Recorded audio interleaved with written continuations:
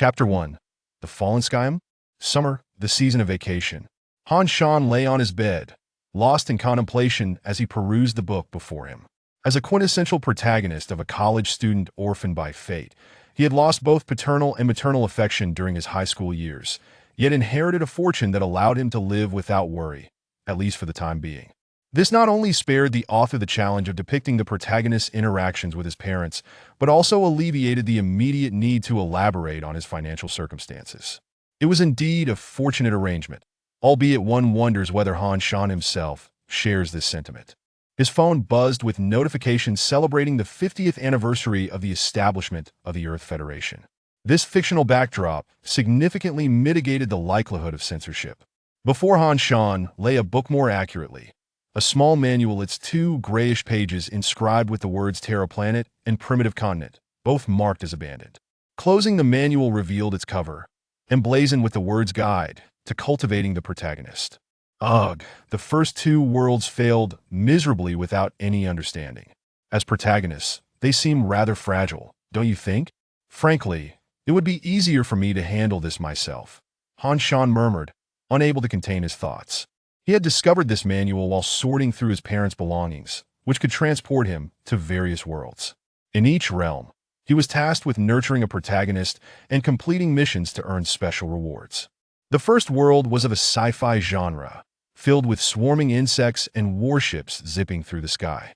Han Shan was to cultivate a rather timid individual, said to possess a unique counter against the insect race. Despite Han Shan diligently studying combat training courses, the protagonist was preoccupied with skipping classes to reunite with his wife, ultimately meeting his demise in a surprise ambush by the insect horde. Han Shan was unceremoniously forced to exit that world. The second world was even more disheartening, a realm teeming with dinosaurs and prehistoric beasts like mammoths.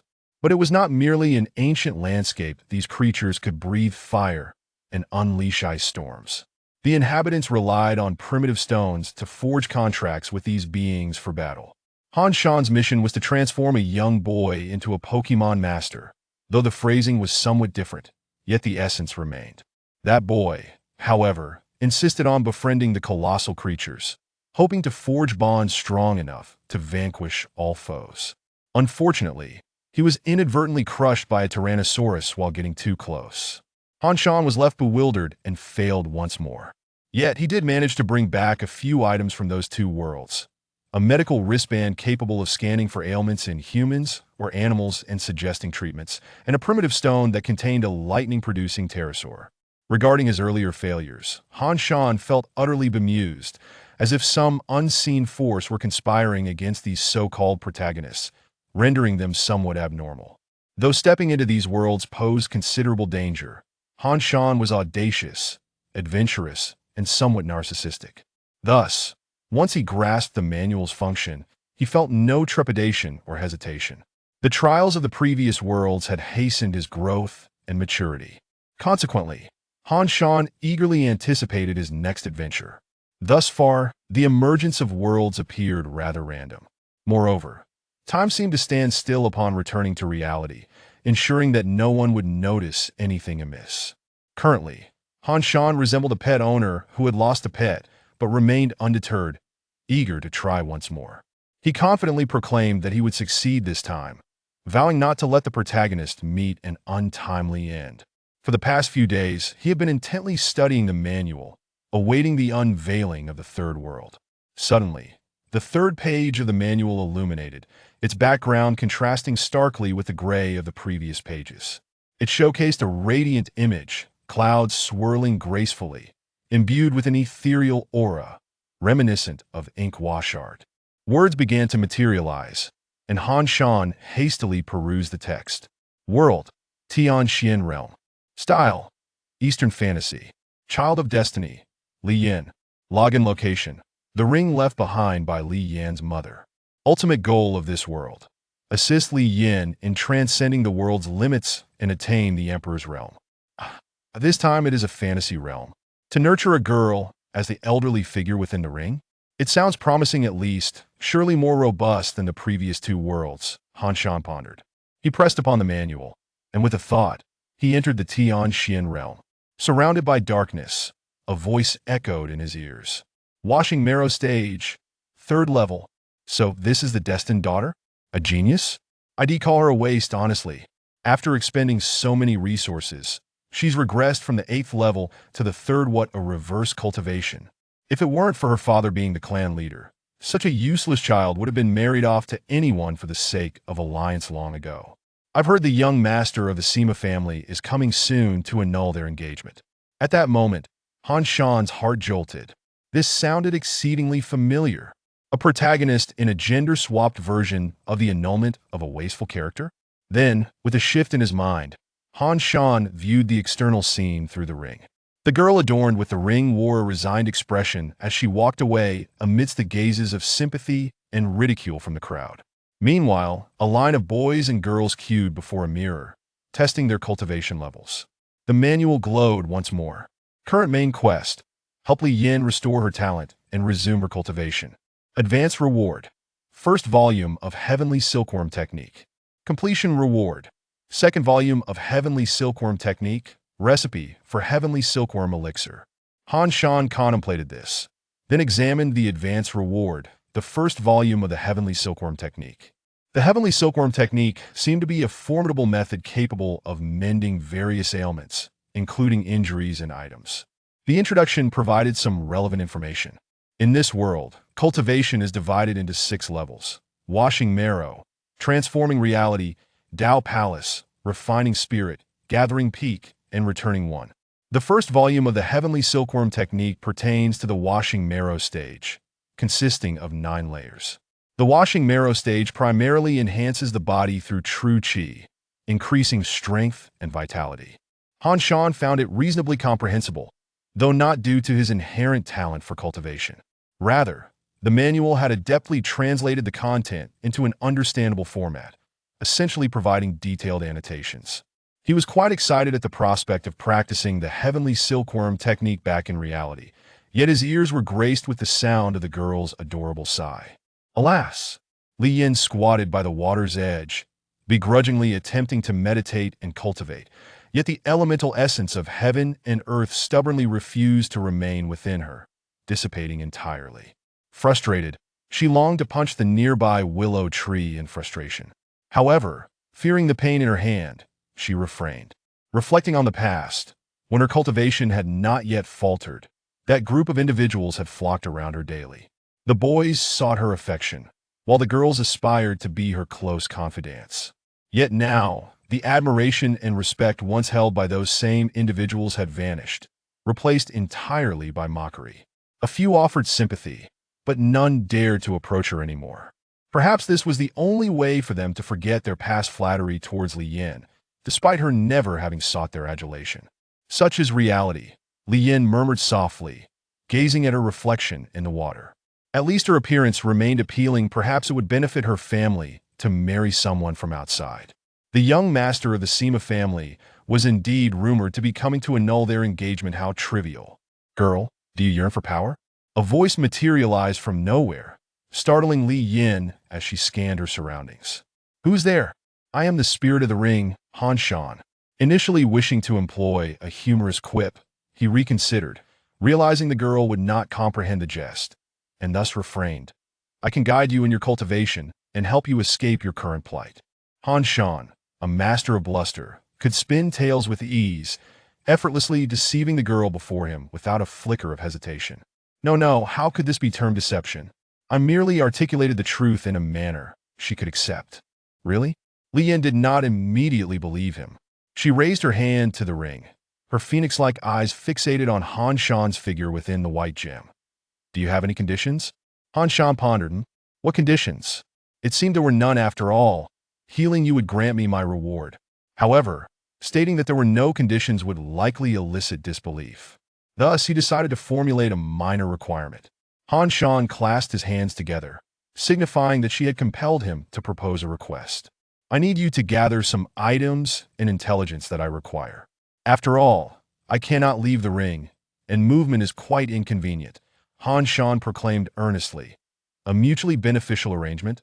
Wouldn't you agree? You simply need to acknowledge me as your master to regain your opportunity for cultivation. Li Yin considered this. then you must first prove your capability. It appeared that spirits of artifacts were relatively common in this world. Li Yin did not seem particularly shocked by the ring's voice, accepting the situation with remarkable ease. Han Shan produced the medical wristband and scanned Li Yan's body, pondering for a moment before articulating his findings. Your Dantian has a flaw. Your energy cannot be retained and dissipates entirely. However, this is not congenital, but rather a result of external damage. Li Yan's expression did not immediately convey excitement. It seemed she could surmise the situation herself. What should I do? This heavenly silkworm technique can repair the deficiencies in your meridians and Dantian, enhancing your innate talent. Han Shan adopted a serious demeanor, akin to a grandmaster. I will first impart to you the techniques of the washing marrow stage. Memorize them diligently. Can it truly resolve my issues? Li Yin took a deep breath and, following Han Shan's instructions, began to meditate. The vital energy flowed through her unique meridians, weaving itself into fine threads that mended her shattered Dantian. Although the pace of restoration was slow, it nonetheless left Li Yin astounded. Her cultivation, which had regressed for years, finally began to ascend once more. Master, I bow before you, she proclaimed, kneeling before Han Shan's ethereal figure, tears nearly spilling from her eyes. After enduring years of disdain and ridicule, she had finally glimpsed the light of hope. How could she not feel exhilarated? Han Shan smiled faintly, exuding an air of profound mystery. Chapter 2. Do not underestimate the young and the poor. Focus on your training and reinvent yourself. Han Yun advised Li Yin, inquiring about the Li family's foundational information and the Tianxian realm before departing from this world. The Tianxian realm is a land devoid of traditional nations, governed by various sects and cultivation families, primarily organized into city-states. The leaders of these cities are either the most formidable local figures or proxies backed by such powers. 7 supreme beings of the Unity realm control the 6 largest factions, 2 of which are from the same family. This structure reflects the characteristics of a mid to high-tier martial world, indicating that secular power and organizational rules impose no restrictions on high-level cultivators. Mortals merely exist to serve the practitioners. The Li family is one of 3 clans within Huangpan City, with the highest cultivator in their lineage being at the spirit refinement stage. The stages of cultivation include bone cleansing, true transformation, Tao Palace, and spirit refinement. The spirit refinement stage is the 4th realm, which does not sound particularly weak.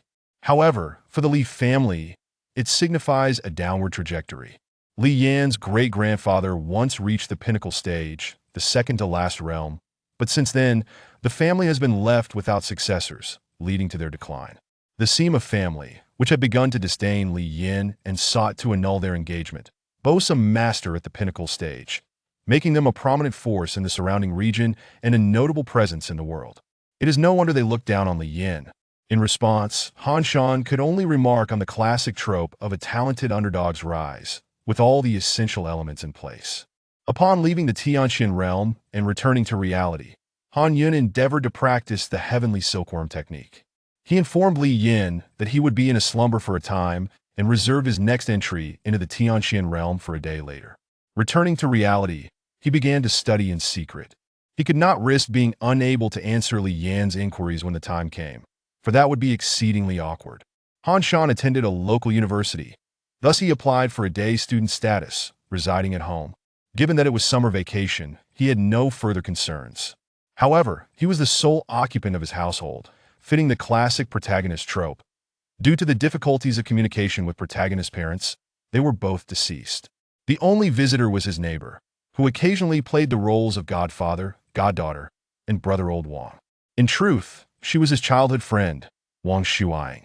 Whenever he needed something, she would assume the role of father, and when she needed something from him, he would take on the same title. They shared a bond akin to that of a conjugate father-daughter duo. Since the passing of his parents when he was 15, Wang Shuang's family had often looked after him, and the two families maintained a strong relationship. However, Wang Shuang was currently away, traveling with her family for summer vacation. She had initially invited Han Shan to join them, but he declined. Thus, at present, he enjoyed solitude at home, immersing himself in the annotations provided by the manual while learning the heavenly silkworm technique and attempting to cultivate. A faint breath of energy entered Han Shan's body, and the technique operated at an excruciatingly slow pace. Unsure if this was normal or a sign of his inferior talent, he could only fall into contemplation, gradually researching the technique and taking notes. Li Yin did not appear to be foolish. She could not be deceived by mere bluster and empty words. One must possess genuine skill and knowledge. As Han Shan diligently studied the technique and cultivation, he charged the medical scanning wristband. The standard voltage in the other world was different from that of his own, so he fashioned a transformer to adapt it. Truthfully, this device consumed considerable power. Its modest size belied an energy demand that surpassed that of both air conditioning and refrigeration combined.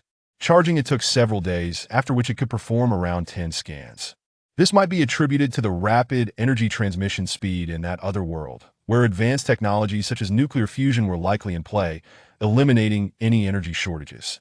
Checking his phone for news, he found a harmonious atmosphere, celebrating the 50th anniversary of the Earth Federation, a truly splendid scene with no reported criminal incidents. Nonetheless, Han Shan harbored suspicions regarding the existence of other extraordinary items on Earth. After all, if he could uncover a manual, it suggested that fantastical elements might exist in reality, possibly indicating the resurgence of spiritual energy in hidden corners unknown to him.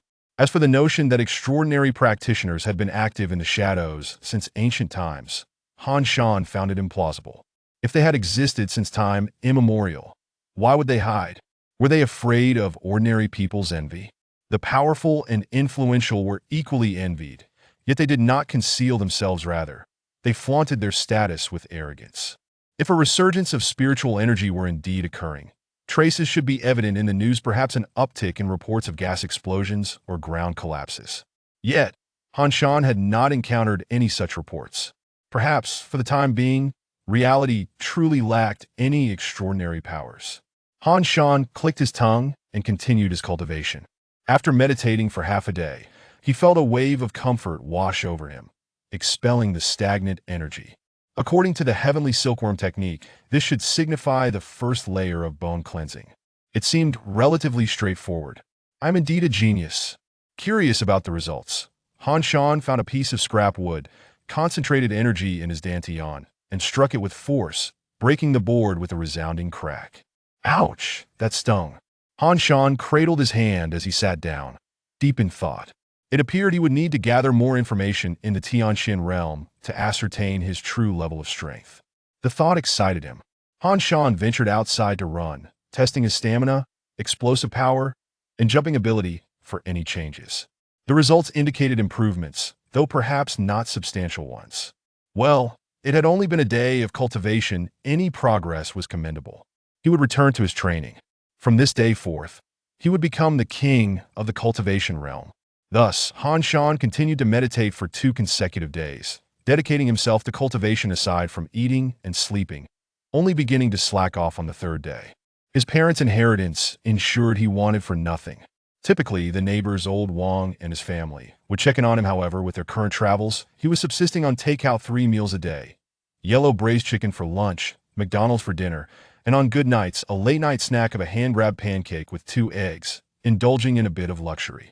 Though the inheritance covered his tuition and left him with several $1,000s, he knew he could not spend it all frivolously. Han Shan had a plan for the future. Having graduated, he would likely face a mundane existence as a wage slave, but with the manual in hand, his life was destined for a different path. Financial concerns, theoretically, should not be a pressing issue. After expelling stagnant energy for the 3rd time and confirming that he had reached the 3rd layer of bone cleansing, a week had elapsed. Han Shan began to contemplate whether his progress could be deemed swift. It should not be slow, right? Breaking through 3 realms in 7 days felt like a boast-worthy accomplishment. Li Yin had mentioned beginning her cultivation at 10 and reaching the 9th layer of bone cleansing by 12, just a step away from true transformation. She was already a genius. Surely, my progress surpasses hers, making me a super genius. Truly, I am remarkable. Han Shan felt a surge of satisfaction. Eagerly, he prepared to return to the Tianxin realm to see how Li Yin was faring. Upon entering the ring, he was immediately greeted by the bright, indignant voice of a young girl, ringing with fury. 30 years in the West, 30 years in the East. Do not underestimate a young girl in poverty. Oh dear! Chapter 3. The money-making scheme. Han Shan was taken aback by Li Yan's declaration, his body trembling in astonishment. Did I ask this the protagonist? This child is remarkably formidable. That moment. Sima Lian, the somewhat brooding yet slightly handsome young master of the Sima family, cast a scornful glance at Li Yan, saying, "Good ambition, though we shall meet again in 3 years, that he Shu. Let us depart." What have I missed? Han Shan was bewildered. How did a 3-year agreement come to fruition? By the way, what realm does that young master belong to? The manual indicated that the first task had already been completed. Soon after, another task appeared. Main quest: assist Li Yin in breaking through to the transformation realm. Reward: the 3rd volume of the Heavenly Silkworm Technique, The Art of Soul Incarnation. Challenge quest: help Li Yin achieve victory in her duel against Sima Lian 3 years hence. Reward: 1 opportunity for breakthrough in adversity. Han Shan pondered over the newly acquired 2nd volume of the Heavenly Silkworm Technique and the recipe for the Heavenly Silkworm Elixir, falling into deep thought. The 2nd volume was straightforward, merely a technique for the transformation realm. The elixir's recipe required Song Yi leaves, ice heartgrass, and heart-replenishing stone. Han Shan was utterly clueless about where to procure these ingredients that he resolved to let Li Yin devise a solution that AS for the elixir's effects. It would mend physical and spiritual injuries that if Li Yin could only cultivate while simultaneously repairing her internal deficiencies, her progress would be painfully slow. Thus, it would be better for her to consume the elixir if possible. While Han Shan busied himself with the rewards, Li Yin conversed with her father and then sat alone by the lake, engaging in deep breaths. Ahem, ahem. Han Shan cleared his throat to announce his presence.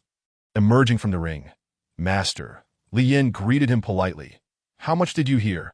"I awoke when you mentioned not to underestimate a poor girl," Han Shan replied. "However, I understood most of it. You possess great ambition, which I admired. It's merely a 3-year agreement. With my assistance, victory is assured." "Thank you, Master." Li Yin smiled. In a time when no one believed in her victory, only Han Shan before her was willing to believe and encourage her. This solidified Li Yan's acceptance of her unassuming master, especially since Han Shan could genuinely assist her. Yet if her Dantian was compromised by someone else's machinations, who could it be? Master claimed to be a spirit of the ring. But why had he only manifested now after she had worn it for 7 or 8 years? Li Yin was prudent. She refrained from asking questions that Han Shan was unwilling to answer, which pleased him immensely. After all, the more he spoke, the more difficult it would be to explain without a complete narrative that you know where I might acquire ice heartgrass, Song Yi leaves, and heart-replenishing stone. Han Shan suddenly inquired as Li Yin fell silent. These are rather precious materials. The Li family warehouse contains Song Yi leaves, but I am unaware of the other 2. Even the items in the warehouse cannot be taken without permission. Li Yin considered before responding. Han Shan contemplated. Solely cultivating is too slow. If I had these 3 herbs, I could help you create the Heavenly Silkworm Elixir and rapidly mend your Dantian's flaws. Li Yan's eyes brightened. Perhaps I could find them at a merchant's, but my savings are insufficient to purchase them. Thus, Han Shan began to devise methods of earning money. Glass, soap, perfume. He wondered if they held value in this world. Perhaps there were superior mystical products as substitutes. Moreover, the operational aspect would be sluggish, requiring capital. Gunpowder, steel production. These were even more unfeasible. What about making a profit through literature? Plagiarizing? That seemed unreliable as well. Thus, the only viable option remained: healing.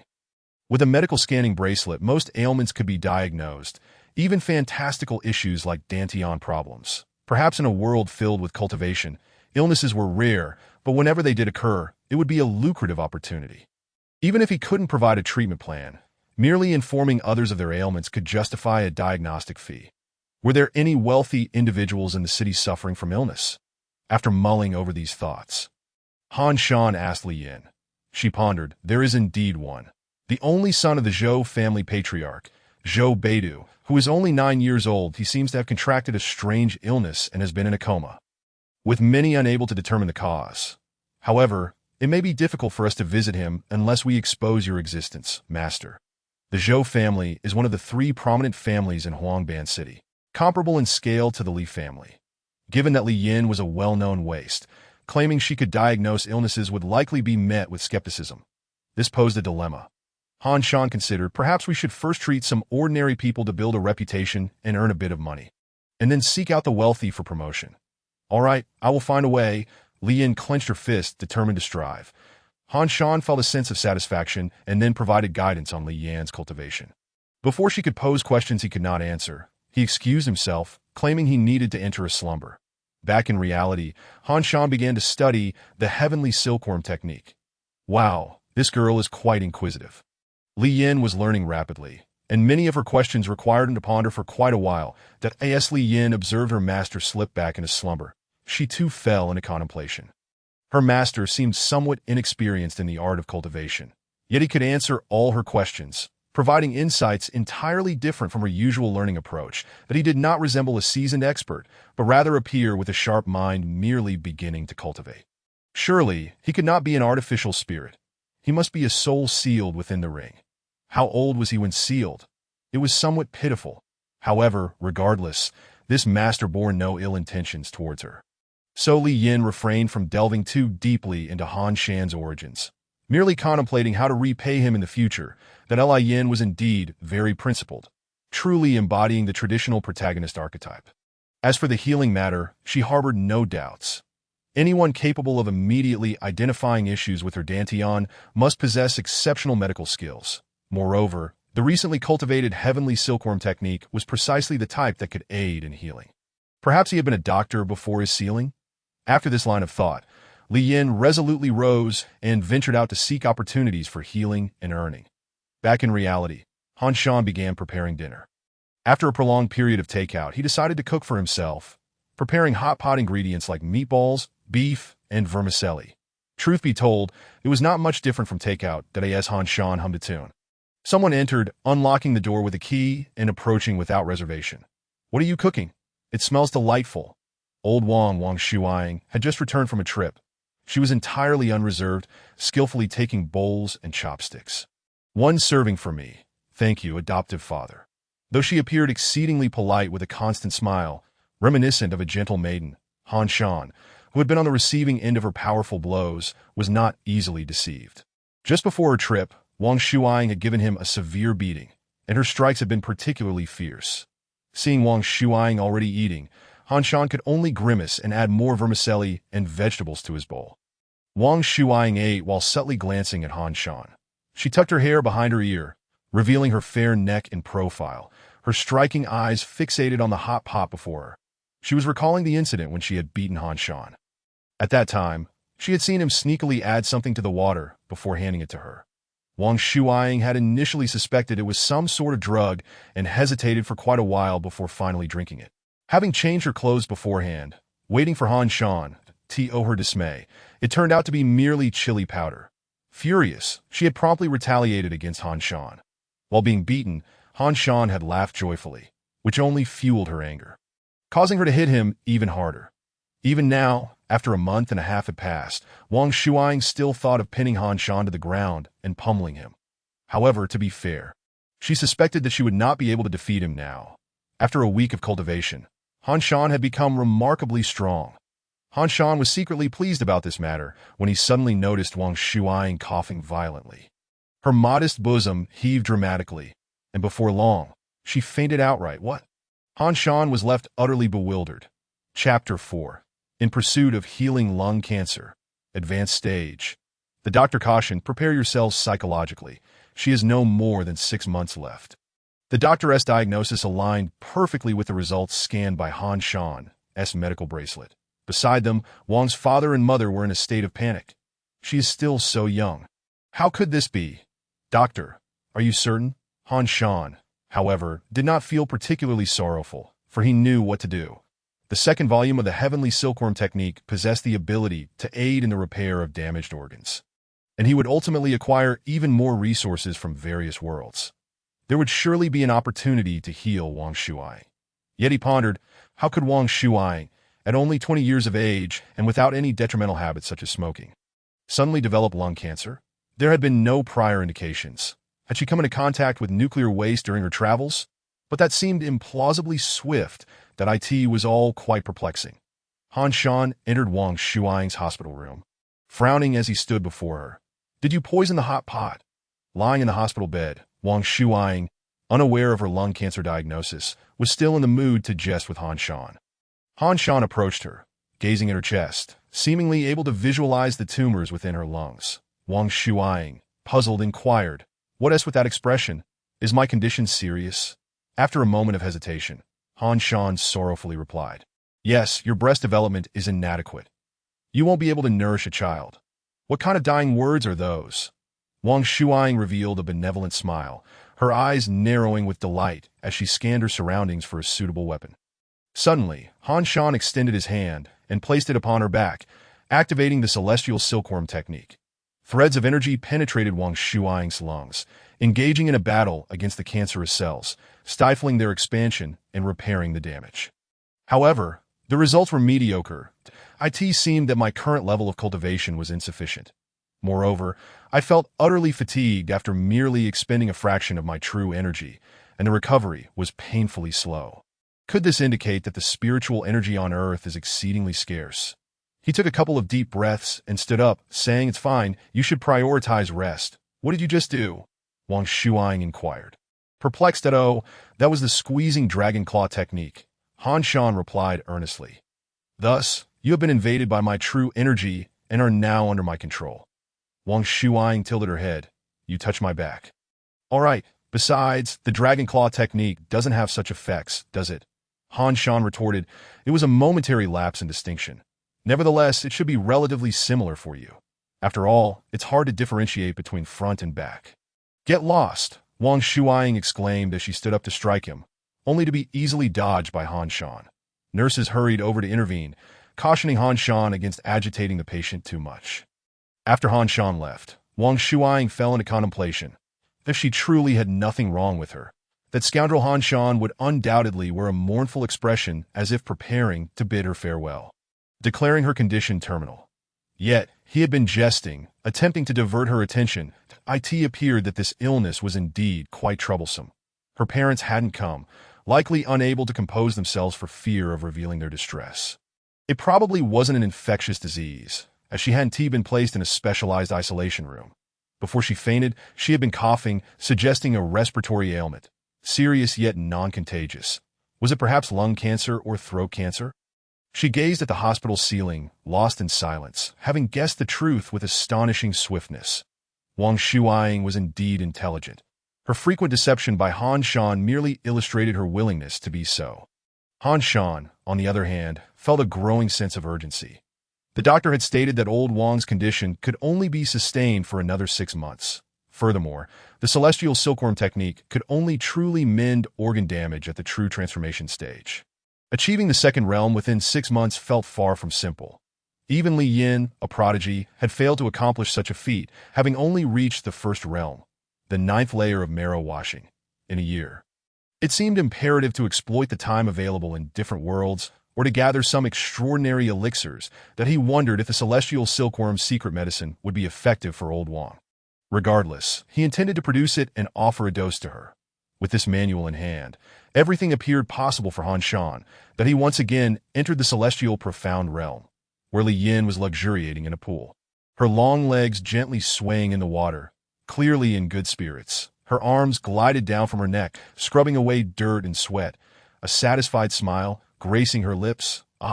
Simply perfect. She carried the ring wherever she went. Although it contained a soul that appeared male, she had grown accustomed to carrying her mother's relic. It was also her sole means of repairing her damaged Dantian, recultivating, and erasing her humiliation, rendering it indispensable. She feared losing it or having it taken from her. After all, Han Shan typically remained in a dormant state, so the chances of encountering him while bathing or using the restroom were slim. In truth, Han Shan often found the ring too dull and would exit only when necessary, setting a timer for a day before re-entering to discuss cultivation matters before withdrawing once more. She lifted her hand to examine the ring and was met with the eyes of Han Shan. Wide with surprise that Li Yin refrained from exclaiming but quickly flushed, covering the ring with her hand and wrapping herself in a towel. "Master, you arrived without a word." Han Shan replied, I just got here. Would you believe I saw nothing? The truth was, he had indeed seen quite a lot. Her figure was far superior to old Wang's. Li Yin inhaled deeply, refusing to react hastily. Could you remain asleep a bit longer? I need to get dressed. Han Shan closed his eyes. All right, that a few minutes later, Li Yin was fully dressed, though her face still bore a hint of redness. Her hair remained damp, presenting an alluring appearance. Have you found anyone willing to pay for medical treatment? Han Shan inquired at Li Yin, wringing her hair to remove excess water. Responded, we can head over now. Identifying the cause will cost 20 silver spirit coins. And if cured, 50 silver spirit coins. The silver spirit coin was the common currency in the vicinity of Huangban City, comprising copper, silver, and gold. The issuer was a powerful faction with several peak cultivators, blending spirit stone fragments and special metals, making it difficult to replicate and possessing substantial intrinsic value, thus facilitating circulation among practitioners. Far more scarce than ordinary metals, practitioners could indeed use gold and silver. As even for commoners, they held no inherent utility, relying solely on their rarity. Furthermore, practitioners needed to hire commoners for labor, creating a demand that ensured mutual acceptance for trade. However, for practitioners, gold and silver alone could not meet their transactional needs. Thus, more primitive exchanges utilized spirit stones as hard currency, while higher-tier transactions employed these specialized coins or internal sect credits. 50 silver spirit coins could be exchanged for 5,000 copper spirit coins, or half a gold spirit coin. Adhering to the classic exchange rate of 10,100, this would suffice to procure a third of an ice heart herb. If converted to conventional currency, it could sustain a common family for over a decade. Li Yin had only saved up about 20 silver spirit coins from her allowances. Although she had transitioned from a genius to a failure, she was still the daughter of the Li family, indicating that this patient likely hailed from a reasonably affluent background. Han Shan remarked that it was precisely this type of money he sought to earn. However, with a diagnostic bracelet, there was no need to worry. When it came to treatment, Han Shan was hesitant to guarantee success. After all, this was a fantastical realm, and there might be bizarre afflictions at play. If it were something ordinary, a condition present on Earth that could be resolved through scientific means, Han Shan might attempt to find a remedy. Alternatively, if it were injuries or internal wounds, the celestial silkworm technique could also provide healing. Wearing the ring, Li Yin dried her hair and approached the patient's household. Several individuals dressed as doctors were present, indicating a serious case. They managed the affairs of the Zhou family, a role occupied by many. Li Yin offered Han Shan a brief introduction. Han Shan then discovered that he could communicate with Li Yin mentally through the ring, effectively avoiding the risk of revealing secrets by speaking aloud. Little girl, don't block the way, an elderly doctor with white hair exclaimed upon seeing the modestly dressed Li Yin peering at the door. This is not a place for you. I am He Chunsheng, the head of the Miraculous Hands Medical Clinic. Let me in to attend to old Master Xia. Chapter 5. Traditional plot. Who is this fellow? Han Shan pondered, perplexed, a seasoned reader of various web novels. Han Shan quickly realized the character's role. According to the typical narrative, this individual would be a renowned physician who would ultimately make a grave misdiagnosis, spouting nonsensical claims toward Li Yin. Subsequently, Li Yin, the protagonist, would step in to draw the correct conclusions and validate them, executing a flawless display of prowess and face-slapping theatrics. In the aftermath, he would either express profound admiration for Li Yan's medical skills, falling to his knees in reverence, while continuously exclaiming disbelief at her extraordinary abilities, or he would stubbornly provoke animosity until it reached a critical point, leading to his abrupt exit, thereby providing another form of gratification. Did Li Yin wish to follow this pattern? It seemed quite appealing, allowing her to quickly gain some notoriety and subsequently treat the Zhou family's child to be. Why then, she ought to have enough funds to purchase medicinal materials for the celestial silkworm's secret medicine. Han Shan was also eager to procure a dose for old Wang. Was it possible to teach old Wang cultivation that could potentially benefit her ailment as well? His thoughts momentarily wandered. However, He Chunsheng had already been ushered inside. And soon, those outside could hear him speaking. This is a classic case of lung disease that I need to take a careful pulse and examine it. Please recount the onset of symptoms and the circumstances leading to the patient's fainting. Also, keep a lookout. If the symptoms are contagious, we must be vigilant. Wow, this doctor is quite professional. Han Shan found himself momentarily impressed. Generally, doctors with a solid professional reputation tended to follow the first path of the aforementioned options, thus preserving their own lives in a sense. Han Shan urged Li Yin to lean closer and discreetly scan the old master in the ensuing chaos. "Master, how is it?" Li Yin silently inquired of Han Shan. After a moment of contemplation, Han Shan replied once the scan results were available, "This is a case of man-made injury. His chest must have been struck by some sort of spell. There are no visible issues on the surface, but the lungs exhibit multiple tiny ruptures. Fortunately, your celestial silkworm technique can assist in his recovery. Go ahead. Experience this classic traditional plot." "What traditional plot?" Li Yin questioned, slightly confused. After Han Shan's inner musings, the narrative had become less conventional. Nevertheless, Li Yin followed Han Shan's guidance and stepped forward. "Let me handle this. I know how to treat it. You little girl, don't cause any trouble." Doctor, he appeared quite displeased. "We are not monks. Even if we were, only those of the highest cultivation level can extend their consciousness outward to scan for ailments. Furthermore, they would employ true energy to cleanse and mend the physical body. Healing is a profoundly serious matter. We must deduce the truth from the surface, through careful observation and inquiry. Do you comprehend? Indeed, you are still young. Do not overreach. It would be wise for you to return home and further your studies in medicine, for it is an intricate field."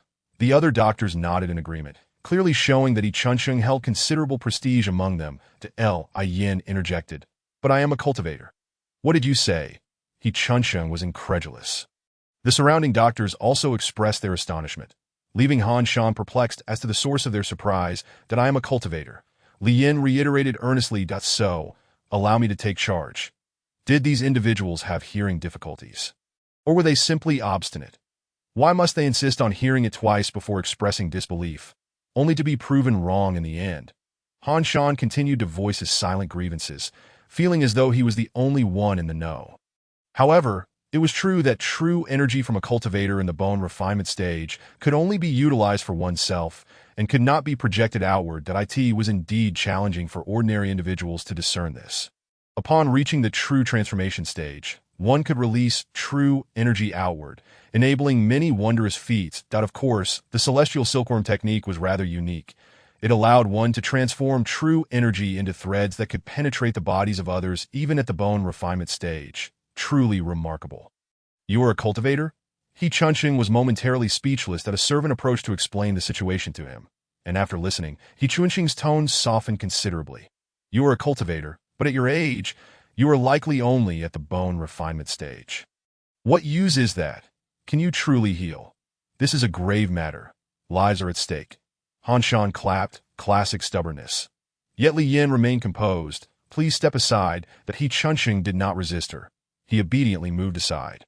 And the other doctors also refrained from speaking, clearly intimidated by cultivators. "Are you the young lady from the Li family?" A seemingly younger doctor suddenly obstructed Yi Chunsheng's retreat, inquiring. "Yes, I am," Li Yin replied with poise. "I have only heard of Miss Li's extraordinary talent for cultivation, but I was unaware that you also possessed medical skills." This doctor, displaying an audacity that belied his position, seemed to mock Li Yan's abilities. Revealing his knowledge of her background, "Experience breeds skill," Li Yin replied, raising an eyebrow, adhering to the persona Han Shan had suggested. If one has health issues, it is only natural to delve deeper into the subject.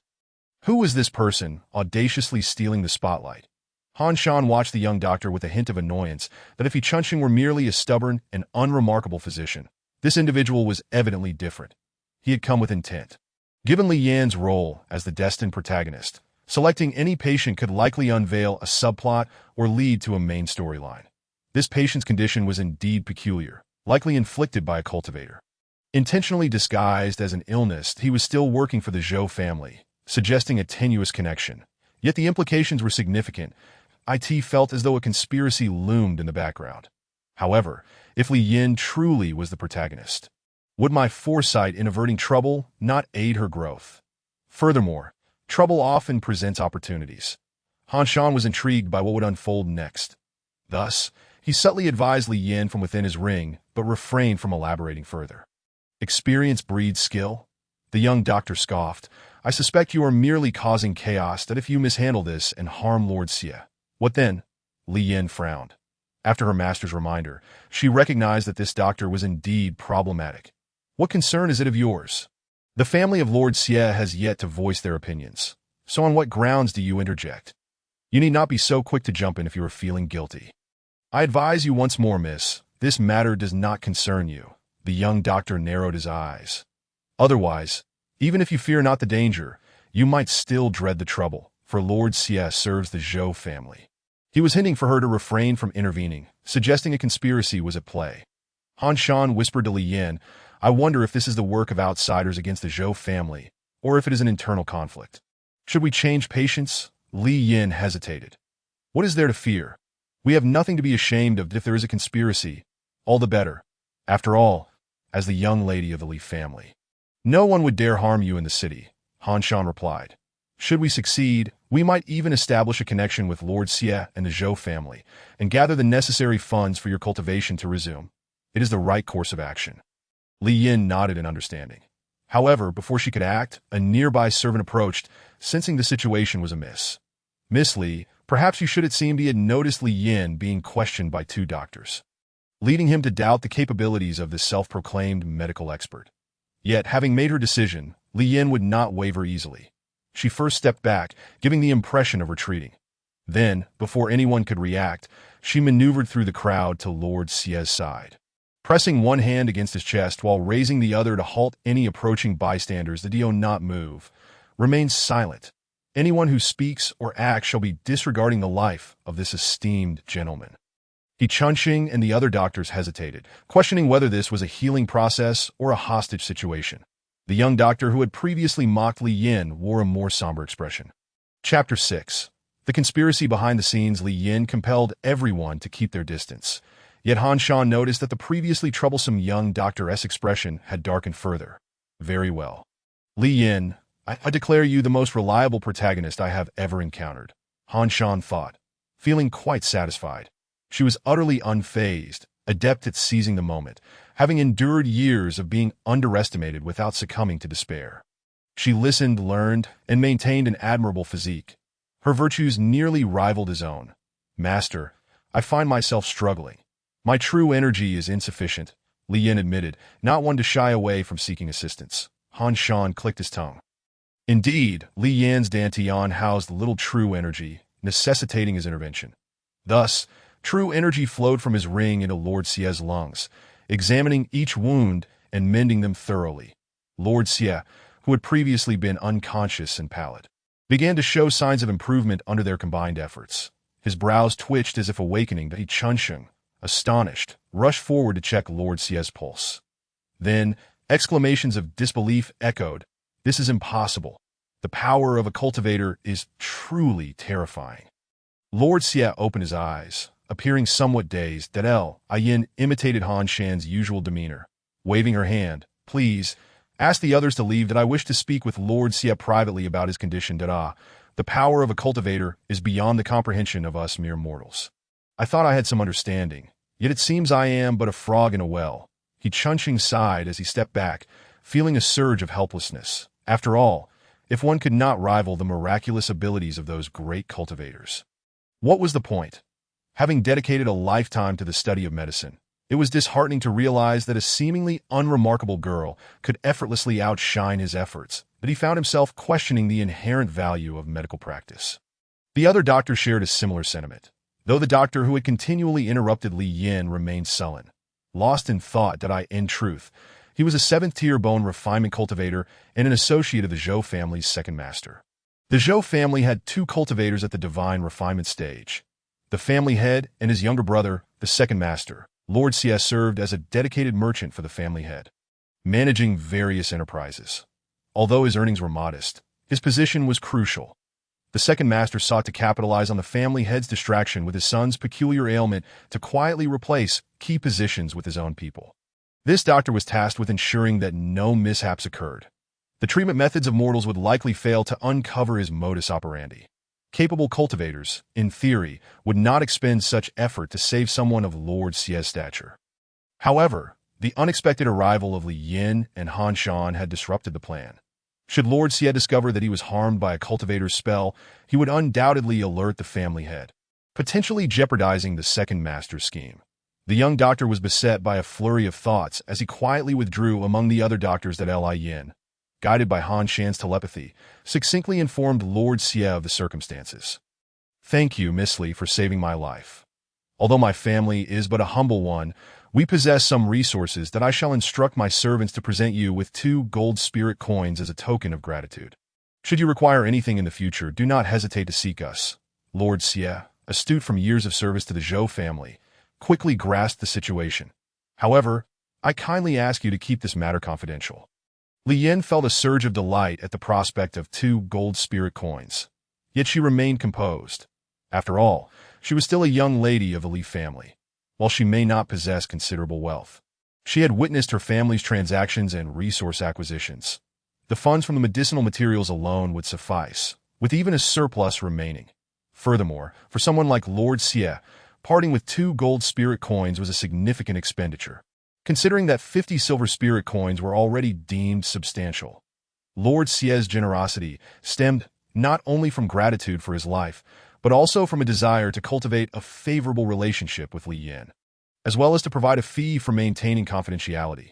"Very well, that I shall accept it. Then that be by the way, if you happen to come across any clues regarding the medicinal herbs known as Bingxin grass, Huatsang leaves, or Buxin stone, please do let me know." Li Yin was quite pleased with her recent acquisitions and was preparing to leave when Han Shan spoke from within the ring, causing Li Yin to become alert. In the next moment, a gust of energy shot in from outside the window, aimed directly at the head of Lord Xie. The young cultivator who had previously mingled among the doctors and then departed had returned once more to launch a surprise attack. Li Yin and Han Shan had chosen to communicate privately for confidentiality and convenience. Yet this decision inadvertently provided him with an opportunity that had teased such a moment. Launching an attack to stealthily eliminate Lord Xie and then swiftly retreating would leave no witnesses. The suspicion would inevitably fall upon Li Yin. Once the waters were muddied, the plans of the second master would be safe from exposure. After all, he did not believe that a notoriously inept young lady could thwart his murderous intentions. However, he soon witnessed the threads of energy entwining with the force, and upon their collision, they dissipated into nothingness. It is said that without special techniques, the true energy cannot leave the body at the washing marrow stage. Yet both combatants evidently possessed such abilities. Nonetheless, the young cultivator had but this singular long-range true energy attack. Thereafter, he brandished a dagger and leapt through the window, flinging the dagger towards Lord Xie. He dared not truly harm the young lady of the Li family. Thus, his attacks were directed solely towards Lord Xie. It was imperative that Lord Xie did not perish. The payment had yet to be made. Li Yin raised an eyebrow, seized a bench, and struck the dagger aside. Simultaneously, a flash of lightning coursed through a ring, striking the young cultivator and causing him to emit a muffled groan as he collapsed. Li Yin swiftly followed suit, pinning him to the ground before he could rise. Han Shan, from within the ring, also stowed away the primordial stone housing the thunder-winged dragon, thus gaining a clearer understanding of the combat capabilities of a washing marrow stage cultivator. It was about the standard level one might expect from a martial arts novel. Who would have thought that despite Li Yan's reputation for ineptitude, the family head would be willing to bestow upon her such a formidable mid-grade mystic artifact? The captured cultivator coughed a couple of times, ceasing his struggles, yet he felt an immense dissatisfaction at having been bested by someone he deemed incompetent. Han Shan had a general idea of the artifact grading: mortal, mystic, celestial, with each category further divided into upper, middle, and lower tiers that a mid-grade mystic artifact could likely fetch hundreds of gold spirit coins. The thunder-winged dragon is that powerful, Han Shan pondered in doubt. In truth, the attack of the thunder-winged dragon did not manifest the true energy fluctuations characteristic of this world, leading the cultivator to perceive it as formidable, in terms of sheer destructive power. It was merely at the level of the transforming true stage that Li Yin had no desire to engage in idle chatter with such a scoundrel. She kicked him over. Han Shan supplemented with a surge of electricity, rendering the cultivator utterly devoid of combat capability. Lord Xie had narrowly escaped death, yet remained remarkably composed, summoning his servants to relay the news and manage the scene. After expressing gratitude once more, "Should you find the 3 materials you mentioned, I shall accept no payment. They shall be offered freely." Chapter 7. Who says the boss cannot trouble the protagonist from the outset? Han Shan truly found it unsurprising that medical treatment could lead to other complications. After all, for the protagonist, how could one claim to be the protagonist without encountering a few tribulations? It must consist of such individuals, each one believing Li Yin to be a failure, looking down upon her, and wishing to employ force, only to be defeated by her in turn, thus providing ample emotional value for the onlookers. Nevertheless, if Li Yin were not to rely on Han Shan's assistance, her combat prowess would remain quite average. As she had only recently resumed her cultivation, currently at the 4th level of washing marrow, the lingering adverse effects of depleting true energy still weighed upon her. It would be on the day when her Dantian was fully restored that she would reclaim her former talents. The news of Lord Xia's recovery and the assassination attempt had rapidly spread. The second master of the Zhou family soon realized he might have been exposed and began seeking contacts. He produced a shard of a copper mirror, lit incense, and swiftly established communication with someone. Zhou Heir, Zhou Su, a master of the refining spirit stage, possessed commendable strength, yet upon seeing the visage that emerged upon the mirror's surface, he bowed respectfully. "Your Excellency, there has been a minor issue." The individual referred to as Your Excellency frowned slightly. "You cannot even handle a trivial matter. The assistance we provide is limited. If you can manage, do so. Otherwise, we will seek other candidates." Zhou Su appeared quite aggrieved. "At present, I wish to request Your Excellency's assistance in disseminating certain information. I will handle this matter effectively." "Very well." Your Excellency nodded. "And while you are at it, please inform me of any recent happenings in your vicinity without filtering. I shall discern their value myself." Zhou Su recounted numerous occurrences, such as the internal assessments among the Li family disciples, the Sima family's withdrawal from the engagement, and the Li family young lady treating Lord X, i.e. to him. These were mundane occurrences, yet Your Excellency inquired about many details, sometimes leaving Zhou Su at a loss for answers. After closing the mirror, Your Excellency arranged for the dissemination of the news regarding the appearance of the celestial fetus divine herb in the outskirts of Wanyuan, claiming it could cure all ailments. While simultaneously kneeling before a man clad in black robes, Master. The man in black wore a golden waist token adorned with ancient patterns, inscribed with a single character, Yang. This was the Yang family, one of the 7 great powers of the Tianxian realm. Among the 7 supreme figures, the character Yang belonged to Yang Hui. The black-robed man gently gestured for him to remain kneeling, while 2 others dressed similarly queued to report. Last month, the child whose divine bone was excised has reappeared and has been confirmed dead. The body can be retrieved in 3 days. The fool who was robbed of his fiancée, and went missing in the mines has regained his senses and, alongside his fiancée, killed the usurper and fled. We have located his trail and believe results will emerge shortly. We have also found the last surviving descendant of the Long family, who was exterminated in Xiqing. Following this, Yang Hui turned to Your Excellency, indicating it was his turn to report that in Huangban City, we discovered a young lady from the Li family who was once a genius, but suddenly lost her talent and has recently been rejected in an engagement. Your Excellency bowed while reporting this seemingly inconsequential news. However, Yang Hui was particularly concerned with these details that others overlooked, that a group of washing marrow and transforming true cultivators. Yang Hui would dispatch masters of the refining spirit and gathering peak stages to covertly assassinate them. Strangely, if an assassination failed, Yang Hui would personally intervene, disguising himself as a unification cultivator to intimidate the young ones. That, of course, he was adept at concealing his identity. So few outsiders were aware of Yang Hui's peculiarities. If Han Shan were to learn of this, he would undoubtedly exclaim in disbelief and suspect Yang Hui of being a time traveler. Yet, this was not the case. Yang Hui was a product of the Tianxian realm, a quintessential feudalistic cultivator of the fantastical. The reasons behind his actions stemmed from a necessity to maintain a certain suspense, as he sensed these individuals posed a threat to him and his plans. A threat necessitates elimination. Planned for Huangban City as before, Yang Hui instructed, and his subordinates departed, each following their orders. Upon returning home, Li Yin remained unaware that the great mastermind of this world had set his sights upon her. 3 days had elapsed since the treatment, and Li Yin was seated in the courtyard, listening to Han Shan's guidance on cultivation when she overheard voices from the wall. She really is training? What a futile endeavor, a mere braggart, destined to disgrace the Li family in 3 years. What does she believe she has to win?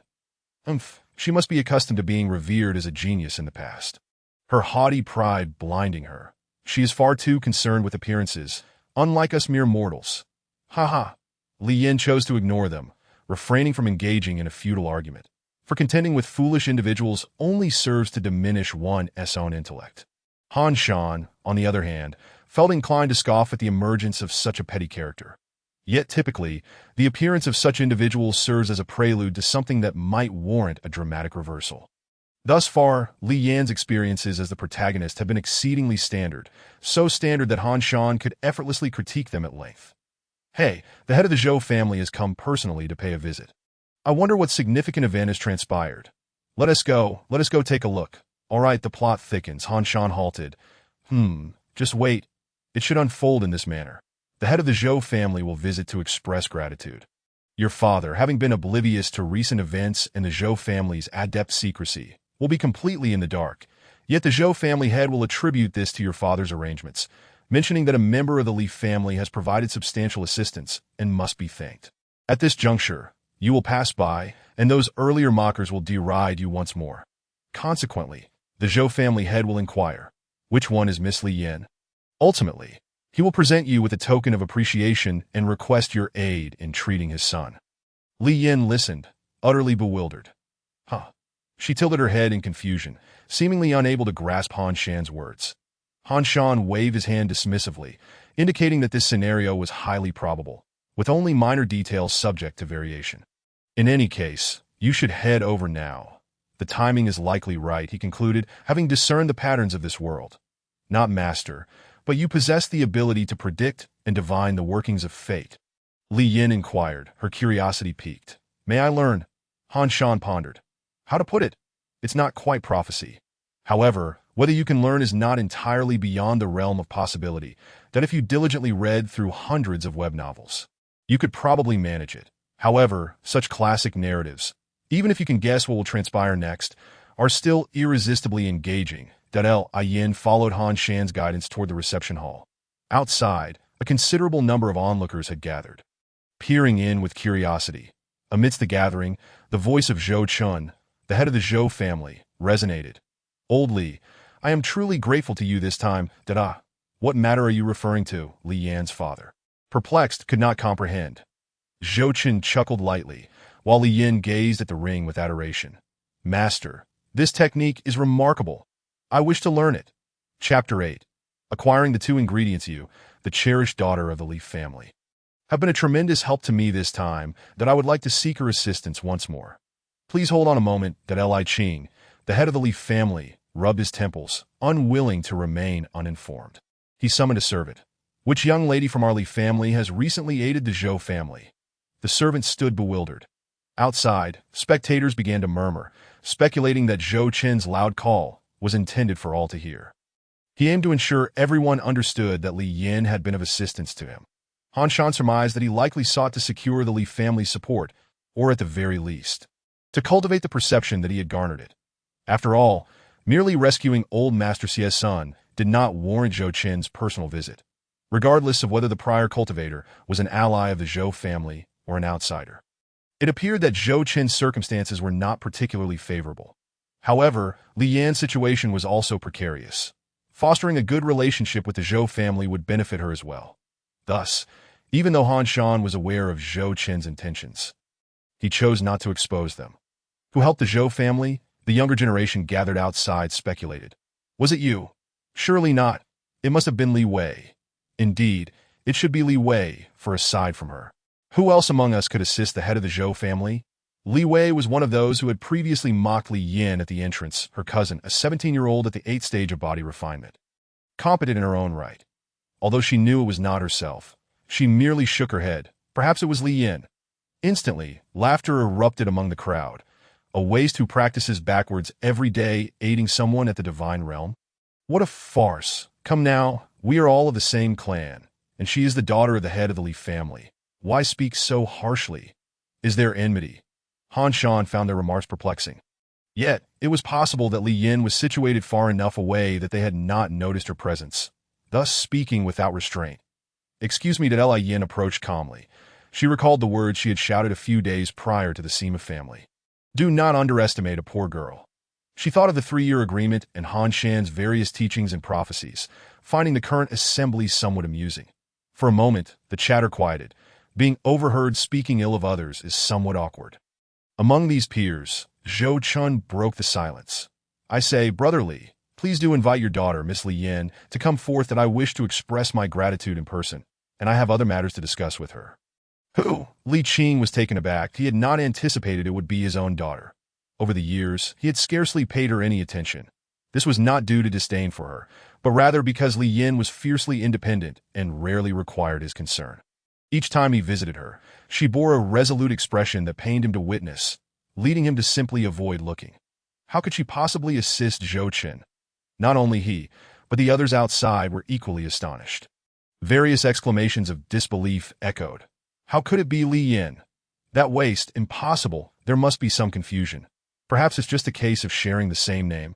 Han Shan voiced his skepticism repeatedly. Meanwhile, Li Yin had entered the room after inquiring and performed a bow. Father, Uncle Zhou, indeed, I owe you a debt of gratitude this time, that I have also brought what was promised. Zhou Qin produced a box. Whatever you desire. Feel free to ask. Li Yin accepted the box, inside which lay a heart-replenishing stone. She pondered for a moment, and under Han Shan's prompting, bowed to her father. Father, I have no particular desires, so I ask that you negotiate the terms with Uncle Zhou. This was a strategic retreat, aiming to first bring benefits to the family, thus justifying a future request for the Kangyi leaves from their stockpile. Point 2 out of the 3 primary materials had been gathered. As for the healing, do you have confidence? Li Qing hesitated. His daughter had gained some understanding and progress over the years in treating her own Dantian issues. That Li Yin echoed Han Shan's words. You see, my cultivation has begun to rise once more. Han Shan, from within the ring, observed critically. Your acting lacks naturalness. You were too tense while delivering your lines. That Li Yin choked momentarily. I was merely acting well, to conceal you. Furthermore, I have seldom deceived others. After inspecting her for a moment, Li Qing discovered that Li Yin had indeed progressed from the 3rd to the 4th stage of body refinement. His heart trembled. Very well. That is excellent. You all may disperse for now. Brother Zhou, let us retire to discuss matters in private. Zhou Qin nodded. For reasons unknown, Li Yin felt a surge of emotion, almost on the verge of tears. Han Shan found himself at a loss, unsure whether to comfort her or take the opportunity to tease her, ultimately deciding to remain beside her and remark that the best days were yet to come. That evening, Li Yin and Li Qing conversed extensively. Subsequently, she acquired the Kangyi leaves. Thus, only one ingredient, the ice-heart grass, remained for the celestial silkworm elixir. However, it appeared that Huangpan City did not possess it. Moreover, it required careful preservation after collection, ideally to be used immediately upon harvesting, making it rather troublesome. Han Shan felt he had lingered in the Tianxian realm long enough. There was little point in remaining idle, so he chose to return the following day at the scheduled time for treating patients. For now, he would return to reality to contemplate the next course of action. Nevertheless, even if he refrained from taking action, the protagonist would soon discover the means to procure the final material. Very well, something must be done. It seems these protagonists all have their peculiarities. Although Li Yin does not engage in reckless behavior like the first 2, there might be other hidden dangers in this world. Even if they resemble traditional protagonists from fantastical tales, they are constantly teetering on the brink of life and death. That I wonder if I can ensure her safety. Upon returning to reality, he first checked the manual for any new developments, but found none. He then proceeded to the hospital to see Wang Shuai. Lying in her hospital bed, Wang Shuai gazed out the window, her pale yet beautiful visage framed by disheveled black hair, exquisite features complemented by the verdant scenery outside. And a book in her hands. The entire composition was quite picturesque. Turning her head, she spotted Han Shan approaching, smiled gently, and spoke softly. Have you come to see your father? Han Shan replied. Is it throat cancer? Is it lung cancer? Wang Shuai looked up at the ceiling. It can't be late stage, can it? But I never felt anything before. Moreover, I have no bad habits that would lead to lung cancer. Regardless of the cause, I believe I can attempt to cure you, Han Shan asserted earnestly. Wang Shuai looked at him. Are you serious? Indeed, Han Shan nodded gravely. Now call me Daddy, and I shall divulge the information. Chapter 9. Healing. Wang Shuaying knew that Han Shan would not jest in such a setting, and since they often refer to each other as father and daughter, she adopted an exaggeratedly sweet tone to call out, "Daddy," hoping to annoy him. However, Han Shan's thick skin was impervious to such attempts. He first patted Wang Shuaying's head, commending her for being a good daughter, and then produced a book before she could react. "What is this?" Wang Shuaying queried, puzzled at a folk remedy. "It is a cultivation technique," Han Shan replied earnestly. The more serious he grew, the more skeptical Wang Shuaying became, for Han Shan had often spun fanciful tales before her. Nonetheless, even if he were fabricating, Wang Shuaying would humor him. She had seen him drop things into water and then drink them. "How do I use it?" she asked, smiling. "Do not regard me with that patronizing expression. I shall demonstrate, and you must be sufficiently astonished to show me the respect I deserve, understand?" Han Shan instructed. "Now, lift your clothing at the back. I will share some vital energy with you. Are you attempting to take advantage of me?" Wang Shuaying inquired, bewildered. Han Shan affirmed, "Precisely. That incredulous attitude is exactly what makes it all the more amusing once it is proven true." Eventually, Wang Shuaying complied, and Han Shan placed his hand on her back. With no fabric to hinder their contact, he first remarked, "Old Wang, your skin is quite nice," and successfully transmitted the vital energy gained from cultivating the celestial silkworm technique into her body. Wang Shuaying distinctly felt something penetrate her, nearly gasping in surprise. This was not merely due to the direct contact. Han Shan's cultivation had also increased, now reaching the 6th stage of body refinement. Across both realms, he had cultivated for nearly half a month. If Li Yin were aware of this speed, she would undoubtedly be astonished, for when she was hailed as a genius, it had taken her 5 months to reach the 6th stage at this rate. Han Shan might achieve the 9th stage in mere months, potentially reaching the transformation realm within half a year. Truly, he was a natural-born cultivator. Wang Shuaying was flabbergasted, her lungs feeling significantly relieved. You are serious, indeed." Han Shan posed with an air of superiority, adopting a masterful demeanor. "Now, allow me to guide you in your cultivation. It should be beneficial for your health, no?" Wang Shuaying turned, adjusting her clothing. "This is difficult for me to accept. Can you explain the background to this? Did you traverse dimensions, enter the main God space, or is it a case of spiritual energy resurgence? Has the system awakened?" "Almost." "What do you mean by almost?" Cough, cough, cough. Wang Shuaying nearly gasped for breath. "Indeed, what you say does seem somewhat accurate." Han Shan contemplated. "What significance does the manual hold?" "It appears he himself is not entirely certain. Its nature should be akin to that of a system. Yet the constant traversing through different worlds to issue tasks resembles an infinite flow of a supreme deity. Only, it lacks the tendency to erase existence at any moment, since the manual was acquired in this world. Perhaps one day, this place will experience a resurgence of spiritual energy that if Han Shan were to narrate the story with utmost seriousness, Wang Shuaying might suspect he was fabricating it. The more genuine he sounded, the more likely she would think he was concocting tales. Moreover, if one were to take him seriously and later inquire about it, Han Shan might forget what he had said himself that in fact.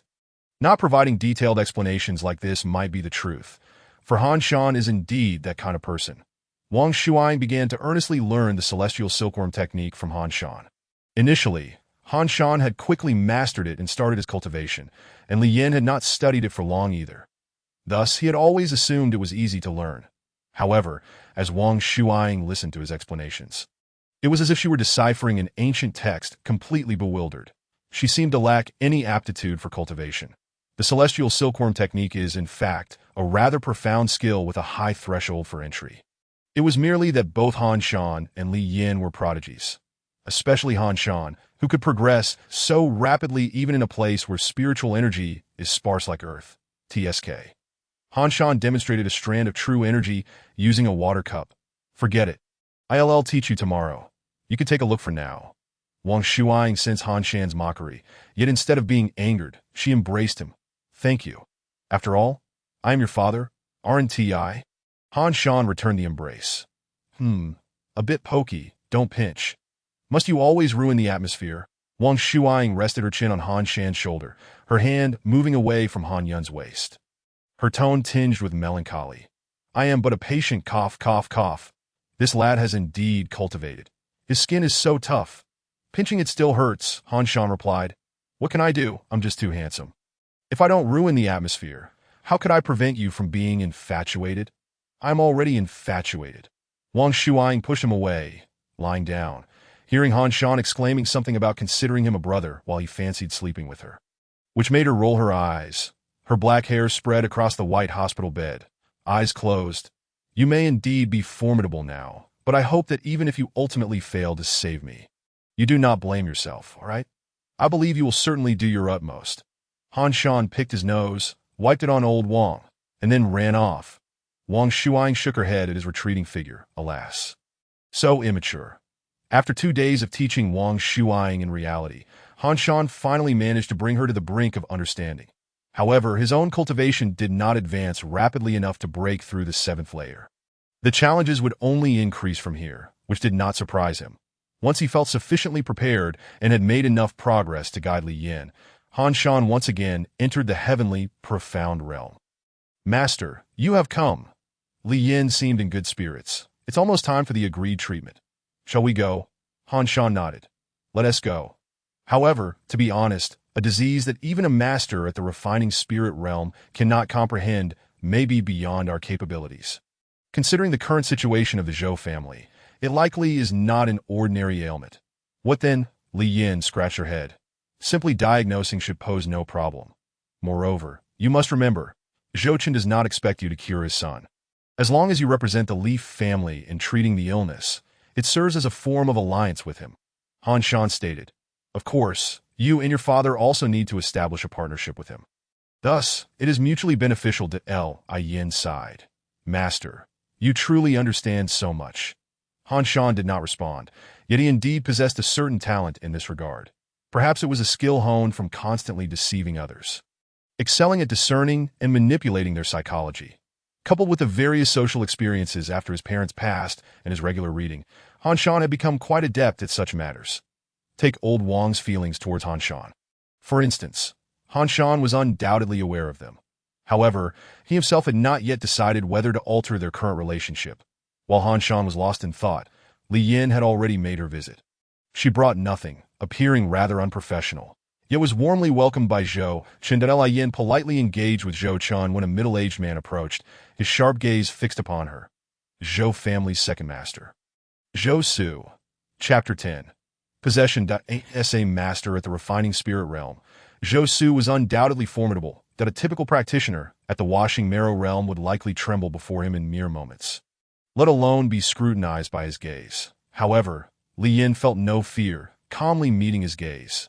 Zhou Chen stood beside Li Yin, his expression impassive. Despite this Zhou family head's seemingly amiable demeanor, he appeared somewhat indifferent even in light of his son's illness. Yet, after the incident with old Xie, he had begun to perceive something amiss. Thank you, Miss Li, for coming to treat my nephew. Zhou Su merely remarked before turning to leave that if he were to actually make a move against Li Yin, he would surely face the wrath of 2 masters at the refining spirit realm. Zhou Chen would be more than pleased to eliminate this treacherous brother of his. Li Yin approached Zhou Chen's son. The unconscious Zhou baited he appeared to be an 8 or 9-year-old boy, eyes shut tight, bearing an expression of agony. Han Shan commenced to scan while Li Yin began to check his pulse and examine him with great seriousness. Master, how is it? Li Yin inquired in her heart. Cerebral pathology, abnormal discharges. Han Shan recited the scan results. Suspected to be influenced by a psychic attack that I don't understand, Master, Li Yin replied, a hint of helplessness in her voice. In simple terms, it means he has suffered a soul-related attack, Han Shan elucidated. Possession, perhaps? This medical wristband originates from the Terra planet, a world engaged in battle against the insectoid species, where brain insects excel in mental control. Thus, the wristband is fully capable of scanning for such matters, and Han Shan merely translated the findings into terms comprehensible to the inhabitants of the heavenly profound realm. Li Yin was astonished. Is that certain? About 80%, Han Shan indicated, sensing the scent of conspiracy. This matter would undoubtedly unravel layer by layer, escalating in complexity. The Zhou family is not a grand clan, yet it is not insignificant either. On this world, there are only 7 who have unified, a few dozen at the pinnacle, and merely a few hundred at the refining spirit realm. Among them, the Zhou family boasts two members that at least in the Qinhuang Plain region where Huangban resides. It ranks just below the Sima family and the Qingcang sect. The Li family status is slightly lower than that of the Zhou family, given the difference of one master at the refining spirit realm and two. If one were to possess the eldest son of such a family, the advantages would be manifold. Access to resources, difficulty in detection, and greater ease in control, that it would indeed be a commendable choice for a reincarnation of an ancient being. Many protagonists in novels emerge from similar backgrounds, as ascending from the lower tiers is too cumbersome, while the upper echelons lack meaningful engagement, making it inconvenient to level up. How should I convey this to the head of the Zhou family? Li Yin found herself at a loss for words. Han Shan pondered for a moment. Speak plainly. All right, Li Yin nodded that in such circumstances there was no need for subterfuge. However, if the diagnosis of possession were to be incorrect, it could irrevocably ruin the child's life, leading his parents to perpetually suspect whether he is truly their son. More critically, Han Shan could not guarantee his own accuracy. Sensing Li Yan's hesitation, Han Shan contemplated for a moment before suggesting, "Then you may choose to assist in concealing it for a while. Once the possession is complete, he will awaken, and you can inform Zhou Qin that you were the one who cured him. You can then use this secret to threaten the post-possession Zhou Beidu, extorting him to do your bidding." What a wicked scheme. The innocent young lady Li Yin was taken aback. "That I didn't expect you to be this kind of Li Yin."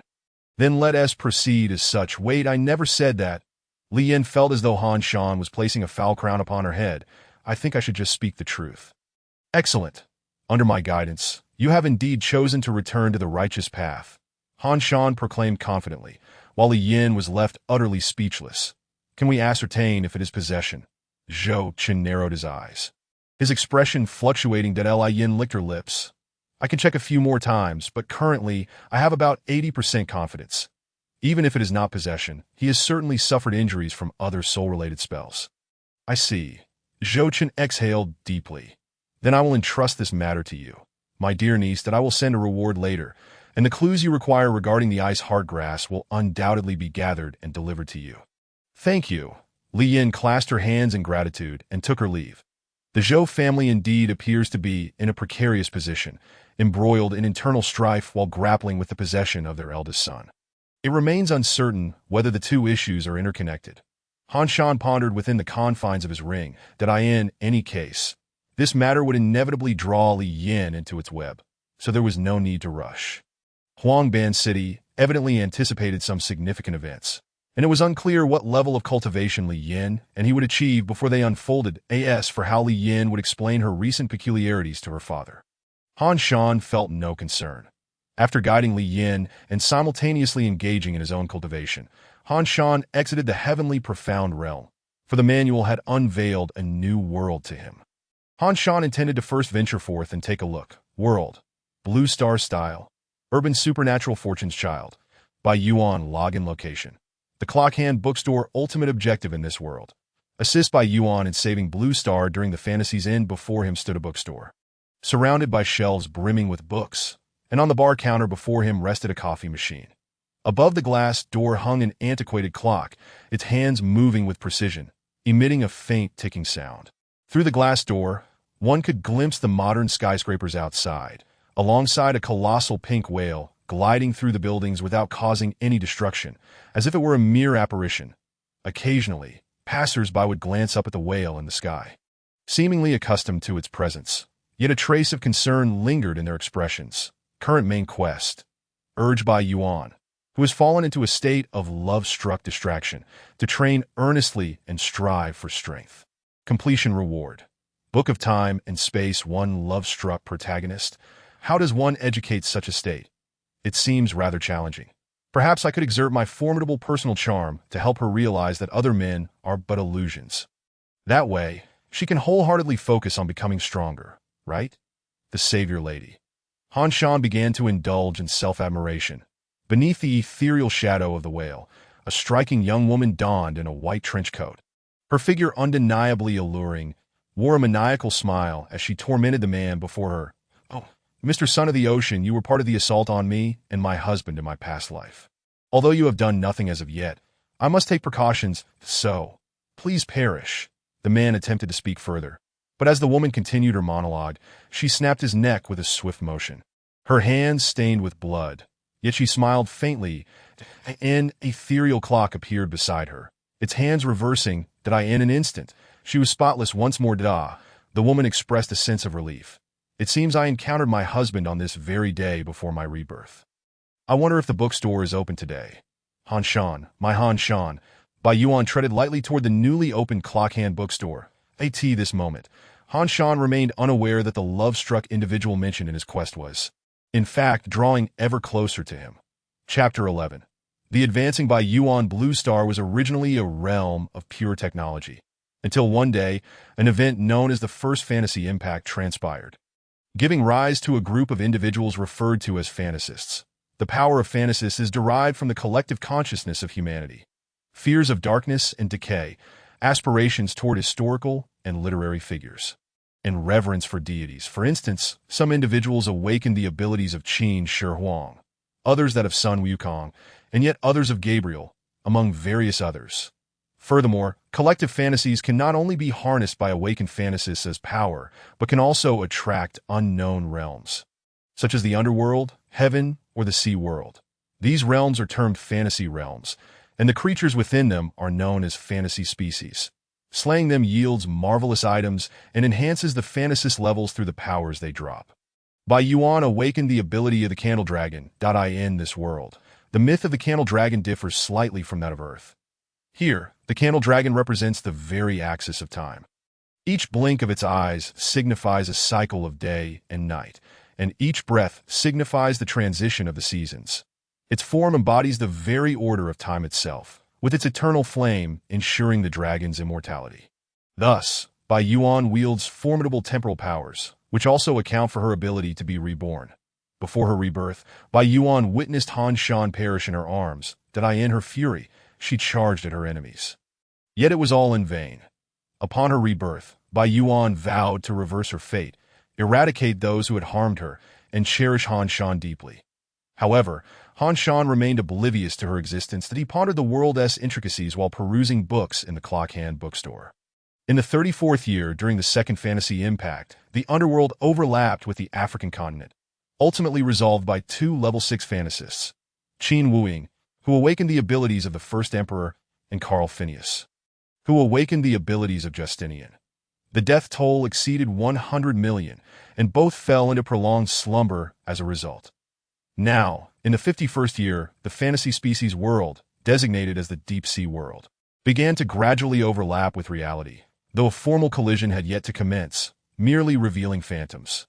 Fantasists are currently classified into 6 tiers, though experts theorize the existence of a potential 7th tier. Each level affords a related ability, with varying limits based on the awakened individual. For example, the awakened emperor must certainly surpass the likes of Hua Xiong. Han Shan absorbed much knowledge and synthesized the background of this world. However, mere theoretical understanding left many aspects unclear. He realized firsthand experience would be essential to truly grasp the worldview at play. Setting aside other concerns, at the very least, he could train and cultivate his abilities within this world without issue. Just as Han Shan contemplated his next course of action, a tall woman with a ponytail entered. Clad in white, she wore a smile upon her face. Her appearance and figure aligned perfectly with Han Shan's preferences. The two seemed as if they were meeting for the first time, yet it felt as though they had traversed endless time and space to reunite. Han Shan appeared bewildered, as if the woman were about to swallow him whole. Could this possibly be the love-struck state described in the manual? Bai Yuan, however, was consumed with strategies to win Han Shan's affections, her eyes practically sparkling with hearts. As she opened her mouth, Bai Yuan nearly called him her husband, but, fearing she might frighten him away, endeavored to maintain an air of decorum. "Hello, I would like to purchase a book." "Miss, this is a bookstore. You may either inquire about the general location of a particular book, and I shall assist you, or you may choose a suitable book for yourself," Han Shan replied, his tone strikingly different from that of a mere shopkeeper. "What brings you to flirt with me?" Bai Yuan blushed, internally exclaiming, this proud and untamed demeanor, this captivating manner of speaking, this overwhelming disregard for my presence. Truly, he is my husband." Han Shan. "What? No, I'm actually dismissive of you. Why do you bear such a foolish expression?" I wish to purchase a book of true love, Bai Yuan declared. Do not attempt to flirt if you lack the skills. Han Shan rolled his eyes. Did I recognize my own handsomeness? Yet you cannot act this way upon our first meeting. Miss, is this how you typically converse with others? Oh no, I've been misunderstood. We don't know each other yet. He won't think I'm a weirdo, will he? Bai Yuan began to panic. No, I don't behave like this with others. Observing her expression, Han Shan contemplated her character. I understand your urgency, but please, remain calm. Let us proceed in a question-and-answer format. Bai Yuan felt perplexed, realizing that despite being the reborn one, Han Shan had taken control of the situation. As he retrieved a notebook, he coldly inquired, Name? Bai Yuan. She replied obediently. Gender? Bai Yuan, confused, responded, Female. You seem uncertain. Would you like to check in the restroom? Han Shan stated with utmost seriousness that no need. Bai Yuan felt slightly powerless. This won't do. Perhaps I should just confess that I am your past lover and demand that you take responsibility, Bai Yuan mused, believing that even with her past knowledge of him, she could not outwit Han Shan. Unless she could overpower him, Han Shan should be relatively weak now, right? Could she possibly dominate him? Bai Yuan pondered. Occupation? Assassin, perhaps? Am I asking you, or are you inquiring of me? Han Shan tapped her head lightly with a book. What exactly do you do? I earn a living through odd jobs and betting on sports. Bai Yuan covered her head, reminiscing. Thus, Han Shan nodded, noting an employed drifter in his notebook. Home address. Is it acceptable to reside here? Han Shan regarded her with an indifferent gaze. Suddenly, Bai Yuan understood.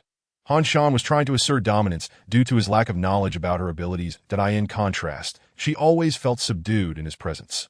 Hence being led by the nose. Truly, he is my husband, so impressive. Bai Yuan concealed her face once more. Han Shan proceeded to inquire about her blood type, birthday, and various other details, to which Bai Yuan continued to gaze at him with adoration. Oh, how I long to kiss you! Bai Yuan silently lamented. Why have you come here seeking me? Han Shan asked. I wish to marry you, Bai Yuan blurted out, only to receive another reprimand from Han Shan. Why do you seem to enjoy this when I chastise you? Han Shan clicked his tongue, doubting whether he had been too gentle in his reprimand. I am earnest. We are indeed bound as husband and wife from our past lives. In my previous life, I even harbored doubts about you, yet you sacrificed yourself to protect me, ultimately perishing in the process. Upon my rebirth, I vowed to treat you well and protect you, Bai Yuan declared, pointing skyward to affirm her honesty. Nonsense. How could I be so foolish as to sacrifice myself for your sake? Han Shan countered, striking her once more. You, infatuated with my physique, weave quite the tale. Bai Yuan felt on the verge of collapse. But what I say is true. Then if that is the case, Han Shan crossed his legs, I must be your savior, correct? Yes. And your beloved from a past life, who perished for your sake. That is indeed the sentiment. Then, pray tell, what shall you do to repay me? Something along those lines. First, brew me a cup of coffee, then give my legs a massage, and afterwards clean the bookstore ditto. And while you're at it, procure a maid outfit to change into. Han Shan reclined nonchalantly against his chair. Chapter 12. The love-struck training plan. Bai Yuan surprisingly agreed with great enthusiasm. Dressed in a maid outfit, she served tea and water to Han Shan while kneading his legs and shoulders. Appearing utterly content in her role. What level are you at now? Han Shan inquired, unceremoniously placing his foot on the lap of Bai Yuan, who obediently kneaded as she replied, I am a Tier 3 dreamer. With the abilities of Candle Dragon, Time Flies, and Reverse Light, as well as the Eye of the Candle, Bai Yuan seemed exceptionally docile in Han Shan's presence. Han Shan then asked, how does a dreamer awaken? My dear wishes to awaken something? I shall promptly slay the corresponding fantasy beings to present it before you, Bai Yuan eagerly responded. Please elaborate, he urged, patting her head. Furthermore, refrain from calling me dear. Boss will suffice, or if that does not appeal to you, master will do. Master he, Bai Yuan giggled, causing Han Shan to question whether he had made a grave mistake. Bai Yuan elaborated on the classification and hierarchy of dreamers. There are 4 categories: myth, history, legend, and fear, each corresponding to the source of power. For instance, figures like Zeus, the Archangel Gabriel, and the Jade Emperor belong to the myth category, growing stronger with the increase of their believers. Historical figures such as Qin Shi Huang, Emperor Wu of Han, and Bai Qi fall under history. Then there are legendary figures like Wu Song, Zhao Baoyu, Don Quixote, or Superman and Batman, who are primarily derived from literary works or folklore, with their strength gauged by the extent of their cultural resonance. The fear category encompasses concepts such as darkness, death, pain, and aging, which are more abstract. Awakening in this category often leads to uncontrollable destruction. Some awakeners transcend multiple categories. For example, Guan Yu embodies legend, romance of the three kingdoms. History and myth, Emperor Guan, Avalokiteshvara, by Yuan's Candle Dragon, is part of Eastern primordial mythology, ranking among the highest deities of Chu mythology in this world, bolstered by legendary tales, with notable recognition and belief. Each time a dreamer awakens a level, they gain a new ability, and their attributes are enhanced, aligning with their awakening. This includes physical fitness, reaction speed, cognitive ability, and mastery of certain knowledge. Higher levels allow them to manifest illusory forms behind them and wield various weapons, such as a trident if they awaken Poseidon, or a golden staff if they awaken Sun Wukong. To level up, there are two methods: comprehension or hunting fantasy creatures. For example, if one awakens the powers of Qin Shi Huang, they must study his history and internalize his thoughts. When their mindset aligns closely with that figure, they can level up. However, this raises the question of whether they remain themselves or become an embodiment of that historical figure or deity. The alternative is to hunt fantasy creatures that occasionally cross over from their worlds to Earth. Slaying these beings grants fantasy power, aiding similar dreamers in leveling up or helping ordinary individuals to awaken. After absorbing this information, Han Shan noted that the myths and history of this world do not entirely mirror those of Earth. Yet the similarities are striking that he began contemplating which path he might wish to pursue for awakening. The fear category, while allowing one to overpower a Tier 3 being at Tier 1 and facilitating rapid leveling through evoking fear, also risks descending into a state of utter madness, an unacceptable prospect. The legend and myth categories typically grant unique abilities from the outset, while the historical category provides more realistic early enhancements. Nonetheless, the distinctions among these three categories are not overly pronounced. Han Shan expressed that any option would suffice, as long as the potential for strength was high. In contrast, others in Han Shan's position would likely react with indignation. But here, Bai Yuan's humility rendered her overly compliant. What did I awaken in my past life? Han Shan leaned back in his chair, inquiring. Emperor Gaozu of Han, Liu Bang, Bai Yuan replied that it seems to suit my character. Aside from the lack of modesty, Han Shan mused thoughtfully. Moreover, Liu Bang, or more appropriately, Emperor Gaozu of Han, one of the top 3 founding emperors, ranking among the top 5 overall, is indeed an exemplary figure among founding emperors, suggesting a high potential ceiling and formidable strength, much to Han Shan's satisfaction. Yet Bai Yuan felt that Liu Bang was unworthy of Han Shan, believing that only she herself deserved him. Then you may proceed with the arrangements. I shall await your return, Han Shan remarked, still somewhat skeptical of Bai Yuan's intentions. The notion of sacrificing his life to protect Bai Yuan seemed implausible to Han Shan. He could not envision himself in such a desperate predicament that if he were to find himself in a perilous situation, he would surely escape to another world, biding his time until he grew stronger. However, venturing into other worlds required being within the confines of this bookstore, as external excursions could lead to unforeseen complications. Yet if his romantic interest were to be Bai Yuan, complications could arise. How could I possibly let myself fall to such depths? If I cannot prevail, I shall simply evade danger until I am stronger. Han Shan pondered. This sentiment would likely resonate only with Bai Yuan. Others would either be speechless or wish to chastise him, that he began to contemplate ways to help Bai Yuan overcome her infatuation and focus on rigorous training. Yet, the mission only mandated that she earnestly strive to grow stronger, not expel her infatuation. Could it be that I need to leverage my allure to spur her on? He fell into deep thought. Meanwhile, Bai Yuan organized materials beside him, seeking opportunities for awakening. Master, here are the recently cited fantasy creatures. Please peruse and see which you prefer, Bai Yuan said, inching closer to Han Shan, only to be met with a kick that left her blushing as she crouched beside him. Such a perverse creature. Han Shan shook his head, beginning to examine Bai Yuan's meticulously organized materials. Despite her infatuation, Bai Yuan indeed possessed considerable skill that in terms of combat experience, her reincarnated self likely surpassed most individuals in this world. Therefore, if Han Shan were to devise a growth plan for Bai Yuan, It would involve leveling up and acquiring equipment that he contemplated that upgrading in this world necessitated slaying fantasy creatures. Come here. He beckoned Bai Yuan, who eagerly approached, her gaze fixed on him as if she intended to devour him whole. Han Shan remained composed. When you become a Tier 4 dreamer, I shall consider you my girlfriend. Bai Yuan immediately grasped Han Shan's hand, excitement radiating from her. If I reach Tier 5, can we marry? If I attain Tier 6, can we have children? Han Shan displayed an expression akin to that of a subway commuter absorbed in his phone. Exclaiming internally, damn, I have truly met my match in shamelessness. Chapter 13.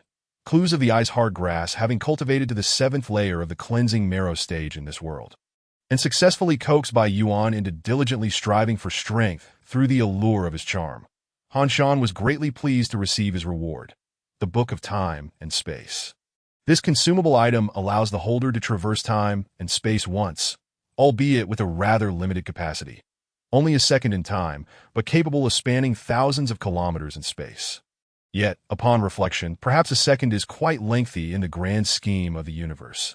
Assuming the current age of the universe is correct, approximately 20 billion years, and considering our observable universe extends 15 billion light years. Proportionalizing time and space suggests that 1 second equates to roughly 300,000 kilometers. Shortly thereafter, a second mission was issued. Main quest. Assist Bai Yuan in preventing the oceanic fantasy realm from descending upon Baiwa City. Reward. Ability to foresee the future, passive. This seems like a rather troublesome task, Han Shan mused, stroking his chin. The ultimate goal of this world appears to be saving it, which undoubtedly entails a multitude of complications. In contrast, the Tianxian realm seems much simpler. He merely needs to nurture Li Yin to facilitate her growth amidst various traditional fantasy narratives. Han Shan resolved to depart this world only after awakening. Bai Yuan, in her devoted manner, diligently assisted Han Shan in gathering the fantasy powers he sought, leaving him feeling somewhat guilty that it appeared that Bai Yuan genuinely harbored feelings for him. What had she endured in her past life? These are the historical fantasy powers I collected from the Western capital. Bai Yuan approached Han Shan with a box, her form marred with dirt and scars, clearly having endured hardship, yet she presented him with a sincere smile. Master, please accept this, and may I request a hug? Goodness, this is making me feel guilty. Han Shan was momentarily at a loss for words upon witnessing Bai Yuan's state. Unbeknownst to him, Bai Yuan possessed the ability to rewind time. And this appearance was entirely for Han Shan's benefit. She was not truly a naive fool. Bai Yuan was making considerable efforts to win Han Shan's affection, employing various tactics.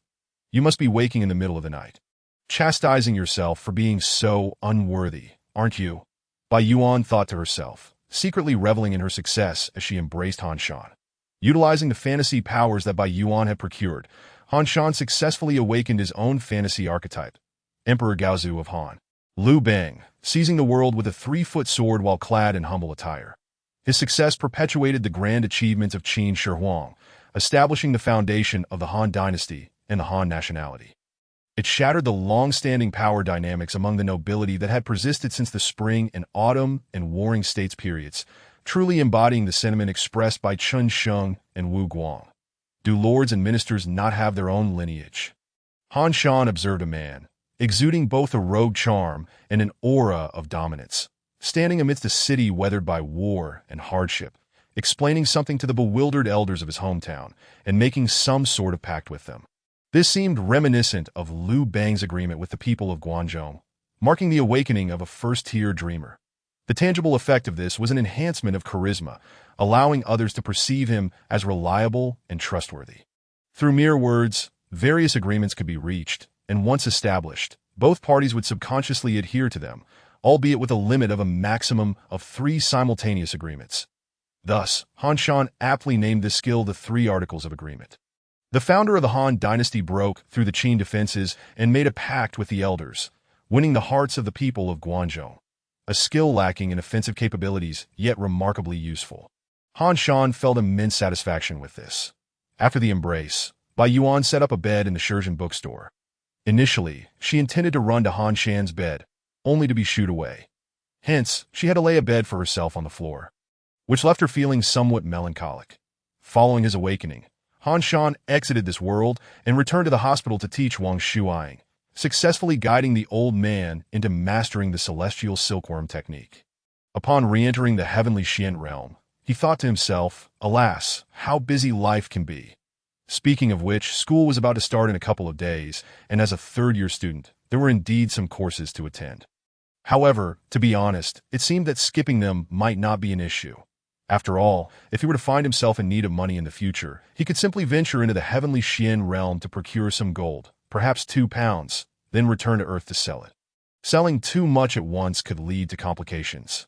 If that were the case, he could split it up, and that would easily net him hundreds of thousands, if not millions. Thus, the current significance of university for Han Shan was merely to bolster his own image, as he would not rely on it for future employment. Upon entering the game, Li Yin was engaged in a conversation with a representative sent by Zhou Qin. It seemed they had discovered clues regarding the Bingxin grass, located near a forbidden zone known as the Wanyuan realm.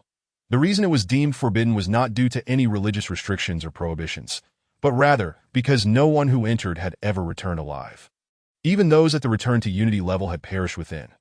However, the perimeter of the Wanyuan realm was rich with rare resources, attracting many to explore, although the Bingxin grass was said to be nearby. It was actually several hundred kilometers away, belonging to the outermost fringes, neither particularly good nor bad. Typically, individuals at the washing marrow and transforming reality stages would venture to explore. Han Shan stroked his chin, pondering. Did they mention where this information originated? Li Yin thought for a moment. It seems that news of a miraculous herb outside the Wanyuan realm that could cure all ailments had circulated. Thus, Zhou Qin's uncle sent someone to investigate and happened to discover it along the way.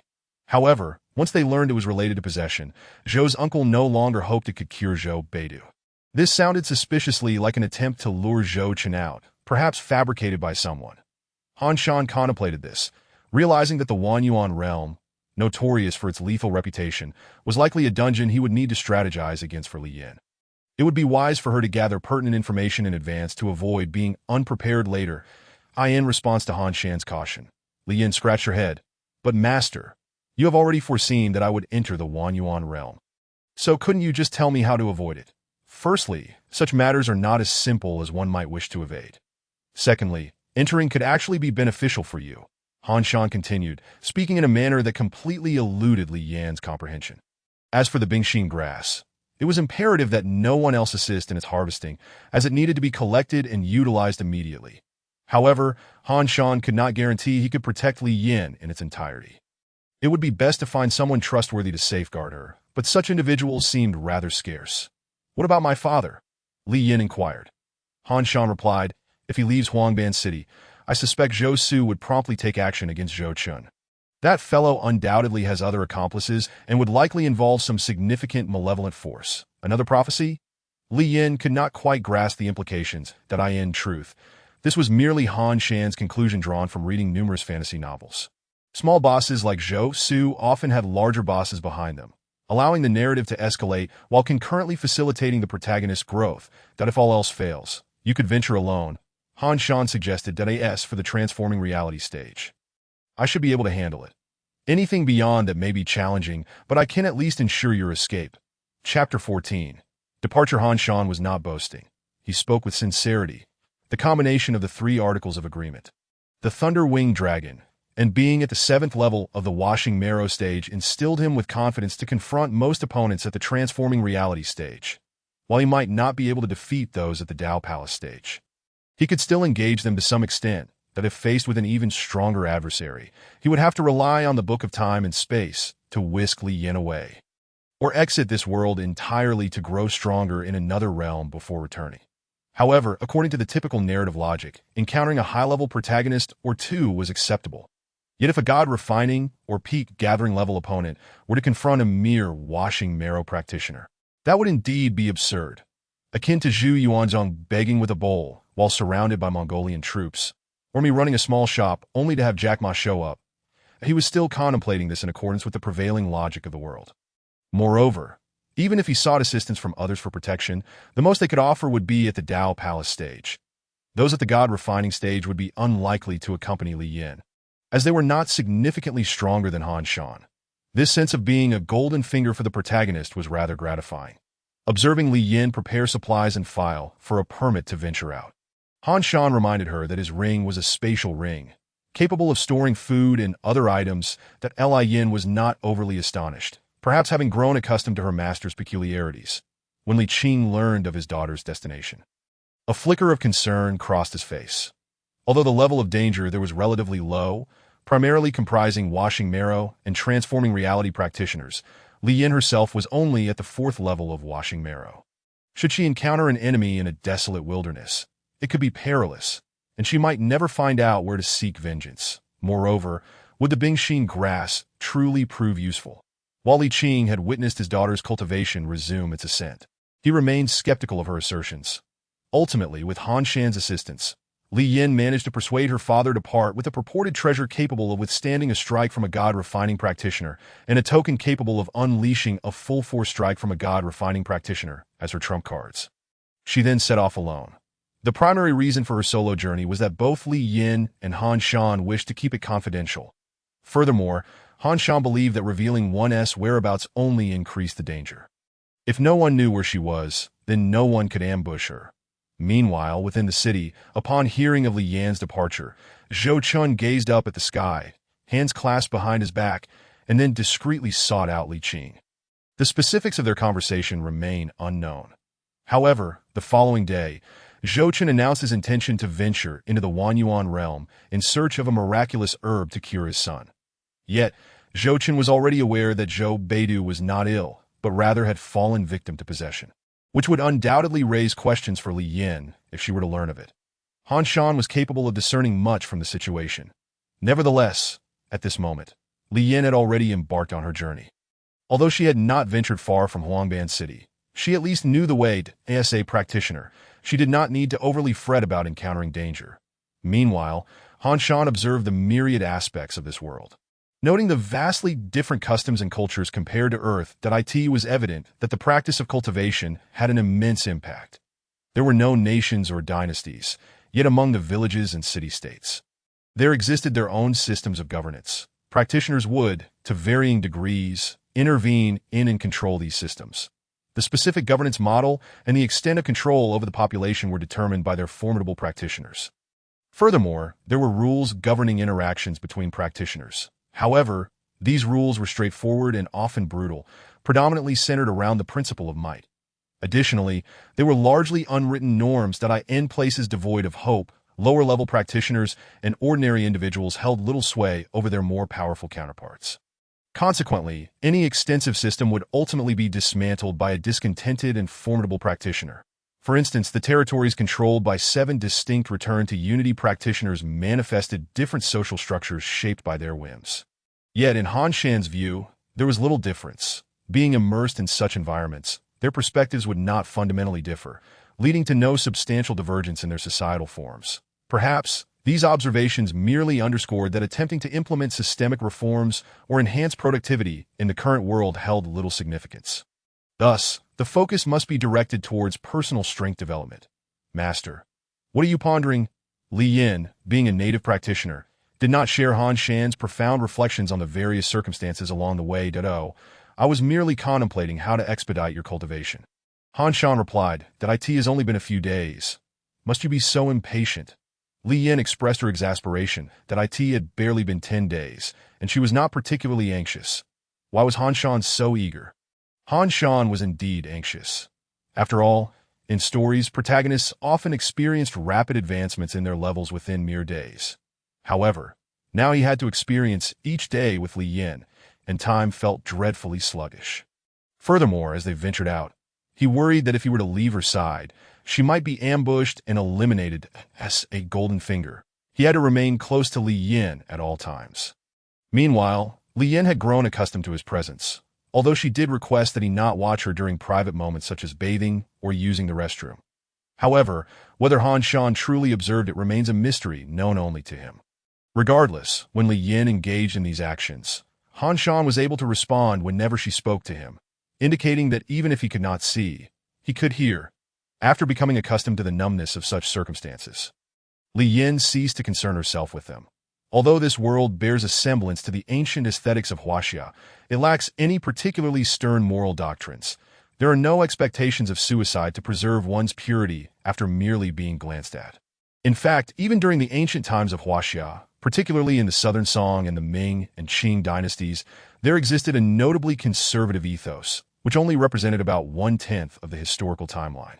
The Han and Tang dynasties were considerably more liberal, and the periods of the Wei, Jin, Southern and Northern dynasties, as well as the Spring and Autumn and Warring States, were even more so.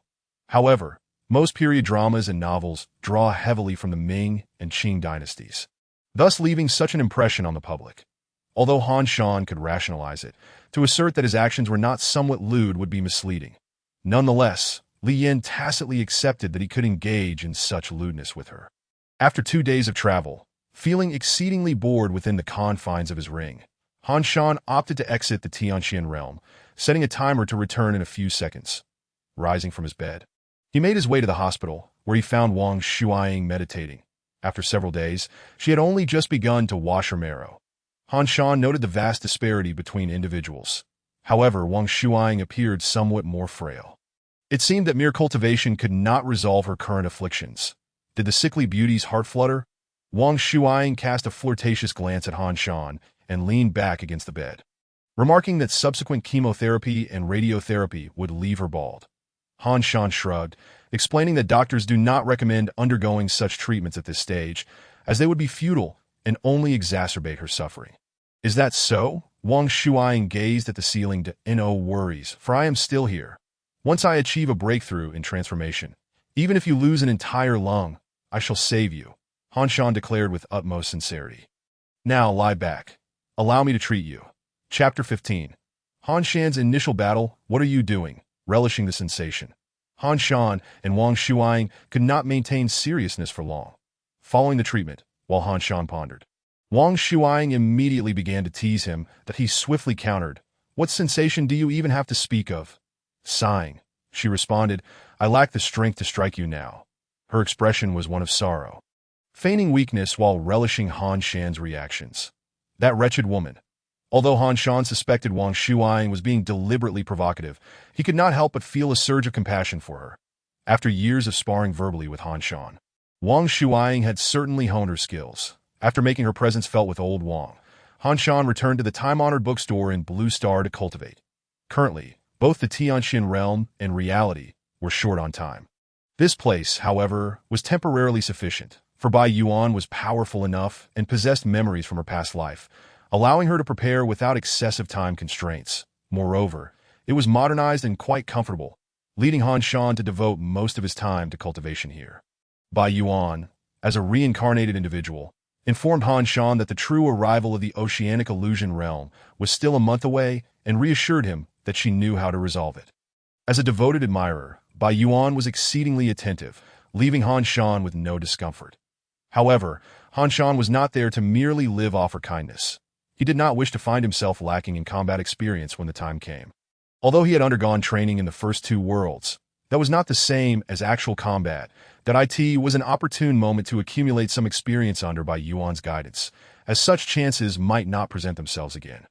What level did a 3rd-tier illusionist represent, and what level was his own being at the 7th layer of marrow washing? Han Shan felt the need to ascertain this definitively, that he had tested himself. Even a standard kitchen knife would only cause a minor injury with a forceful slash, while stones and wood could be shattered effortlessly. Bai Yuan assessed his physical prowess and remarked that it was approximately at the 2nd or even 3rd-tier illusionist level. Of course, this only referred to his physical capabilities, as an illusionist's enhancement of physical attributes was not overtly apparent but rather relied on skills. The martial prowess limit of Blue Star might be somewhat lower than that of the Tianxian realm, though it could also be attributed to the differences in their systems, making direct comparisons difficult. Generally speaking, cross-world battles are rather absurd, relying more on rhetoric than actual power. However, Han Shan was indeed capable of traversing worlds, albeit with insufficient knowledge of either realm. Setting aside the upper limits for the moment, Blue Star's technology was relatively advanced. Many illusionists possessed abilities that conferred advantages to groups. Thus, organization and system exert considerable influence over high-tier combat capabilities, compounded by the effects of cultural and ideological factors. Consequently, this world was not entirely governed by high-level extraordinary beings. unlike the Tianqian realm. Conversely, illusionists in this world possessed a somewhat entertaining nature, often accompanied by numerous fan clubs, including many government leaders. This was understandable, akin to unlocking figures like Xiao He or Zhuge Liang. It would be a pity not to participate in governance, as their skills significantly contributed to national strength, elevating their status to strategic levels that a SR city prepared to overlap with the Oceanic Illusion realm. An influx of entities from that world was anticipated. After Bai Yuan escorted Han Shan outside, she elaborated. Human understanding and fantasies regarding the ocean can all be found within the depths of the sea. Various marine beasts, sunken ships, sailors, submarines, and even artificial entities like SpongeBob SquarePants could be discovered. What was the last one? Han Shan felt the urge to scoff once more. Bai Yuan scrutinized him closely, contemplating whether she could confine Han Shan in her basement for gradual enjoyment, yet fearing that he might come to despise her. She hesitated. Meanwhile, Han Shan began to assess the target of their operation, a colossal octopus emerging from the Oceanic Illusion realm. This creature was a second-tier illusionist. Bai Yuan stated, "Master, I have prepared a weapon for you, your favorite from your past life. The Nightingale anti-material sniper rifle. I really use a sniper rifle?" Han Shan questioned, puzzled. Bai Yuan gazed at him earnestly, affirming, "Of course, Master deserves only the best." It was undeniable that Bai Yuan's adoration for Han Shan left even someone as brazen as him feeling slightly bashful. However, a sniper rifle necessitated professional training, so he opted for weapons he could wield, a rifle and a handgun, accompanied by specialized melee weapons, before charging forth. The massive octopus waved its tentacles threateningly. Bai Yuan promptly activated her skills to enhance Han Shan's reaction speed. Her three skills, Arrow of Time, Reverse Flow, and Eye of the Candle, effectively provided acceleration, reversal, and precognition in combat. This manifested as using Arrow of Time to hasten himself, employing Eye of the Candle to foresee and counter his opponent's actions, and applying Reverse Flow for healing and other maneuvers. Han Shan's primary skill at present was a pact of 3 rules. Perhaps it would serve other purposes later, but for now, it was limited to negotiation, lacking combat capability. Thus, he relied solely on the weapons at hand and his physical attributes, as well as the threads from the Celestial Silkworm technique. Of course, Han Shan possessed considerable talent, and his physical capabilities were quite exceptional. What he lacked was merely experience. Observing his youthful, yet rapidly maturing demeanor, Bai Yuan reminisced about how Han Shan had accompanied her throughout her own growth in her past life. In truth, Bai Yuan had once believed Han Shan was merely utilizing her, a schemer who adeptly manipulated Blue Star. His demeanor toward her seemed rather calloused. It was only at the end, when Han Shan aided her in saving the world, sacrificing himself to rescue her from ungrateful humans, that she recognized his true kindness. Protagonists in reincarnation tales often follow such patterns. They realize who truly cares for them only when death looms, and upon returning, they strive to mend past regrets. However, Han Shan had yet to inquire in detail about Bai Yuan's past life, and she was not particularly inclined to share, as those memories were far from pleasant. The crux of the matter was that in this lifetime, she was determined to secure Han Shan for herself, cherishing him deeply, ideally confining him to her basement, so that he would forever belong to her.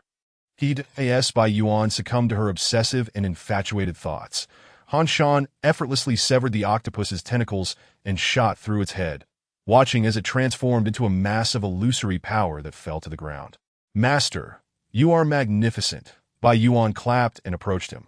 "This is mythological illusory power. However, you can absorb it, as Liu Bang promoted himself with elements of myth such as slaying the White Serpent, being the son of the Red Emperor, and receiving a heavenly mandate. Just be cautious. If you absorb too much of this type of illusory power, your next awakened ability may lean more toward the mythological." Moreover, many modern artistic works reference Liu Bang, though most related pieces have only achieved moderate circulation, thus lacking substantial mythological influence. It is also possible to enhance skills with legendary illusory power. Of course, this was not a significant concern for Han Shan, as he primarily sought practicality. How many of these illusory powers would it take to ascend to the second tier? He inquired while absorbing the power. Depending on the individual, it ranges from 5 to 20. Bai Yuan explained that it mainly depends on how well the awakened illusory power aligns with you. "Then let us aim for the second tier first." Han Shan agreed with a nod. Chapter 16. Second-tier illusionist, due to his lingering anxiety from his outing with Li Yin. Han Shan ultimately decided to bolster his strength in another world first. This world possessed a certain level of technological advancement, and there were illusionists such as Liu Ban and Mozi who could assist in crafting exceptional weapons. Thus, the specially crafted firearms provided to him by Bai Yuan are likely capable of inflicting considerable harm, even on those at the Dao Palace realm. Wouldn't you agree? If he were to further cultivate the celestial silkworm technique to the 8th layer of the cleansing marrow realm and subsequently awaken to the 2nd tier of the illusionist class, the enhancements would be quite remarkable. Moreover, with the Thunderwing Dragon in his arsenal, it stands to reason that he could hold his own against adversaries in the transformation realm, that is, for the Dao Palace realm. I have yet to witness a true display of their prowess, making it difficult to ascertain their capabilities. Han Shan pondered, and he felt it prudent to investigate whether there were any martial techniques or spells worth learning from the Tianxian realm. If all else fails, he would have to rely on the Book of Time and Space to make his escape. Under Bai Yuan's vigilant protection, Han Shan engaged in numerous battles, rapidly accumulating experience. And naturally, he utilized the illusionary power dropped by the defeated illusionary beings. This was largely thanks to Bai Yuan's ability to foresee the future. Without it, they would have struggled to secure these resources ahead of other illusionists.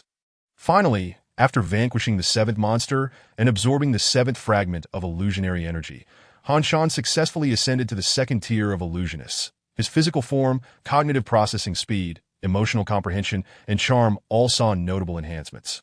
Furthermore, he acquired a new attribute known as mental power, akin to the mana bar of an illusionist. The effectiveness of his 3-chapter pack skill was also amplified. What was once merely an instinctive compliance among willing parties now included a punitive consequence for non-compliance, enforced by the very powers of the pact maker. Next, he learned a new skill, slashing the white serpent, which allows him to expend mental power to summon a sword and execute a slashing attack in front of him. While the destructive capacity and range can be deemed average, neither outstanding nor particularly poor, it nonetheless represented a significant boost to his combat capabilities, much to Han Shan's satisfaction. After breaking through to the 8th layer of cleansing marrow, Han Shan, having fulfilled Bai Yuan's pitiful request for a hug, departed from Blue Star and returned to the Tianxian realm. While Han Shan prepared to continue serving as a golden key for Li Yin. An ambush was simultaneously unfolding that it was originally Zhou Su's intent to ambush Zhou Chun, having enlisted the assistance of his superior. However, Zhou Chun had been well prepared. Not only had he invited Li Qing and another alchemist from a local family, Yuan Hui, for aid, but he had also summoned his former teacher, the master of the Sangyu sect, a peak realm expert, to bolster his position. Zhou Chun regarded his brother and the figure in the black cloak with a cold scoff. To think you could rally a peak realm expert for an ambush against me, Zhou Su. The black cloak's superior's features were obscured beneath his hood, rendering him unrecognizable. Nevertheless, there were only a handful of peak realm experts in the Tianxian realm. Should a confrontation arise, identification would be inevitable. Xiansong shook his head at Zhou Su. To conspire with outsiders for the sake of a trivial family head position, do you not foresee the regret this may bring? He is the heir. He could seek mentorship at the Sangyu sect, while I must rely solely on my own cultivation. Yet now, as practitioners of alchemy, I stand on equal footing with him, proving I am the stronger candidate for the family head. Zhou Su retorted, visibly displeased. What purpose does further conversation serve? It is now a matter of life and death. Not necessarily. Yuan Hui interjected, as an alchemist, you retain some value. This esteemed peak realm elder would likely prefer not to reveal his identity through combat. Therefore, if you accompany him as a servant henceforth, it may yet offer you a path to survival. Just do not return to Huangbian City. Zhou Chun scrutinized his brother. I have no desire to engage in pointless arguments. I must inquire. Was it you who caused Beta's affliction? To speak frankly, Zhou Su appeared to regain his composure. I truly do not know. I merely exploited the situation. Yuan Hui's words were evidently a psychological tactic, intended to undermine Zhou Su's will to fight, and the truth of his statements lent them considerable weight. Even Zhou Su found himself wavering. The superior regarded the unfolding scene with a derisive snort and stepped forward. A fool's errand that can only lead to ruin. Zhou Su fell silent, bowing his head in submission to the superior. I accept my shortcomings that he was genuinely apprehensive about the prospect of a conflict. Fearing that while Xian Tsang might hold the superior at bay, he would be left to face 3 alchemists alone, a situation from which there would be no escape, that I Ching remained silent. Clutching his spear, in truth, he was ill-equipped for the intricacies of power struggles.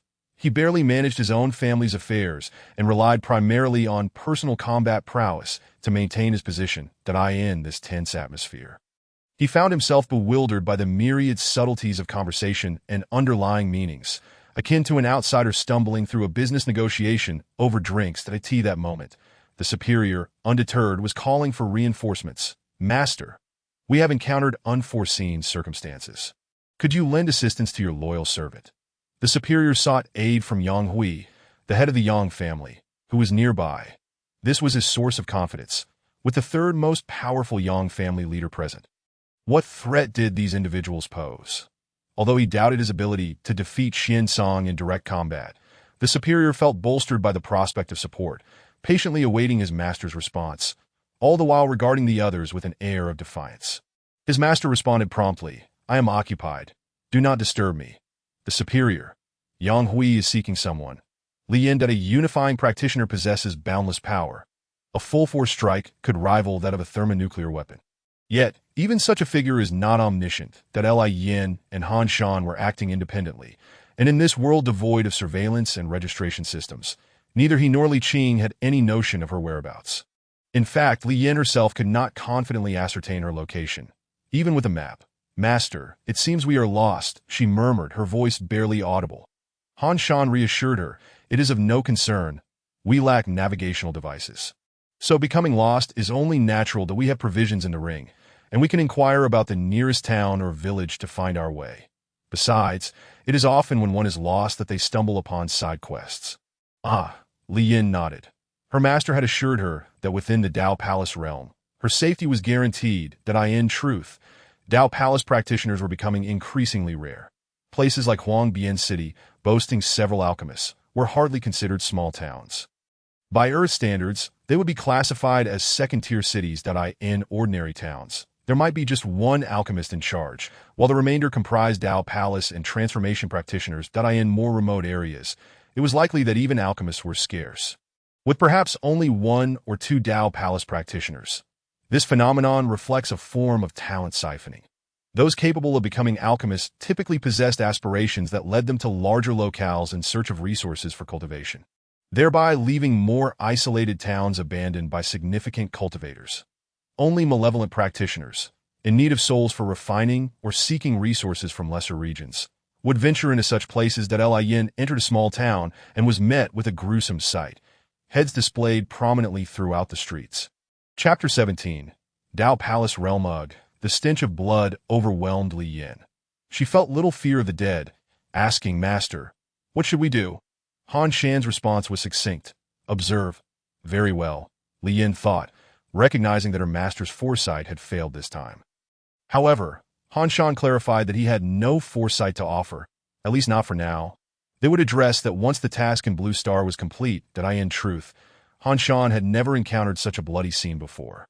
While Li Yin remained composed due to his presence, Han Shan himself found it challenging to maintain his calm. For most sects and families, the population was a valuable resource. Practitioners often shunned manual labor, necessitating a workforce of mortals to sustain them and handle various menial tasks. Only a select few sects could entirely replace mortals with puppets and spells.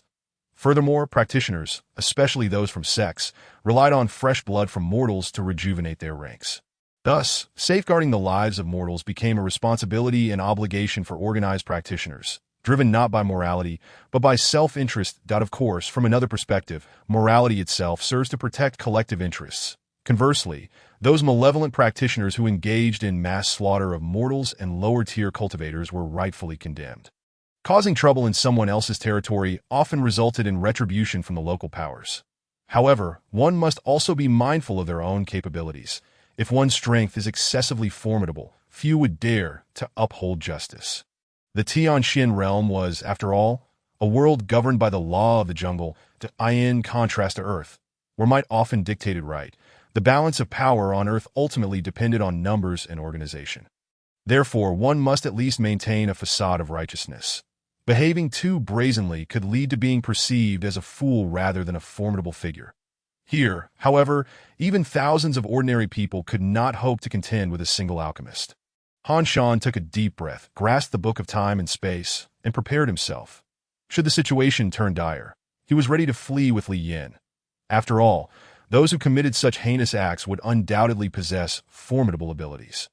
This was a town with a population of several thousand. Yin unsheathed the spear her father had given her before departing, agilely leaping into a tree for a better vantage point. She beheld a flash of crimson within the town, accompanied by faint cries and weeping that appeared to be the work of a practitioner engaged in soul harvesting. Based on her knowledge and experience, she concluded that the perpetrator was at least at the Dao Palace realm. "What should we do, master?" "Do not rush. Let us bypass this area," Han Shan advised. While he mourned the fallen mortals, he had no intention of confronting anyone here. After all, Dao Palace practitioners were no trifling matter. The Cleansing Marrow realm primarily enhances physical strength, while the Transformation realm offers various techniques for projecting true energy and protective barriers. The Dao Palace realm cultivates its own domain, creating a cohesive entity that perceives and engraves all things within the sea of consciousness, while the Alchemist realm allows for the refinement of Dao Palace constructs. The Peak realm, on the other hand, harmonizes the three essences, vitality, spirit, and energy, enhancing their interconnection. Until the state of unity is achieved, the true essence, the physical body, and the divine soul remain indistinguishable. In simpler terms, the realm of Dao Palace entails the ability to carve out what is referred to as a Dao Palace within oneself, wherein one can store true essence and spiritual consciousness. Within this space, one can inscribe and visualize various entities, imbuing the true essence and spiritual consciousness with personal attributes. For instance, visualizing flames allows one's true essence to take on the fire attribute, while visualizing one's spear enables a deeper connection with that weapon. Visualizing rivers, lakes, seas, and all things under heaven can be accomplished as long as one possesses time and a willing heart. Anything can be inscribed through visualization. However, these are merely illusions. It is only upon reaching the realm of refining the spirit that one can genuinely manifest the contents of the Dao Palace through true essence and divine soul. Yet, once the true essence dissipates, those manifestations will also vanish. When one attains the state of unity, the items extracted from the Dao Palace become indistinguishable from reality. Even if the master perishes, they continue to exist in the world. Many unique terrains, landscapes, cities, and divine weapons are transformed from the Dao Palace of deceased practitioners in the state of unity. Han Shan merely understands these concepts through text. He has never witnessed a battle in the Dao Palace realm. He cannot guarantee victory and sees no tangible benefits. Losing his trump card here would be quite disadvantageous, but he must remain observant. As Han Shan contemplates, Li Yin continues to observe. However, the enemy is exceptionally perceptive, launching an attack towards them without uttering a word. A flash of red light swiftly approaches Li Yin's face. It should be noted that by the time Li Yin and Han Shan arrived at this small town, the Dao Palace realm's malevolent practitioner had already detected their presence. Nonetheless, he too was observing, seeking to ascertain his opponent's strength and intentions. Now, seemingly having confirmed something, he directly unleashes an attack from a distance. Li Yin barely has time to react, but Han Shan activates the slash of the white serpent from his ring, shattering the red light with a single stroke. "Prepare for battle." "Understood." Li Yin dismounts the tree, seeking cover while gripping her spear tightly. While she is not entirely devoid of combat experience, she has never truly engaged in life and death struggles. Of course, neither has Han Shan. The battles he has faced thus far posed no real danger to him. "Stay calm. Perform at your best. Do not panic." Han Shan instills a set of rules to Li Yin. After her agreement, she will involuntarily adhere to the terms, and any deliberate breach would result in backlash. The power of the Imaginer currently seems to test one's imagination. The rules may encompass control skills, social skills, and even enhancement skills. Simultaneously, a pterodactyl emerges, and Han Shan retrieves a sniper rifle he has only recently learned to wield from his ring. "Raise your hand and aim forward." The malevolent practitioner has already reached them, about to speak when he sees a metal bullet flying from the girl's ring, striking his chest. The immense force sends the malevolent practitioner hurtling backward. Concurrently, a pterodactyl descends, unleashing thunder and claws. The Dao Palace Realm practitioner is utterly astonished that a mere cleansing marrow realm cultivator could achieve such feats that, of course, this is largely due to Han Shan. While Li Yin continuously evades and maneuvers with her spear, her attacks lack any real lethality against the foe. Clutching the token left by her father, she seeks an opportunity, only to witness the malevolent practitioner effortlessly swat away the pterodactyl and barehandedly deflect Han Shan's slash of the white serpent. Another streak of blood light races toward Li Yin. Han Shan fires a second shot, and true essence threads shoot forth that Li Yin's true essence threads also fly out simultaneously. The two work in perfect harmony, redirecting the trajectory of the blood light. The malevolent practitioner, struck again, winces in pain, failing to direct his attack. The final strike merely grazes Li Yan's arm that it stings, but she can endure it, gritting her teeth. In a moment of crisis, she unexpectedly breaks through to the fifth layer of cleansing marrow, swiftly thrusting her spear toward the malevolent practitioner. The unexpected and seemingly beneath notice attack leaves the practitioner feeling a prickling unease, while Han Shan's bullets and sword light continue to rain down from his ring, preventing him from speaking or retreating. That Li Yin, fueled by newfound confidence, seizes the moment and manages to pierce the body of the malevolent practitioner, whose protective true essence has been shattered by the electric force. However, her strength is insufficient. Even with the spear embedded, she cannot inflict real harm. Subsequently, numerous threads ensnare the practitioner's limbs. Han Shan and Li Yin jointly employ the heavenly silkworm technique in an attempt to subdue their opponent. Yet the enemy effortlessly breaks free. This is troublesome. Han Shan squints. Although they have continuously attacked the Dao Palace Realm practitioner, they have yet to inflict a fatal wound. Should the enemy seize an opportunity, it could result in a lethal blow to Li Yin. Of course, Li Yin possesses a pagoda to shield herself from attacks, but once used, it will be expended. Her father had given her 2 items, and she is reluctant to use them all against a single Dao Palace Realm foe. Chapter 18. Decapitation. The world of cultivators is indeed brutal. Without hesitation, the malevolent practitioner confirms that Li Yin is merely at the cleansing marrow realm and immediately seeks to eliminate her. Typically, such malevolent practitioners do not last long. Always in combat, devoid of allies, should they encounter a formidable opponent one day, it could lead to their demise or severe injury, effectively ending their lives. That Li Yin fights. Her confidence grows, perfectly showcasing the capabilities of a fifth-layer cleansing marrow cultivator. Yet, no matter how flawless her performance, she remains merely at the cleansing marrow level. Her attacks are largely ineffective. She must retreat after every strike, relying heavily on Han Shan's relentless assaults to distract the enemy. Yet, to be frank, Han Shan's attacks feel somewhat superficial. The malevolent practitioner struggles to comprehend his methods, resulting in numerous injuries that it seems conventional attacks cannot overcome this adversary.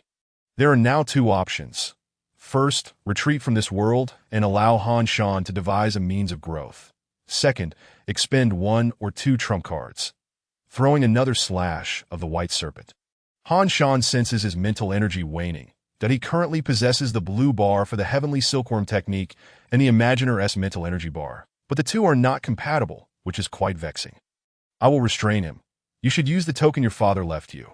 Han Shan takes a deep breath. Skills and trump cards are meant to be utilized in dire situations, that do not hesitate to use them in moments of crisis, as that would only grant the enemy an advantage. That if you perish, others will thank you while gleefully looting your belongings. That Li Yin understands this principle as well. She nods, taking a deep breath while searching for an opening. The token is one of the life-preserving artifacts left to her by Li Qing. The realm of refining the spirit can condense the inscriptions within the Dao Palace into tangible forms using true essence and spiritual consciousness. However, these manifestations typically dissipate quickly. Nevertheless, it is feasible to preserve them using certain materials. This token acts as a vessel for a full-force strike from the refining spirit realm. The malevolent practitioner across the way exhales, seemingly adapting to the rhythm of battle. While your ring is impressive, it will soon belong to me. Han Shan rolls his eyes and fires another shot at the malevolent practitioner's face, taking a moment to follow up with a slash of the white serpent. Dream on. Even if the practitioner acquires the ring, they cannot possess his body and heart. The practitioner, however, grins wickedly, cackling as he charges toward Li Yin.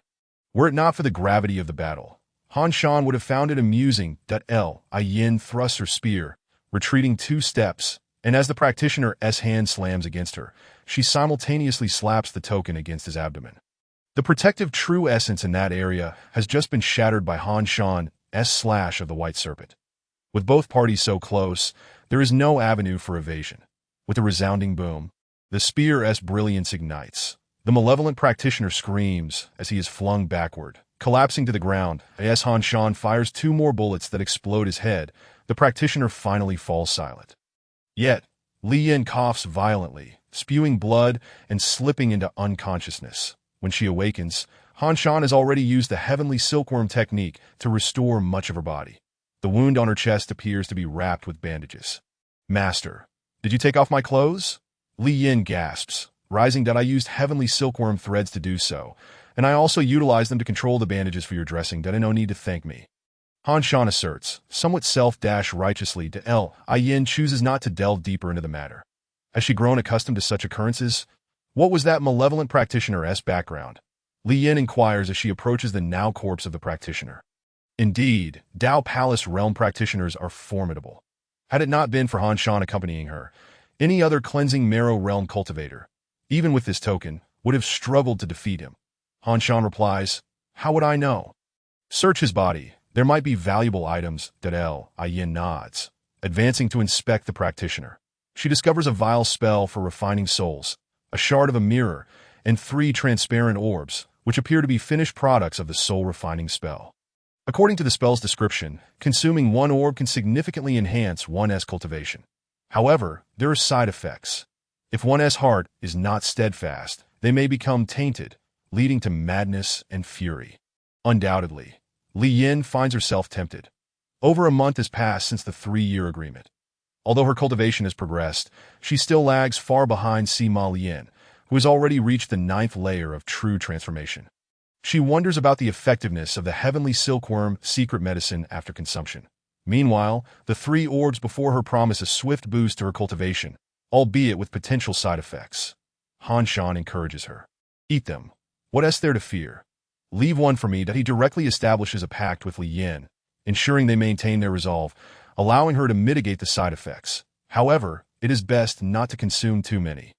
As for himself, he will refrain from eating 1 now since the pact cannot be applied to oneself. He will save it for Lao Wang later. Having received her master's encouragement, Li Yin, initially tempted, promptly gathers some of the malevolent practitioner's artifacts and departs. However, these artifacts seem to require cultivation at the true transformation level or above to utilize. So for now, she can only store them in her ring. There are still 10 spirit coins left, which is quite satisfactory. However, the malevolent cultivator lacks any items that could validate his identity. Consequently, Li Yin and Han Shan nonchalantly freed the mortals who had been placed upon the altar in the city before departing gracefully. The 2 sought refuge in a secluded ravine, intending to consume medicinal herbs and cultivate, while also changing into clean garments to this moment. Li Yin no longer insisted that Han Shan remain concealed.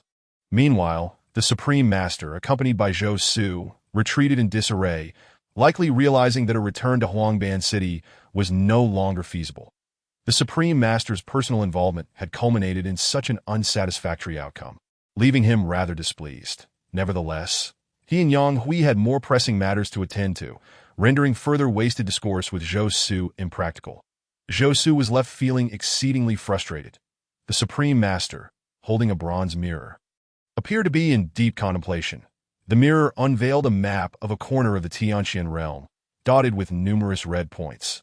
Suddenly, one of the red points, not too distant from their location, extinguished. What was the issue? Why could they not manage such a trivial task? They could not even handle a minor city within the Dao Palace.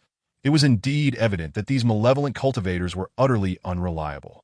The Supreme Master's mood soured further, realizing his subordinates were a collection of incompetents. Despite the gravity of the task assigned by their master, even with his personal involvement, they had managed nothing. Yet the Supreme Master dared not conceal any information from Yang Hui and promptly reported the relevant details. Yang Hui, draped in a black cloak with eyes closed, remarked, "Ah, so it is indeed the work of the Son of Destiny. To be capable of crossing borders to commit murder, such potential is truly formidable." You have already embarked on the path of death. Once I complete the grand formation and refine the fortune of heaven and earth, I shall become the singular son of destiny in this world and ascend to the realm of emperors, thus eliminating any concerns regarding such threats. Yang Hui squinted, contemplating that anyone who might obstruct his ambitions was destined for demise. Since you have taken a life, your trail shall be easier to track. Danelle Ayin opened her eyes in the ravine, having reached the 7th level of the Washing Marrow realm. Chapter 19. Cultivation. My cultivation is nearly on par with mine. Han Shan pondered that he currently stood at the 8th level of the Washing Marrow realm, a progress achieved over approximately 3 months across 3 worlds. The 9th level was notoriously challenging to attain. Even he would require an additional month of cultivation. Thus, it would likely take him over 4 months to reach the 9th level. Such a pace would surely astonish the inhabitants of the Tianqian realm.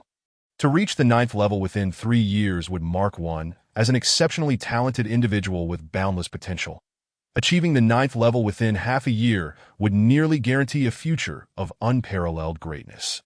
It is worth noting that Han Shan's progress was primarily through cultivation rather than relying on pills, that in contrast, Old Wang, despite years of effort, had yet to reach even the 2nd level. Li Yin began to contemplate whether to consume another pill, that if she did, she could likely return to her peak condition, perhaps even closer to the 9th level than before.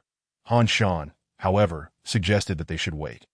It would be prudent to fully restore her Dantian with the Tianqin secret medicine before proceeding. His concern was certainly not rooted in the fear that Li Yin would surpass him in cultivation and render him incapable of teaching her. Li Yin had always been quite obedient to Han Shan's words. She nodded to indicate her understanding and then set forth once more, albeit still uncertain of the direction, likely needing to meander a bit longer. Han Shan withdrew from the Tianqian realm and returned to reality, producing a pearl. This item was more appropriately termed a soul-refining pill. Perhaps I should give this to Old Wang. Her talent can only be enhanced through dubious means. As for me, I do not require such measures. My innate abilities suffice to outpace those who rely on pills. Additionally, the deadline for the 2nd mainline task in Blue Star was rapidly approaching, requiring his attention shortly. Why does it feel as if time is so constrained in every world? It was already the start of the school term, and Han Shan needed to report back to school. Fortunately, attendance at this institution was not strictly monitored, alleviating his concerns. There were indeed numerous matters to address, each requiring resolution. Let us head to Blue Star first, he decided. There he could also seek the support of Bai Yuan. Ever since Han Shan promised to be her boyfriend once she ascended to the 4th tier, Bai Yuan had been working diligently. However, defeating monsters was proving to be quite the challenge. Once again, Bai Yuan attempted to sneak into Han Shan's bed at night, only to be driven away, revealing a pitiful expression as she tried to soften Han Shan's heart with her cuteness. Yet, Han Shan remained resolute, stating, "If we let you indulge now, when will you have the motivation to grow stronger?" Bai Yuan was no ordinary romantic. She felt compelled to take decisive action, with mere hours left until the collision of the oceanic illusion realm and reality. What preparations remained? Let us set forth together, Han Shan said earnestly to Bai Yuan. Indeed, Bai Yuan replied, adopting a serious demeanor. Such fantastical realms are the collective imagination of humanity, blending diverse fantasies and cognitions regarding certain concepts. For instance, the underworld symbolizes death. Within it, one can uncover various civilizations' legends about the realm of the deceased and even witness phantoms of their loved ones. When the power of such cognitions accumulates excessively, the connection between the illusion realm and Earth will draw ever closer until they converge completely. This phenomenon is known as the collision of illusions. However, typically, these collisions are brief, as long as one identifies and destroys the key nodes of the illusion realm. The threat can be mitigated. These key nodes usually possess significant symbolic meaning, such as corresponding mythical beasts, deities, or miraculous structures that in instances of particularly grave collisions, or when a collision that was originally minor is not timely addressed and escalates. It is termed an illusion impact. Following such impacts, the environment of the entire world undergoes substantial transformation. For example, the first impact resulted in the emergence of illusionists, while the second impact caused areas in Africa to overlap with the underworld, dramatically increasing the number and strength of illusionists. The impending collision of the oceanic illusion realm is anticipated by future historians to evolve into a catastrophic impact. Yet, through the combined efforts of the Time Dragon by Yuan and her husband Han Shan, it was successfully averted. That is this what they call the end revealing the dagger. Did you narrate all this merely to arrive at that concluding statement? Han Shan rolled his eyes. Therefore, there is no need for concern. We simply need to timely divert that illusionary entity that approaches reality.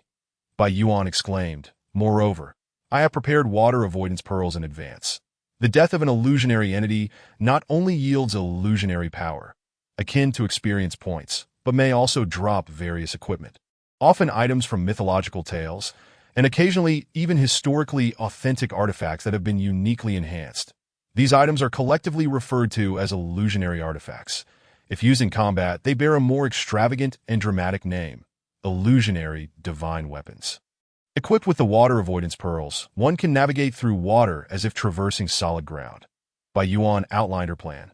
First, to ascend to the 4th tier, then to defeat an illusionary entity with 5th tier combat strength, ultimately luring a 6th tier illusionary entity back to the depths of the sea using the spoils from the 5th tier entity. Upon hearing her plan, Han Shan felt his blood pressure rise. Did I ask this truly a plan? Bai Yuan, cradling her head in dismay, protested. This was precisely how it transpired in my previous life. Such recklessness. Han Shan shook his head, believing a more prudent strategy was necessary. Bai Yuan persisted in her explanations. While Han Shan interjected, you truly wasted your rebirth with such thinking.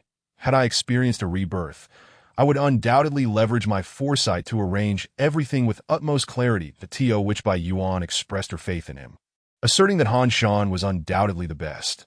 She attempted to hug him, only to be gently pushed away once more. After deliberation, Han Shan concluded that he must first find a way to enhance his own strength. Aiming to reach the 3rd tier illusionist, this would afford him a modicum of assurance. How long until you reach the 4th tier? He inquired solemnly. Bai Yuan, cupping her face while gazing at Han Shan, replied, I will certainly complete it before the collision begins. Very well, that seems somewhat reliable, Han Shan conceded, instructing Bai Yuan to clarify the abilities of their target, and then began to devise a detailed plan. In the following days, Han Shan devoted himself to meditation and cultivation, or practicing firearms and various combat scenarios. The Washing Marrow realm enhanced his strength, agility, stamina, body control, and perception, allowing for rapid progress in firearms training. Perhaps, as Bai Yuan suggested, he indeed possessed a natural talent. However, while handguns and rifles were relatively straightforward to learn, sniper rifles posed a greater challenge. When placed in Han Shan's hands, he could only utilize it as a rifle, utterly flummoxed beyond 50 meters. Nevertheless, Bai Yuan remained confident in both herself and Han Shan. The transition from 1st to 2nd tier was simple with Bai Yuan's assistance, yet progressing from the 2nd to the 3rd tier proved somewhat more challenging, requiring a considerable amount of illusionary power and a profound understanding of the relevant historical figures. Must I resort to reading history books? Han Shan mused, seeking out related texts in the history section of a bookstore. Chapter 20. Illusionists. While Han Shan and Bai Yuan prepared, others were also readying themselves, such as the upper echelons of Bayou City.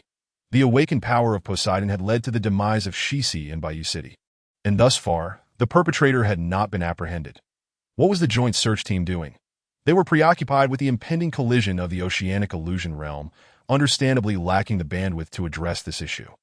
The Joint Search Team was an organization established by the United Government to prevent destruction and capture criminals related to illusionists and illusionary entities within the city.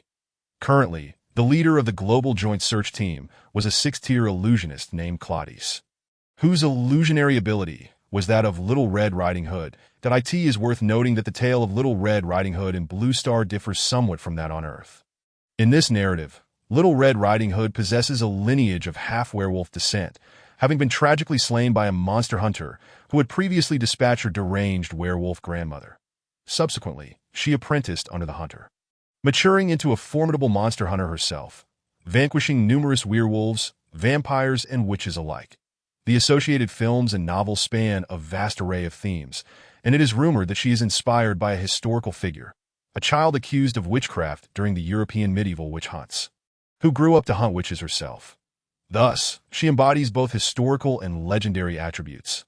Notably, her prominence is such that she can attain a maximum capability of the 6th tier. One might speculate that upon encountering this Little Red Riding Hood, Han Shan would display an expression reminiscent of a subway elder engrossed in his phone. However, the fairy tales of this world are imbued with a myriad of fantastical elements in a darker hue. For instance, the tale of Snow White resurrected by necromancy, or that of the Little Match Girl, a witch who incinerated an entire city, among others. The creator of these tales, Tushing, possesses merely a historical-level ability capped at Tier 4. At this moment, the wielder of this ability is leading a team in Bayou City, conducting observations on the oceanic illusory realm to preempt potential collisions. This is hardly a joyous undertaking that Tushing stretched languidly, opting not to assign him a different name. Thus he remained Tushing. What does the ocean evoke in the minds of people? Beauty, vastness, and a myriad of possibilities, should one delve into the deep sea. Terror must also be added to that equation. After all, humanity is a terrestrial species, possessing limited understanding of the ocean, which occupies 70% of Blue Star's surface. Consequently, the oceanic illusory realm remains a domain relatively obscure to the populace. It is a world formed from the collective consciousness of countless individuals regarding the sea. Deities of various civilizations, legends of shipwrecks, mythical sea creatures, and the hazy impressions of ordinary marine life, all interwoven with the literary depictions of the abyss, thus crafting a realm both beautiful and terrifying. The oceanic illusory realm overlaps with reality at an astonishing 83.2%, surpassing the critical threshold. All parties have confirmed their positions that Tushing inhaled deeply. The reconnaissance team was in place. The sniper unit was ready. The evacuation and public safety teams had completed 40% of their tasks, with an estimated 4 days remaining for full completion. The personnel in this world are highly professional, with numerous second to third-tier fantasists diligently at work. It is fair to say that third-tier individuals constitute the backbone of their operations, while those of the fourth tier are regarded as the elite. Unbeknownst to all, as the impending collision approached, another individual ascended to the fourth tier. After awakening the abilities of Time's Arrow, Reverse Flow of Time, and the Eye of the Candle, Bai Yuan unlocked her fourth skill, the Cycle of Seasons. This skill's primary effect is to manipulate the temporal environment. For instance, if an opponent unleashes a powerful attack, she can adjust the surrounding area to either the moment before the attack's initiation or just after its conclusion, effectively evading the onslaught. Alternatively, she could strategically place numerous explosives within the environment, then conceal them, detonating them when the area reverts to a time before the explosives were unearthed. Compared to time reversal, this skill offers a broader scope, albeit with temporary alterations that in essence, Bai Yuan's abilities may not appear overwhelmingly potent in direct confrontation, yet they present significant challenges upon closer examination and exhibit considerable operational versatility. As for Han Shan, with Bai Yuan's assistance, he has advanced to the third tier of fantasists through extensive research and the augmentation of his fantastical powers. Regarding Liu Bang, Han Shan's resonance with him is not particularly profound. While he appreciates this historical figure and may even harbor a fondness for him, Liu Bang's ascent from humble beginnings to greatness is a marked contrast to Han Shan's relatively smooth journey. However, transitioning from the second to the third tier, particularly under the influence of fantastical powers, does not necessitate profound resonance. A comprehensive understanding of the character suffices. The image of historical figures can be categorized into 3 layers. The first layer is the individual themselves. However, since no one has witnessed them firsthand, the specifics remain uncertain. The second layer comprises the historical representation, synthesized from various historical texts, which inherently carry the biases and interpretations of their authors, deviating from the authentic essence of the individuals. Even attempts to reconstruct a consensus from multiple records can never achieve perfect accuracy. The third layer is constructed by the collective imagination of people, shaped by historical depictions alongside various literary and legendary narratives. Liu Bang, as per historical accounts, emerges as a highly capable individual, his military prowess only eclipsed by Han Xin and Xiangyu, but he is adept at navigating relationships and effectively utilizing talent, consistently managing his emotions to make sound decisions. That he embodies a down-to-earth spirit, exuding openness and cheerfulness, yet can be ruthlessly unyielding when necessary, despite many portraying him as a mere opportunist reliant on his subordinates. Lacking true capability and merely fortunate, deeper analysis reveals his formidable strength. Han Shan's third skill is a state ability with 2 applications. In ordinary circumstances, it allows him to blend seamlessly into any environment, appearing perfectly suited to the setting.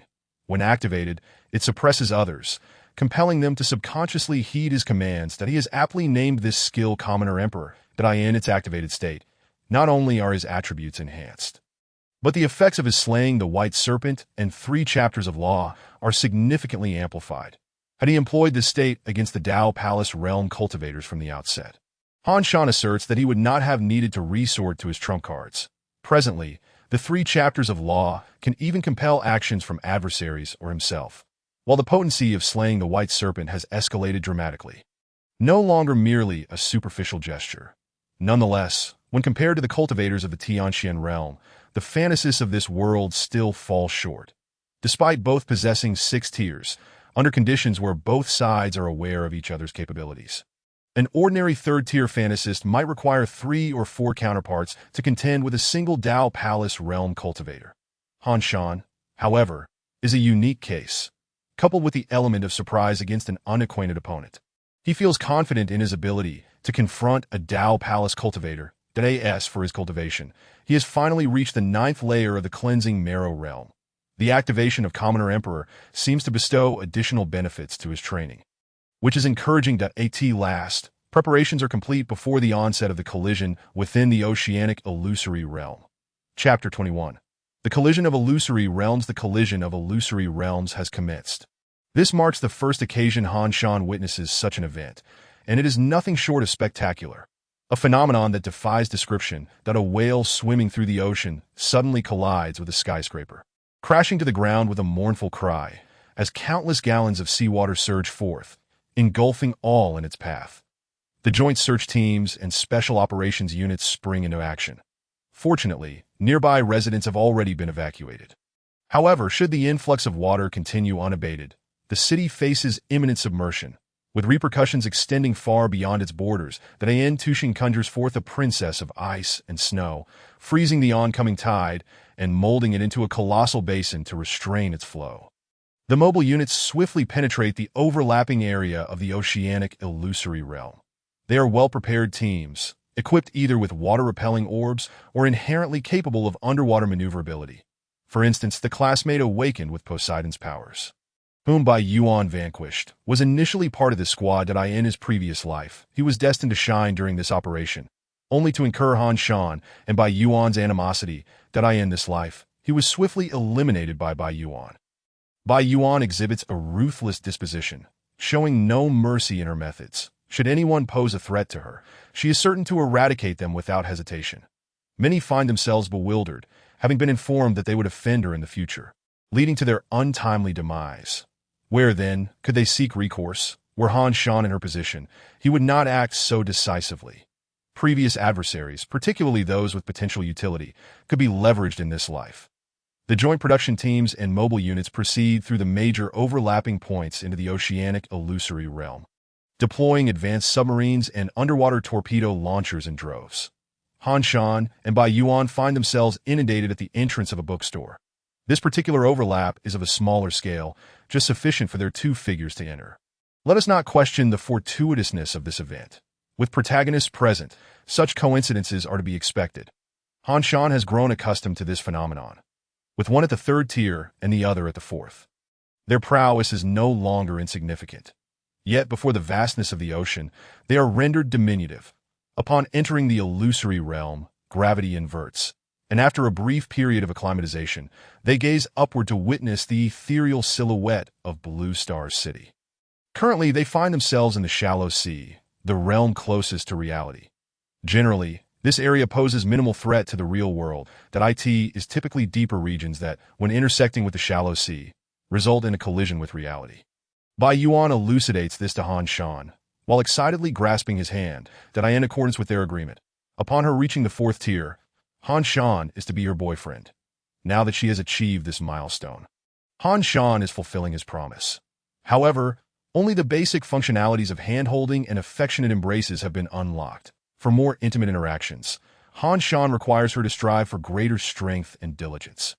Bai Yuan has been diligently working towards this goal, and it must be acknowledged that Han Shan's encouragement has played a significant role. Her strategy of leveraging her charms appears to be yielding success. Bai Yuan has indeed bared her soul, playing the devoted admirer. Yet Han Shan harbors lingering apprehensions. Point one cannot overlook the fact that a reborn awakener may very well be a master of deception, specifically targeting him. This concern looms large. Moreover, Bai Yuan has persistently claimed that in her previous life, she was a lover of Han Shan. Yet the moment there is any physical contact, she becomes inexplicably excited. If they were indeed lovers, one would expect her to be accustomed to such intimacy by now. Furthermore, Bai Yuan remains vague about many details of their past lives, which only deepens Han Shan's suspicions. Unbeknownst to her, as she forges ahead, Han Shan harbors a sense of trepidation towards her. The shallow sea area appears strikingly realistic, as if one were traversing a genuine ocean, surrounded by swimming fish and swaying aquatic plants. However, a swirling vortex looms above, drawing everything around it into its depths, marking the greatest convergence with reality, where many human technologies and weaponry continue to operate effectively within this fantastical realm. The submarine ventures deeper into the ocean, its radar diligently scanning the surroundings, while Han Shan and Bai Yuan swim towards their objective, albeit at a slower pace. The elite mobile unit is already in position, comprising various adept aquatic operatives and submarine forces, all collaborating to locate their adversary. They soon discover their foe, only to realize that it is an opponent beyond their capabilities, a fifth-tier fantastical creature, a mermaid. Legends about mermaids abound, generally portraying them as beings that wield their enchanting songs as weapons. In the depths of the water, their melodies resonate with greater speed and potency. The fourth submarine has encountered a malfunction and is currently evacuating. Torpedo launch has been disrupted, unable to lock onto the target. Repeat, unable to lock onto the target. Elite mobile unit. Intercept the target. Various fantasy practitioners, adept in matters of water and the ocean, channel their powers. Meanwhile, Entushing, situated at the periphery of the fantastical realm, curses under his breath. Acknowledging the difficulty of this battle while preparing for another summoning, that a petite mermaid appears, that is a fourth-tier entity. He can summon multiple fairy tale characters and unleash various magical abilities from those tales. Thus, despite his limited upper tier, his methods are quite diverse. That it is somewhat embarrassing that fairy tale authors possess a lower tier than their characters. For instance, Snow White, Sleeping Beauty, and Little Red Riding Hood all exceed the 5th or 6th tier, while Entushing remains at the 4th. Nevertheless, this is reasonable, as fairy tales often have their roots in folklore, and it is unlikely that figures like Luo Guanzhong could surpass Zhuge Liang or Wu Qingyan exceed Sun Wukong. Typically, he bears no grievances about this. However, at this moment, Entushing sincerely wishes for greater strength, as his opponent is truly formidable, a 5th-tier fantastical being that has transcended the limits of conventional technology. Presently, he stands alone as the sole 4th-tier practitioner on the scene. Other than charging in recklessly, he sees no alternative. Elite mobile unit. Buy me some time. I will cast the Exchange of Voices spell to seal her offensive capabilities. Captain, the Exchange of Voices spell requires an equivalent exchange. Taking her voice may cost you dearly. Execute the command. Spare me the chatter. Entushing responded tersely. Gritting his teeth, he advanced, a pen materializing in his hand, his first awakened skill. Fairy Tale Partner allows him to summon fairy tale characters to fight alongside him. Currently capable of summoning up to 5, that his second awakened skill, Fairy Tale Magic, enables him to wield various spells from fairy tales. The third skill, Dramatic Narrative, enhances the dramatic effect of surrounding events, though its practical application is rather elusive. Lastly, his ultimate skill, Writing True Fairy Tales, permits him to briefly inscribe a portion of future events, provided the plot remains logical. However, the greater the impact on reality, the higher the cost. That Entushing resolved to fight with all his might. The mermaid rode atop a massive pink whale, seemingly oblivious to the humans who had come to face their doom. She simply sang, causing nearby metallic beings and terrestrial creatures to perish one by one. Chapter 22. Saving the world in general. Saving the world should be an obligation for anyone who has not succumbed to despair regarding society. After all, humanity itself is a part of the world, and saving the world is akin to saving oneself. Despite the plethora of fantastical and intricate moral dilemmas that often associate sacrifice with the power to save, The truth remains that saving the world has never been a task achievable by a single individual. An Tushing and the members of the mobile unit valiantly risked their lives against the fifth-tier mermaid, advancing relentlessly to prevent this fantastical being from bringing calamity to reality. The mermaid, however, merely perched upon the whale's back, singing loudly, seemingly unaware of the reasons behind the human's approach or the disaster she was inflicting upon another world. Yet, there exists no true enmity between humans and these fantastical beings. Their conflict is merely a matter of competing for living space that at its core, the clash of realms is akin to a natural disaster. The numerous fairy tale characters summoned by Tushing, alongside the elite mobile unit, finally provided him with the opportunity to launch his skill against the mermaid, drawing inspiration from the tale of the Little Mermaid, where the mermaid trades her voice for legs with the witch. Why do fairy tales often feature witches? And Tushing found himself momentarily distracted that as the skill activated, he aimed to steal the mermaid's voice. Yet he felt his life force rapidly depleting. The act of taking another's voice demands a price. His own life. One must commend the bravery of the search team and the elite mobile unit. In the endeavor to save the world, everyone is contributing their utmost. The melody abruptly ceased that a barrage of attacks rained down upon the mermaid. With a flick of her tail, she plunged into the depths, the whale beneath her emitting a mournful cry as it charged towards the search team. The violent impact intensified the vortex on the ocean's surface, sending countless practitioners sprawling. Lost track of the target.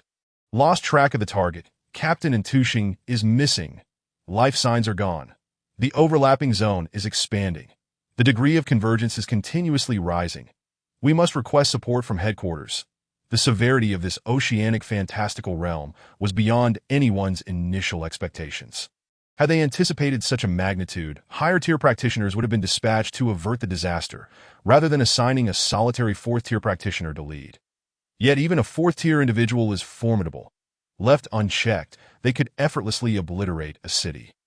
Generally, as long as the reality overlap of a fantastical realm remains below 90%, it poses little danger that 100% signifies a full-scale incursion. Currently, the overlap of this oceanic fantastical realm has surged from 23 to 89.75 and continues to climb. Han Shan and Bai Yuan also took note of the tumultuous battles occurring near the vortex. Shadows and lights flickered, and Bai Yuan, having utilized her skill to observe the timeline, grasped something and swiftly pulled Han Shan in another direction. The mermaid was swimming towards them, and they prepared to intercept her for battle. Bai Yuan was the first to charge forth, casting the cycle of seasons to transform the local space into a time segment that had yet to overlap with the fantastical realm. The water currents vanished instantaneously. Concurrently, Han Shan activated his Son of Heaven state, imposing a temporary paralysis on the mermaid, then raised his weapon to fire while unleashing the white serpent slash. Simultaneously, Bai Yuan, wielding two slender and unfamiliar weapons, surged forward with remarkable speed. Truth be told, Bai Yuan's skills did not seem particularly lethal. However, this is not entirely accurate, as the ability to manipulate the flow of time could rapidly weaken an opponent, and the capacity to rewind time could create disjointed realities. The capabilities of practitioners are heavily reliant on imagination. Yet at present, Bai Yuan appeared to utilize these skills merely as support for her physical prowess, which was undeniably formidable. Observing her, Han Shan felt a complex mix of emotions. With such extraordinary combat prowess, such formidable martial skills, and such remarkable awakened abilities, can you not think of anything other than romance with me? Yes, I possess considerable charm, but surely this is an egregious waste of talent. Han Shan narrowed his eyes in contemplation. The mermaid was being overwhelmed by Bai Yuan's superior prowess, although this was partially due to Bai Yuan's exceptional abilities. It was primarily a result of Tushing and his team's reckless bravery, which had already significantly weakened the mermaid. Thus, Bai Yuan's initial plan did not seem entirely implausible. She simply failed to clarify it to Han Shan. Accelerating, Bai Yuan moved with such swiftness that Han Shan could barely perceive her. Yet soon after, she granted him a burst of speed as well, that in his Son of Heaven state, Han Shan's attacking power surged considerably, and he unleashed a flurry of sword lights towards the mermaid. Bai Yuan pierced the mermaid's chest with one of her slender needles, followed by Han Shan's sword light and bullets striking true. The mermaid's body convulsed violently in the air. Then, with a forceful pull, Bai Yuan tore open the mermaid's chest, her innards and blood scattering. Yet she smiled sweetly.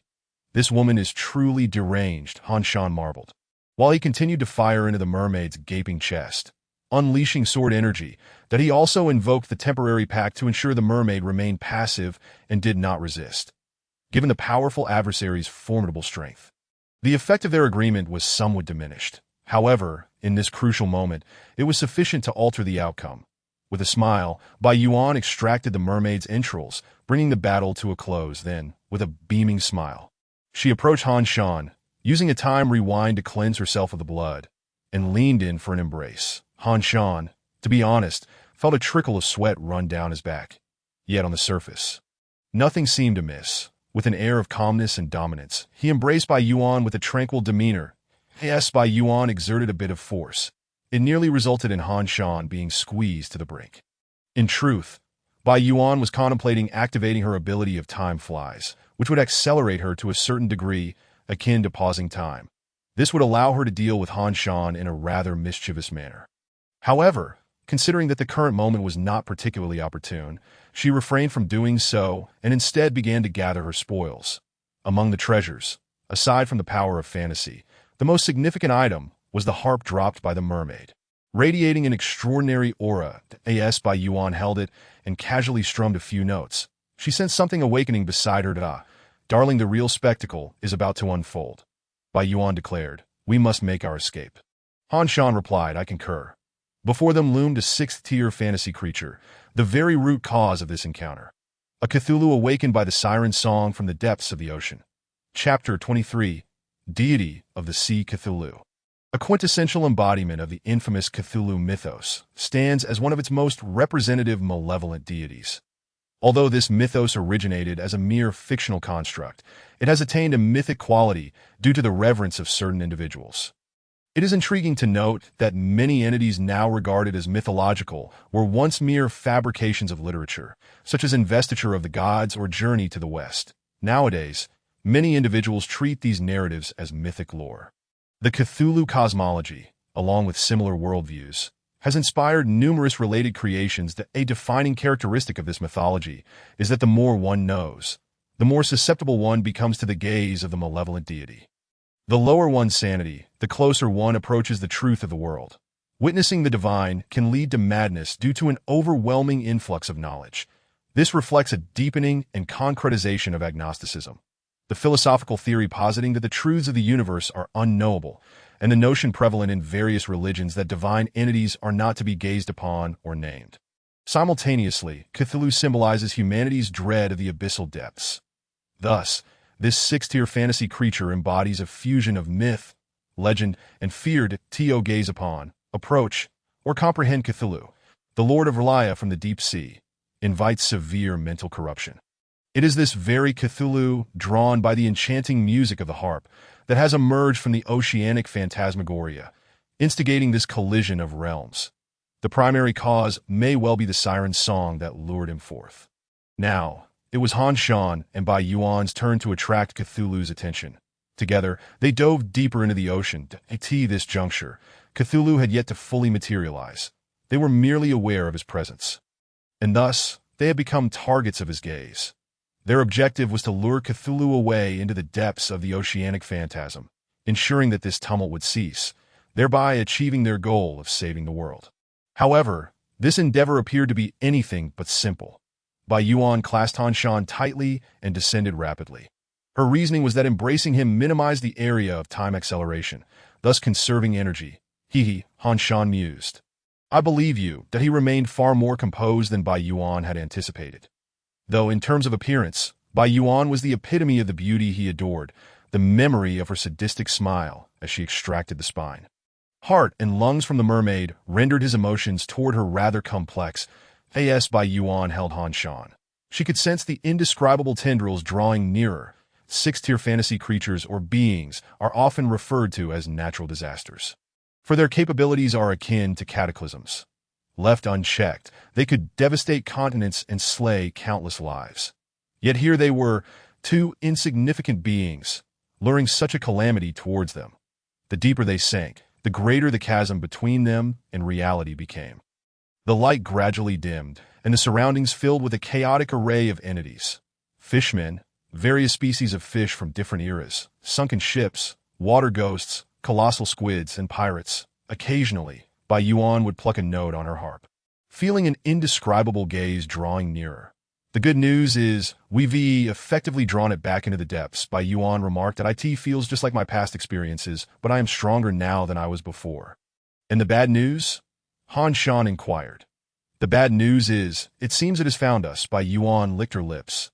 Just as she spoke, a tentacle had already settled on her shoulder. Cthulhu's notoriety, when placed within the grand tapestry of human history, pales in comparison to figures such as Sun Wukong, Don Quixote, or Harry Potter. Its ascension to the sixth tier is largely due to the amalgamation of humanity's fears surrounding the ocean and the unknown. The strength of legendary fantasy beings, or their awakening abilities, is not necessarily tied to their representation in artistic works, but rather to their prevalence in collective consciousness. Yet, despite lacking the potency of its original narrative, Cthulhu remains a sixth-tier fantasy entity, far beyond the capacity of Bai Yuan and Han Shan to contend with. Originally, their plan did not encompass confronting such an adversary. Tentacles began to encircle them, and a colossal eye opened behind them. Upon closer inspection, one could discern that the patterns on the tentacles were composed of innumerable smaller tendrils, each adorned with intricate designs, conveying an almost infinite amount of information that induced severe mental corruption. A strange pollution and madness silently descended upon them. In the distance, shadows of sunken ships drifted by, and lanternfish fished quietly in the corners. Inhabitants of the underwater city perished silently, their throats filled with countless tendrils. The ignorant remained untouched, but the more one comprehended, the more susceptible they became to insanity. Feeling as though his nostrils were filled with innumerable tendrils, Han Shan retrieved the Book of Time and Space, preparing to flee with Bai Yuan. However, she insisted it was unnecessary. Instead, she began to play the strings of the harp, softly humming a tune. Han Shan frowned slightly, realizing he had no time to speak. He could only enact a pact with Bai Yuan, urging her to make the right decisions, to avoid succumbing to madness, and to protect both herself and him. Bai Yuan signaled an okay to Han Shan. In truth, Han Shan had made some other preparations, but they seemed futile in the face of the reborn Bai Yuan and the rapidly shifting circumstances. Intelligence is inherently about effectively utilizing one's power. Yet, at present, Han Shan found himself with limited strength, especially given that they were only in the early chapters of their journey. Bai Yuan was the only force he could control, though even that was tenuous. As Bai Yuan played, Cthulhu appeared to quiet somewhat, the chaotic pollution subsiding. The massive eye closed, and the surrounding tentacles receded, as the waters seemed to regain their tranquility, leaving only a few luminous points behind. I played the music of the ocean's children from my past life, and Cthulhu was soothed. Bai Yuan nudged Han Shan. What do you think? Am I amazing? At that moment, Han Shan was experiencing a ringing in his ears. His mind flooded with strange knowledge from Cthulhu, muttering incoherently. Bai Yuan quickly realized something was amiss and rushed to him, invoking her powers to help him dispel the corruption. Darling, please don't come to harm. Bai Yuan sensed that Han Shan's mental fortitude seemed considerably weaker than in his previous life. She recalled that before his rebirth, Han Shan was an incredibly resilient man, nearly impervious to all forms of mental assault. Who could have predicted that he would be unable to withstand the enemy's spiritual pollution now?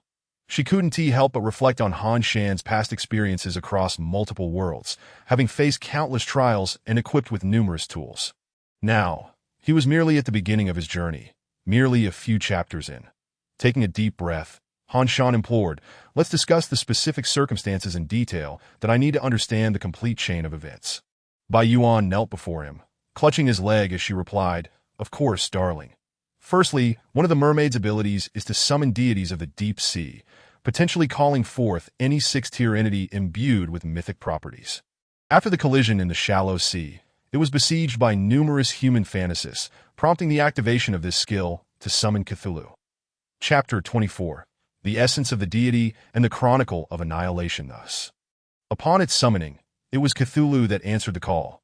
Furthermore, the harp it dropped possesses the same function. Playing it in the presence of water can attract the power of deities that we relied on this to draw Cthulhu away. Then, by employing the correct playing technique I learned from my past life, I forged a pact with Cthulhu, and he departed. The luminous points left behind are his gifts to us. Bai Yuan clung to Han Shan's leg, seemingly expressing remorse while simultaneously indulging her desires through his presence.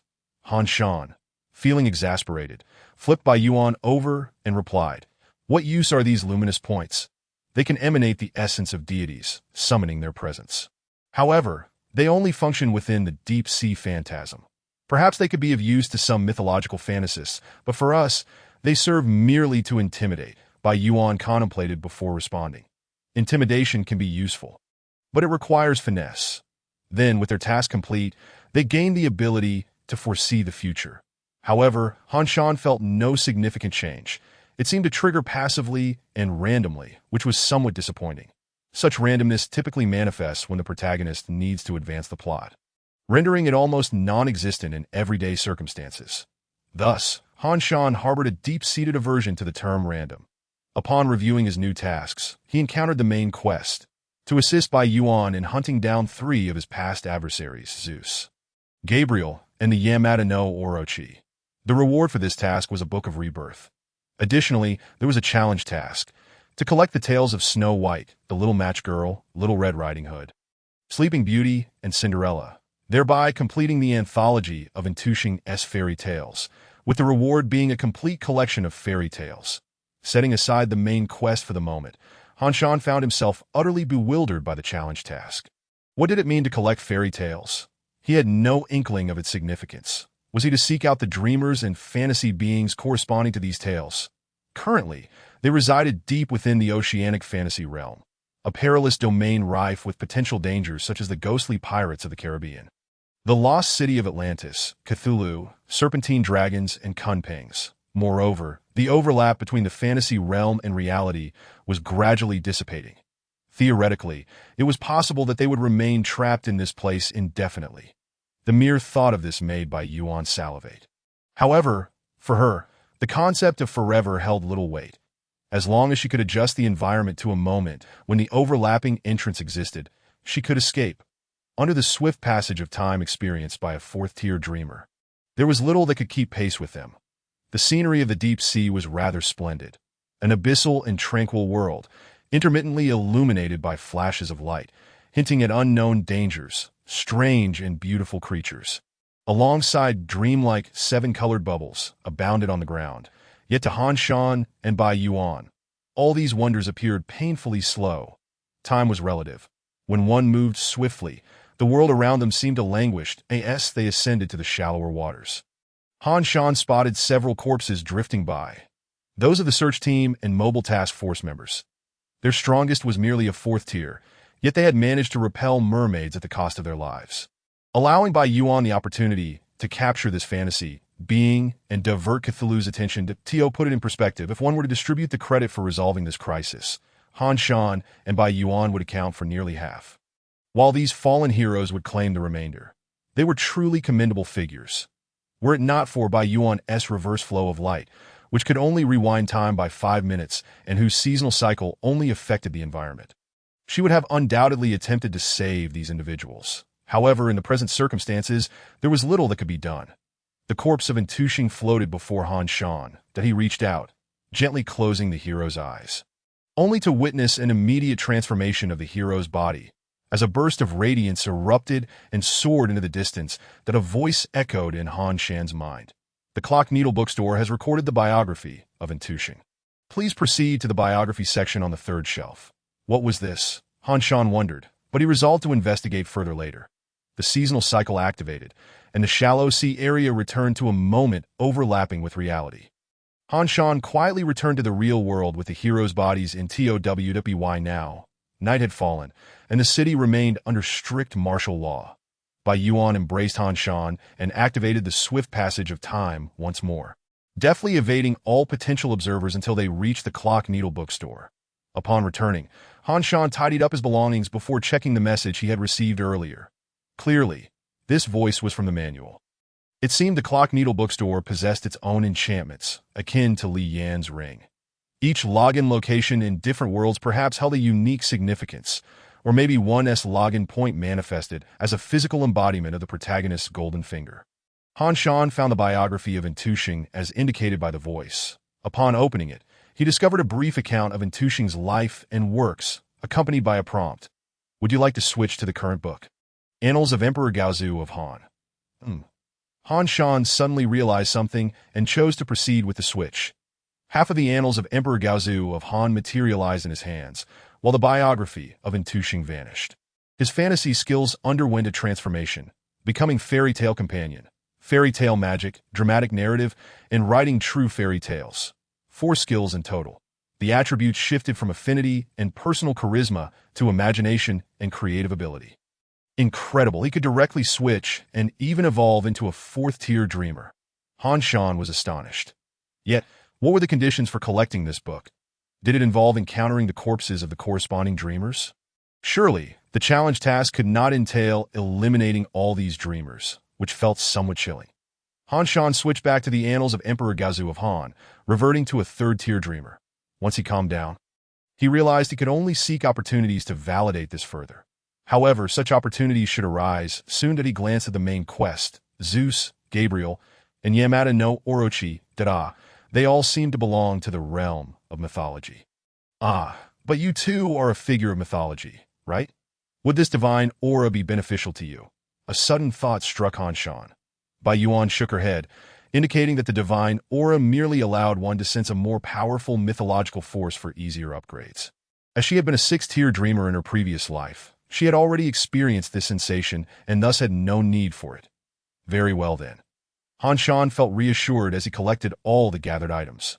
Turning around, he noticed Bai Yuan extending both hands toward him, clearly seeking an embrace. Chapter 25. The 9 Layers of Rejuvenation. Han Shan gathered his belongings and began to meditate in this world, cultivating the celestial silkworm technique. The pace of advancement in this realm was astonishingly rapid. Perhaps its upper limit did not match that of the heavenly mystic realm, but its speed was unparalleled. One could ascend to the 3rd tier in just 1 month. While he had only reached the 8th layer of rejuvenation after extensive practice, that AS for the Huajin Dao Palace, who could say how long that would take? However, cultivation was fundamentally about perseverance, in contrast to dreamers, who relied on luck. The strength derived from cultivation was all-encompassing. Moreover, one could learn various spells, with Intushing's book always kept close to critical moments. Opening it could provide a semblance of combat power akin to that of a divine being. Han Shan nodded, affirming his self-identity that, of course, this wasn't mere fanciful thinking, as dreamers and cultivators belonged to entirely different systems. The people of the heavenly mystic realm would be ill-prepared, and the initial confrontation would be fraught with disadvantage. The remaining time was primarily devoted to earnest cultivation. Han Shan felt he was not far from achieving the 9th layer of rejuvenation. In the Clock Needle bookstore, there were no time-limited tasks. So he decided to focus on enhancing his cultivation. Ideally, he would directly break through to the Huajin realm and find a way to treat old Wang's ailment. Wang Shuang had been hospitalized for a month. Currently, her condition had not worsened, but neither had it improved. The celestial silkworm technique seemed to offer little assistance. Han Shan's several treatments had merely delayed the onset of her illness. It now appeared that Wang Shuang's ailment might be more complex than anticipated, possibly involving some mysterious elements. Was there truly an unknown event occurring on Earth that he was unaware of? He wondered if achieving the Huajin realm would allow him to genuinely cure old Wang's affliction. Han Shan felt a tinge of worry regarding this matter. Yet he had no alternative but to strive to grow stronger, for only through strength could he hope to save others that he wished to investigate the cause of old Wang's illness. Yet there seemed to be no avenue to pursue such inquiries. The entirety of her cancer appeared to have materialized from thin air, even leaving the doctors astonished, deeming it a worthy subject for research. Perhaps they might uncover some new, unknown carcinogen. However, Han Shan and the Wang family clearly did not share in the excitement of contributing to medical progress. Recently, he had observed Uncle Wang and Aunt Wang growing increasingly gaunt, which stirred a sense of pity within him. Wang Shuang had also visibly become more withdrawn, seemingly only able to converse more freely when Han Shan visited her. What to do? Han Shan pondered this dilemma before returning to the heavenly mystic realm.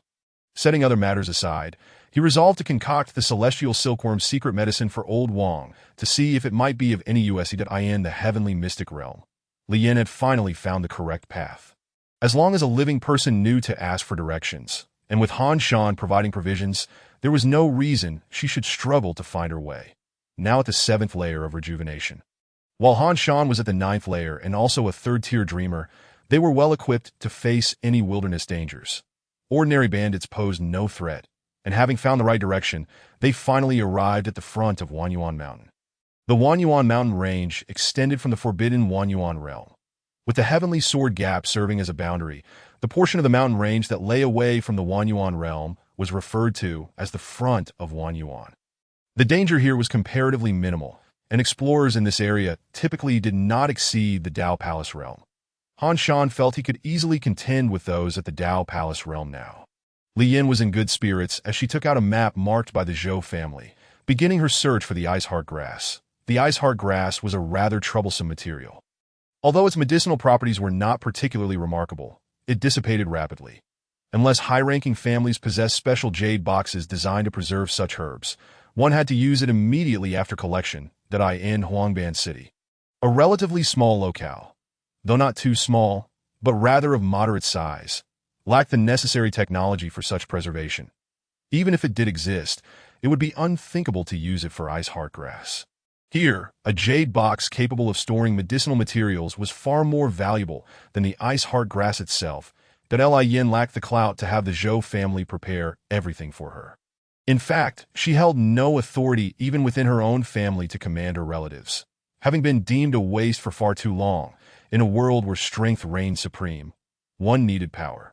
Without it, even the daughter of the family head would garner little respect. Of course, if the family head were particularly doting, the situation would differ. However, Li Qing had adopted a hands-off approach with Li Yin. Han Shan felt a twinge of sympathy for her. Yet once Li Yin returned, those who had dismissed her would undoubtedly find themselves groveling before her once more.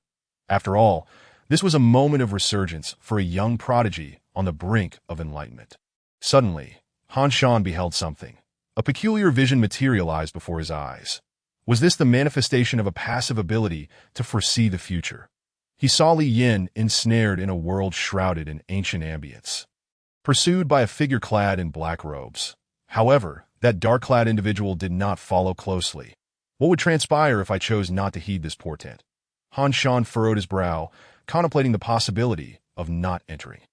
He then glimpsed an alternate future, one in which Li Yin was abruptly struck down by the black-robed figure. Han Shan envisioned numerous scenarios, prompting Li Yin to voice her inquiries or flee in another direction. Yet all culminated in a singular demise. It appeared that stepping into this evidently treacherous realm of Wanyuan was the sole path to survival. This ability to foresee the future proved to be more advantageous than Han Shan had anticipated. Although it triggered randomly, and its arrival was uncertain, one could explore various choices within that future, assessing different outcomes to discern the optimal course of action. Han Shan fell into deep contemplation. This adversary was clearly beyond his capability to confront easily. Thus, it could not merely be a Dao Palace-level opponent. At the very least, it was of the refining spirit realm, possibly even higher. For if it were merely the refining spirit realm, Han Shan could employ his 4th-tier illusionary powers. Alongside surprise attacks and other factors, regardless, he should not find himself utterly powerless. Therefore, it was likely a peak gathering. Surely, an unification-level being would not appear so soon. It had hardly been long since his initial foray. How could he encounter, theoretically speaking, a final boss-level existence so quickly? Setting aside those concerns for now, 2 tasks awaited him. First, he needed to expedite Li Yan's strength enhancement by preparing the Celestial Silkworm's secret medicine to mend her Dantian. Second, he would consume the remaining refining soul pill. This should adequately elevate Li Yin to the 8th or 9th level of marrow cleansing. As for himself, he would begin to strive for a breakthrough into the realm of enlightenment, enhancing his strength as much as possible. Then, he would extract the divine aura, ready to intimidate the black-robed figure should the need arise. After all, the owner of this divine aura was at least at the 6th tier, not significantly inferior to the unification practitioners of this world. Just as Han Shan pondered strategies to confront the enemy, Li Yin had already located the Ice Heart Grass, eagerly approaching it. Her trust in Han Shan had grown immensely. She was now fully convinced that the Celestial Silkworm's secret medicine could rectify her Dantian's deficiencies. This meant that only one final step remained before her talents could be fully restored, allowing her to resume her cultivation. Chapter 26.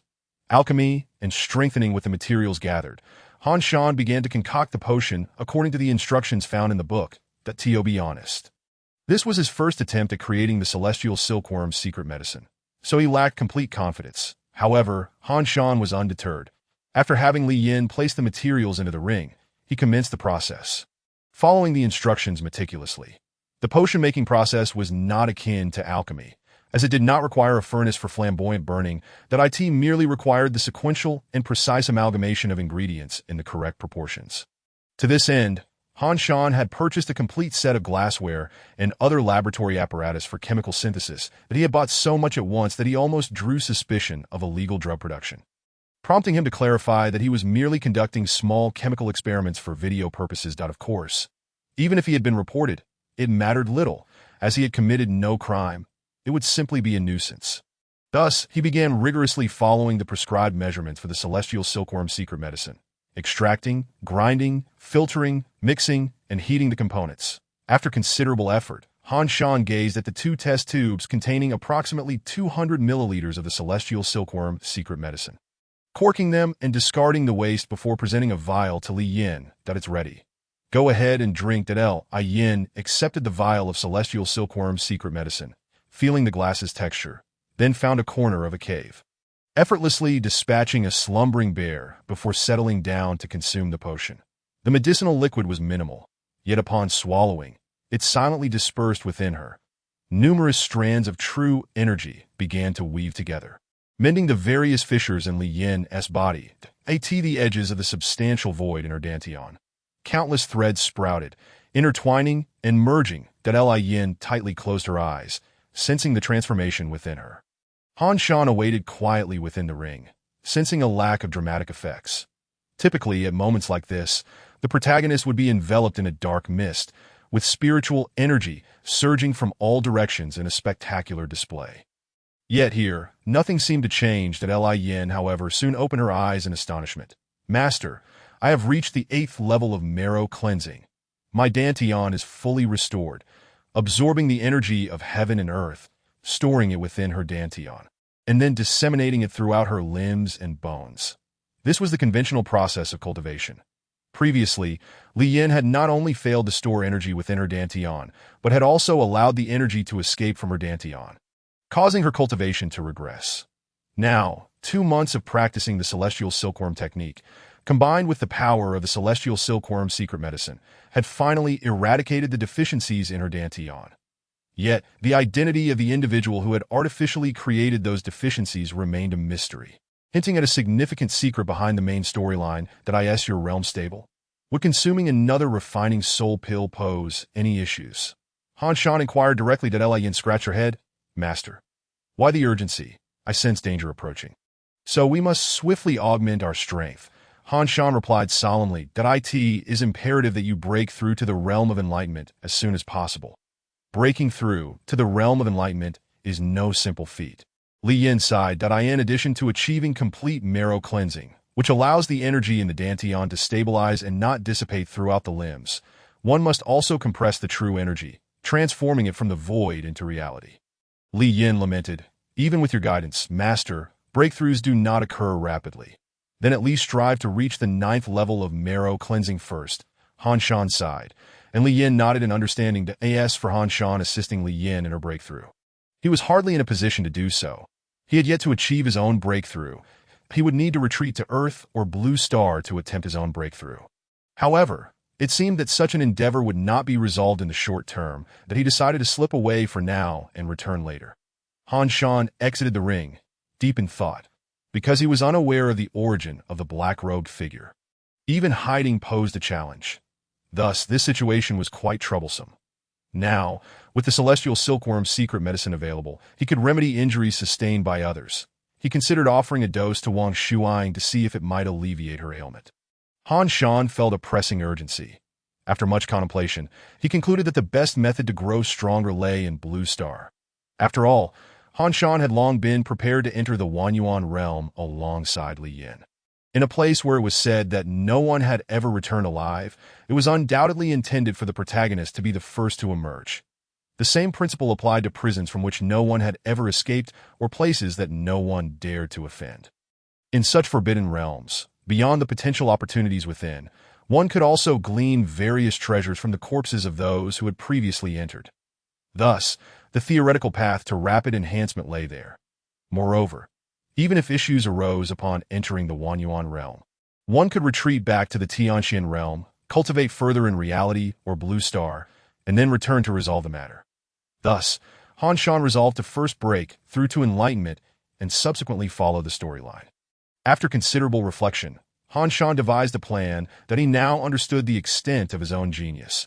Achieving the 9th level of marrow cleansing within 4 months without the aid of drugs or special means was an extraordinary talent. Therefore, for him, the transition to enlightenment would be a natural progression. The next step involved cultivating in Blue Star until reaching the realm of enlightenment, then using the celestial silkworm's secret medicine to heal Old Wang, and finally returning to the Tianxian realm to confront the imminent dangers. Without hesitation, Han Shan set out for the Time Needle bookstore, settling down to meditate and cultivate that if one were to draw an analogy to a game. Reaching the 9th level of marrow cleansing would equate to level 9, that achieving full mastery of marrow cleansing represented a full experience bar at level 9. Yet without breaking through to the next realm, one could not level up. Han Shan's experience bar still required some time to fill. This process would take approximately a month. Fortunately, Blue Star was currently quite harmonious, and over the month, it seemed that not much transpired. Following the conclusion of the Oceanic Mirage incident, Biowest City gradually returned to tranquility. The citizens who had been relocated returned to their homes, and everything resumed normalcy. Occasionally, customers visited the bookstore to purchase books. Bai Yuan's favorite pastime was to gaze dreamily at Han Shan, who was meditating on the sofa, sometimes drooling slightly, appearing rather dazed. Occasionally, she would venture out, only to return spotless, though it remained a mystery how many corpses she had left in her wake. It wasn't until Han Shan read about a serial killer in the news that he realized what she had been up to, prompting him to swiftly intervene and prevent Bai Yuan's actions. This was not due to Han Shan's moral compass. He bore no qualms about eliminating Bai Yuan's enemies from a past life. However, he did not wish for their investigations to lead back to their bookstore. Han Shan devoted himself to meditation and cultivation, ultimately attaining full mastery of the marrow cleansing realm. Yet, breaking through to enlightenment seemed somewhat challenging. It required more than mere meditation. A breakthrough catalyst was necessary. He examined the resources at his disposal: 3 divine auras, 1 book of time, the biography of Intuition, a thunderwing dragon, a nightingale sniper rifle, 2 hummingbird handguns, and several high-energy compressed grenades that all felt rather insufficient. Han Shan seemingly suffers from a profound fear of inadequate firepower as he gazes at the pile of items, lost in thought. Chapter 27. Selling books that in truth, Han Shan understands that apart from reality, the passage of time in most worlds is often prioritized. The narrative will inevitably continue to unfold. It is impossible to remain perpetually in a state of preparation. Thus, relying on the notion that one can prepare elsewhere due to insufficient task time in a particular location is merely borrowing interest from the future. One must confront what needs to be faced. Evasion is not an option at this juncture. However, the manual issued a time-limited task. Within 1 day, find a rightful buyer for the enigmatic book. Reward: Book of Answers X1. It appears that the various tasks within this world are predominantly related to books. Han Shan stroked his chin, deep in contemplation. As a bookstore proprietor, he was finally poised to engage in activities pertinent to his role. The enigmatic book lay directly at his side. Upon opening it, he was met with a chaotic array of characters, akin to opening a Word format file with a TXT reader. While not entirely incomprehensible, there were lengthy strings of nonsensical characters that gave Han Shan a headache, prompting him to close it decisively. Evil spirits, disrupt not my Tao heart. Bai Yuan emerged from behind, clad in pajamas, adeptly leaning against Han Shan's back while yawning and reaching over him to seize his coffee. In truth, Han Shan had little affection for coffee. His tastes were rather ordinary. He preferred milk tea, iced black tea, and industrial beverages. Perhaps some high-society individuals might deem such preferences lowly, but Han Shan paid them no heed. However, when it came to invigorating effects, coffee was indeed unparalleled. Han Shan, unperturbed by Yuan's pilfering of his coffee. This was not due to her beauty or figure, but rather because his thoughts were entirely consumed with concerns regarding old Wang's illness and the path ahead in the Tianxian realm. Ah, is this the enigmatic book, darling?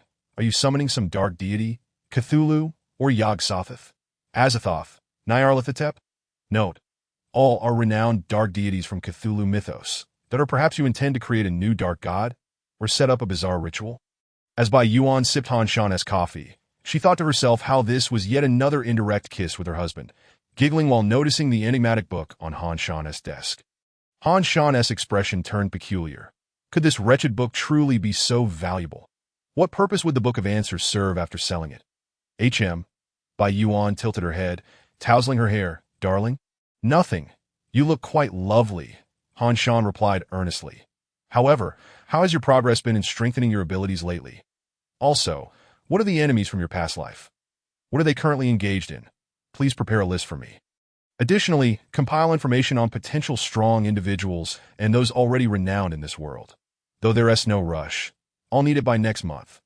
All right, Bai Yuan, basking in Han Shan's praise, remained blissfully unaware of the complexity and labor involved in such a task, still smiling. Yet Han Shan retained a modicum of humanity, granting a reasonable time frame that, of course, this task fell into the category of essential, yet not urgently pressing. Bai Yuan's reincarnation seemed a waste, yet the information and intelligence she brought forth were undeniably valuable. Han Shan knew that future tasks would undoubtedly require them. At present, however, he found himself contemplating matters of cultivation. The great perfection had been achieved through the passage of time, yet how exactly was one to transmute the void into the tangible? Han Shan pondered for the time-limited task of identifying a suitable buyer. Observation was necessary. In this era, apart from parents' purchasing assignments, few sought physical materials. Thus, the bookstore's business was generally lackluster. Fortunately, with no rent to pay, Han Shan did not rely on this for sustenance, as Bai Yuan could easily support him. However, certain fated customers would occasionally appear, drawn by the ambience to purchase a few books to take home. Bai Yuan retreated to change her attire. A figure of ambiguous gender with a neutral voice entered the bookstore and spotted the book Han Shan held, inquiring, "How much for this book?" Customers arrived swiftly, yet was this effeminate individual truly a suitable buyer? Han Shan mused. This is a rare edition, sold only to those who can comprehend it. The effeminate figure nodded, picking up the enigmatic book, regarding deities, the world, life, and death. This is a fine tome. Han Shan narrowed his eyes. How shall I address you? We have long forgotten the names of mortals, so you may simply call me Gabriel. The figure smiled, addressing Han Shan. Please reserve this book for me. I shall return shortly. The next moment. Han Shan awoke, Bai Yuan still nestled against him, as if a gentle breeze had brushed past his cheek. Gabriel, one of the 7 archangels of creation, governing dreams? In mythology, it was she, Gabriel, is often depicted as female, who conveyed messages to the Virgin Mary in a dream, leading to the birth of the Holy Son. Yet this was not the crux of the matter. The focal point was that among the 3 enemies indicated in the main task prompt, the name Gabriel appeared. Why would she seek him out? Han Shan furrowed his brow and promptly relayed the situation to Bai Yuan. Bai Yuan produced 2 slender needles. Her arrival is fortuitous, that I shall eliminate this androgynous being. The pantheon has yet to be established. This is merely an activation of Gabriel's precognitive abilities. She is currently at the 4th tier and is certainly no match for me. Han Shan weighed the enigmatic book. Then does Gabriel have any enemies or rivals? Indeed, such as Lilith, the so-called Queen of Succubi, and the scholar Jack the Black Crow, who has long researched artificial fantasy deities, a 5th-tier fear-based fantasist. Bai Yuan reassured him. Fear not, darling, that I shall swiftly dispatch her, and then we can relocate the Timekeeper bookstore. Relocate? How does one accomplish that? Han Shan inquired, perplexed, as he was entirely unaware of the bookstore possessing such functionality. In truth, many of the bookstore's capabilities relied on personal research. In his previous life, Bai Yuan had not resided there, allowing Han Shan to conduct various studies freely. In this life, with Bai Yuan present, he leaned less on his own explorations. Han Shan felt that Bai Yuan's plan might not be so reliable. What if Gabriel brought along assistance? Absolutely not. That if she desires your enigmatic book, she wouldn't dare bring anyone else. Bai Yuan replied. Because she is currently affiliated with the church, possessing such items would be deemed sacrilegious. Moreover, it is illegal to bring others into this realm jointly governed by the 100 generals and sages. I was hoping to resolve matters in the Tianxian realm swiftly. Now you wish to broaden my worldview. Han Shan hesitated, struggling to articulate his thoughts. Chapter 28. The 100 Generals, the Sages, the Primordial Era. Bai Yuan elucidated the current world situation to Han Shan. Overall, in response to the crisis posed by fantasists, the world of Blue Star had, after decades of tireless efforts by countless individuals, managed to establish a united government. Countries and regions were divided into 13 continents and 32 provinces, such as Longzhou, East Asia, Xingzhou, North America, Huanhai Continent, Mediterranean region, Nanxing Province, North America south of Xingzhou, and Sakura Province, self-explanatory. However, governance primarily remained autonomous across the major continents and provinces. They lacked the authority to wage wars against one another and were required to adhere to laws and decisions established by multiple six-tier fantasists in conjunction with the Central Council. Nevertheless, numerous organizations of fantasists existed both within and outside the united government, such as the Church and the aforementioned sages and 100 generals. The Church was easily recognizable for its affiliations. The 100 generals and the sages initially began as military and scientific academies for cultivating fantasists in Longzhou, later evolving into two significant factions responsible for managing all fantasists in Longzhou. Additionally, there existed a grassroots fantasist organization, the Primordial Era, which operated within the gray market and was not one to openly reveal itself. However, due to the presence of six-tier fantasists within this organization, it had yet to be eradicated by the authorities that in contrast, the Church was a fantasist organization with branches across many continents and provinces.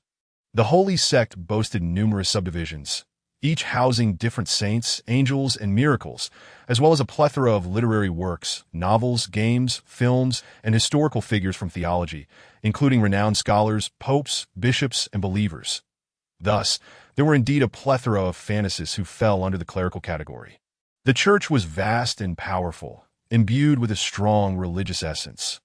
Even if Gabriel, one of the 7 archangels of creation, was only at the 4th tier, her status remained exceedingly elevated. With such a high status, freedom was inherently limited. Thus, Gabriel could only approach discreetly. It seemed that the enigmatic book might hold considerable value for such mythological fantasists, prompting Gabriel to seek Han Shan after their dream-based communication. Alternatively, it could be that Gabriel was responding to a calling.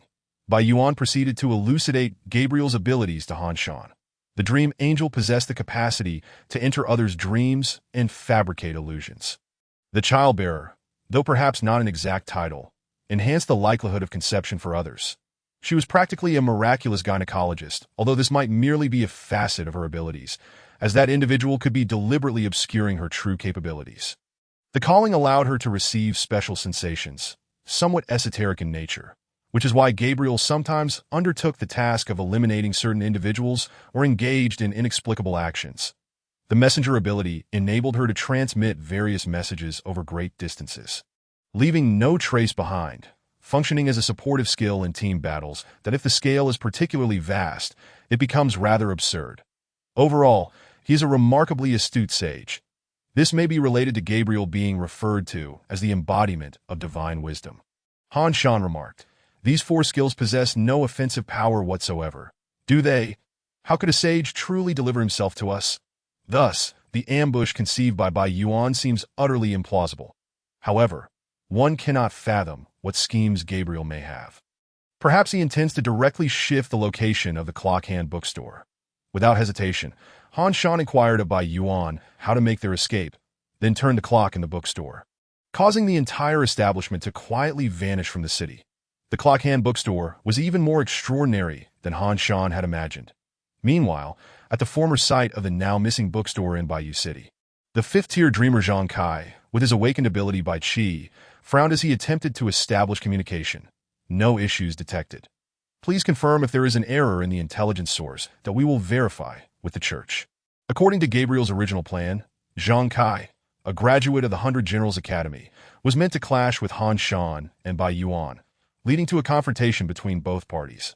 Ideally, the 2 enigmatic individuals, who had recently committed numerous murders, would be apprehended, thereby eliminating one of the foreseen adversaries in the prophecy. What a splendid outcome! However, to everyone's surprise, Han Shan acted with remarkable decisiveness and fled, demonstrating the ability to vanish without a trace. It now appeared that Gabriel had been outmaneuvered by Han Shan. Bai Yuan's intellect evidently lagged behind that of Han Shan and Gabriel. She genuinely believed in the feasibility of the ambush. This tactic is known as stirring the grass to scare the snake. Had Zhang Kai approached in an ordinary manner, both sides might have engaged in typical negotiations, and Han Shan and his companions could have potentially forged an alliance with him. Only by allowing Han Shan and Bai Yuan to perceive something amiss did Zhang Kai become alert. Zhang Kai was notorious for his ruthless decisiveness. Upon witnessing a fleeing figure or sensing an ambush, he was likely to strike first and ask questions later. Han Shan and Li Yin were not the type to surrender meekly. Should such a situation arise, a confrontation would indeed be likely, with unpredictable consequences. Alas, Gabriel's plan had utterly failed, primarily due to the extraordinary relocation capabilities of the Clock Hand bookstore. Observing the bookstore suddenly appear in another city, on another street, Han Shan marveled at how completely unnoticed they seemed to be. Bai Yuan, however, appeared to have encountered such phenomenon numerous times before, naturally stepping outside to scout the area and casually procure ingredients to prepare dinner for Han Shan that evening. When did a bookstore open here? Just as Bai Yuan had not long departed, a gentlemanly elder paused outside the Clock Hand bookstore, pushing the door open to enter. That moment, Han Shan was deep in thought regarding Gabriel's potential schemes. Without activating his Emperor's state, his demeanor seamlessly blended with the surrounding environment, imparting an impression that he belonged there, as if it were a natural occurrence. Upon noticing the elder entering the bookstore, he merely nodded casually and resumed his contemplation while idly handling a peculiar book. Yet he soon observed the elder approaching him, fixated on the book in his hands. How much for this book? Han Shan glanced at the elder, who was also regarding him intently. Subsequently, Han Shan smiled slightly, placing the book aside and discreetly activating his Emperor's state. This book, you see, is primarily a matter of fate. You may peruse it yourself. Most individuals cannot comprehend it, but if you manage to understand, it will cost you $10. The elder's expression grew solemn. I believe I can comprehend it. He solemnly accepted the book that Han Shan had been casually toying with. As if perceiving the pages opening like a gaping maw, tendrils and tongues ensnaring his hand. Yet in the blink of an eye, these illusions vanished entirely, that he beheld the book's title, a torrent of gibberish gradually coalescing before his eyes. Upon turning to the first page, he was met with swathes of malevolent text flooding his mind, forming images and sounds, as if countless years had elapsed and something were shredding his sanity. Yet in the end, all returned to tranquility. When he looked up again, the clock in the bookstore had advanced by 5 hours, and it was now afternoon. The book he held was already read. Dragon Continent is truly teeming with hidden talents. The elder inhaled deeply. To stumble upon such a powerful presence merely by walking into a bookstore is extraordinary. That I must acquire this book from you. Esteemed proprietor. Chapter 29. The Book of Answers and the Breakthrough to Reality. Han Shan regarded the elder, whose aura exuded dominance and mystery, that he remained silent, exuding an air of profound depth, as if he held mastery over all things. If you can comprehend it, it signifies a connection between you and this book. Take it. However, I must offer you a word of caution. Please do share. The elder replied with utmost respect that he expressed that having perused the book nearly drove him to madness, and yet this proprietor casually toyed with it. An unfathomable depth indeed. Coupled with Han Shan's aura, the elder surmised that he was undoubtedly a dreamer far beyond his own level. Possibly even at the 6th tier. In truth, Han Shan had not comprehended the book at all. He was merely putting on an act to intimidate. After all, if the manual required him to find someone to sell it to, so be it, as long as the customer did not encounter trouble afterward, all would be well. This was akin to Liu Bang dining at the L family's banquet without a single coin, yet boldly declaring he could afford 1,000. Han Shan was now channeling Liu Bang's dreamlike power to deceive this elder of uncertain capability. Regardless of what you do with this book after reading it, steer clear of the church, particularly one named Gabriel. The elder inhaled deeply. I understand. He was taken aback that Gabriel was aware of his being hunted by the church. Fortunately, the church's influence in Dragon Continent was minimal. It seemed that acquiring this book was no mere coincidence. Was the bookstore waiting for him from the outset, or was someone manipulating fate? Han Shan, on the other hand, suggested elaborating further, instigating animosity between the elder and the church, particularly Gabriel, thereby inviting trouble. How splendid! At first glance, it appeared as if they shared an unspoken understanding, yet neither Han Shan nor the elder truly grasped the other's background. Both were merely speaking their own narratives. Upon leaving, the elder spotted Bai Yuan returning from her shopping and smiled at her. Bai Yuan, however, recognized the elder, and in an instant, her scalp tingled with dread, nearly prompting her to react impulsively to a fifth-tier fear-based dreamer. The most wanted criminal globally, future founder of the blasphemy sect, the infamous Jack Grayson. What is he doing here? Is my husband in danger? Should I rush in and take my husband away, or should I act first to secure the advantage? Fear-based dreamers are extraordinarily formidable. A first tier can take on 3 tiers, a 5th tier can contend with a 6th tier, and 6th tier opponents are typically invincible within their own tier. However, generally, those who have not reached the 6th tier maintain their sanity. The only exception to retaining sanity at the 5th tier is this elder, before her, no. Given his past actions, whether he maintained his sanity is questionable. Did he just smile at me? Bai Yuan found herself in an uncharacteristically panicked state. For before her stood a super abnormality, one even she, with her peculiar disposition, deemed excessively unsettling that as a cough echoed within the bookstore. Tranquility enveloped the space, for she knew Han Shan was unharmed. Jack Grayson. The Black Raven donned his top hat and departed calmly. "Husband, are you all right?" Bai Yuan rushed to Han Shan's side, attempting to check on him. Han Shan, perceiving her intentions, brushed her hand away. What could possibly be wrong? He appeared utterly composed, having received his task rewards, with a new book, the Book of Answers, now in his possession. Pose a question and receive an answer. However, like the Book of Time and Space, it is a consumable item that can only be used once. The more challenging the question, the more succinct the answer. Certain inquiries may yield no answer at all, resulting in a waste of the book. Hence, Han Shan fell into contemplation in Bai Yuan's mind. Han Shan, already a formidable figure, had ascended even further in stature, resembling an endless mountain. Upon reaching its peak, one would see layer upon layer beyond. "Husband, you are incredible. I want to have a child with you." Bai Yuan began to nuzzle affectionately, only to be pushed away by Han Shan. Once Han Shan learns of the elder's identity, he will truly understand the gravity of the situation. The Black Raven is a remorseless killer, capable of switching from cordiality to lethality in an instant. Had Han Shan not intimidated him, upon Bai Yuan's return to the bookstore, she might have only found a lifeless body, at that point. Bai Yuan would likely be driven to the brink. Nevertheless, Han Shan outwardly displayed no signs of fear. After pondering, he resolved to utilize the Book of Answers to discover the path to break through reality. Perhaps, relying solely on himself, he might reach the threshold in a month or two, yet he felt a sense of urgency. Furthermore, reserving it for more complex future inquiries might not yield the desired answers. It would be far better to pose a question that, while not difficult, could yield maximum benefit. Anything that could enhance his abilities should be utilized promptly. Only by growing stronger could he accumulate even more. Thus, Han Shan decisively employed the Book of Answers. The entire process of breaking through to reality flooded his mind. True Qi converged within his dantian, filling countless meridians and acupoints throughout his limbs and bones with true Qi.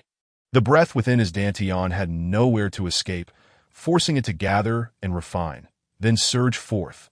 A faint layer of protective true Qi enveloped his body. Upon regaining his senses, Han Shan realized he had already achieved the breakthrough to reality. It turned out that he had only been a step away from this transformation. Upon grasping the method, he instinctively followed through and had thus broken through. Yet, the specifics of the process were enigmatic, beyond the comprehension of language or text. Only by personally breaking through can one truly perceive this transformation into reality. Watching the genuine energy coalesce in his fist, he struck out into the air, observing as the energy unraveled into threads, spiraling around the coffee cup and returning to his hand. Han Shan was rather amused by the whole affair, but soon adopted a serious demeanor that he flipped through the second volume of the Celestial Silkworm Technique, known as the Transformation into Reality chapter, which pertained to cultivators in the realm of transformation. These practitioners could weave threads to create muscle, skin, and internal organs, yet this required an immense amount of genuine energy. While patching up some gaps might be feasible, directly replacing old Wang's lung, as Han Shan initially intended, seemed implausible. Perhaps a gradual approach would suffice, updating her lung piece by piece. However, that raised concerns. Would it be painful? How many times could old Wang endure it? Regardless of whether he could withstand the pain, she certainly needed treatment. Han Shan took a deep breath and returned to Earth, hurrying to the hospital. Upon his arrival, he discovered old Wang in a state of unconsciousness, being wheeled into the emergency room by doctors and nurses. Damn it, Han Shan exclaimed, anxiously following them, that he sat alongside Uncle Wang and Aunt Wang. Awaiting news on Wang Shuang's rescue efforts in the meantime, Han Shan pondered the nature of old Wang's illness. Was it truly lung cancer? Something felt amiss. After all, her condition had been stable and non-deteriorating until now. How could she suddenly require emergency intervention? Clutching the celestial silkworm's secret medicine in his pocket, he inhaled deeply. Old Wang, your father went to great lengths to procure this medicine and has cultivated to the realm of transformation. You mustn't pass away so swiftly. Chapter 30. Far from enough, when Wang Shuang regained consciousness after the emergency procedure, she found Han Shan asleep at her side. While I was unconscious, he must have reached under my clothing to utilize the celestial silkworm technique for my treatment. But was it from the front or the back? This position hardly accommodates access from behind, does it? If that rascal were awake, he'd undoubtedly argue that there is no difference between the two. Wang Shuang suppressed a chuckle as she gently coughed. Han Shan jolted awake, his eyes reflecting concern, which momentarily lifted Wang Shuang's spirits. Rubbing his eyes, Han Shan produced a small vial. Here, drink this. What is it? Your offspring, Wang Shuang inquired, puzzled. Get lost. Han Shan rolled his eyes.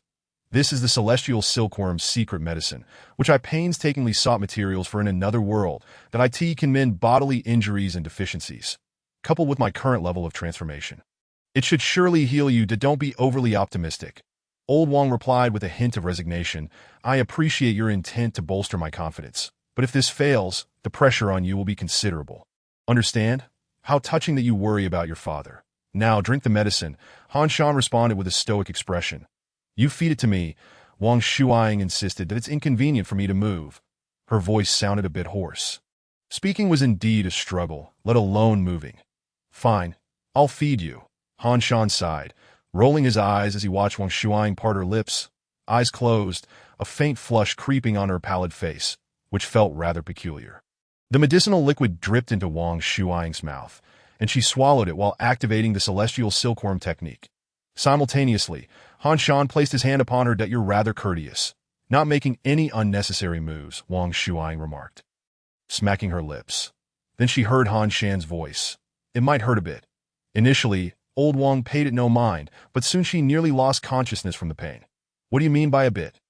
The girl writhed under Han Shan's hand as cancerous cells in her lungs were shattered and subsequently resewn. Once Han Shan withdrew his hand, Wang Shuang gasped for breath, her heart rate fluctuating alarmingly. Almost summoning the nurses, fortunately, Han Shan explained it away as an accidental entanglement of threads, and the nurses scolded him, allowing him to evade further scrutiny. Da-da! Wang Shuang grimaced. That really hurt. Han Shan shook his head. Sigh, look at how adept you are at feigning strength, that you've become quite skilled at spewing expletives. As Wang Shuang raised her middle finger in disdain towards her childhood friend, Han Shan activated his wristband for scanning. However, the scan results abruptly transformed his previously jubilant mood into one of dread. The shadow in Wang Shuang's lungs, which had just vanished, was now entirely recovered. The scanner even documented the entire process, as if an unseen force were reverting fate to its original state. Feeling much better, I suppose, Wang Shuang remarked, shifting slightly. Though perhaps it's just a trick of the mind after what you did. Well, just make sure to rest, Han Shan encouraged, patting her head, that I'll return tomorrow for another treatment. Remember to wait for your father. His expression remained unchanged, but he knew he had to leave. Otherwise, old Wang would soon catch on. Wang Shuang gazed at Han Shan, saying nothing but offering a faint smile before closing her eyes. Enduring the torment of her illness. One could only say that Wang Shuang often fell victim to Han Shan's deception simply because she was willing to be deceived by him. Upon returning home, Han Shan vented his frustration, smashing the table with a resounding slap. But he then unleashed a flurry of punches into the air before finally calming himself. It seemed that reaching the realm of transformation was still insufficient. Han Shan inhaled deeply. Though I am uncertain what lies ahead, once I attain the 6th tier, achieve unity, become an emperor, and acquire various artifacts, I will complete the next main quest of Blue Star, which should grant me a tome of resurrection. Additionally, the main quest of the heavenly Xian realm, the secret technique of soul incarnation, may also prove useful. There must be extraordinary powers in reality. This cannot simply be a case of ordinary lung cancer. It appears my current strength is far from adequate. Far from enough. Han Shan settled down, fully composed, his gaze sharp, but he activated his imperial state to enhance his cognitive abilities. While he could not emulate Liu Bang's persona, jovial and approachable, yet ruthless in critical matters, this ability allowed him to align himself more closely with Liu Bang's mindset and contemplate how to achieve his goals. On the Blue Star side, he had already consulted by Yuan regarding 3 targets: Gabriel, Zeus, and Yamada no Orochi. Gabriel was at the 4th tier, Zeus at the 5th, and Yamada no Orochi also at the 4th tier. The number of 6th tier cultivators on Blue Star was limited, with only 8 in the realm of fantasy like Longzhou. Globally, there were fewer than 40, each possessing tremendous destructive power, though they rarely took action. Thus, 5th tier cultivators were already considered quite elite. Moreover, considering the potential allies of his foes, Han Shan concluded that the chances of success were indeed slim, that as for the challenge quests, opportunities for completion seemed non-existent. Therefore, he would have to set aside matters on Blue Star for now and focus on welcoming challenges in the heavenly Xian realm instead. He was quite displeased that the manual had yet to refresh with a new world. However, now that he had broken through to the realm of transformation, he had completed all possible enhancements and was prepared to nurture Li Yan. Li Yan had just obeyed Han Shan's orders and consumed the soul refining pill. After completing her refinement, she reached the 9th level of marrow washing and was ready to head home. Once everyone sees that I've reached the 9th level of marrow washing, they will surely be astonished. Li Yin thought gleefully. Indeed, from now on, you shall reclaim your status as a genius. However, 2 issues must be addressed. First, your Dantian was destroyed, and now the Zhou family's Zhou Beidu has been possessed. It seems that someone is targeting the prominent families in Huangban City, that I cannot ascertain whether it is the same individual or different ones. Second, we may encounter danger at any moment, so remain vigilant. Understood. Mastered. I will strive to attain complete marrow washing as soon as possible, and then attempt to break through to transformation. Li Yin replied earnestly to In truth. Li Yin did not believe she would face any danger. After all, her master was present. Had they not defeated a Dao Palace cultivator last time? Although they had relied on the token, her master had also indicated he possessed stronger trump cards than in other words. He was unafraid of the divine refinement realm. Thus, what threat could possibly arise? Her master would always save her. The next moment, however, Li Yin felt her very soul begin to solidify, that a figure clad in black robes appeared before her on the ground. Surrounded by shadows that swayed like seaweed in water, that a Unity Realm cultivator, the 3rd strongest in the world. Yang Hui. Chapter 31. Is it common to face the final boss in the 30th chapter? Quite difficult to find. Yang Hui descended upon the earth, sporting a bright smile. Due to Li Yan's repeated misdirections and erratic routes, he would not have located her had he not encountered a rogue cultivator along the way. Revealing her whereabouts, the rogue's mirror could have pinpointed her location, but after Li Yin stored it in her ring, Han Shan, in his impulsiveness, had taken it to study in reality, resulting in Yang Hui's prolonged search. It must be said that as the final boss of this world, Yang Hui possessed numerous outstanding qualities: patience, caution, and the willingness to lower himself to take direct action. However, at times, these traits could also be his weaknesses. He did not approach Li Yin, nor did he engage her in conversation that might expose his own information. He merely exerted his powerful soul force from a distance to suppress her. At a critical moment, the tower gifted to Li Yin by her father proved effective. Yet, such a tool from the divine refinement realm held no significance against a Unity Realm cultivator that a tremendous force momentarily paused before obliterating the pagoda, relentlessly bearing down on Li Yin. Yet, in that fleeting moment, though it may not have been sufficient for Li Yin to react, it was ample time for Han Shan. His mind raced with thoughts. ultimately yielding two props with the highest likelihood of effectiveness. The first was the aura of the divine, that a powerful and enigmatic presence surged forth, prompting Yang Hui to hesitate, instantly halting his assault and opting to retreat. Had the trump card of the Child of Fate been activated, the potency of this aura approached the level of unity. Could it be that someone else sought to exploit this opportunity to eliminate me? Yang Hui was thoroughly astonished. The next logical step was a tentative strike, yet Han Shan and Li Yin were evidently incapable of even withstanding that. Thus, in that moment, Han Shan promptly activated the second prop, the Book of Time and Space. Before Li Yin's eyes, the world seemed to fade away. She found herself half kneeling on unfamiliar ground, expelling a large mouthful of blood. Clutching her head, she gasped for breath, drawing energy to her dantian, channeling her inner strength to heal. Han Shan donned the fairy tale book of Tu Sheng, summoning fairy tale companions. As a mermaid emerged, her song enveloping Li Yin. We have distanced ourselves from him by several thousand miles. He shouldn't discover us immediately. The perception abilities of a practitioner at the level of unity were formidable, but at a distance of several thousand miles, it would be exceedingly difficult for him to locate the silent Han Shan and Li Yin. Had he known in advance that Li Yin was present, perhaps a divine sense scan could have been initiated. However, Yang Hui was entirely oblivious, unless he intended to spend years meticulously scanning the entire Tianxian realm. Otherwise, there was no way to pinpoint their location directly.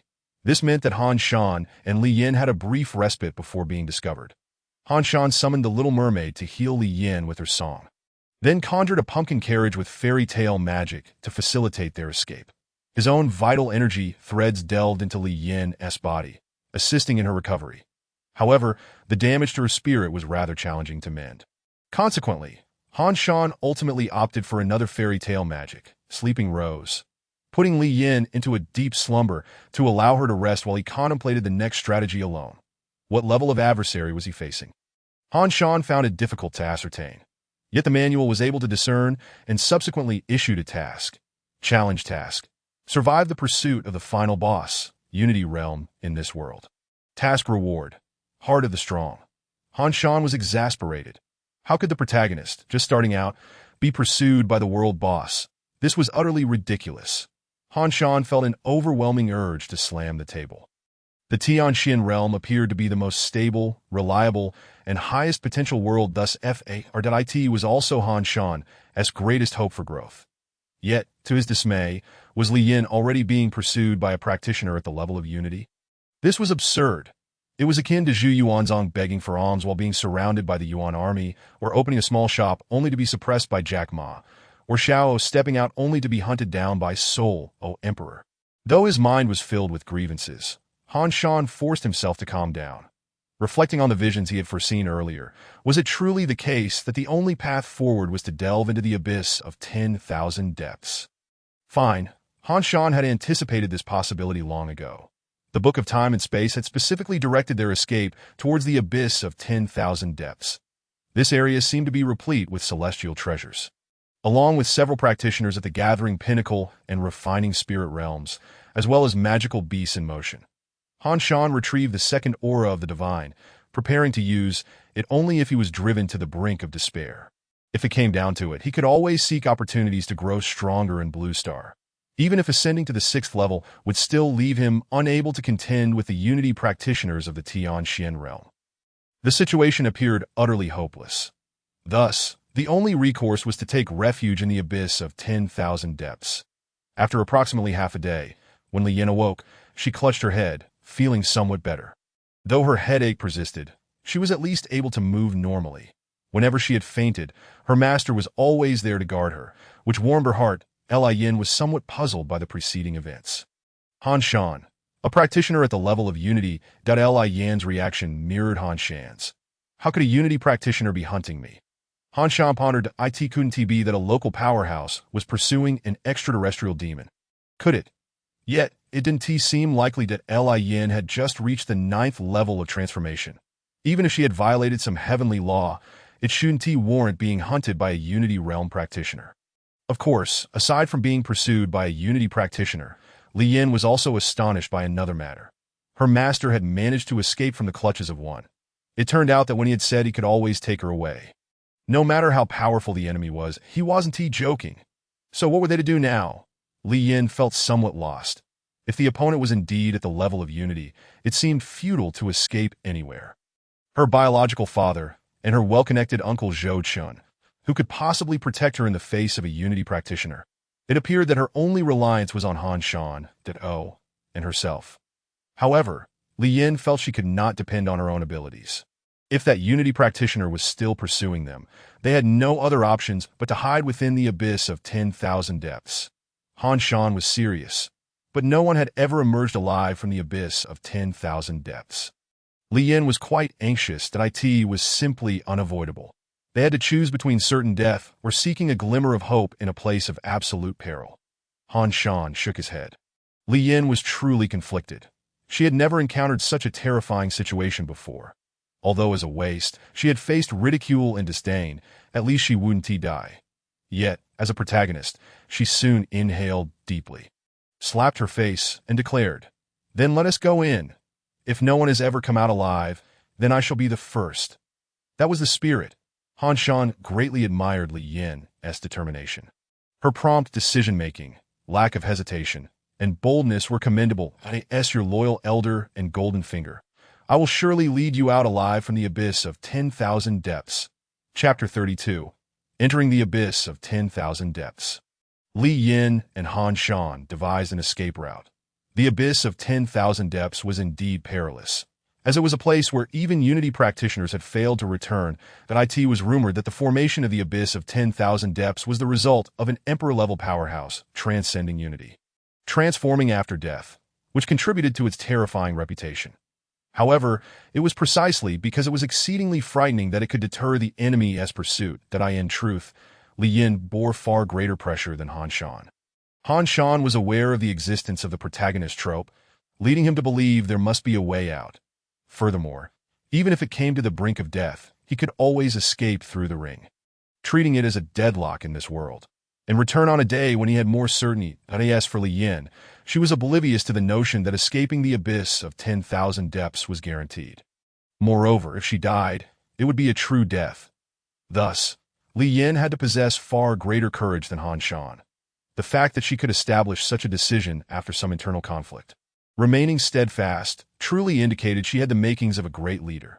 After all, being conflicted meant she understood the gravity of the situation, knowing the risks and the terrifying path ahead, yet still resolutely moving forward. This was the hallmark of a true hero. Li Yin resolved to approach the abyss of 10,000 depths, but soon discovered that drawing near was no simple feat. This was the rear mountain of the abyss of 10,000 depths, filled with numerous Tao palace, refining spirit, and even gathering pinnacle realm beasts and practitioners, as well as many peculiar remnants left by powerful cultivators after death. The dangers and opportunities in this rear mountain exceeded those in the front. Yet, as a mere being not yet at the level of transformation, she found it exceedingly difficult to navigate. Fortunately, she still had Han Shan. Currently, I am unable to contend with refining spirit practitioners, so let us do our best to avoid them. It is best to steer clear of the Tao Palace realm as well. Engaging in battle may attract the attention of the unity practitioner, Han Shan advised. In short, we must avoid conflict at all costs. Li Yin inquired. Then what do we do? At this point, it seems I must employ one last trick. Han Shan activated the fourth-tier ability of Intuition, writing a true fairy tale. Writers of fantastical stories often possess a semblance of this ability, crafting future plots, characters, and various elements. However, to be frank, this ability may appear intimidating but usually yields average results, as writers typically have lower upper limits. For instance, a mere novelist's historical achievements cannot compare with those of great thinkers, military strategists, politicians, or scientists. The strength of abilities ultimately correlates with the level of the fantasist. Hence, aside from a certain sixth-tier individual who could secretly script the fates of countless lives like Shakespeare, other writers often find their efforts to be in vain. Consuming vast amounts of mental energy for minor alterations pales in comparison to the practicality of direct modifications by others. However, at present, no matter the cost, as long as it proves effective, that is sufficient. Han Shan began to write, depicting Li Yin utilizing the water avoidance pearl to navigate through the river, evading the gaze of the majority, and arriving at the borders of the abyss of 10,000 depths.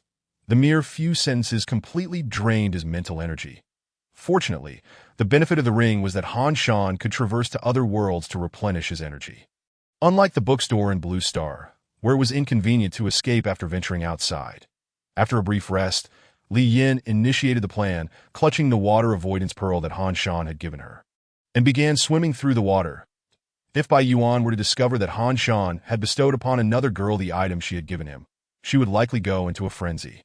Occasionally, the aftershocks of battles between refining spirit and even gathering pinnacle realm practitioners reverberated through the area.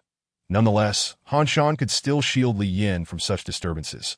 Gritting her teeth, Li Yin pressed forward until she finally reached the border of the abyss of 10,000 depths, a vast, ancient light screen enveloping a mysterious world. As if entering it would sever all ties with the outside realm. There lies an absolute peril, yet also the sole path to survival. Simultaneously, a figure cloaked in black descends silently through the air. Yang Hui follows the traces left by the Book of Time and Space, locating this place, effortlessly catching up with the two individuals who have been fleeing. The oppressive aura of the Unity Cultivator is truly suffocating. Han Shan hastily casts forth a divine presence, donning the guise of Liu Bang, activating the Commoner Emperor strategy in an attempt to instill hesitation and retreat in Yang Hui. This time, Yang Hui remains cautious. Yet his movements are swifter than before, that a shadow lunges forward, that Li Yin races towards the Wan Yuan realm. But the time Han Shan has procured for her is far from sufficient. Shadows from all directions completely encircle her. The tactics of grenades, sniper rifles, and the White Serpent Slash are all futile against the Unity Cultivator. There is no other recourse. The divine presence proves ineffective in intimidating him. Indeed, it seems there are no alternatives left. Yet, in the prophetic vision from before, they had managed to escape. Is this world truly destined to be sealed away? Yang Hui is unfazed this time, yet the Wan Yuan realm appears to react to the divine presence from another world. An ancient wave emanates. Yang Hui vanishes in an instant once more, and the scope of the Wan Yuan realm seems to have expanded somewhat. Perhaps fearing to be ensnared himself, Yang Hui departs with remarkable speed. One cannot help but note that Yang Hui is indeed life-preserving, exhibiting an extreme caution. Whenever danger arises, he retreats to ensure his own safety. Moreover, he strikes with lethal intent, offering no explanations or idle chatter. Han Shan and Li Yin have exhausted all their trump cards, barely surviving his onslaught, relying solely on an element of chance that Li Yin collapses once again. She feels as if her entire being is shattering. Gritting her teeth in an attempt to endure, yet ultimately failing, succumbing to unconsciousness. Han Shan employs the celestial silkworm technique to heal the battered Li Yin and change her attire to AT the same time. He begins to survey the surrounding world, that a luminous veil envelopes the sky. Layers of floating islands hover in midair, the entire mountain fragmented, yet unbroken, extending outward from the back mountains of the Wan Yuan. With endless abysses both above and below, the depths unknown, their conclusion uncertain. The Wan Yuan realm is a place of taboo, with ingress but no egress that at least the ring allows for passage between reality and this realm. After confirming this, Han Shan feels reassured. There appear to be no plants in sight, and sunlight is nearly non-existent, that it seems food and water will be hard to come by. However, the spiritual energy here is abundant. Cultivating in this place would surely yield remarkable results that he resolves to drag Li Yin to a more concealed location. Han Shan summons a pumpkin carriage once more, transporting Li Yin away. Meanwhile, outside the Wan Yuan realm, the rarely faltering Yang Hui squints. The child of destiny is indeed difficult to slay. However, once you emerge from the Wan Yuan realm, it is likely you will become even more formidable, is it not? Yang Hui remains unhurried. Those he has previously slain, the bonic eyes, the suddenly awakened simpletons, families annihilated. Many of them share this trait, encountering fortuitous events that enhance their strength during the pursuit as long as he seizes one opportunity. He is certain to ensure the demise of these children of fate, but he has also gleaned valuable insights. First, he must strike close range to witness the child of fate perish. Attacking from a distance may result in their disappearance amidst the smoke, only to resurface later. Then, absolute power must be employed to crush them, that if unity can be utilized, one should refrain from using aggregation. Before engaging, one must ensure no entities exist that could impede his efforts. Lastly, patience is paramount. If one cannot achieve a kill this time, there shall always be another opportunity. There is no need for haste or to display any vulnerabilities. Chapter 33. Wan Yuan. If others were to evaluate Yang Hui, they would likely not stray far from descriptors such as sinister, ruthless, unrelenting, ungrateful, hypocritical, cunning, a troublemaker, and a disregard for human life. Throughout his rise, Yang Hui has consistently stirred trouble, should anyone engage him in a verbal altercation. A mere exchange of barbs, often instigated by Yang Hui himself, could lead to him retaliating with a sneak attack, resulting in that individual's death, that in the aftermath, he would proclaim his actions were for the sake of justice. He is a deeply contradictory individual, executing his schemes with extreme caution while displaying arrogance when provoking others, truly repugnant. Yet, it is this very character that has propelled him to the third position within the entire Xiantian realm, which is quite vexing. The pursuit of cultivation operates on such principles. Regardless of one's character or morals, as long as one possesses strength, others are powerless against them. Even all order must first cater to their desires. He does not intend to personally enter the Wan Yuan realm. Instead, he assigns 2 aggregation realm subordinates to monitor the situation before departing. Point 1 must acknowledge that Unity cultivators have numerous responsibilities and cannot afford to linger here with a child of destiny. There are still many others to eliminate, along with plans he has devised to break through the limits of Unity. Within the Wan Yuan realm, it has been quite some time since Li Yin regained consciousness. It must be noted that throughout this journey, she has succumbed to severe injuries and fainted multiple times.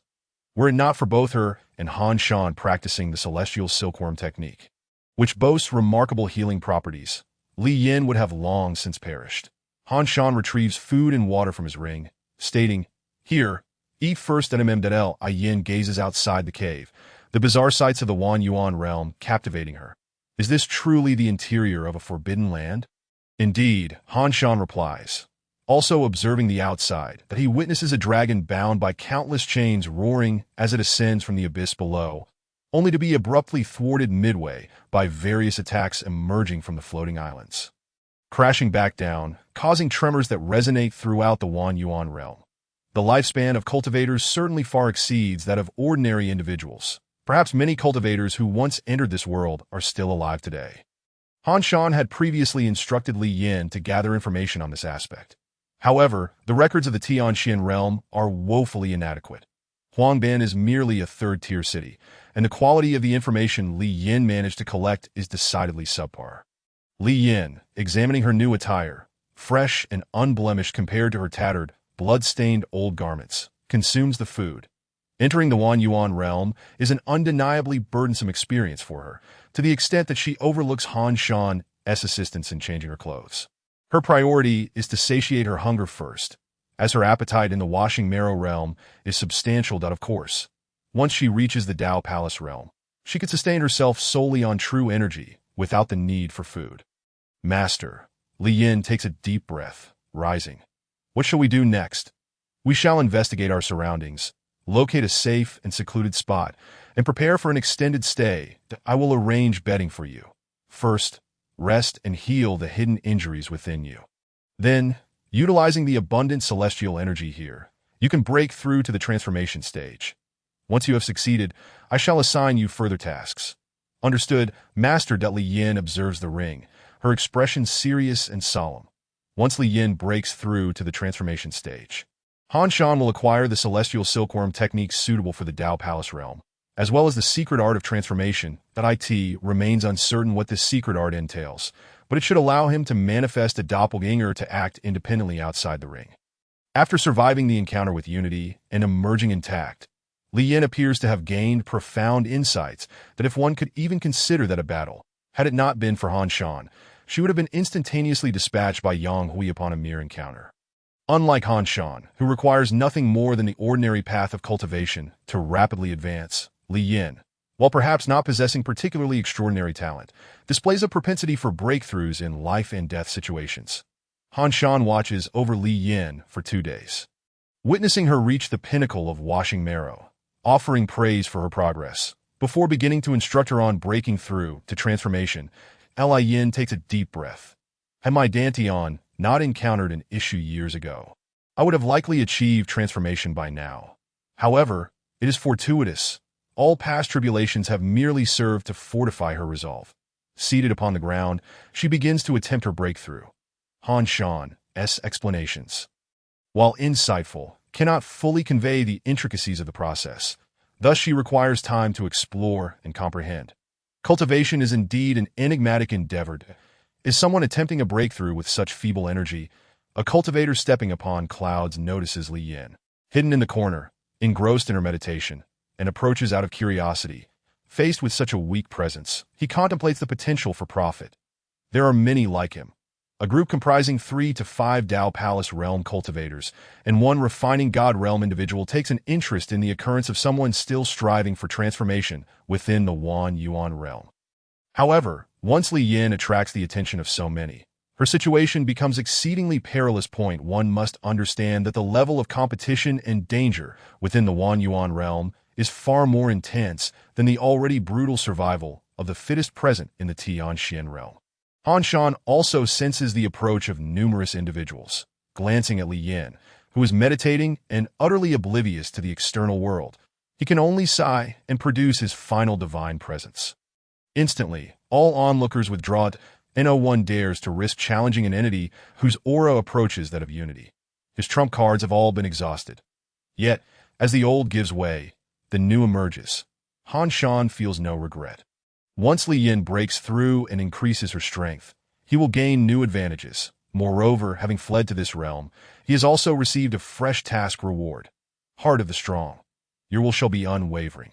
Your endurance against pain and adversity significantly enhanced. Your resistance to various mental assaults greatly augmented. You shall remain unshaken in the face of any circumstance. This is a rather abstract state, making it difficult to assess its specific effects and value. Li Yin opens her eyes, exhaling a breath of clarity. Instantly, protective true energy envelopes her, and she, akin to Han Shan upon his recent breakthrough, experiments with the manipulation of true energy with a sense of novelty. In turn, Han Shan acquires the art of transformation. Consuming a substantial amount of vital energy and essence can recreate a corporeal form outside the body, that be why infusing a portion of one's spirit into it. One can manipulate the avatar and act beyond the confines of the ring, that I now require your vital energy to assist me in shaping this avatar and to exit the ring for action. Han Shan is aware that the vital energy and essence required to create an avatar are considerable. Therefore, he is mentally prepared for a prolonged endeavor. It may necessitate a significant expenditure of vital energy, which will undoubtedly be exhausting. What of a little fatigue? Li Yin remarked earnestly, without my master, I would have perished long ago. That is difficult to ascertain. Han Shan waved his hand dismissively, expressing his admiration for her sense of gratitude. Very well. Let us commence. Li Yin felt elated at the prospect of aiding her master in crafting an avatar that in such a perilous locale, although her master would remain with her in the ring. The ability to truly interact outside of it would be even more reassuring. The two swiftly relocated before commencing their task. Below, the sporadic sounds of dragon roars and the clinking of chains echoed, accompanied by fleeting shadows and gusts of wind, as well as drifting debris. Yet, Li Yin and Han Shan largely disregarded these distractions, jointly expending their vital energy. Han Shan was not merely exhausting his vital energy. He was also depleting his essence, which left him feeling somewhat weakened and in need of a brief respite. After both had exerted themselves to the point of exhaustion, they had barely managed to form half a foot of the avatar. It seemed that completing this embodiment would require considerable time.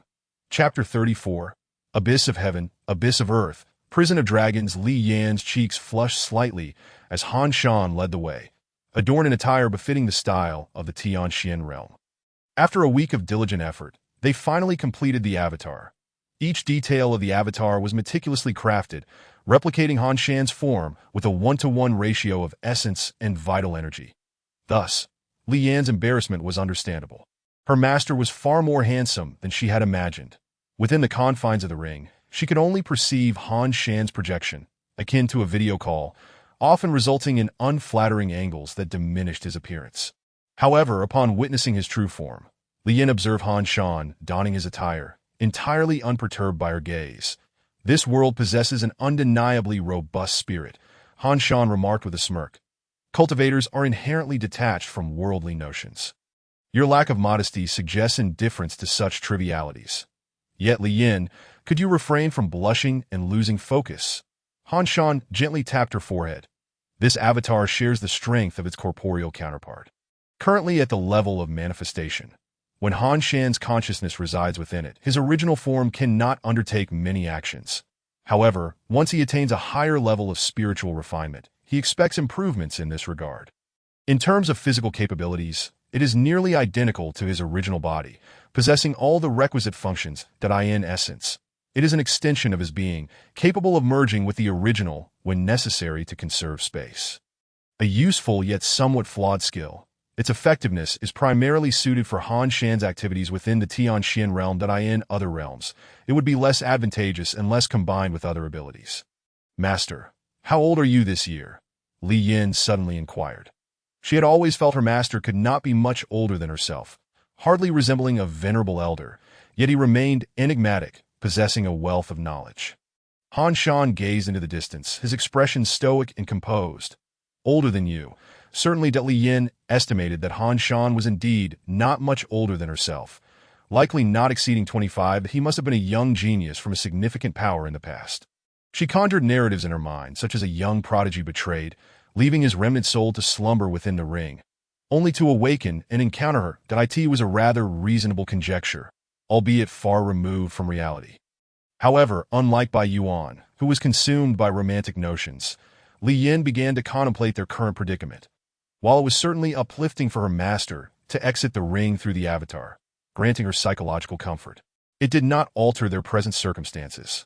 During their activities over the past few days, they had gleaned insights into the internal divisions of the myriad abysses. The myriad abyss realm is structured with countless floating islands, discernible into three primary regions: the abyss of heaven, the abyss of earth, and the prison of dragons. Currently, Han Shan and Li Yin resided in the abyss of earth, typically the initial area encountered by newcomers. Ascending several layers leads to the abyss of heaven, a sunlit domain governed by the unfeeling Taoist of the Gi sect, where agriculture, normal living, and trade are feasible, maintaining an orderly society. Conversely, descending leads to the prison of dragons, where sunlight barely penetrates and a chaotic assembly of miscreants, escaped criminals, and malevolent cultivators dwell, embroiled in ceaseless strife. Devoid of any semblance of order, it is rumored that numerous enigmatic dragons are imprisoned below, occasionally surging upward, only to be repelled back down. This information was gleaned from a Dao Palace realm cultivator, who, regrettably, was later discarded into the abyss as a corpse. What transpired was inevitable. His desire for Li Yan's beauty led him to attempt capturing her. A classic tale of the protagonist outsmarting the antagonist. Although Han Shan possessed strength nearing the level of spiritual refinement, he lacked the aura that would render him defensible. This exemplifies the advantages of the power system. Often dubbed first encounter kill, the abilities of fantasists tend to be rather peculiar, easily ensnaring the unwary. In the Blue Star realm, it is not uncommon for lower-tier fantasists to band together and slay higher-tier ones. It is a stark contrast to the Tianxian realm, where aside from a few exceptional talents, the chasm between each major realm is nearly insurmountable. This disparity may well elucidate some of the societal differences between the two worlds. In a scenario where higher-tier cultivators cannot guarantee victory over lower-tier ones, organizations and regulations retain their significance, preventing any single overlord from dictating outcomes. Yet the Blue Star realm operates differently, and in this myriad abyss realm, Han Shan could only exclaim in astonishment before retreating to another world for development, momentarily relinquishing this place. Master, should we ascend towards the abyss of heaven? Li Yin pondered aloud. Han Shan replied upon entering. My awareness that the Gi cultivator yet lives sparked a hypothesis. Consider this. It is implausible for a single location to confine a Gi for over a century, is it not? I suspect this Gi chose to remain voluntarily. Li Yin, puzzled, asked, why would he do so voluntarily? Because there are profits to be gained, Han Shan asserted earnestly. Perhaps he awaits the emergence of some treasure. Besides him, various other cultivators may also be in anticipation. Or he might aspire to refine the myriad abyss realm for his own use in terms of logical reasoning. Han Shan may not be the pinnacle of the world, but his imagination, greatly influenced by his extensive reading of web novels, is indeed quite vivid, and his thoughts carry a degree of plausibility. Listening to Han Shan, Li Yin found his reasoning sound. So, what should we do if he seeks to refine the entire myriad abyss realm? It appears we only need to bide our time until he completes his endeavor. Given that he actively constructs sex and maintains order, he is unlikely to be a malicious cultivator. Theoretically, once he completes the refinement, we should be able to exit safely. However, it is also challenging. Once he finishes refining, we may not survive. He would likely depart with only a select few. If a treasure were to emerge, I would certainly wish to acquire it. Moreover, following the typical narrative arc, should such an object exist, it would inevitably fall into the protagonist's hands that IT feels akin to a long-term quest with such detailed world-building. Abyss of Earth, Abyss of Heaven, and Prison of Dragons, each requiring numerous chapters to expound upon, culminating in a final chapter that stretches on for many more. My goodness, it seems I could write dozens of chapters just to convey this. Han Shan fell into contemplation. While this may seem a waste of time, it appeared unavoidable. For someone accustomed to the fast-paced nature of the internet age, this was quite torturous. Li Yin, on the other hand, exhibited considerably more patience, likely honed through years of enduring hardships. Fortunately, Han Shan possessed a strong resolve and soon regained his composure. Master, it appears this route leads upward, that a gathering of individuals has been detected, Li Yin noted. Spotting the signs of human presence, they are all Dao Palace realm cultivators that I in the myriad abyss realm. The majority of those who survive are likely Dao Palace cultivators at the outset. Han Shan was well aware of the current situation. Let us see if we can negotiate. After all, it was not a problem for him to escort Li Yin away if necessary. Chapter 35. Journey to the Heavenly Path. Li Yin and Han Shan approached the encampment, where the individuals congregated. The myriad abyss realm is perilous, and even those at the level of spiritual refinement or Dao Palace often choose to band together for survival. Nonetheless, cultivators are typically inclined towards solitary endeavors, resulting in many acting independently. Generally, these individuals gather to compete against other cultivators, often adopting a somewhat predatory nature. Here, a toll is required for passage, 2 spirit stones per person. However, this particular group of cultivators appeared to be of a higher caliber, operating in a location that, while not critical, frequently sees foot traffic for commerce. Passing through allows for trade and rest, with private conflict strictly forbidden. That a daily fee of 2 spirit stones is required for those who linger within the encampment. Would spirit currency suffice? Li Yin inquired. She possessed some spirit stones, but preferred to conserve them and avoid unnecessary expenditure. Moreover, given that these individuals were engaging in legitimate business, she had no desire for confrontation. In terms of spirit currency, 5 gold spirit coins equate to 1 spirit stone, replied the gatekeeper cultivator. That I in the outside world, 1 gold spirit coin is equivalent to 1 spirit stone. But here, the dynamics are quite different. The value of the spiritual currency itself and its purchasing power are 2 distinct matters, akin to a coin whose intrinsic worth is fixed. The ability to procure a greater quantity of goods stems from the credit it possesses. Externally, the Tianjin sect, which issues the spiritual coins, enjoys ample credibility, bolstered further by the presence of a unity practitioner. This is what allows it to function as a circulating currency within a particular region. However, within this context, the value of the spiritual coin is merely representative of the materials from which it is composed, rendering it somewhat unprofitable. Perhaps it would be wiser to utilize spiritual stones instead. Mused Li Yin. Meanwhile, Han Shan began to contemplate whether he should exchange spiritual stones for spiritual coins here, anticipating a significant profit upon venturing outside. Nonetheless, the pursuit of wealth is but a trivial matter. Han Shan also needed to consider the potential repercussions of being pursued by a unity practitioner once he stepped outside. What path must we take to reach Tianyuan? Han Shan inquired, having picked up some information from the deceased Dao Palace practitioner before parting with his coin. The opposing practitioner furrowed his brow. 2 individuals in the transformation realm likely cannot ascend that high. Even the most accessible heavenly route demands one to be of the Dao Palace realm to soar to such altitudes. Tianyuan and Diyuan are comprised of numerous floating islands, varying in size and scattered about. The distinction between Tianyuan, Diyuan, and Kalanjuan arises from certain void regions among these islands, where the vertical gap is substantial. necessitating a leap of several miles to traverse. It is evident that those in the transformation realm lack the requisite ability for such feats. Some islands, which are relatively easier to navigate and closer together, are referred to as the heavenly path. To transition from Diyuan to Tianyuan, one must either enlist the aid of a capable practitioner from the Dao Palace realm to seek the nearest heavenly path, or be escorted upwards by a visitor from Tianyuan. Li Yin remained silent. In her heart, she believed her master surpassed even the Dao Palace realm, possessing at least the level of a spirit-refining practitioner.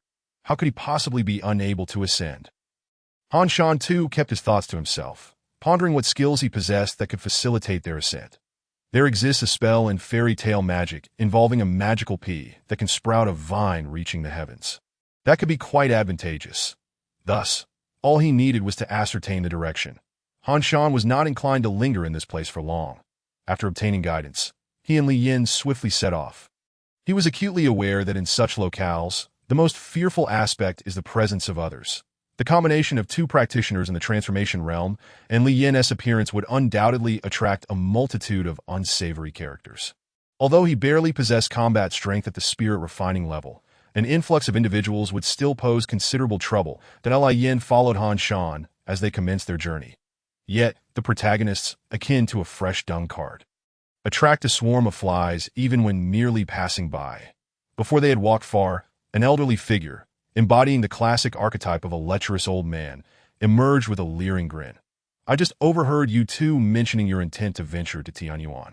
With two transformation realm practitioners, I fear you may not be able to traverse that far if things turn dire. Perhaps he could procure a mask for Li Yin, Han Shan thought, feeling somewhat exasperated. Why don't you agree to a condition? I will accompany you, and afterward, I can lead you directly to Tianyuan, the lecherous old man proposed, rubbing his hands together. Li Yin, her face cold, drew her long spear, bracing herself for combat. After all, encountering men with intentions to harm her was not a novel experience. Just previously, she and Han Shan had dispatched one such individual, and now another appeared. However, the lecherous old man leaned closer to Han Shan. I possess a dual cultivation technique that can be utilized by anyone, regardless of age or gender, and it would greatly benefit you. Would you care to give it a try, young man? Han Shan. What the hell, he thought, bewildered. So it turns out my charm is such that it transcends age and gender. Suddenly, the old man reached out towards Han Shan.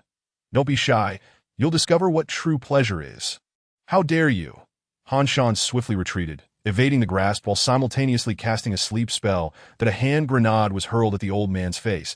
Li Yin, momentarily stunned, quickly rushed to assist. She had initially wanted to laugh, but the situation was not conducive to amusement. To her surprise, the lecherous old man possessed considerable strength. A typical Dao Palace practitioner would likely be rendered half-dead by Han Shan's combination of attacks. Yet he nimbly rolled away. I didn't expect you to be such a fiery one. You're quite strong. Han Shan felt the hairs on his neck stand on end, a chill racing down his spine. And he hastened his assault. Fairy tale magic. Dream fire. A flame ignited, casting the Dao Palace practitioner into a state of illusion. Han Shan then pivoted, drawing his firearm and aiming at the old man's eyes. Firing shot after shot, the large caliber, specially crafted bullets struck the same spot repeatedly, ultimately shattering the old man's protective true energy. Subsequently, Han Shan unleashed his skill, fairy tale partner. Little Red Riding Hood, clad in leather and a red cap, appeared, her blade plunging viciously into the old man's spine.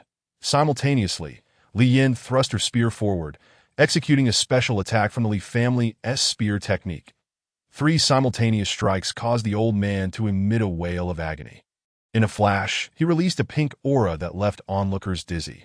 Han Shan deftly retrieved his sniper rifle, holding his breath as he aimed at the old man's head, pulling the trigger. The bullet's power was immense. Its initial velocity astonishing. The Nightingale sniper rifle, a piece of black technology capable of penetrating conventional tanks, struck the old man squarely in the face, sending him toppling over. I surrender. I surrender. I understand my mistakes, the old man implored. Yet Han Shan genuinely relented. Hand over your spiritual stones, magical artifacts, and techniques, and I shall let you go. Li Yin paused, feeling a bit perplexed, for she believed her master was not so merciful. The old man obediently knelt, gasping for breath as he presented his belongings. "I was foolish and failed to recognize your might, that I am unworthy of death." "Thank you for your magnanimity," Han Shan scoffed, commanding the old man to leave. The old man wobbled to his feet and took flight. However, Han Shan discreetly readied his sniper rifle, aimed, and fired, caught off guard and entirely depleted of true energy. The old man's head was blown apart by a single shot, plummeting lifelessly to the ground. "Well, that was a bit gruesome." Han Shan stretched lazily. Chapter 36. Dual cultivation techniques. Han Shan chose to release his captive, then took advantage of the old man's unpreparedness to eliminate him, thus avoiding any potential trump cards the old man might possess while conserving his own energy. That was rather cunning. Typically, such actions are reserved for villains. Li Yin displayed no reaction, instead feeling that her master truly embodied this nature, as it felt fitting that it was odd to let someone escape. This practitioner might not have fully believed in Han Shan's actions. After all, a sniper rifle generates no true energy fluctuations, rendering preemptive defenses impossible. That if one were at the spirit refining level, with a formidable soul, they would possess a sense of impending danger.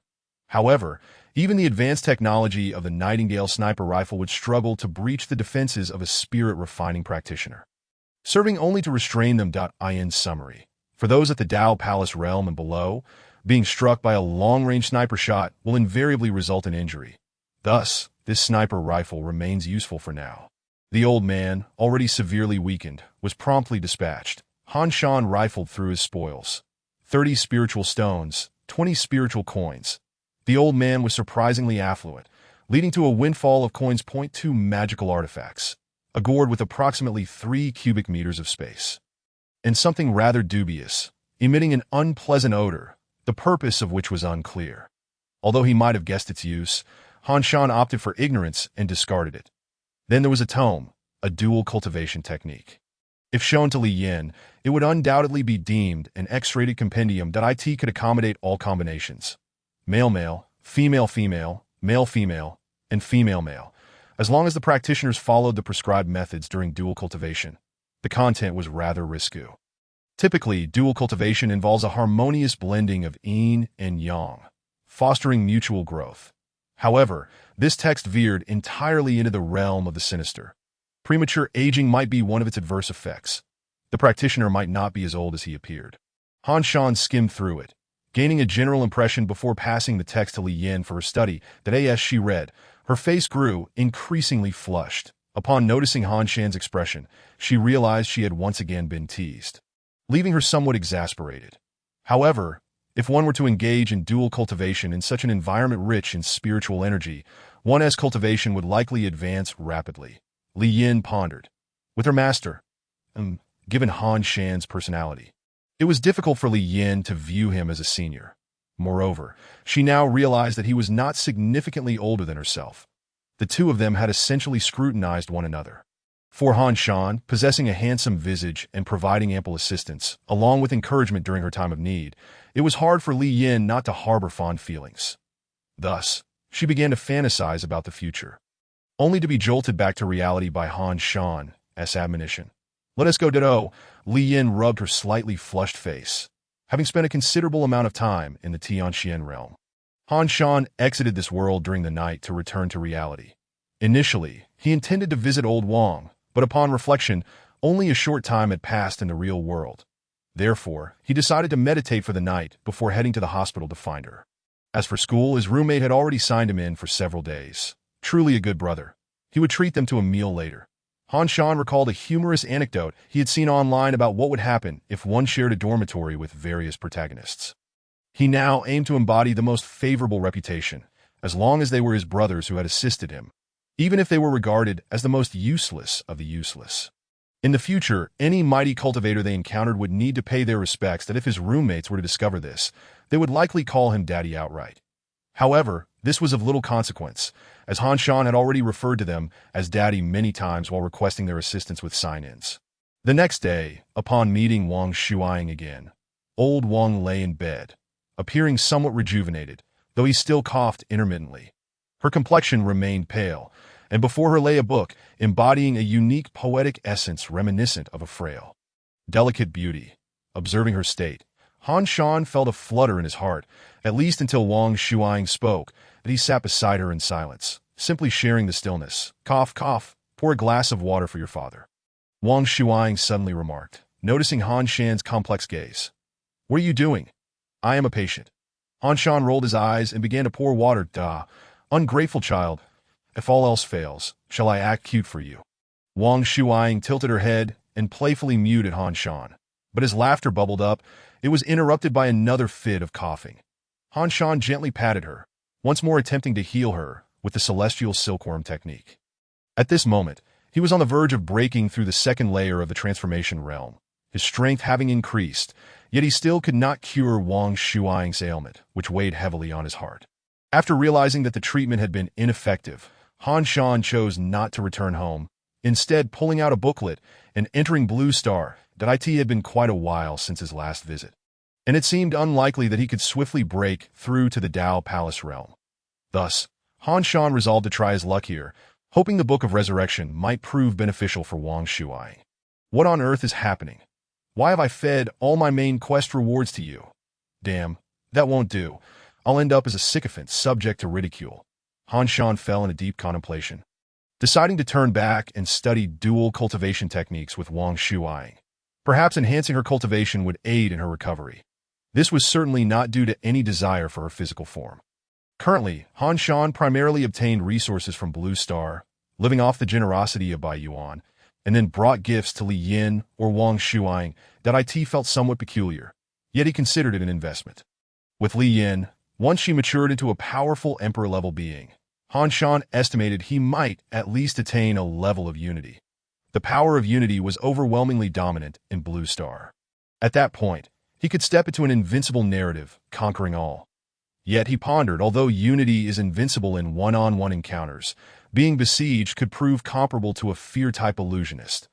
The Black Raven named Jack, who had previously purchased a book from Han Shan, was indeed a fear-type illusionist. One of the most feared fugitives in the world. He had fled to Longzhou to escape the church's pursuit. Upon acquiring the book, he became increasingly excited as he flipped through its pages, filling 3 large volumes with notes. However, when he later reviewed them, he found only nonsensical ramblings. What madness lay within those murmurs? What existence lurked behind the book? Jack fell into contemplation. His ability was named Sin, a fear-type power intermingled with a hint of mythological influence, stemming from humanity's dread of sin. Yet when manifested, it took the form of the 7 deadly sins of the Holy Church. This was precisely why he was being hunted by the Church. Currently, Jack had unlocked 5 of them: greed, pride, gluttony, wrath, and sloth, with lust and envy remaining. Jack believed his limit was level 7, surpassing the current strongest illusionists. However, he was uncertain if he could maintain his sanity if he continued to ascend. Perhaps this is my mission, to draw nearer to the true world. That shopkeeper must be no ordinary person, Jack mused.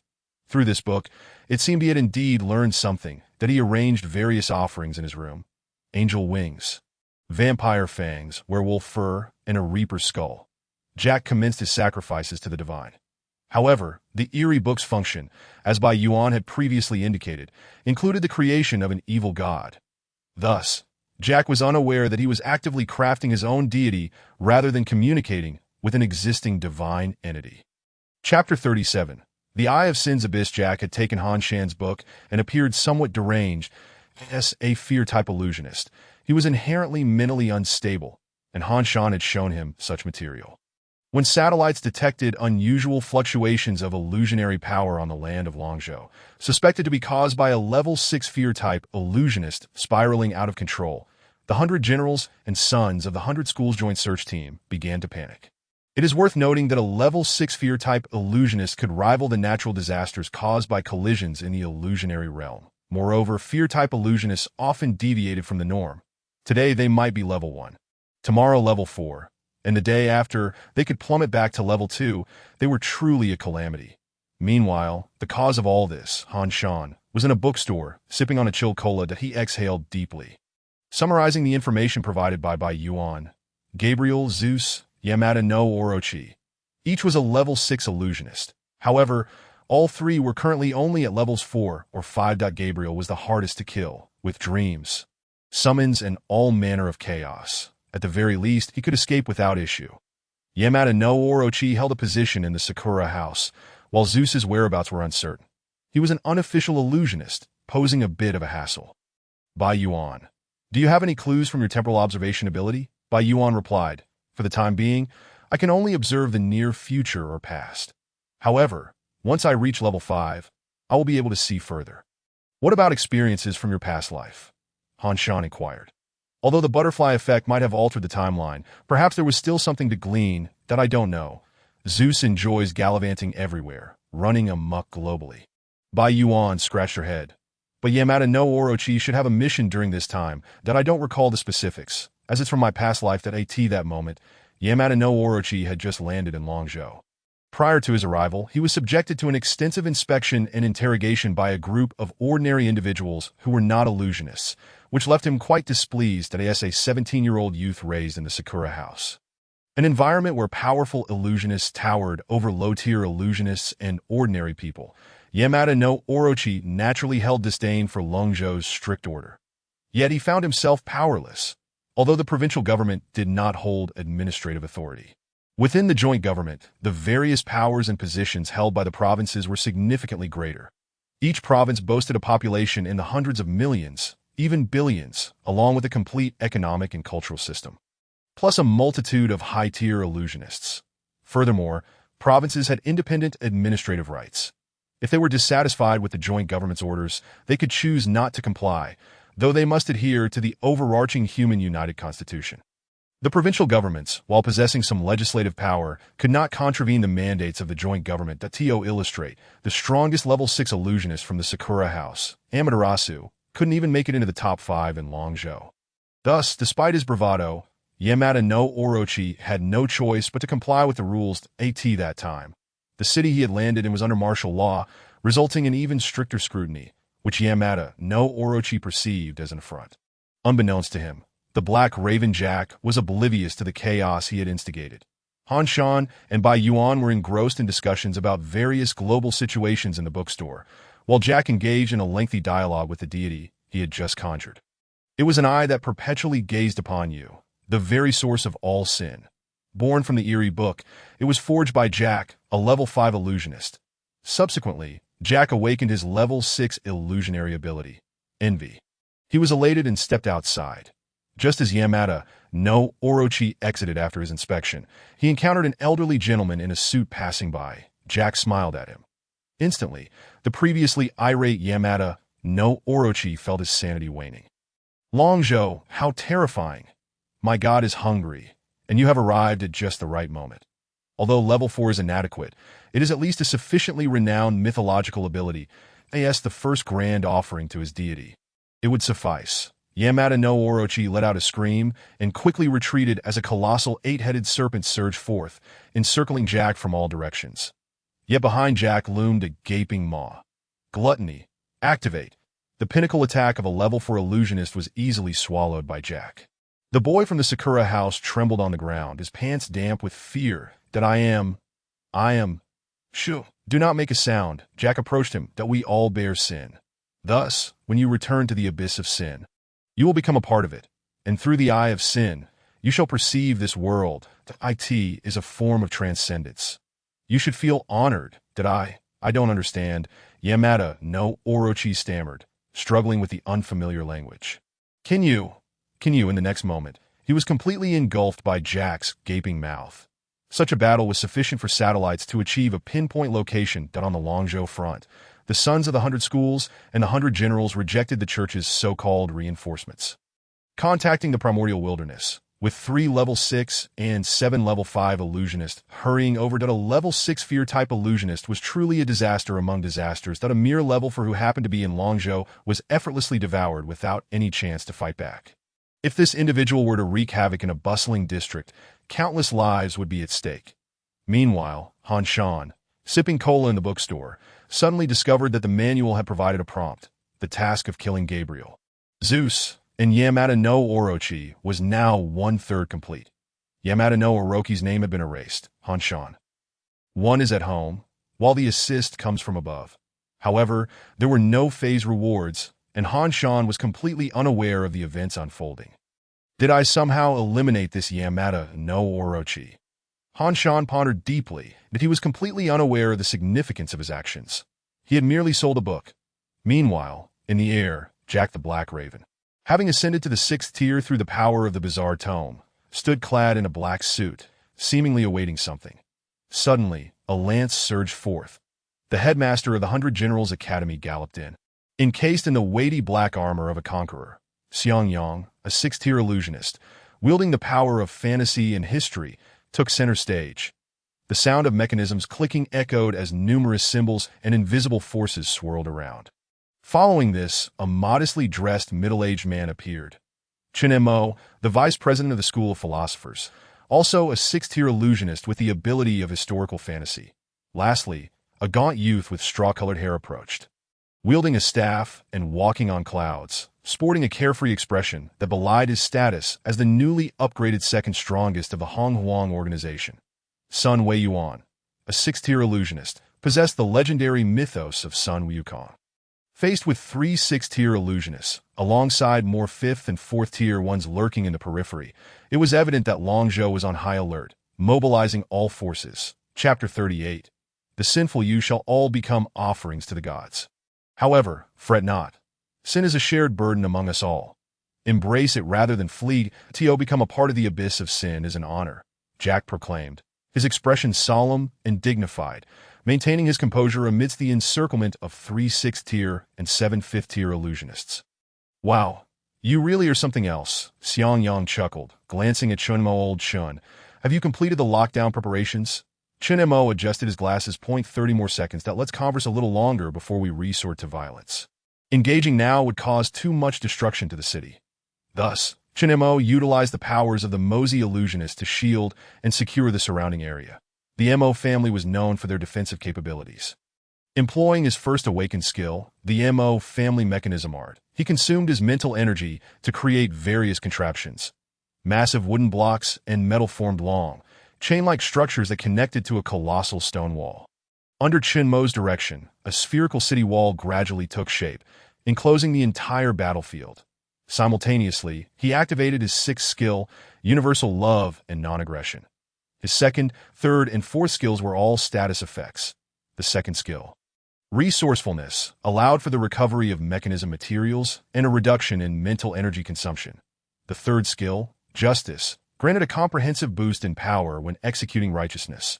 The 4th skill, Greatness, enabled a faster recovery of mental energy for those who followed his ideology and allowed him to transfer his mental energy to his adherents.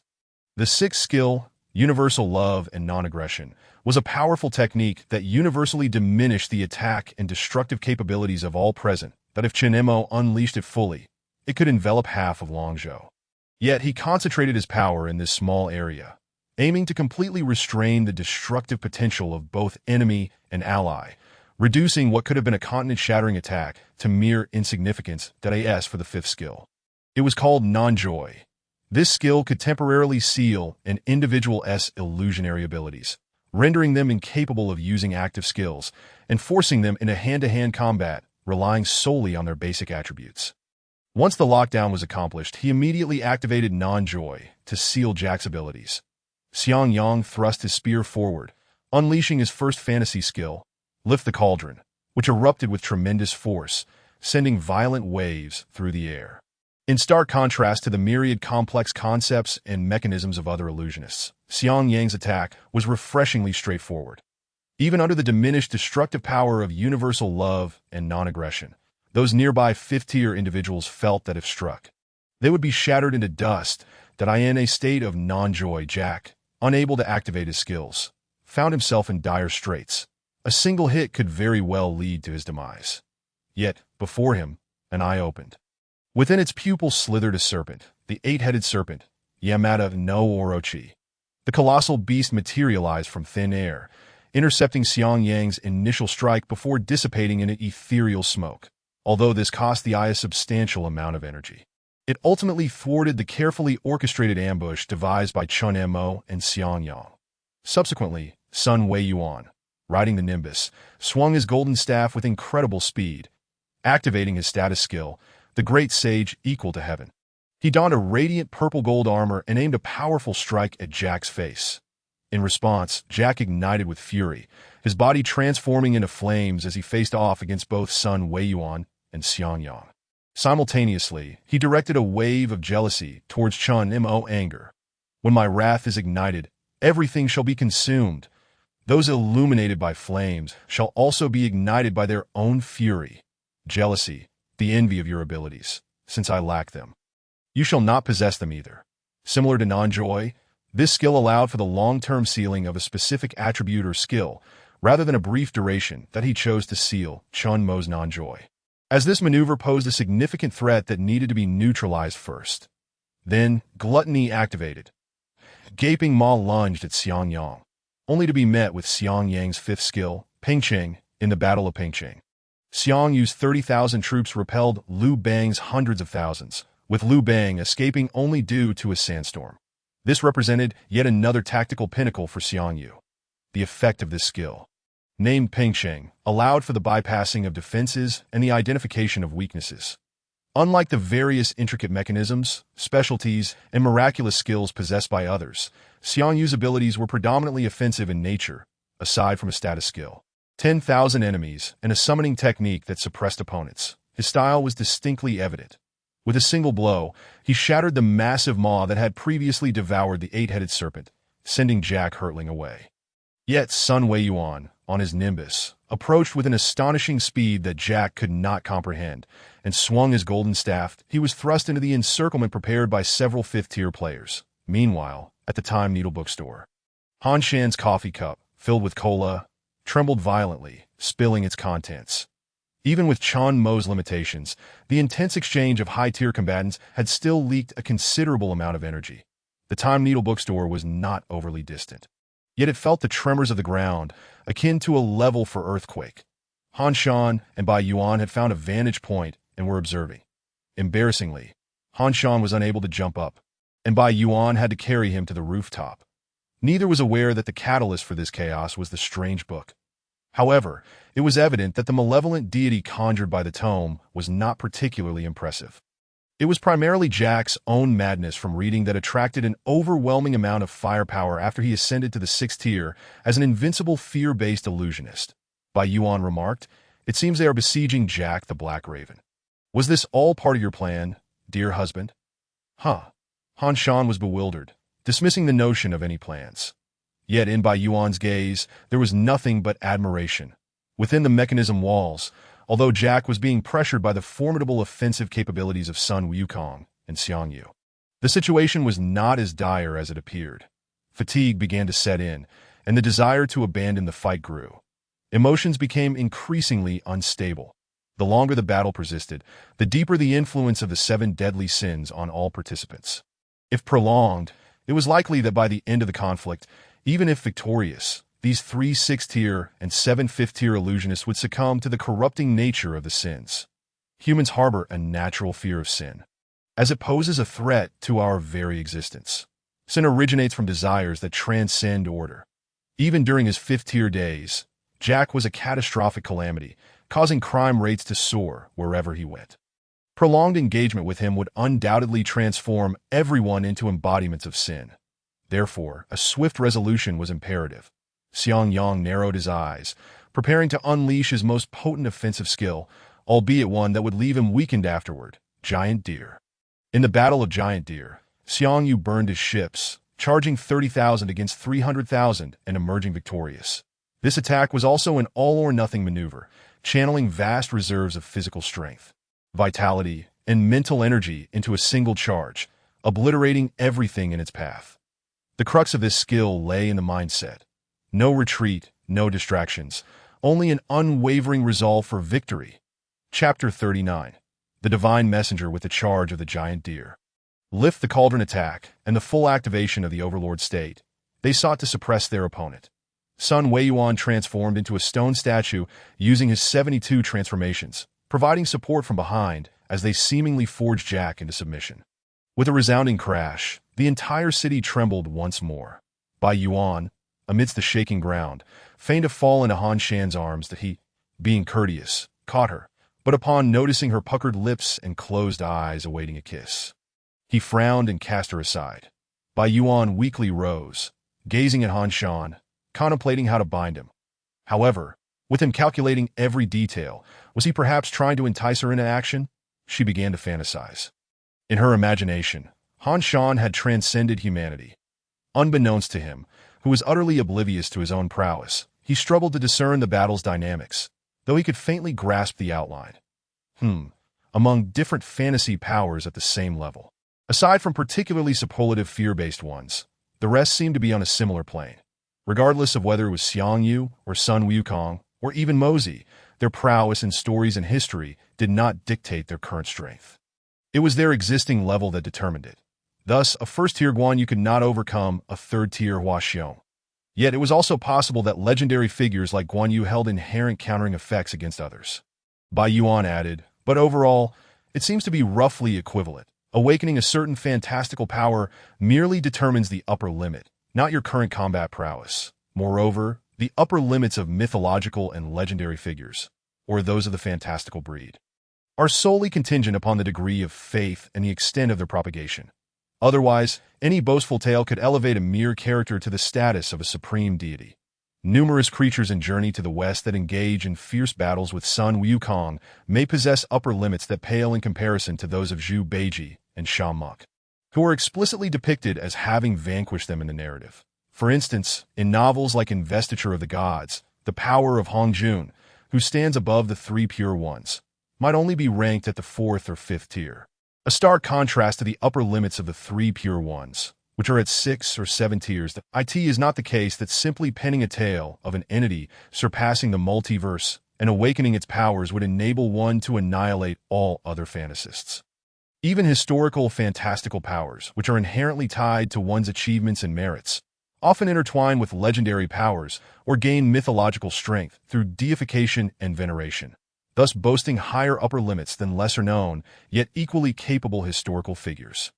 In the direction that Han Shan gazed, Jack ultimately failed to achieve his objective, having been severely injured by Xiang Yang's colossal stag. He had believed that he could withstand the onslaught of the Dragon Continent's denizens with the newfound divine backing. Yet it appeared that this was not the case. Although fear-inducing combat capabilities are indeed formidable, the three present were no slouches. With numerous fifth-tier experts nearby aiding them, Jack's endurance thus far could be attributed to sheer tenacity. At last, Jack contemplated retreat. Dubbed the Black Crow, a closer inspection reveals that his abilities bear little resemblance to those of an actual crow. Hence, the moniker is derived from his equipment, with wings unfurling behind him. He yearned to flee. Sun Wei Yuan's golden hoop staff swept through the air. You may certainly attempt it, but even if you manage to breach Chun Mo's mechanized city walls, my cloud somersault will undoubtedly catch up to you. Coughing, Jack donned the crow mask. You might be able to pursue me, but do you dare engage me in combat amidst the bustling crowds? Instantly, Sun Wei Yuan's expression stiffened. Fear not. The mechanized city of the Mo family is currently in a state where everyone's destructive capabilities are restricted. It is impossible for him to break through, Chen Mo interjected, as several mechanized cubes floated beside him. Unless he eliminates me first, Jack remarked, it seems the church has not fully disclosed my intelligence to you. While I cannot destroy the city walls, I can seize control of them. Is laziness activated. Everyone momentarily froze. With pride, his own power surged significantly. Jealousy shifted to seal off Mo family's mechanized techniques. And finally, greed activated, allowing him to usurp control of the mechanized city walls. Though it may have only been a few fleeting seconds, it sufficed. The walls cracked open, and Jack flapped his wings, vanishing into the distance. His final words before departing were intended to sow discord, for the essence of greed's plunder originally pertained only to spiritual and life forces. The ability to seize such abstract concepts is a function reserved for those of the 6th tier and beyond. Yet causing trouble for the enemy is a benefit not to be overlooked. However, Jack gazed down at his body, where a gaping hole marred his chest. His heart had vanished, replaced by a pitch-black eye connected to veins, pulsating incessantly. Xiang Yang's colossal stag had seemingly claimed his life, yet a divine intervention had saved him. The heart was supplanted by the eye of sin, propelling Jack further down the path of madness. Seems like it's over. Time to return, Han Shan mused. I can't shake the feeling that something is amiss. It feels as though I'm being plotted against. Bai Yuan approached and embraced Han Shan in a princess hold.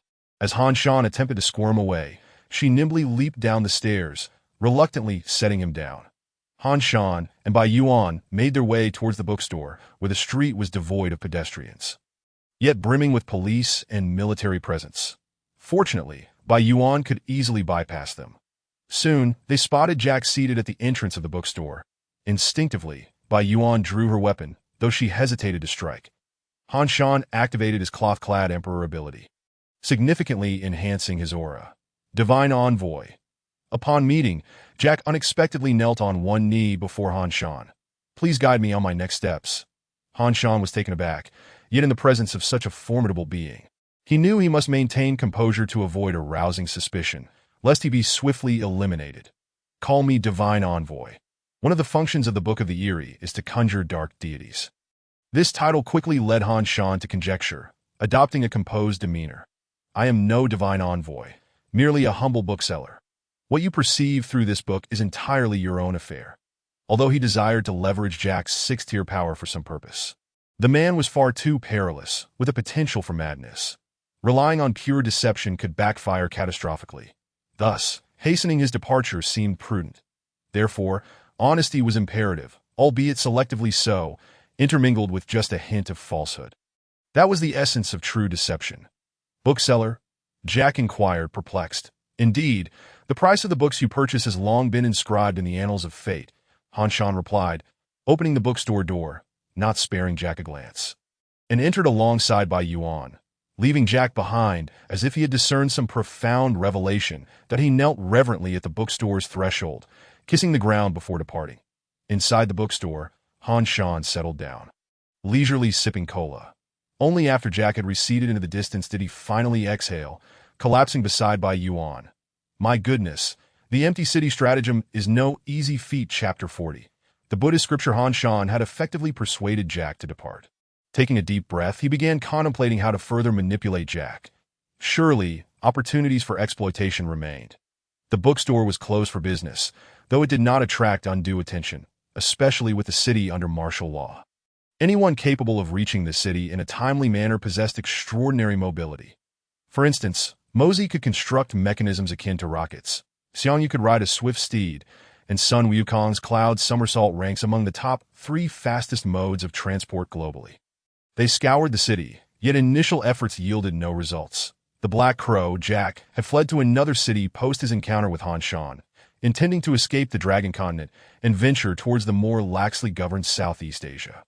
The Black Crow believed he bore a divine mission to disseminate the faith of the Eye of Sin to the masses. What impact this would have on the world remained uncertain. Han Shan, having casually sold a book, found himself bewildered by the turn of events. It seemed this was not his own design. Perhaps it was orchestrated by others. Was there a conspiracy behind the sudden delivery of a book to him to sell to Jack, thereby catching Gabriel's attention? If he were to assert that he or the manual had gained something from this process, it would be the elimination of a mission target. But surely such a grand scheme could not simply be for the purpose of dispatching the Yamada no Orochi. Could it? As he pondered potential motives, the manual issued a new task, challenge task. Within a day, select a suitable buyer and sell the Buddhist scripture from the West. Completion reward. Random Taoist technique. Another book sale, and this time, the West Buddhist scripture? Han Shan furrowed his brow, sensing a hidden secret behind this. Thus, Han Shan began perusing the scripture, flipping through a couple of pages before closing it. Goodness, it was indeed a Buddhist scripture, and after reading it, he felt an array of desires diminish, as if he had entered a state of tranquility. Numerous intricate, yet profoundly simple truths lingered in his mind. He couldn't afford to read more. Han Shan considered himself a mere mortal, rife with the 7 emotions and 6 desires, utterly unacquainted with Buddhism in this lifetime. Whom could he sell this to? It seemed it should be directed towards a fantasist connected to Buddhism. Han Shan fell into contemplation. That moment, Sun Wei Yuan gracefully descended on his cloud somersault, landing at the bookstore's entrance. Sensing Jack's lingering presence, he realized this was not the residue of a casual passerby. That individual had likely lingered here for several minutes. But why, with everyone hunting Jack? Any delay was perilous. Furthermore, Sun Wei Yuan was convinced that Jack was gravely injured. Indeed, he was severely wounded. Were it not for the unique power of the Eye of Sin, Jack would have perished under Xiang Yang's colossal stag. The two individuals within the bookstore appear to be fantasists. Sun Wei Yuan activated his fiery eyes, meticulously scrutinizing the bookstore before spotting Han Shan. Yet he found himself unable to discern Han Shan's essence. Han Shan's aura shifted from 4th tier to 3rd tier, and his abilities and spells underwent alteration. He had casually swapped the biography of Entu Sheng for the Annals of Han Gaozu, as Entu Sheng's capabilities represented a mere 4th tier limit, a transient phase, rather lackluster. While there were indeed many abilities at the 1st and 2nd tiers, even deeming such low-tier powers as the most common, Entu Sheng was not without merit. After all, he was a renowned author. Nevertheless, Han Shan deemed this a power he would eventually outgrow. Thus, he needed to utilize the abilities of Han Gaozu more frequently to facilitate his ascension. In Sun Wei Yuan's eyes, this was nothing short of astonishing. The ability to alter powers and tiers. Who could possibly fathom the extent of this individual's prowess? Moreover, the bookstore itself harbored numerous peculiarities. And a plethora of information flickered like flowing light before Sun Wei Yuan's vision. And no wonder Jack had chosen to linger here. Sun Wei Yuan took a deep breath, entered the Time bookstore, and said frankly, "To be honest, Hong Huang is not an official organization. Although its relationship with the authorities is not particularly adverse, the pursuit of Jack has little impact on him. The only one here who can match Jack's speed is himself. Which is why Old Sun diligently works without pay. It is evident that he possesses a sense of justice within him. Truly, he is a dreamer awakened to the powers of the great sage Sunday. The abilities of dreamers often mirror their personalities, especially at higher tiers that, of course, if your ability resembles that of Zhu Long, with scant descriptions of character in various texts yet possessing a maximum tier of 6. Then you are fortunate and will not be influenced." As Sun Wei Yuan stepped inside, his gaze was irresistibly drawn to a book placed beside Han Shan, which served as a coaster for a coffee cup. The Buddhist Scriptures of the Western Paradise. "Welcome." Han Shan politely inquired, "What would you like to purchase?" "Just browsing, that I have some questions," Sun Wei Yuan replied, narrowing his eyes to scrutinize Han Shan, feeling an air of inscrutability about him. His fiery eyes could discern a person's origins, strength and level, unveiling all facades, yet they could not penetrate the background of the individual before him. It was as if he and the bookstore had materialized out of thin air. "Please speak," Han Shan said. Although he sensed that the person before him was formidable, and with Bai Yuan subtly hinting nearby, it became apparent that Sun Wei Yuan was likely another 6th-tier master. Yet perhaps he had grown accustomed to concealing his wariness, maintaining an air of calm.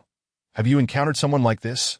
Instead of hastily inquiring about the book, Sun Wei Yuan presented an image of Jack. His fiery eyes could also reveal whether a person was lying. Han Shan pondered for a moment. "Yes, I have seen him, that he came here to purchase books. Could you elaborate?" Sun Wei Yuan was engaging in what should have been the work of police officers and search team members. "It was a rather unique book," Han Shan shrugged and pulled out the Buddhist Scriptures, similar to this one, "that you must understand that not everyone can find a book suited to them." Sun Wei Yuan narrowed his eyes, feeling both wary and curious towards Han Shan. "Are you implying that this book is similarly suited to me?" "I'll sell it to you for $10. Han Shan replied nonchalantly, confident that Sun Wei Yuan was indeed the customer described in the manual. $10? Sun Wei Yuan questioned, perplexed that as for the rest, "Fate will ensure your payment," Han Shan added, striking a rather pretentious tone. Sun Wei Yuan found it difficult to gauge Han Shan's intentions, that he was no fool, though unafraid of combat. He would not engage in a fight without cause. Furthermore, the book had indeed ignited a genuine yearning within him that if Jack had merely purchased a book here, then entangling himself with the shopkeeper seemed pointless. After all, Old Sun was not an official. A simple notification to the numerous generals would suffice. Perhaps Sun Wei Yuan had not contemplated this deeply. Nevertheless, he felt no trepidation regarding the notion that fate would settle the payment. Embracing a fearless spirit, he declared, "Then I shall graciously accept this gift from the proprietor, that I must continue my pursuit. Should you receive any news, please do not hesitate to contact the authorities." In Chapter 41. The path to heaven is difficult. Han Shan did not underestimate Sun Wei Yuan's intellect, nor let down his guard. Although it was true that even if Sun Wei Yuan recognized his uniqueness, he would not alert the authorities. The distance between Hong Huang and the various generals was still significant. After all, grassroots organizations vary widely in quality, and from time to time, the search teams must apprehend a few criminal dreamers from within Hongwang. However, others would take note of Sun Weiyuan's visit to the bookstore. Deceiving these high-ranking individuals was indeed exhausting. Han Shan had already endured several performances that were quite taxing. Meanwhile, Bai Yuan's admiration for him only grew. As the clock hands of the bookstore turned, it vanished entirely.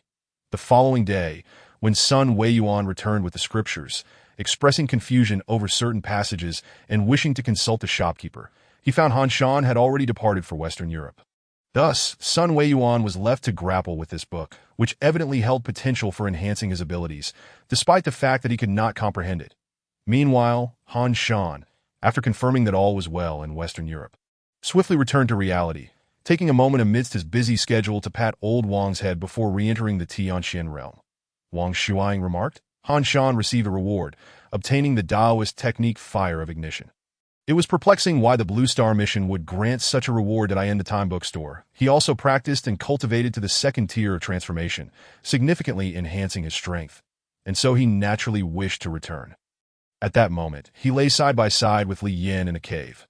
Given the current distance, he estimated they would reach the nearest path to heaven by tomorrow. Han Shan anticipated encountering some pivotal plot points, enabling Li Yin to level up further. The protagonist in such tales rarely relies on arduous cultivation. Rather, they ascend through various elixirs, heavenly materials, fortuitous encounters, and sudden breakthroughs, while others toil for 3 years in cultivation or 5 years for examinations. The protagonist leaps through tiers in a month. This rapid ascent is not merely a trope of the fantasy genre. It has been present since the Ming Dynasty when novels first emerged. For instance, in Journey to the West, characters consume various elixirs and swiftly advance in cultivation within alchemical furnaces. After all, who wishes to witness the tedium of genuine meditation and leveling up? It is exceedingly dull, devoid of any sensation. For Han Shan, in order to maintain his role as Li Yan's mentor, whenever she advanced to match his level, he had to endure arduous meditation in other worlds to keep pace. Of course, with his innate talents allowing him to cultivate at a speed comparable to those who cheat, claiming hardship would hardly garner sympathy from others, let alone old Wang, who had only reached the 3rd tier of marrow washing. Likely cursing in frustration. "Master, good morning." Li Yin stretched, appearing to have slept well the night before. Meanwhile, Han Shan, as a pampered modern individual, had retracted his soul into his ring, adopting a seated meditation posture to serve as a pillow for Li Yin.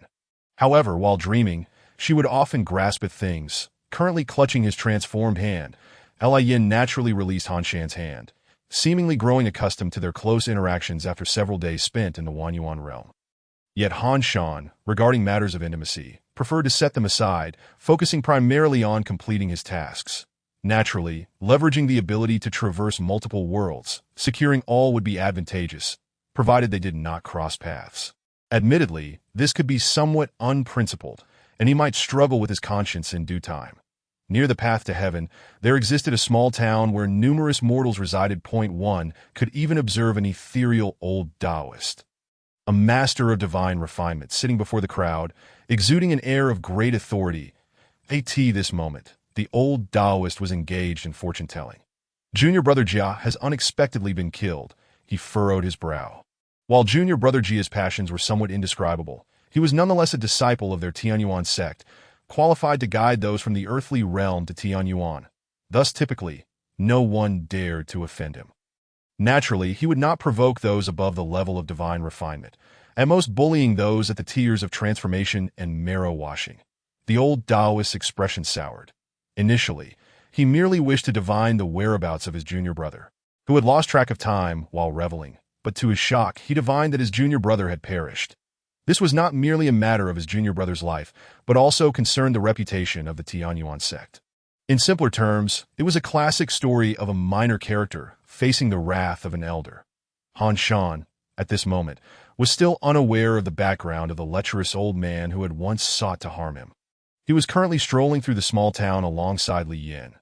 Originally, the old Taoist had intended to conceal his background and later seek allies to confront Han Shan. However, little did he know that Han Shan would act so unscrupulously. Claiming to release him only to launch a surprise attack. 1 could only say that they were all cunning players. None could claim superiority. death could only be attributed to a lack of skill. This place was relatively orderly, yet Han Shan felt the crowd was too dense, hindering his ability to utilize his skills. After all, one might inadvertently offend certain taboos that it was evident that unless one possessed sufficient strength, entry to Tianyuan would be subject to the control of the Taoist priests from the Tianyuan sect. However, there was little to discuss. After all, Tianyuan's safety stemmed from the mastery of the expert who founded the Tianyuan sect. The sect executed the will of that expert. Thus it was entirely reasonable for them to determine who could ascend and who could not. Even if the selection process bore issues, it would be an internal matter for the Tianyuan sect to resolve. In stark contrast to Earth, where all systems and structures derive from the collective efforts of the populace, this realm was entirely different. The old Taoist pondered for an extended period, yet due to Han Shan's exceptionally enigmatic methods, he could not deduce anything. Han Shan began to inquire about the regulations for ascending to Tianyuan via this path. Is there a quota? Approval. Are there no established standards? Is private passage prohibited?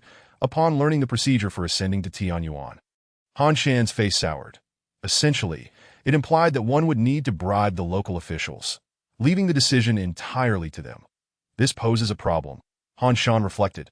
Primarily, he was not in a desperate rush to reach Tianyuan. The escape he sought was unlikely to be found there, but rather in the depths of the prison dragon abyss. Nevertheless, Tianyuan should possess more comprehensive records, perhaps even information regarding that merciless Taoist. Since this expert had not perished in the abyss of all realms, it was certain that he had plans. Moreover, if he truly were at a loss for an escape route, he would have long since been eager to explore. So why maintain such an orderly facade? Without a doubt, looking at this path to heaven, it was clear that this individual was not particularly concerned with notions of righteousness or fairness. Given this, Han Shan was only more inclined to venture into Tianyuan, that he was genuinely curious about the opportunities hidden within the abyss of 10,000 depths. That Li Yin, who stood beside Han Shan, was oblivious to his thoughts. Upon arriving in the small town, she checked into an inn, which charged a hefty price of 1 spirit stone per night. To save money, she booked just one room. Well, that was the situation. Han Shan was indifferent. After all, he could simply lie within his ring. Even if Li Yin had her own thoughts, they bore no fruit. Conversely, he spoke with great seriousness. Since you have already reached the first layer of the transformation stage, it is time for you to begin learning my techniques that I shall impart to you. The fire incantation. Pay close attention. Chapter 42. Fire incantation. Upon hearing about learning, Li Yin became exceedingly earnest.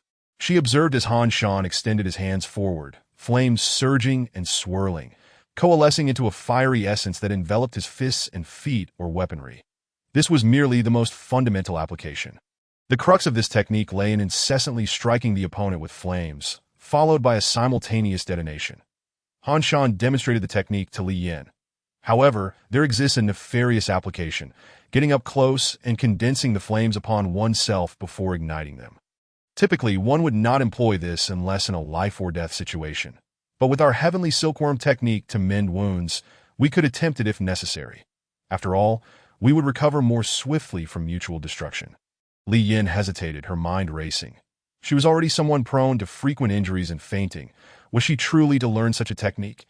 Nevertheless, it was indeed powerful. Master, how old are you? Li Yin glanced around, convinced that Han Shan did not seem like a particularly mature elder. Are you 24? Han Shan scoffed, unusually candid with Li Yin. If one must insist, I'm nearly 22. So, you're only 3 years older than me? Li Yin thought it understandable why he had not seemed much older. Yet, despite the mere 3-year age difference, Han Shan was an exceptionally competent master, guiding her through much. However, she sensed that if they continued their interactions, the title of master would soon become inappropriate. By the way, Li Yin raised her hand. I wish to inquire about the dual cultivation secret arts. Han Shan narrowed his eyes. Young lady, matters of such significance cannot simply be broached as you please. According to the narrative, we ought to find ourselves in a dire predicament. Should your cultivation stagnate, escape would be impossible, or perhaps one of us would be drugged and perish, thus necessitating the dual cultivation techniques. Such plots satisfy the audience while remaining morally unblemished, which is why they are recurrently employed in various martial and fantastical novels. Han Shan could nearly recite these tropes by heart, that Li Yin was left bewildered. Huh. Enough. Focus on your studies, and cease pondering such frivolous matters. Your master eagerly anticipates your ascension to greatness. Han Shan embodied the quintessential Sigma male, adept at perceiving Li Yan's innuendos and the world's inherent nature, while also interrupting her attempts to establish romantic notions. Today, Han Shan ventured out once more to gather information regarding the journey to the abyss. It appeared that traversing the heavenly path was impossible. Only 3 to 5 slots were available each year. They could only attempt a clandestine incursion or fly directly from another island. The Abyss sect could not possibly seal everything off. However, Han Shan's capabilities did not extend that far. If all else failed, he might resort to acquiring a jetpack from Blue Star, where technology surpassed Earth's by 50 years. With the right connections, many things could be procured. And of course, Han Shan's connection was by Yuan. Yet, that would be tantamount to smuggling, a notion he had not initially entertained.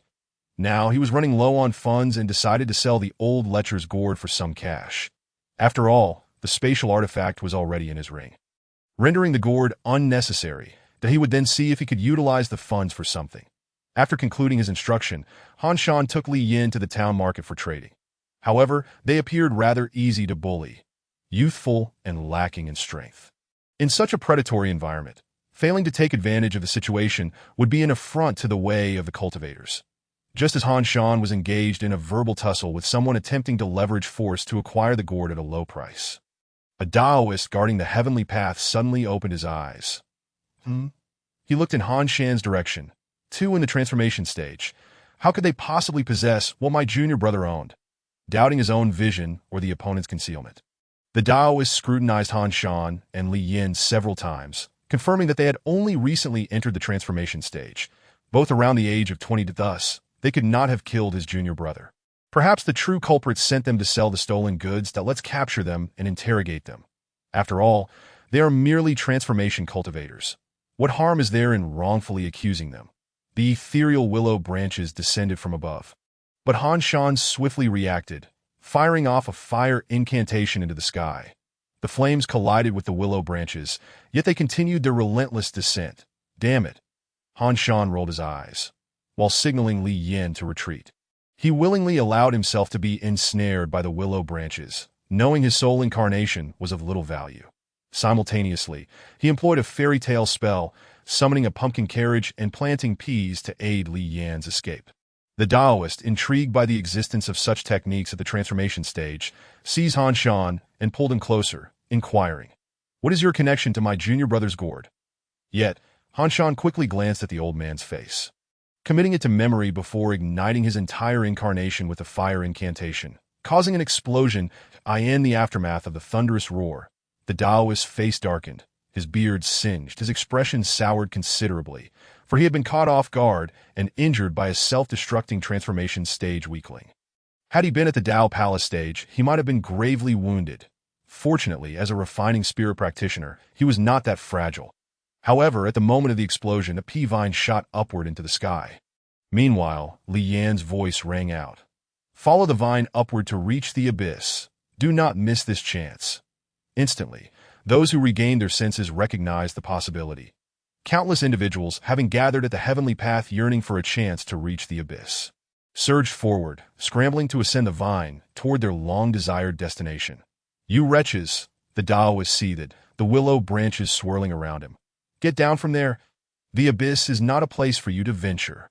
Suddenly, a chill swept through the air, accompanied by a flurry of snow. A knight, mounted on a white skeletal steed, approached, flanked by a princess of snow, surrounded by 7 spectral servants. The pumpkin carriage sped forth. Han Shan's visage materialized on the ring's surface. "Te. The cultivators of the heavenly abyss are exceedingly tyrannical. They attack without hesitation, offering no chance for deception." Well, perhaps there was a chance to deceive. However, if this fellow inquires about the gourd, I could only fabricate a story and lead him elsewhere. Given the heavenly abyss sect's callous disregard for life, this merely shifts the conflict from this area to the outside. And here, there is no advantageous terrain to exploit. Han Shan resolved to self-detonate, inciting chaos, and subsequently utilized the summoned entities to hinder the adversary. Should that individual manage to handle the situation and pursue them, he would ambush him, seeking an opportunity to retaliate against the refining spirit practitioner. Would his master or senior brother come to his aid? It felt rather precarious. Chapter 43. Pursuit and counter-pursuit. Han Shan's sacrifice of an incarnation did not weigh heavily on his mind. Although recreating one would require considerable vitality and time, he had always been this way, utilizing what was necessary without hesitation. Was that the senior brother of the lecher we dispatched? Is he truly from the Abyss sect? Li Yin expressed her disbelief, primarily because the lecher hardly seemed like a representative of a legitimate sect. Perhaps he was an anomaly, or perhaps the Abyss sect was not a legitimate faction at all. It seems he has not pursued us. Han Shan sensed the atmosphere from within the pumpkin carriage. Li Yin remarked.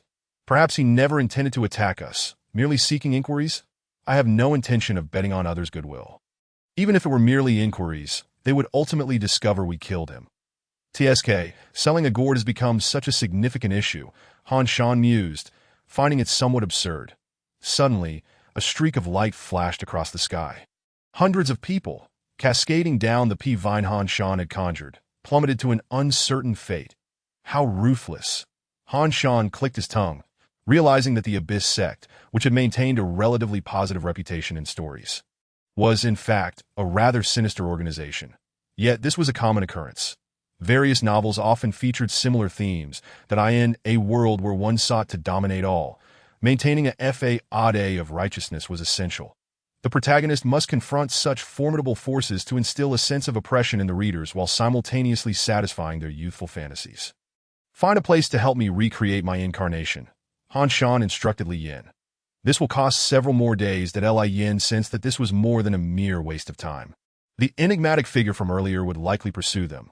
Her master remained remarkably composed, a trait worthy of emulation.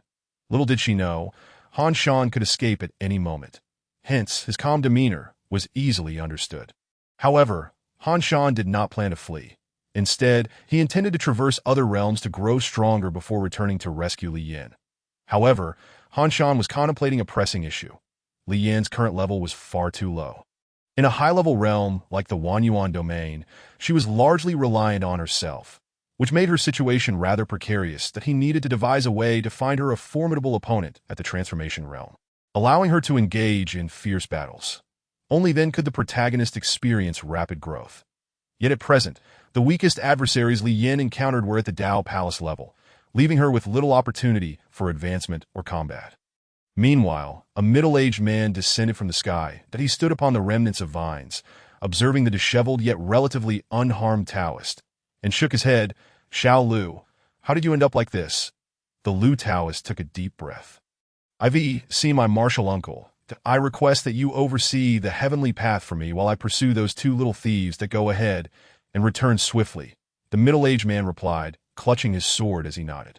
Lu Taoist then hastily made his way toward Han Shan and the others. After a brief divination, he ascertained Li Yan's location. His speed was impressive, likely due to some excellent teleportation artifact. Quite a few good items to be found here. These vines, these corpse puppets, and the vengeful spirits. No wonder they could slay junior brother Jia at the transformation level. Lu Taoist had pieced together a general understanding of the situation, whether accurate or not. He believed in it that on a remote island, Han Shan directed Li Yin to set up numerous concentrated bombs. Simultaneously, he readied a sniper rifle, loading it with bullets, rarities that Bai Yuan had procured from unknown sources, likely belonging to the realm of fantasy creations. There were only 3 in total. Smoke bombs and concentrated explosives would only serve to disrupt a master of the refining spirit level, while the bullets might inflict damage. It would be exceedingly difficult to kill a refining spirit cultivator. The practitioners of the Tianxian realm were rather formidable, comparable to rational fear-type fantasists from the Blue Star.asa transformation realm cultivator. Han Shan found it quite taxing to contend with refining spirit experts using his fantasy powers and various tricks that he activated in Tu Sheng's ability, summoning a sleeping beauty and unleashed magic, causing fantastical roses to bloom all around. Then, he inscribed a true fairy tale, scripting a scenario where all 3 bullets would find their marks. All right, my mental energy is depleted. Next comes, Han Shan lifted the sniper rifle from the ring, while Li Yin raised her arm, pointing towards the approaching enemy. Although striking the eyes or throat sounded appealing, such vital areas were often well guarded by foes. Thus, Han Shan resolved to first target the opponent's limbs, weakening their combat effectiveness. Given that the enemy was already in disarray from a previous ambush, and with various explosions to further debilitate them, it was through this continuous attrition that a refining spirit cultivator might be lured into a trap. If it weren't for the enemy's relentless pursuit, making escape seem impossible, Han Shan would have preferred to avoid conflict with a refining spirit altogether. Sai, the practitioners of the Tianxian realm, possessed a significant weakness. The overwhelming pressure of their superior realm often led to severe underestimation of lower-tier cultivators. Even when faced with impressive combat prowess, they rarely took it seriously. This tendency made them prone to trouble from Han Shan and Li Yin, and they often met their demise due to their arrogance. How to put it?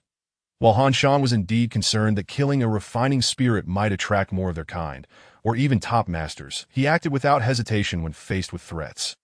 After all, when they were shouting for blood, was it not foolish to hold back? Han Shan was resolute in his decisiveness that if he couldn't win, he would deceive, retreat, and seize any opportunity to eliminate his enemies. He adapted to the Tianxian realm even better than Li Yin, that if she had the strength, Li Yin would not be soft-hearted either. However, she was currently rather weak, and most of the heavy lifting was being done by Han Shan. Lu Taoist arrived, channeling the Dao Palace aura, surveying the island filled with flowers, and coldly scoffed, his true qi transforming into willow leaves that sliced through the floral expanse, revealing an array of black explosives hidden beneath. In the next moment, countless eruptions illuminated the surroundings, accompanied by dense smoke. Lu Taoist sensed an imminent danger and concentrated his true qi to shield his vital points, only to see 3 bullets strike his left wrist, elbow, and shoulder with deadly precision. Amidst his cries of pain, engulfed in flames, Li Yin lunged at him with a gun, the haunting melody of a mermaid's song echoing, momentarily disorienting Lu Taoist. Around him, numerous willow catkins floated, igniting into fierce flames as willow branches swept towards Li Yin, hurling her away. Indeed, even with the assistance provided by his master through the ring, facing an opponent 2 realms above him was still exceedingly daunting. Li Yin hit the ground, gasping for breath, only to see that one of her hands was utterly incapacitated, unable to recover in the short term. Lu Taoist, with his damaged arm, scattered water-soaked willow branches around, extinguishing many of the flames and explosives. Chapter 44. The difficulty of killing a refining spirit. Lu Taoist had navigated the world for many years, yet never had he suffered such a significant loss before 2 transformation realm cultivators. His arm was rendered useless. While the might of a refining spirit wouldn't lead to a drastic drop in strength, he nonetheless bore considerable injuries. Han Shan felt a twinge of frustration. After all his efforts, if Lu Taoist was not significantly affected, it would spell trouble ahead. The Daughter of the Sea played a haunting tune, further unsettling Lu Taoist. With a furious roar, he unleashed the willow leaves. Slicing through the flames aimed at his adversaries, Li Yin took a deep breath and rose. The recovery speed of her Tian-Kan technique was remarkable, particularly suited for the fire resonance technique, which could harm both foe and self. However, she had yet to master it, and so it was Han Shan who used the fire resonance technique to envelop her body, having only taught her the technique for a mere day. Master, it feels like we're a bit outmatched against the refining spirit, Li Yin sighed. During such moments, you should boldly declare a heroic line, then break through in the heat of battle, ultimately defeating the enemy. Han Shan encouraged, but even a breakthrough wouldn't suffice against a refining spirit, would it? Li Yin retorted, feeling that Han Shan's expectations were too lofty. In truth, Han Shan was merely jesting. He was well aware of the improbability of such an outcome. Lu Taoist was laboriously dealing with the Daughter of the Sea, feeling the strain of his energy. Yet Han Shan denied him any respite, relentlessly detonating explosives and firing to keep him at bay. As his mental energy finally began to recover, he switched to Liu Bang, first establishing 3 basic rules to optimize his and Li Yin's performance before activating the Emperor's state. Enveloping Li Yin within its protective aura. Well, he could only shield himself, but transmitting true qi to Li Yin would suffice to consider her encompassed. He then unleashed the White Serpent technique in rapid succession, continuing to target the opponent's limbs. However, Lu Taoist had clearly begun to fortify his defenses, and the willow branches and catkins swirled around him, blocking Han Shan's assaults. In turn, he raised his hand, sending willow leaves flying. swiftly inflicting numerous wounds on Li Yin. This is troublesome. Han Shan grimaced intensely. The refining spirit realm truly posed more challenges than anticipated. Neither in Tu Sheng's nor Liu Bang's fantasy powers seemed to possess sufficient lethality against such a formidable master. Yet, while he found the situation vexing, Liu Taoist also felt the pressure. After enduring such prolonged combat, the depletion of his true qi and spirit energy was significant. The entire island had been ravaged by explosions. Yet Liu Taoist found himself constantly on guard against powerful attacks that exhibited no fluctuations in true qi. Thus, he was caught in a bind, wanting to protect himself from further injuries while fearing that his true qi would run dry. As a noble refining spirit, engaging in a life-and-death struggle with the transformation realm cultivator was simply not worth the risk. Liu Taoist was cautious of his life, while Li Yin fought with abandon. The gap between their two realms was stark. Despite having been struck and nearly killed just moments ago, she remained undeterred. With her flame-imbued spear, she pressed forward, cutting through the flames and advancing toward Liu Taoist. "Did you think that I could not handle you with just one hand?" Liu Taoist declared, raising his hand to break through the flames and seizing Li Yin by the head. "Even with diminished true qi, I can easily dismiss a mere transformation realm attack." Though caught by the head, Li Yin thrust her spear into Liu Taoist, yet it seemed utterly ineffective. Despite her struggle, the combined outburst of Han Shan's and her own true qi bore no fruit. A thunderous lightning wyvern surged forth, unleashing a torrent of electricity, only to be met with a swift lash of willow branches that shattered its assault. Many small tricks were employed, but ultimately, they were just that, small tricks. Liu Taoist felt the flames surrounding him burn fiercely. "Fire. Indeed, it can be considered my weakness, but you ought to reach the pinnacle of the Dao Palace realm to have even a sliver of a chance." A bullet struck Liu Taoist's face, causing his head to tilt slightly. "Huh. The same attack, yet its power is far diminished. It seems you are out of options." "Ugh." Li Yin struggled to utter a single word, "Master." Han Shan's visage appeared in the ring once more as he swiftly changed his tone, quietly preparing to summon. His previous silence stemmed from a lack of mental energy, waiting for recovery. Liu Taoist, clearly intent on deciphering how a mere transformation realm cultivator could achieve such feats, had refrained from hastily eliminating her. Now, it was evident that Liu Taoist's protective true qi was nearly depleted. He broke through the confines of the willow branches and catkins that as the summoned fairy tale companions made their move. Liu Taoist found himself unable to defend in time that a dagger erupted from behind him. Liu Taoist flung Li Yin aside and turned to defend, only to see yet another bomb hurled from the ring, landing before him. Han Shan ignited all the flames Li Yin had unleashed upon Liu Taoist. The conflagration roared as Li Yin crashed against a nearby boulder. The stone shattered, and she felt as though she herself might break apart. The attacks from the refining spirit realm were indeed terrifying. In such a battle, her role was essentially negligible. She merely served as a means of transportation for her master, relying on the formidable restorative abilities of the celestial silkworm technique to cling to life. As for Han Shan, even with extensive preparations and employing a multitude of chaotic tactics against the divine refinement master, the struggle remained arduous and taxing. One can only conclude that the practitioners of the celestial realm are indeed exceptionally powerful. Remarkably, Taoist Liu survived such a surprise attack, while his own vine managed to strangle and kill Little Red Riding Hood, albeit with severe injuries, leaving him sprawled on the ground. Han Shan, from within his ring, took aim with a sniper rifle and fired several rounds. Yet, Taoist Liu only sustained a few superficial wounds. All around, floating debris filled the air, and the entire island had disintegrated. Neither side had specifically targeted this island. However, the aftershocks of battles between divine refinement masters could alter the very terrain itself. Han Shan's voice resonated from the ring. "Are you quite familiar with that old lecture? Is this all for him?" He was well aware that Taoist Liu was not merely fighting for his junior disciple, but also seeking revenge and the treasures possessed by Li Yin. However, as long as he could disrupt Liu's concentration and slow his recovery, it would suffice. Unfortunately, Taoist Liu was not easily deceived. He exerted all his energy to heal himself, while Han Shan also devoted his efforts to treating Li Yin, enabling her to rise and finish off the enemy. Well, it proved to be quite a challenge. Even if Taoist Liu stood there, Aiding Li Yin, she might still struggle to breach his defenses.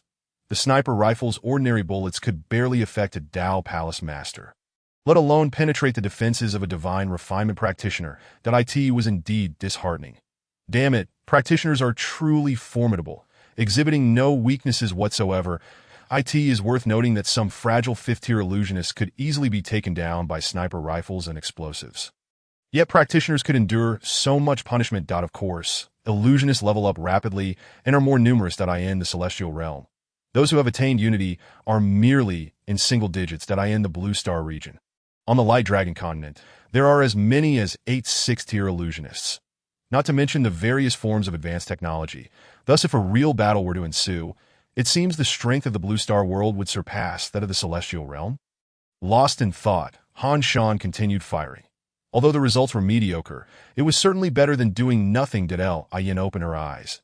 After a brief moment of catching her breath, she surprisingly managed to rise before Taoist Lu. Yet this was of little consequence, for although Lu had not fully recovered, the vine reappeared. Chapter 45. 2 bars of blue energy. The sight of the white serpent-s decapitation technique severing the vine was astonishing. How can this be? You are healing while simultaneously attacking me. How can you recover so swiftly? Taoist Lu was taken aback. Humph. Even if you ask, do you think I would divulge anything? Han Shan sneered at him. I possess both true qi and spiritual power, each functioning independently, and I can even jump worlds to recover. How could someone like you, a mere bumpkin, be on the same level? The extraordinary outsider scorned the indigenous divine refinement master. Then, Li Yin advanced and delivered a fierce strike, yet it failed to breach his defenses. However, Han Shan unleashed 2 strikes of the white serpent-s decapitation technique, ultimately severing Taoist Lu's head, standing before the corpse of their enemy. Li Yin gasped, Master, I wish to grow stronger. I do not want to be utterly useless when facing adversaries. Not true. You were indeed useful against Tao Palace masters. As for this divine refinement practitioner, he is undeniably challenging. And regarding that previous unity master, it's not just you who was ineffective. I was utterly useless as well. Han Shan explained to Li Yin. But that is not the point. Master, Li Yin insisted, a hint of urgency in her voice. Why are you the one getting anxious? Han Shan replied helplessly. First, let us see what this fellow possesses, and then we shall seek treasures that can enhance our cultivation. They examined Taoist Lu's belongings, discovering 5,000 golden spirit coins, 300 spirit stones, a flying shuttle, considered a means of transportation, and an unknown talisman, likely not intended for combat. The jade pendant he wore exuded a peculiar aura, seemingly valuable, yet possibly traceable, prompting them to discard it. Additionally, there was a spellbook containing divination techniques only cultivators at the Tao Palace level could practice, which required inscribing the 8 trigrams within one Tao Palace. Han Shan returned to reality, procuring a barrel of gasoline, instructing Li Yin to pour it over the corpse to prevent any resurrection attempts by the vine. Using the fire ignition technique, he incinerated the remains thoroughly. After dealing with these matters, they hastily retreated, flying downwards. It was imperative to keep a safe distance from the celestial path. Han Shan estimated that the day when they could escape the abyss of 10,000 chasms was not far off. At the very least, the higher-ups of the celestial abyss were likely aware of the situation to some extent, as previously mentioned. In this forbidden area, the exchange rate of golden spirit coins to spirit stones was 5-to-1. However, in the outside world, they typically exchanged at a 1-to-1 ratio in the surrounding regions. Naturally, everyone would prioritize saving spirit stones. Han Shan had contemplated exchanging spirit stones for golden spirit coins to profit, but he had yet to implement his plan. Now it seemed that others had already taken such actions. Those who would do so shared Han Shan's belief that they could leave in a short span. Han Shan felt that the protagonist could not possibly be trapped indefinitely. Someone like Taoist Lu must have received news from a Unity Realm cultivator in the Celestial Abyss. After sharing this analysis with Li Yin, she nodded. So what shall we do now, Master? Should we head to the Prison Dragon Abyss? Indeed, the route through the Celestial Abyss is blocked. Even if we were to ascend through other celestial paths, we would likely be pursued. Thus, we have no choice but to descend. Han Shan concurred with Li Yin. The Prison Dragon Abyss sounded like an exceedingly perilous place. According to the information gathered, it was a realm teeming with numerous draconic creatures and human pinnacle cultivators. Characterized by utter chaos and a brutal survival of the fittest that, of course, rumors often exaggerate. Han Shan did not believe there existed a place entirely devoid of order. When numbers increase, rules inevitably emerge, gradually leading to a distribution of benefits based on strength. Tio put it another way, if several pinnacle cultivators allied against you, would you not seek others to form an alliance in opposition? If alliances are formed, must there not be a system for distribution? The same applies to other realms. Unless one were to eradicate all others, there would surely be some semblance of order, albeit perhaps a rudimentary one. Li Yin sat in the flying shuttle, swiftly departing. Once more, she began to expend true qi to create an avatar for Han Shan. Meanwhile, in the direction of the celestial path, Bai Rusu, a seventh-layer divine refinement master, squinted her eyes upon realizing Taoist Lu's demise. Did I ask this a trap? Could it be that the arrogant Respect Lake Alliance from the Abyss wishes to challenge my Celestial Abyss sect? The Respect Lake Alliance had been secretly developing in the Abyss, comprising one pinnacle cultivator and several divine refinement practitioners, a moderately sized organization. However, this organization took pride in opposing the Celestial Abyss sect, making it rather unique. Moreover, their leader was considered the strongest pinnacle expert in this forbidden area. Had Han Shan not acted first, they would have intended to create chaos near this celestial path today. Yet with Han Shan's intervention, the arrival of a seventh-layer divine refinement master caused them to reconsider their approach, opting to retreat and observe instead that a transformation realm practitioner can achieve such a feat. The leader of the onlookers, He Wei, a second-layer divine refinement master, marveled. Tianyang, should we recruit her into our Respect Lake Alliance? Chen Hongyan, a ninth-layer Dao Palace cultivator beside him, inquired to go and make contact. This flying shuttle is quite swift. Hurry and pursue, lest she vanishes. He Wei instructed Chen Hongyan to set off immediately. Reluctantly, Chen Hongyan soared into the skies, treading upon clouds, heading towards Han Shan and Li Yin. Tianyang, on the other hand, proceeded to obliterate the burning corpse, ensuring no possibility of resurrection remained. One must understand that even a single branch can sprout anew. The child's skill is still too shallow. This is insufficient at that moment. Li Yin and Han Shan had just formed a small leg for the new avatar, but their true qi was entirely depleted. Li Yin held on to Han Shan's leg, her expression somewhat peculiar. By the way, when I reach Dao Palace, what should I inscribe? The Li family generally inscribed pagodas and long spears. However, since Li Yin was not learning the Li family techniques, she sought advice from Han Shan. Han Shan replied, I know nothing of such matters. I have yet to reach Dao Palace. However, it seemed that the third volume of the Celestial Silkworm Technique did mention this topic. Yet, as he was currently only at the Transformation Realm, Han Shan had not rushed to study the Celestial Silkworm Technique in detail. Now that Li Yin had inquired, he decided to take a look. Inscribe a Celestial Silkworm. Han Shan quickly flipped through the book. Once this inscription is complete, even if you are struck down to the last remnant of your soul after attaining divine refinement, you can still resurrect within the silken cocoon. That sounds impressive, Li Yin nodded. Master, are you flipping through a book? Also inscribe a fire symbol for convenience when using the fire ignition technique. Finally, inscribe your family's pagoda and long spear. And that should suffice. Han Shan closed the book, ignoring her. That's impossible. Generally, individuals in Dao Palace inscribe only one item. Inscribing two is already quite impressive. Inscribing four, especially one as complex as the Celestial Silkworm. Feels like you were deliberately making things difficult for me. Li Yin sensed that her master was being unreasonable. Han Shan, with righteous fervor, declared, I have faith in you. Why do I feel like this is revenge for exposing that you were flipping through a book? Li Yin mused inwardly.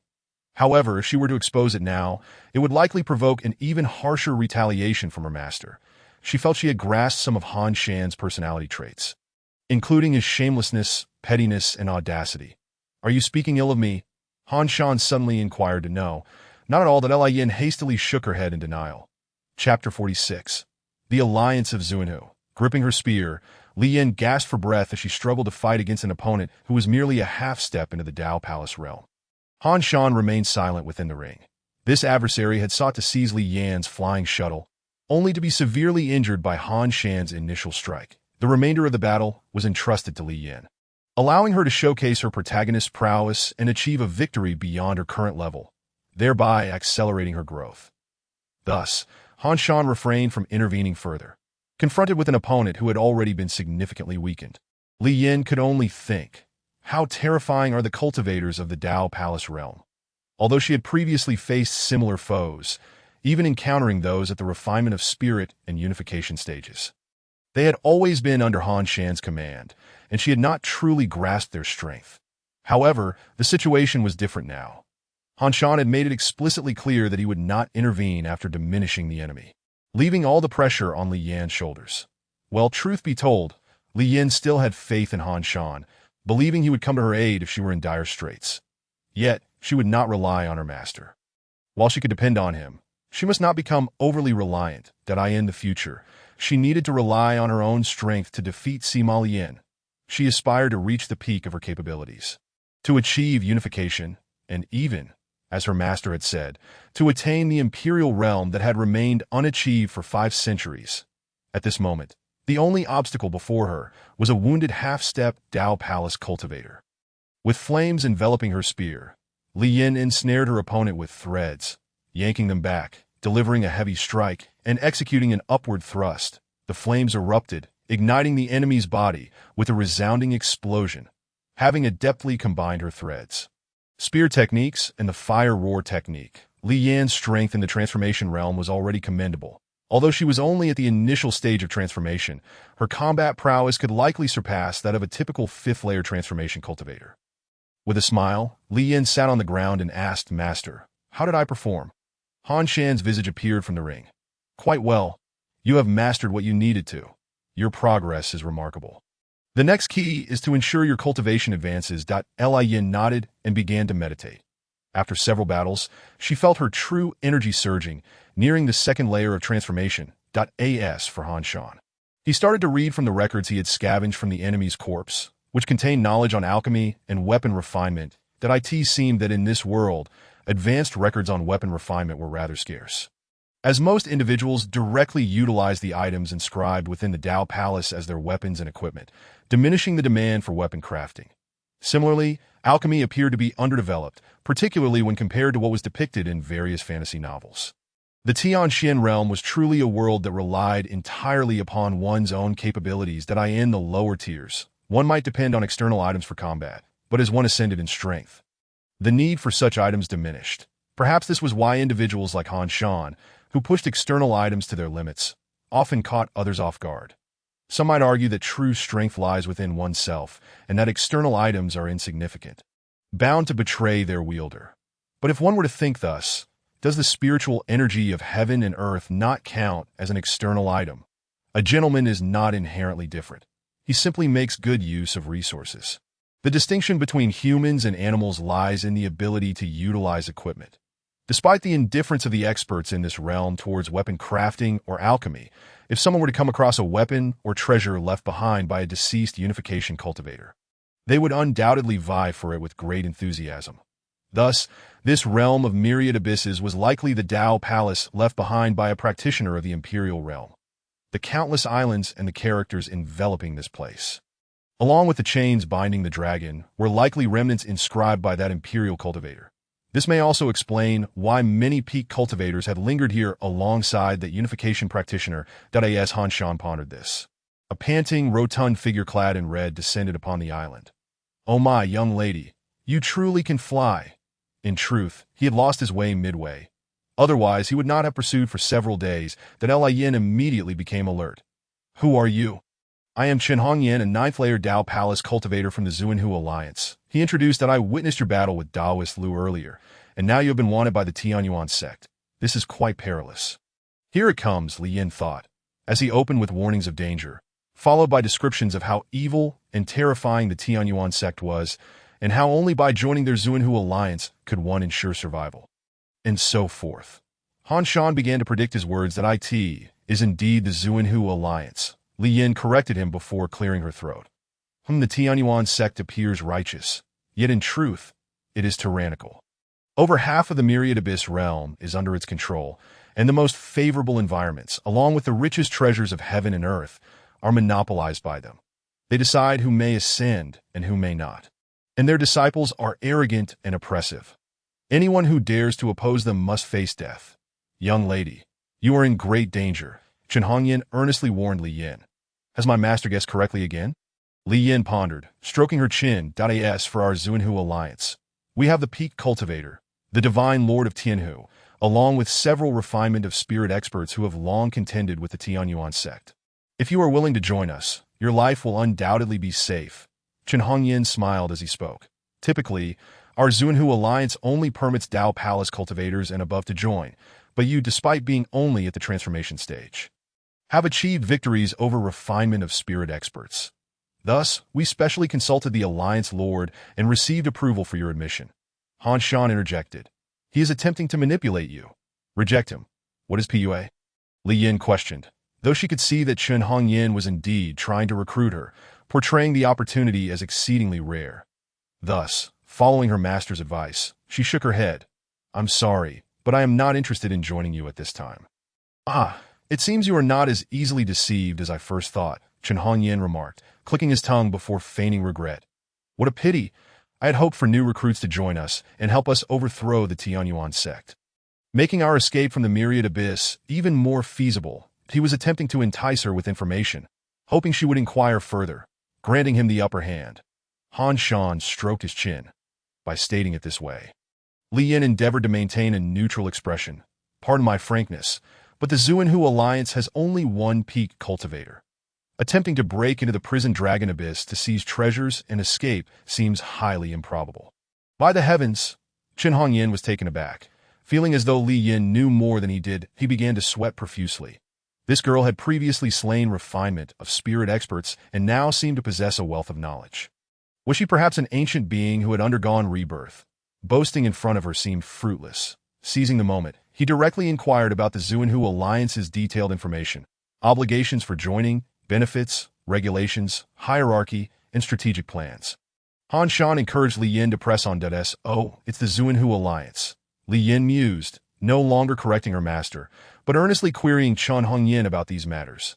Upon hearing her questions, Chen Hongyan realized that Li Yin still harbored intentions of joining.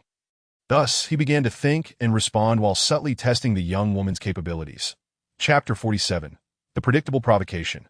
The Zunhu Alliance was more organized than Han Shan had anticipated. They possessed their own stronghold, a complete system for distributing spoils, and forums for exchanging combat and cultivation experiences, along with detailed regulations for internal transactions. Perhaps in this world, individual strength was of utmost importance. Even the most formal organization would be futile if one could not match the might of others. Unlike the mortal realm on Earth, where formality dictated the source of power, here the reality was starkly different. Nevertheless, Han Shan found himself favorably inclined towards such an organization, at least once you became a member. You would not need to constantly worry about being ambushed. One could engage in genuine exchanges without the fear of being at a disadvantage. After all, regardless of how powerful the organization, what mattered most was the benefits one could derive from it. If they provided reliable strategies and plans, it would only be reasonable for them to serve you in return. Now that the inquiries were clear, it was time to consider joining. Initially, Han Shan had advised Li Yin to decline merely to facilitate the subsequent negotiations.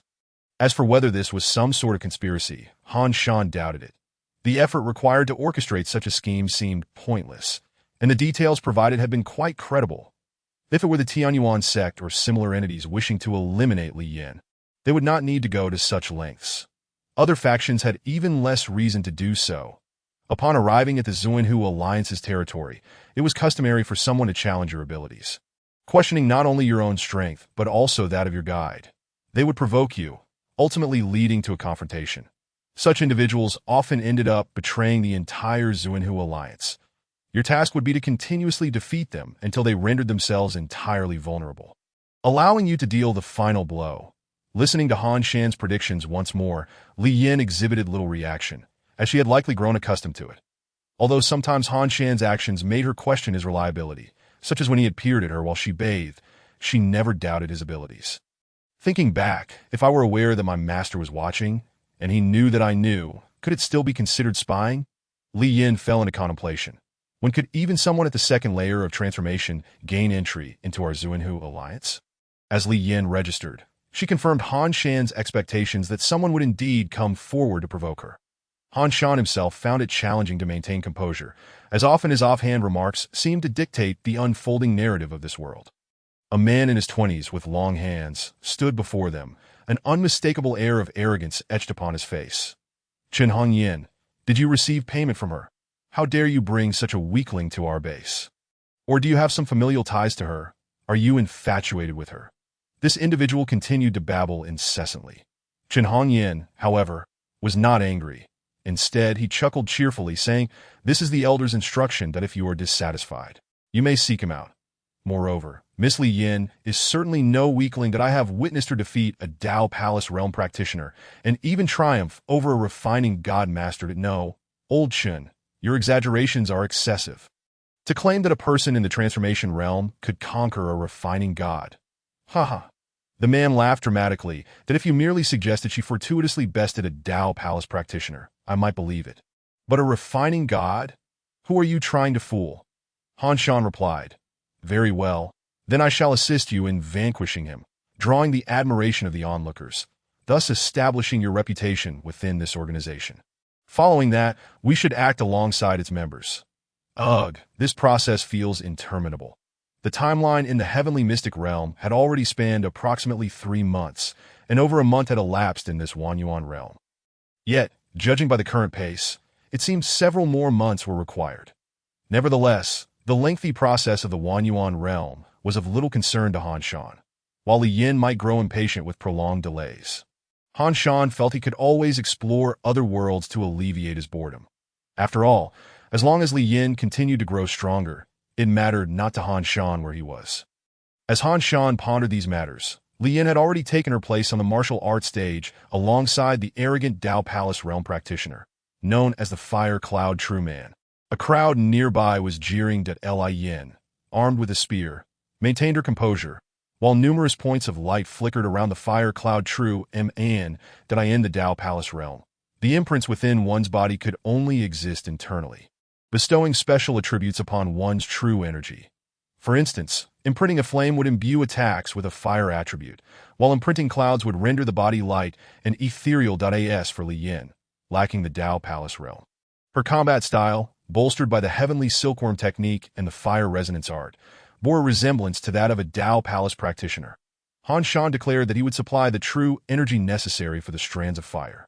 She need only strike without concern for depleting her true energy. In addition, he established 3 rules and activated the Emperor state that he intended to alternate between reality and the heavenly mystic realm, utilizing a vast amount of true energy and the white snake slash skill to secure victory, that he would resort to using a sniper rifle and explosives only if absolutely necessary, keeping more extraordinary methods concealed, lest they attract undue attention.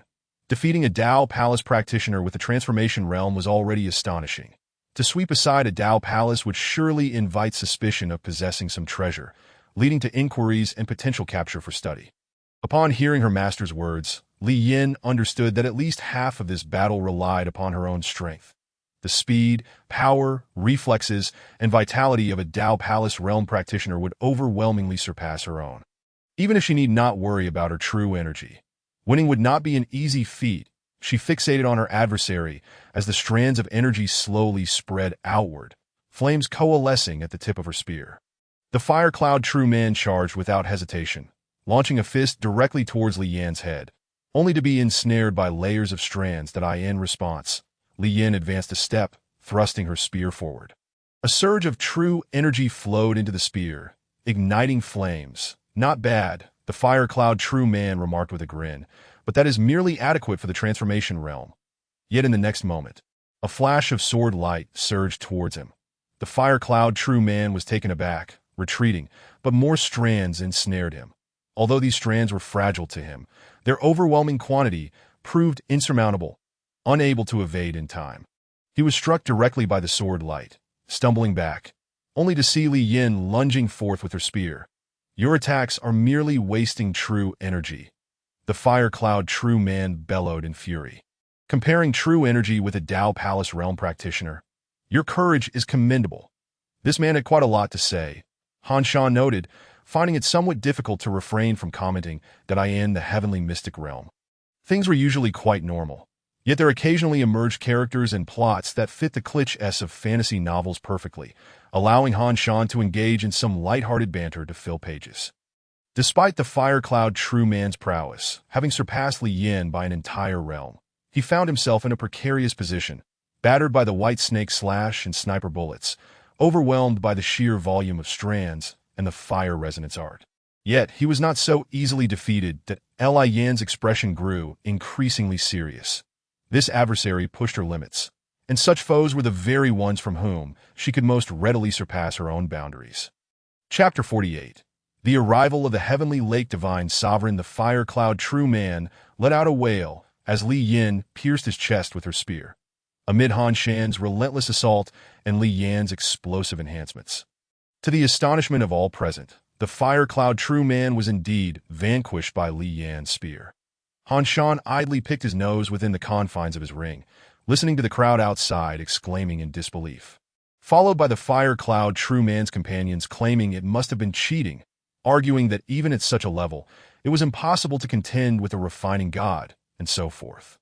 Regardless of whether she could contend with a refining god, defeating a Dao Palace realm practitioner in her transformation body, especially at such a young age, showcased her boundless potential. There was no reason for our Zuanhu alliance not to accept her. A man clad in black floated over, with Tianyang Senrin, He Wei following closely behind, displaying an air of utmost respect. The alliance leader. The crowd fell silent, bowing in reverence. Evidently, this individual was the leader of the Zuanhu alliance. The heavenly lake divine sovereign, as the sovereign approached Li Yin. He inquired, "Are you a member of the Li family? What is your relation to Li Hufu?" "He is my great-grandfather," Li Yin replied, scratching her head, taken aback by the question. However, her great-grandfather, a pinnacle realm master, had passed away over a century ago. Yet a century is but a fleeting moment for these high-level practitioners, upon confirming that Li Hufu had been deceased for more than 100 years. The heavenly lake divine sovereign exhibited a look of reminiscence that I never anticipated this, that I knew your great-grandfather back in the day. Little girl, you shall stay well within the Zuanhu alliance henceforth, should anyone bully you. Do not hesitate to seek me out. Thank you, esteemed elder. Li Yin responded with a respectful gesture. Meanwhile, Han Shan could only roll his eyes that a century had passed, and the man was long gone. Who knows what relationship you had with Li Yan's great-grandfather? Nevertheless, forging connections was essential. A talent like Li Yin was certainly worth cultivating. What mattered more, however, was her previous victory over Daoist Lu. Of course, in theory, it was Han Shan who had achieved that victory. But since he remained within the confines of his ring, the outside world naturally believed it was Li Yin who triumphed. Moreover, both Chen Hongyan and Tianyang Sanren, He Wei had witnessed the event. No one would believe a transformation practitioner could single-handedly defeat a refining god, that in truth, it was indeed impossible. Thus, some would speculate that Li Yin possessed secret treasures, hidden cards, or even consider seizing them. However, it seemed that a pinnacle realm practitioner like the heavenly lake divine sovereign would not regard such treasures that posed challenges even for refining gods. Yet for other Dao Palace or refining god practitioners, the situation was less certain. To suppress the thoughts of others and ensure stability and harmony within the organization, the heavenly lake divine sovereign deliberately stepped forth to provide Li Yin with a backing. Although he did not articulate it, Han Shan discerned his intentions. That he also subtly reminded Li Yin not to place too much stock in this purported friendship with her great-grandfather. However, in the aftermath, it would be crucial to demonstrate unwavering support for the heavenly lake divine sovereign's strategic plans, at least overtly. Only by doing so could she firmly establish herself within the sovereign's inner circle and integrate into this organization. Li Yan's expression shifted multiple times. It was all rather complex. "Fear not. You need not comprehend these intricacies, that I shall devise a plan for you. Just focus on growing stronger," Han Shan reassured her. Li Yin felt somewhat touched by this sentiment. However, Han Shan's true intent was merely to encourage Li Yin to concentrate on her growth and fulfill her mission. Furthermore, all these social intricacies and various machinations were unnecessary as long as one was powerful enough. Others would naturally consider your worth. With a pair of fists capable of shattering all, that was all that was needed. What concern was there for the greater good or holistic strategies? You are the greater good. You are the entirety of the plan. Is it any wonder that fantasy novels are so thrilling? Li Yin followed the heavenly lake divine sovereign and relayed many of the speculations Han Shan had suggested. The sovereign's eyes brightened as he observed her. At such a tender age, you possess such insight. Truly remarkable. Indeed, this realm is the remnant Dao palace left behind by the last Emperor Realm powerhouse. And that heartless Daoist, Yi, has lingered here with the intent to refine this realm. Should he succeed, he shall undoubtedly depart, yet the entire Wanyuan realm would face destruction. In such a case, what would become of the others within this realm? Han Shan interjected, well, it appears that this emperor's inheritance is fated to connect with me. With us. Shan, I truly fail to see the connection, Li Yin replied, exasperated by Han Shan's optimism. She lacked her master's confidence. After all, both of them struggled against refining gods. How could they compete for resources against a multitude of pinnacle and Gi practitioners? In any case, it was best to focus on cultivation. This place felt much more stable. After the recent battle, Li Yin experienced newfound insights and sensed that reaching the third level of transformation would not take long. Han Shan temporarily withdrew from the heavenly mystic realm that he needed to level up, at least acquiring some short-term trump cards to contend with pinnacle practitioners, while also enhancing his cultivation before returning to stir up further matters. After all, the Wanyuan realm appeared to be a narrative that would require a considerable duration to fully traverse. Wang Shuang lay on the hospital bed, tilting her head to gaze at Han Shan. Han Shan met her gaze. Why do you seem so peculiar? Wang Shuang remarked. You look as if you've just finished chatting with another woman and are brimming with excitement. Wow, you can even tell that, Han Shan exclaimed in astonishment. However, he quickly realized that Wang Shuang was merely alluding to something and had not truly perceived anything. Nonetheless, Han Shan was indeed feeling quite exhilarated at that moment. He glanced at old Wang's condition, which remained quite severe, and his excitement waned. Yet Wang Shuang was puzzled, having just undergone an examination. Did you perhaps wish to take advantage of the opportunity to engage in some physical contact with me under the pretense of a checkup? In contemplating her thoughts, she felt a surge of happiness. Thus, it is said that as long as the favorability is sufficiently heightened, others perceive you through a lens of admiration. Whatever you do brings joy to them. Even foolishness appears endearing, and lewdness is interpreted as affection. Gifts are seen as thoughtful gestures. However, if one is disliked, they are deemed foolish, beneath contempt, or merely a sycophant. Wang Shuang suddenly grasped Han Shan's hand. Neither spoke, yet Han Shan was aware that old Wang was also gripped by fear. Before death, no one remains unafraid. I didn't manage to deceive it, Han Shan muttered, his lips curling in disdain. After several minutes, unable to endure the oppressive atmosphere, Han Shan sought a pretext to withdraw. Come, hug me before you go. Wang Shuang extended her hand, and Han Shan swiftly embraced her, only to escape immediately afterward. Wang Shuang closed her eyes, feeling a twinge of regret, that if she were truly to face death, perhaps she should not have stirred such emotions in Han Shan, lest he feel pressured. She wished for him to remember her throughout his life, yet also hoped he would forget her and find new companionship. The essence of humanity is steeped in contradiction. Wang Shuang gazed at the ceiling. In truth, she was not entirely incapacitated. It was merely preferable to remain in a place where recovery was possible. Should she ask Han Shan to assist her in sitting in a wheelchair? Yet he appeared quite busy. Never mind, she resolved to meditate instead. Wang Shuang ceased her other thoughts, closed her eyes, and commenced her daily practice. Chapter 49. The missing element. Han Shan returned home and meditated for an entire day. He was nearing the third level of transformation and engaged in further cultivation, simultaneously completing the creation of his avatar once more. The following day, Han Shan visited the hospital again, pushing Wang Shuang outside to bask in the sunlight at her request. Under the sun, her skin appeared even fairer, as he gazed at his childhood companion. Han Shan's thoughts drifted to the distant legacy of the Emperor from the Abyssal Realm, pondering what it might entail on the Blue Star.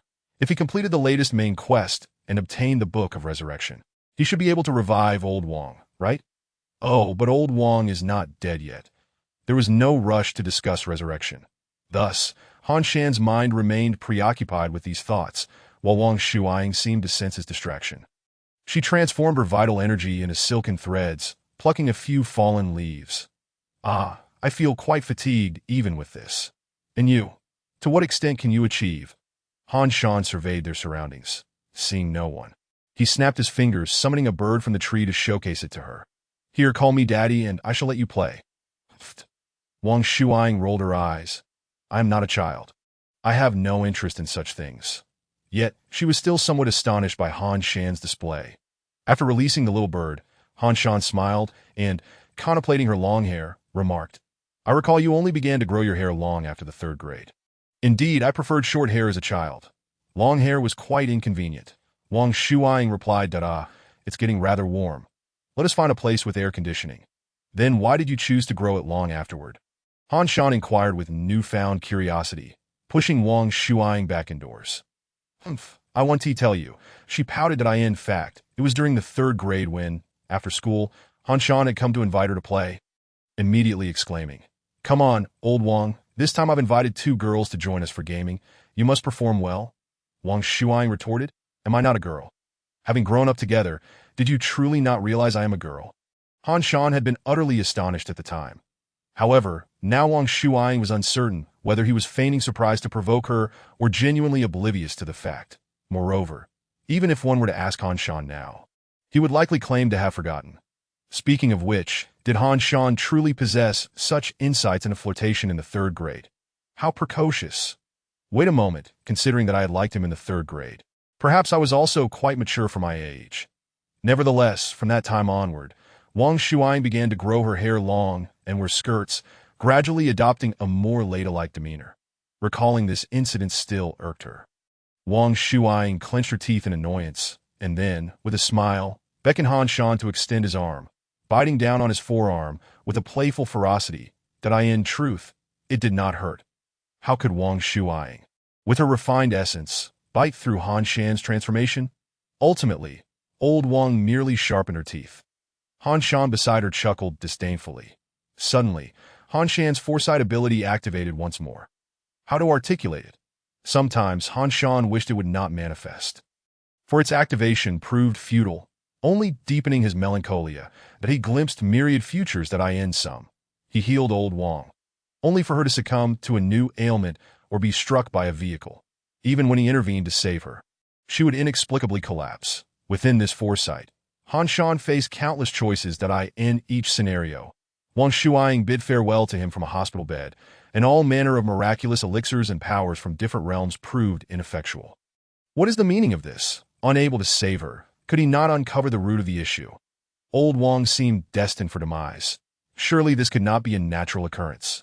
Yet in the foresight, investigation and analysis yielded no results at all. The IT felt as if a powerful, unseen hand was steering everything toward a predetermined course, evoking the phrase, Fate is inescapable.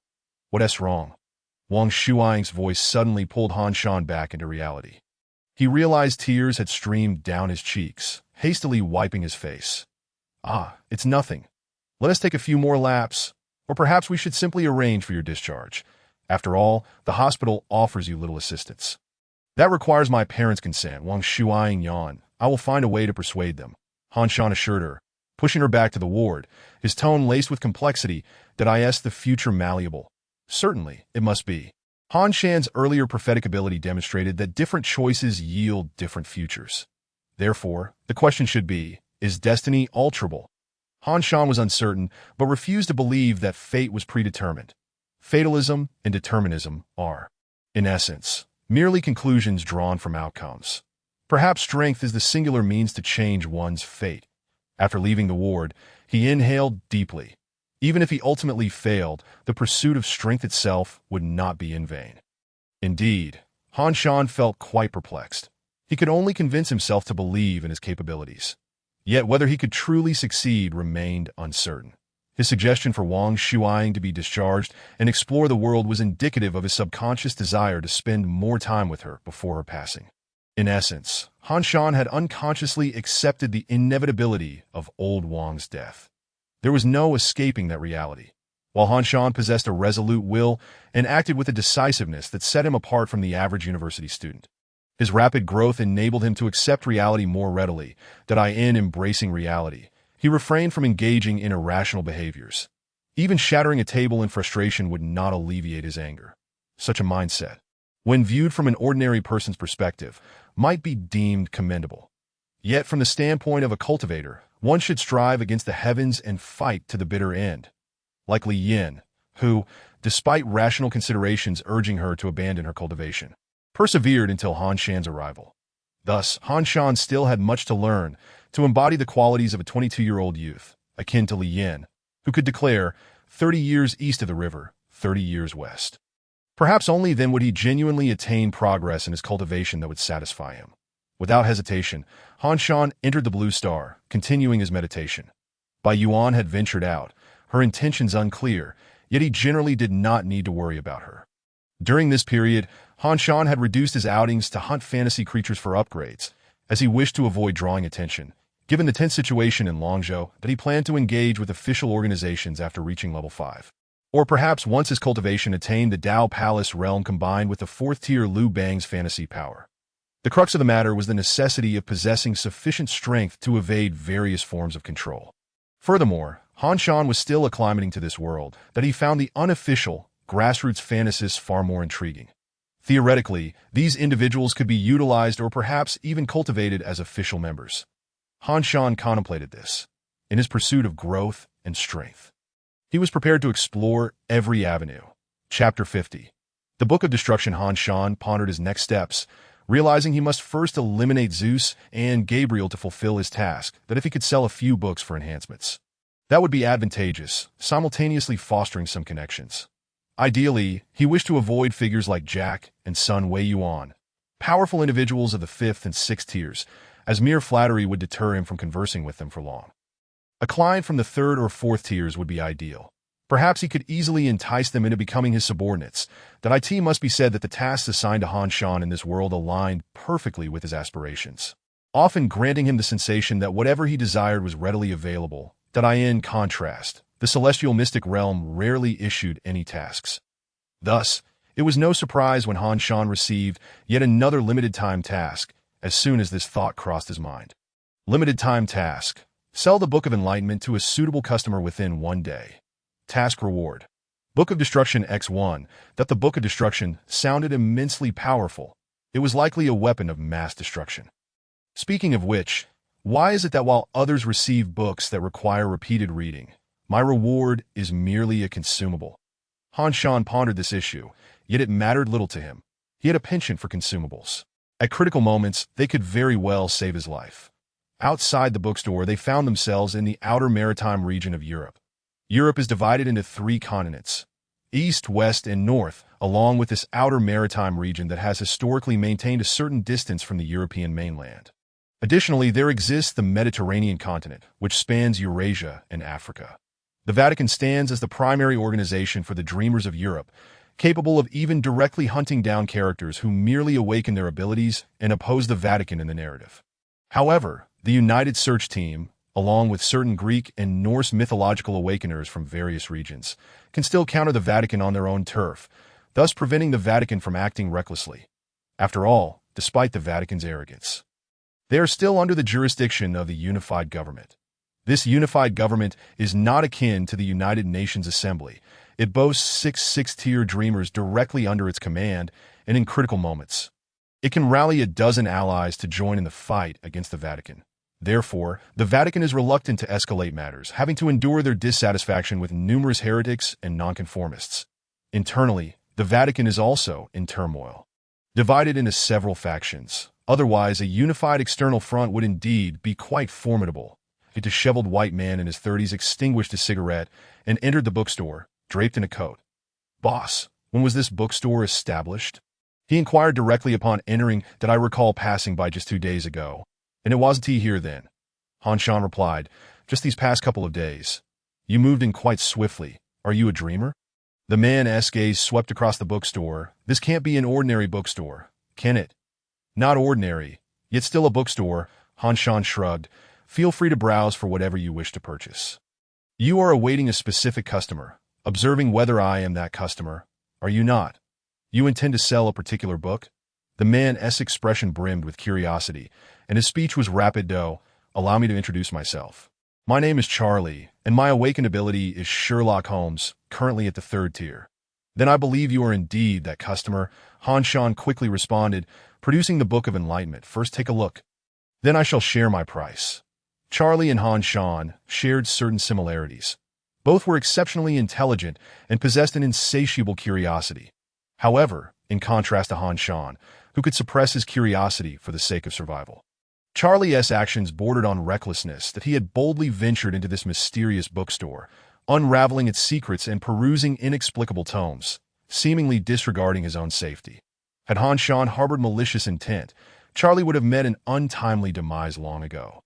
Their dialogue omitted significant portions, leaving any bystanders bewildered. The Book of Enlightenment, whenever opened, bestowed inspiration and hints. Many questions that Charlie had been contemplating became clear to him upon perusal, leading him to swiftly deduce answers. This book proved immensely beneficial and intriguing to him. What is the price? Charlie inquired. This time, Han Shan refrained from employing mystical jargon about fate demanding payment. Help me trace the whereabouts of an individual. Who? Zeus. Charlie pondered for a moment. A 5th-tier dreamer, Zeus. That will be quite challenging and notably perilous, that I am well aware. Han Shan replied, as long as we can ascertain the city in which he resides. That suffices. That he refrained from mentioning Gabriel, as doing so would entangle him in Vatican affairs, which might raise Charlie's suspicions or even lead him to report Han Shan. Zeus, however, was a lone wanderer without factional ties, thus presenting less risk. After concluding their agreement, Charlie opted to depart, leaving Han Shan pondering the depths of the bookstore and its enigmatic proprietor. The abilities associated with Holmes, aside from enhancing fundamental attributes such as reasoning, association, and observation, included 3 distinct skills. The first, a pipe that could be used only once every 3 days, would induce instant exhilaration and inspiration upon a single puff. The second, the detective's eye, allowed for rapid mental synthesis of surrounding information into coherent truth. The third, absolute calm, enabled one to cast aside all personal emotions and approach situations purely from a rational perspective. This was an ability heavily inclined toward support. His profession mirrored that of the literary Holmes, serving as a consulting detective primarily aiding law enforcement, that he could be considered one of the most adept criminal experts in the European region. Han Shan had indeed chosen the right person to assist in locating Zeus. Simultaneously, he had reaped the rewards of his task. The Book of Destruction, a consumable that, once opened, would unleash a fierce assault indiscriminately upon the entire area, friend and foe alike, while its pages burned, comprised of 100 pages. Han Shan tested it in an open area, discovering that igniting a single page obliterated dozens of meters of space, almost attracting the attention of official dreamers. But he managed to escape just in time. This item could serve as a trump card for mutual destruction. At a critical juncture, one merely had to flip the book and see who was fortunate enough to survive. However, it could also be activated by a doppelganger, resulting in a scenario where only his doppelganger perished. The thought alone was exhilarating. Having cultivated for an extended period, Han Shan had yet to see Bai Yuan return, causing him a tinge of concern for her safety. Nevertheless, he had reached the 3rd tier of transformation. Meanwhile, Liu Bang's dream power was not far from upgrading. More crucially, Bai Yuan had not informed Han Shan of her whereabouts. Thus, he could only wait, while also seeking ways to enhance his strength. As the wind rose and clouds billowed, he found himself reflecting on Liu Bang's various records, contemplating the lines of the poem, The Great Wind Song, that in terms of linguistic prowess, it was perhaps better not to scrutinize too closely. At least the emotions were abundant, resonating with great vigor. Han Shan recited the poem several times, seemingly grasping some of the sentiments Liu Bang had experienced at that time. Suddenly, sounds of battle erupted from outside, accompanied by a familiar female voice calling, "Husband, save me!" Bai Yuan fought her way back, battered and bruised. Yet her adversaries were not without their wounds, as 2 skilled combatants had suffered considerable injuries in their exchanges, leaving one 4th-tier foe gritting his teeth and continuing the pursuit. Sighing, Han Shan rose, the wind sweeping in from the street. He stepped outside, extending his hand to catch Bai Yuan, who had been sent flying, and simultaneously ensnared the enemy with threads, swiftly dispatching them. The wind and sand whisked away the remnants of blood and bodies, a display of Liu Bang's 4th-tier skill, the Great Wind Song. Chapter 51. the opportunity for assassination should we relocate or leave any survivors. Han Shan, who had broken through before the battle, swiftly emerged to support the staggering Bai Yuan. Bai Yuan leaned against her husband, surrendering to his embrace. No need, as long as we clean up thoroughly. There will be no inquiries. No one will seek vengeance for these desperate souls that are the scent of my husband. Han Shan was tempted to cast her aside, yet given her injuries and the presence of enemies outside, he refrained, opting instead to swiftly eliminate the remaining foes with several strikes. The power of his fourth-tier skill, the Serpent Strike, had once again been amplified. He believed that dealing with those at the Dao Palace level would no longer be merely superficial but could indeed prove fatal. Coupled with Han Shan's various tactics, he felt confident in facing fourth-tier dreamers or Dao Palace experts, ensuring a high probability of victory. The realm of divine refinement, however, remained uncertain. The flames ignited. The great wind song swept through, scattering ashes into the air. Bai Yuan skillfully reversed time to cleanse the bloodstains and eliminate any trace that, oh, husband, as you destroy the bodies, I erase the evidence. How splendid! Bai Yuan began to indulge in her whimsical musings. Han Shan pulled her inside the house. Now tell me, what transpired this time? What spoils did you acquire after eliminating them? Truly, my husband knows everything, Bai Yuan marveled, producing a beautifully crafted pistol reminiscent of the First Industrial Revolution. This is the divine weapon you bestowed upon me in a past life. The Rose Gun that it sounded rather effeminate. Han Shan tossed Bai Yuan aside. You can keep that. Additionally, for you, my husband, this Bai Yuan procured a sleek black sniper rifle, as deep as the night itself, crafted by an unknown dreamer, the Shadow Gun. Han Shan accepted it, observing as the weapon melded into shadows around his arm, signaling his satisfaction, while conveniently overlooking Bai Yuan's embrace. He was indeed a practical man. Let us find a place to practice shooting. Han Shan recognized that his marksmanship was still insufficient, particularly at distances of 100 meters or more. Holding a high-grade sniper rifle, without striking targets hundreds or even thousands of meters away, would be a waste of such a weapon. Given that Bai Yuan had stated that Han Shan had a talent for this weapon in his past life, it suggested he possessed inherent aptitude in this area that in Europe, gun control was relatively lax, allowing for practice at shooting clubs. However, long-distance sniping required a more complex setup. Han Shan dedicated himself to rigorous training, striving to elevate his abilities that he needed to prepare for his upcoming venture into the Tianxian realm to seize the legacy of the emperor. Thus, he aimed to maximize his combat prowess to the highest level achievable in a short time. Moreover, should he encounter an opportunity to slay Zeus, it would further expedite the progress of his tasks on Blue Star. Bai Yuan hummed a tune as she watched Han Shan practice his shooting. The Shadow Gun boasted an extensive range, with an effective range exceeding 20 kilometers. However, to shoot at such distances, one would need to be airborne. The weapon required no ammunition, automatically absorbing surrounding shadows to form bullets. Any projectiles fired in darkness would be entirely undetectable beforehand. Its power was sufficient to injure six-tier strongholds, which was why it was regarded as an unparalleled divine weapon. Nonetheless, ordinary users of this weapon often met grim fates, as they would be consumed by the gun and transformed into mere shadows. Typically, it is only those of the fourth rank or higher who possess the power of a dreamer that can utilize such abilities. If one were to possess skills akin to the creation of light, it would be even more advantageous, as they could evade the fate of being turned into shadows.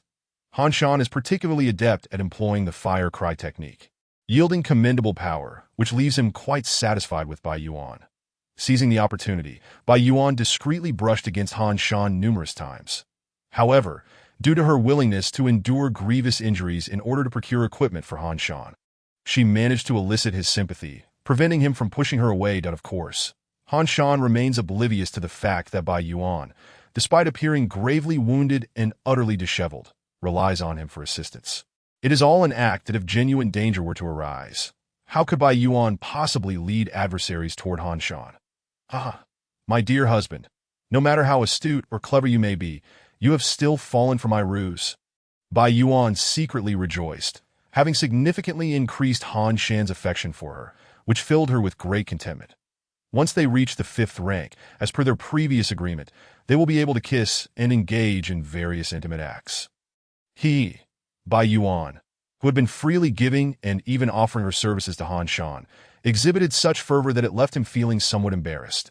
After training for nearly half a month, he had managed to master this tool and the powers of a fourth-rank Liu Bang. Meanwhile, Charlie had also provided him with intelligence indicating that Zeus had appeared at the Dolphin Hotel in this city. Han Shan pondered whether this was merely a stroke of luck or some grand design at play. Nevertheless, since Zeus had made his presence known, preparations could be made to attempt to eliminate him. Firstly, whether out of personal conscience or for future benefits, to avoid being pursued by the authorities. It was crucial to minimize civilian casualties that it would be best to engage in battle in the outskirts or in the realm of illusions.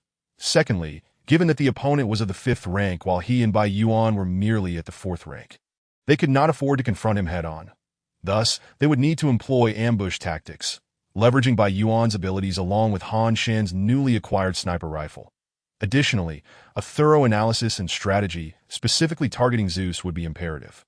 Although Han Shan had experienced numerous battles and had often triumphed against stronger foes, this would be his first time actively initiating such a plan. Bai Yuan, can you still procure condensed explosives and the like? No problem, for in the face of temporal abilities, all defenses become futile. Bai Yuan exuded an air of cool confidence. All right, Han Shan nodded, then inquired, do we have any recent information regarding potential battlefields in the realm of illusions? He was seeking clues related to Bai Yuan's past life memories. After some contemplation, Bai Yuan affirmed, there is indeed one. The Olympus world. Olympus, from ancient Greek mythology. Han Shan mused. Zeus would undoubtedly be intrigued. He pondered further, this might be the very reason for his presence here. Since they could engage in combat within the realm of illusions, the matter of the battlefield need not be overly complicated. Explosives, while effective against a 5th-rank dreamer, especially one who had significantly enhanced physical capabilities, would serve only to restrain. Furthermore, Zeus's powers were undoubtedly linked to lightning, necessitating substantial defensive preparations. However, using materials like rubber for insulation would likely prove ineffective. Instead, they would need grounding wires and Faraday cages, among other things. Han Shan contemplated various feasible methods. The resources at his disposal were, in fact, quite limited. Nonetheless, he had come to a firm conclusion. Dreamers, due to their relatively fragile physical forms, necessitate meticulous preparation and strategic planning in combat. Unlike the cultivators of the Tianxian realm, who would engage in direct confrontations, either triumphing or failing, this approach demanded a keen tactical acumen. Chapter 52. Calculated intentions. Han Shan and Bai Yuan possessed a significant advantage, the element of surprise. As a reincarnator, Bai Yuan knew that Zeus would never suspect the existence of two individuals plotting against him. This meant he would not have any preparatory countermeasures in place, as he was entirely unaware of their intentions. Zeus was completely oblivious to the fact that someone was scheming to assassinate him. Bai Yuan had indeed contemplated whether revenge was necessary for events from her past life that had yet to unfold in this one. However, the thought of how they had saved the world in their previous life, only to be beset by those very individuals, her husband killed while trying to protect her, leaving her to weep over his lifeless body, made it impossible for her to refrain from ensuring the demise of every last one of them. She firmly believed her husband would support her quest for vengeance, that is for Han Shan. He was somewhat indifferent to the moral implications of his actions, that he held a rather relaxed attitude toward rules and regulations. Or perhaps he simply viewed them from a deeper perspective. Rules and morals are collective constraints formed by human society that at least most of the time. Having rules is preferable to chaos. Strictly enforced rules are better than disorderly conduct. However, rules are merely tools to enhance people's lives. Point 1 should not sacrifice substance for the sake of a tool. Much like the historical transitions of various dynasties, one might argue that rebellion is against the law. Yet, when the legal order fails to safeguard the interests of the people, it is inevitable that it will be overthrown. As for matters such as murder, Han Shan was even more unconcerned that if one were to engage in indiscriminate slaughter, he might weigh his own capabilities. If he could overpower them, he would intervene, but if he could not, he would simply avoid confrontation, as he did with Jack. However, when it comes to vendettas, Han Shan saw no issue in addressing his adversaries. This could be interpreted as a moral viewpoint or as a matter of self-interest that in essence, a shared moral perspective often aligns with collective interests. Those who commit atrocities may pose a threat to oneself and those nearby, thus necessitating their removal. If it were merely a matter of revenge, the personal risk would not be as significant as for joining Bai Yuan in the pursuit of Zeus. That matter was entirely separate. Primarily, it was motivated by the desire to obtain the task rewards from the manual. After all, Han Shan could hardly recall events from his past life, so he harbored no personal grievances against Zeus. The Olympus realm, akin to the divine realm of ancient Greek mythology, merely brushed against the blue star without causing any significant collision. In truth, such situations are quite common. Otherwise, if the realms of illusions and reality overlapped incessantly, the joint search teams would be overwhelmed. Most of the time, when the overlap rate exceeds 70%, one could devise ways to artificially infiltrate and explore. This would yield various treasures, such as divine artifacts and dream energy. Both civilian dreamers and official organizations would seize such opportunities without hesitation. Not to mention Zeus, a 5th rank master, who might very well acquire something that could elevate him to the 6th rank on Olympus. Dressed in a tailored suit, Zeus appeared somewhat dignified as he adjusted his collar, approaching the vicinity of the Olympus realm. The legendary divine mountain was now partially overlapping with its reality counterpart. However, the degree of overlap was not particularly high. The latest data from the joint search team indicated a rate of 76.2%, which was gradually declining, rendering a collision of realms highly improbable. Thus, no special teams had been formed for this endeavor.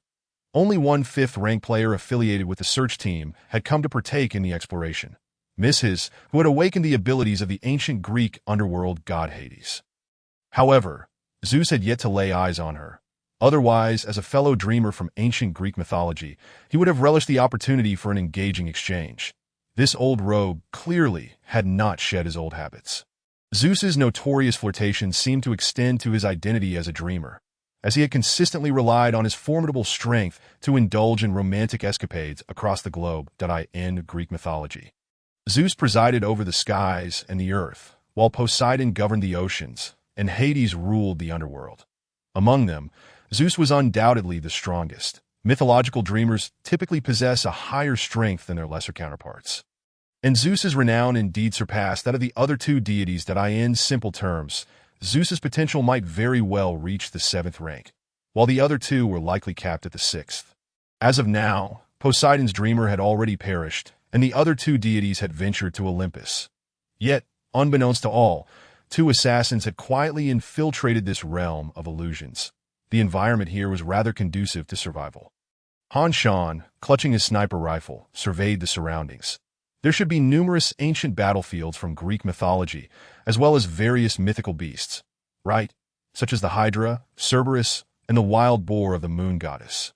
Indeed, Olympus serves as a nexus connecting multiple realms of illusions, allowing passage to the underworld, oceanic realms, solar realms, astral realms, and lunar realms, among others. Bai Yuan remarked, similar realms include the heavenly court and paradise. It is rather improbable for ordinary mythologies to form their own realms of illusions. Most can only carve out small niches within other realms, such as occupying a corner of the oceanic or underworld realms. Only renowned divine realms like Olympus, the World Tree, and the Heavenly Court can achieve such feats. Olympus is not an exceptionally vast world. Its total area might only be equivalent to that of a single prefecture. Compared to those realms that dwarf the blue star, it is indeed quite small. This is understandable, as belief in Greek mythology has waned over time, leaving only various literary works to perpetuate its presence in the public consciousness. Han Shan glanced around, noting that once a dreamer has awakened their abilities, they will no longer appear, ensuring that figures like Zeus and Hades would not manifest on this mountain. Furthermore, it is impossible for 2 individuals to awaken the same abilities. This leads Han Shan to speculate whether there might be a cap on the number of dreamers in the world. After some thought, he and Bai Yuan began to strategize in advance, with the location of Olympus clearly laid out before them. The paths of the past were limited, and Bai Yuan had strategically placed various explosives along the mountain road.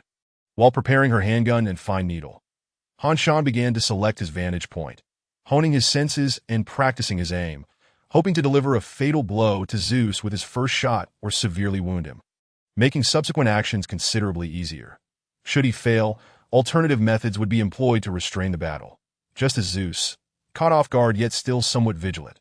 After all, one must be cautious of illusions in the realm of fantasy, stepped into the ambush set by Han Shan and by Yuan. He suddenly felt the world grow dark. The ability of Zhu long activated, reversing time to the moment night fell. Olympus, too, experienced the cycle of day and night, as shadows and Han Shan's bullets arrived simultaneously, creating a large hole in Zeus's suit at the chest. Fortunately, though his chest was pierced, it had not struck his heart directly. Even had it done so, Zeus could have sustained his life through the power of thunder, albeit only temporarily. Once that strength waned, death would be inevitable. Zeus, relieved, was surrounded by an endless array of thunder. As the strongest god in Greek mythology, he theoretically possessed the highest potential among all those who wielded lightning. However, in the next moment, his thunder struck various conductors nearby. While the powerful bolts obliterated one target after another, they nonetheless drained a significant portion of Zeus's mental energy. Despite being wounded, he dared not pause, unleashing thunder in its entirety to prevent a second such assault. Who is behind this? Whose vengeance have I provoked by seducing their beloved? Zeus was bewildered by this sudden attack. It was clearly targeted at him.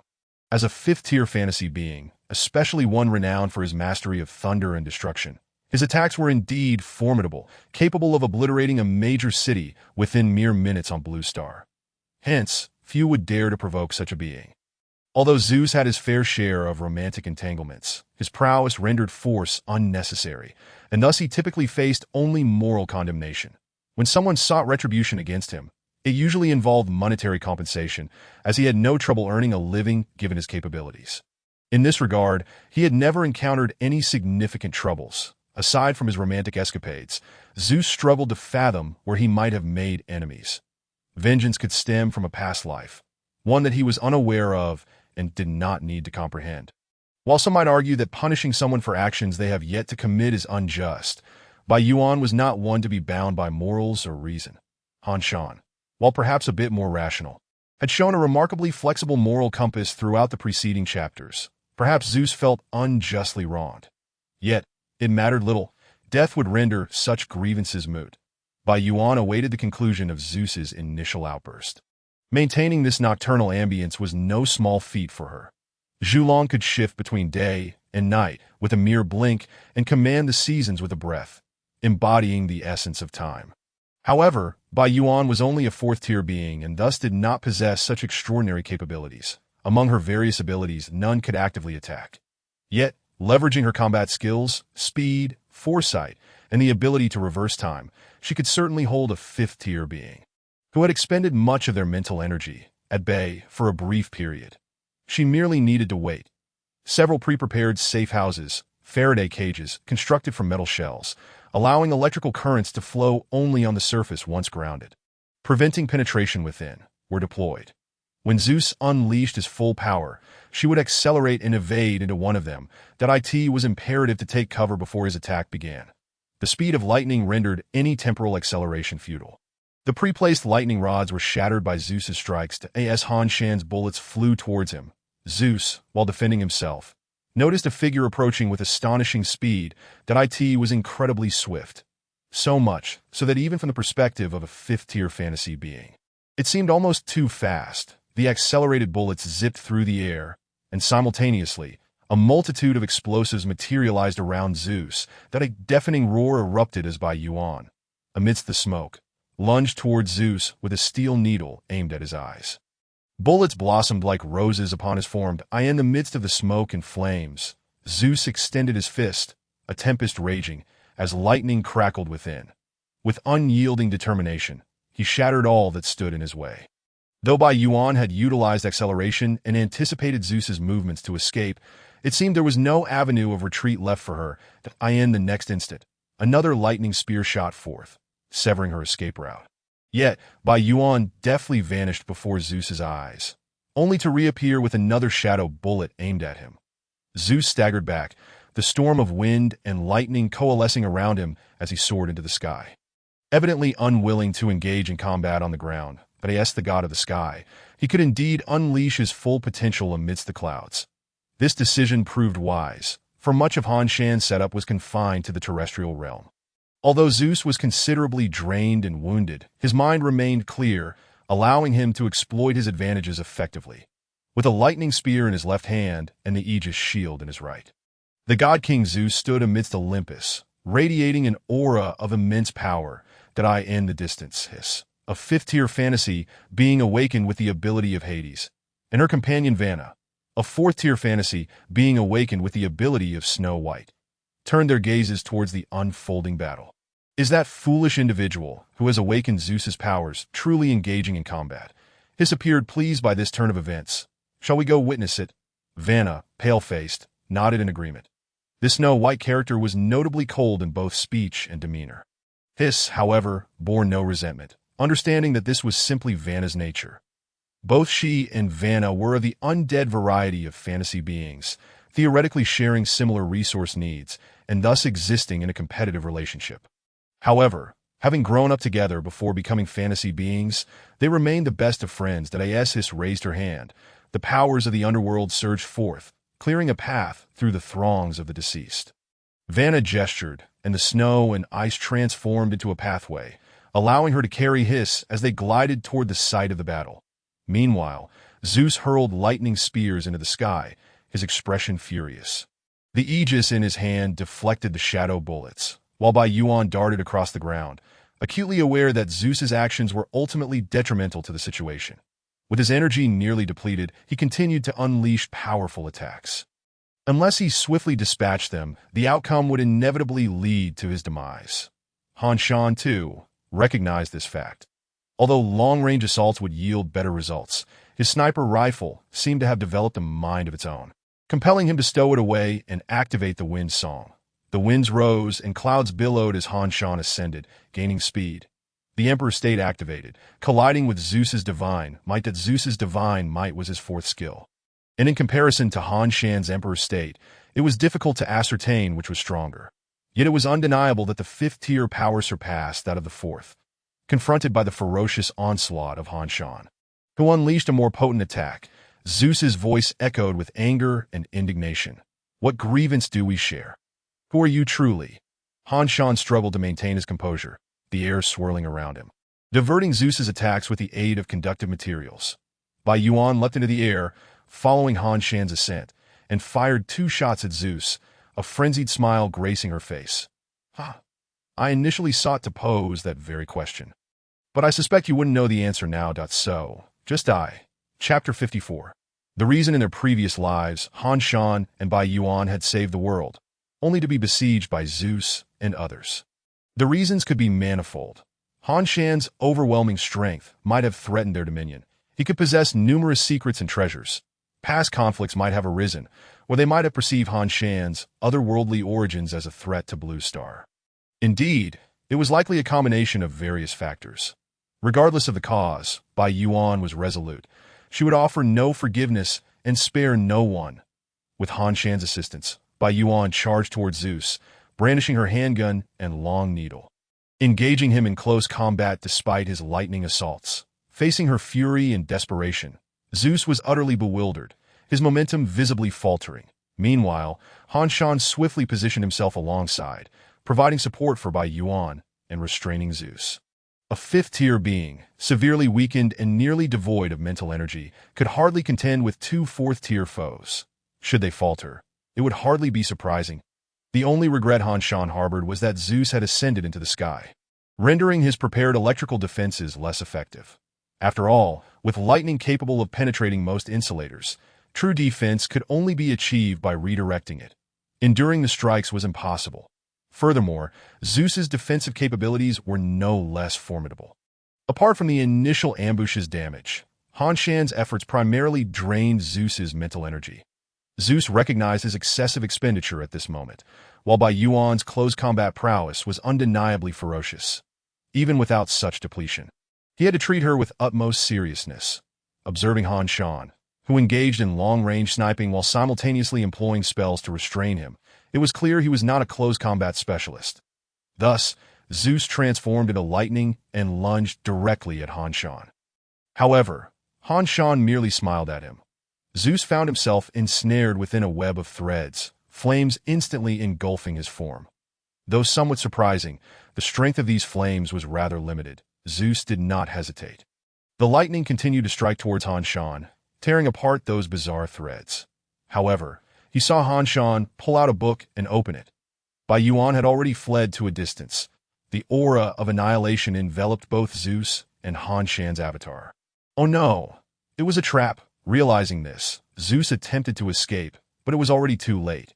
With a flick of his hand, Han Shan drew back his consciousness to his true form, causing the shadow spear to reappear. Aimed at the front and fired, it struck Zeus's head, and soon after, the strange power of the Book of Destruction had obliterated 2/3 of the battlefield. To say, a bite taken. Han Shan withdrew, noticing a small portion of shadow missing from his hand, and hastily summoned flames to restore the shadow spear to its original state. Fortunately, this loss was not permanent and would recover in a few days, with a single shot to finish the job. The Great Wind Song reclaimed half of the avatar and the remaining 92 pages of the Book of Destruction. Bai Yuan and Han Shan approached the lifeless body of Zeus. This guy must have only realized he was ensnared just before he died. Right? Ah, truly my husband. Zeus was completely oblivious to the plan. Bai Yuan used the power of time reversal to heal Han Shan's avatar, while nearby chaos ensued that in truth, Han Shan had prepared multiple contingency plans.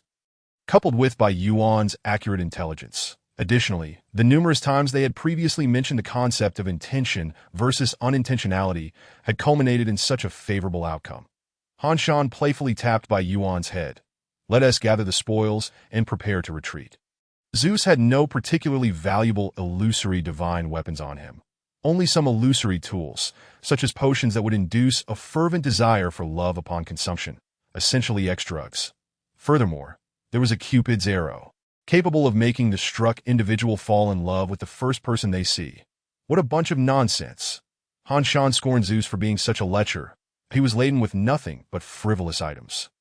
However, Zeus had no formidable enemies, and his fifth-tier strength was more than adequate. After all, the lightning spear and shield, Ikis, inherent to his illusory abilities, were already effective weapons for Zeus. Wait a moment, the Cupid's arrow might actually be useful. If thrown at someone during a fight, if they fall in love with him, they would be less inclined to act violently against him. This could provide an opportunity to eliminate them as soon as Han Shan acquired it. He conceived a rather audacious plan.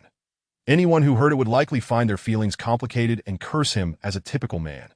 After all, generally speaking, others use this item to make the lady of their dreams fall in love with them. But upon deeper reflection, it seemed Han Shan did not require such a thing. There were plenty of choices, including Wang Shuiying, Bai Yuan, Li Yin, and 2 others yet to make their appearance in the book. My husband, it seems someone is approaching, having witnessed our slaying of Zeus. Do you recognize them? Will they seek revenge or anything? It was 2 members of the search team. They wouldn't seek revenge. Zeus had no strong backing, and the search team did not intervene in such vendettas within the illusory realm. Bai Yuan remarked, as long as you are not engaging in mass murder or targeting their official personnel, they generally do not interfere. After all, the power of the illusionist surpasses that of the order. Meddling too much would ultimately prove futile. Overextending their control would only diminish their prestige. It would be wiser to concentrate their efforts in areas they can manage. Zeus, who did not join any organization, was indeed quite free, roaming about and pursuing women at leisure, making him quite comfortable. All manner of visitors would not offend him. They would bring him money, rolling out the red carpet, eager to win his favor. Yet upon his death, no one would care, for a living Zeus held value. A deceased Zeus was devoid of any worth. Miss Hiss, indeed, displayed no particular reaction to Han Shan and the others' killing, as this was all too common in the illusory realm, and she harbored a strong disdain for Zeus. Gazing at Zeus's corpse, she approached Han Shan. Can I purchase this body from you? Han Shan. Just as he thought a pervert had arrived, Bai Yuan explained beside him. Her ability is that of Hades, the god of the underworld, capable of transforming powerful corpses into underworld guardians. Oh, Han Shan nodded. What do you intend to exchange for it? Money, I suppose, though you might not need it. Hiss pondered. I possess a Sharon-S coin, which allows a soul to remain intact for a while after death. How about I trade you this coin for the body? Deal. Han Shan sensed her sincerity. After all, the corpse held little significance for him, as he originally intended to incinerate it and scatter the ashes. Her willingness to offer a handsome price demonstrated a notably amiable disposition. Then there was another matter. After some contemplation, Hiss stated, "I would like to invite you to hunt a divine beast." The Hydra, nearby, Vanna glanced at Hiss with a puzzled expression. They were quite formidable. Two fourth-tier individuals had rendered Zeus, a fifth-tier, utterly defenseless. Hiss quietly explained, "I wish to see if there is a chance to recruit them into the search team. For now, I will observe." Chapter 55. The Hydra. After discussing it, Han Shan and Bai Yuan agreed. Regardless of whether the Hydra would yield anything upon defeat, the illusory energy it possessed was essential for Bai Yuan. The Candle Dragon. She might even elevate to the fifth tier through this battle. The Candle Dragon is described in mythology as having a human face with a serpentine body, with eyes that dictate day and night. And its breath signifies the transformation of seasons. Its very existence embodies time itself. Furthermore, the illusory powers dropped by slaying the Hydra, due to the shared serpent and mythological elements, would greatly enhance Bai Yuan. Once she reached the fifth tier, she could unlock the ability to kiss her husband. Bai Yuan mused, nearly drooling at the thought. Han Shan smacked his lips that if Bai Yuan were even slightly more normal, he would have been captivated long ago. After all, in terms of appearance and figure, Bai Yuan perfectly matched Han Shan's preferences. However, her personality was somewhat challenging to endure. Hiss and Vanna stood at a distance, seemingly observing Han Shan and Bai Yuan. The process of defeating Zeus showcased the strength of Han Shan and Bai Yuan. Together, utilizing various tools and strategies, they demonstrated capabilities that could directly contend with fifth-tier beings. Given them time to prepare, they could likely replicate the scenario with Zeus, where they would have no opportunity for victory and be led around like puppets. This was precisely why Hiss valued them. The Hydra was a relatively strong fifth-tier creature, theoretically capable of battling three beings of the same level. However, after Hiss used Zeus's corpse to create underworld guardians, along with Han Shan and Bai Yuan, dealing with the Hydra should pose no issue. After all, illusory beings, at their core, possess relatively low intelligence and mostly act on instinct. Illusionists of equivalent strength generally prevail against illusory creatures, much like in those online games. Bosses must possess overwhelming numerical superiority to warrant a collective assault that, of course, advancements in AI technology would change that narrative. But that was irrelevant at present that in ancient Greek mythology, there were numerous divine beasts. The Hydra was among the more renowned, possessing fifth-tier strength, neither excessively high nor low. Its multitude of heads allowed it to simultaneously engage multiple opponents or launch coordinated attacks, lending it an air of strength. In reality, should its energy be depleted, it would be just as vulnerable as any other fifth-tier creature. It did not genuinely surpass the typical strength of its tier. Hiss proposed a strategy that could be summarized in one word: exhaust. Alongside the Underworld Guardians, can occupy 5 heads, while Vanna can handle 1, that the remaining 3 will be entrusted to you too. Is that acceptable? Hiss politely inquired. Han Shan looked to Bai Yuan, seeking her judgment. After all, he had little knowledge of the Hydra. Bai Yuan nodded, indicating her agreement. Hiss analyzed the dynamics between the two. She found it somewhat difficult to discern who was in charge. It appeared that Han Shan was responsible for making other decisions, while Bai Yuan provided insights regarding combat prowess. It felt rather intriguing. The truth was, Bai Yuan had information, Han Shan had intellect, thus their decisions required joint collaboration. Well, Bai Yuan indeed possessed intellect. It was just that her mind did not always focus on the right things. In any case, it was fascinating. One could only say that love could be quite the distraction. Amidst the swamp, the Hydra, Helid, rolled about joyfully, its 9 heads and thick, elongated necks twisted in the air like twisted dough. Various toxins, blood, and shadows spread across the ground.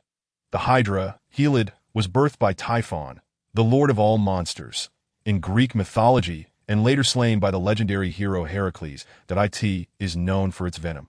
Remarkable regenerative abilities, and in the tales, it is depicted as constantly having its head severed, only for new ones to sprout unless the wounds are cauterized with fire. The Hydra's illusory capabilities primarily revolve around regeneration, venom, and division. However, the specifics of its 5 powers remain unclear. Some may even be passive abilities that cannot be tested. Nevertheless, those are the main aspects. The tactical arrangement has been discussed. It involves everyone restraining and exhausting the creature. Although the Hydra can heal itself, its energy remains finite. However, this presents a challenge, as the Hydra's attacks are venomous, and prolonged skirmishes risk poisoning, leading to a rather gruesome demise. Yet Hades and Snow White's abilities against the undead provide high resistance to poison, while Bai Yuan's time reversal can prevent her from being poisoned. Han Shan's Great Wind Song can also shield against toxic fumes. Thus, the hunt for the Hydra commenced. Miss His stepped forward, raising her palm, causing the sky to dim and a deathly aura spread outward. Illusory technique, the descent of the underworld. Hades, the ancient Greek king of the underworld, the god of death. Every name is exceedingly handsome.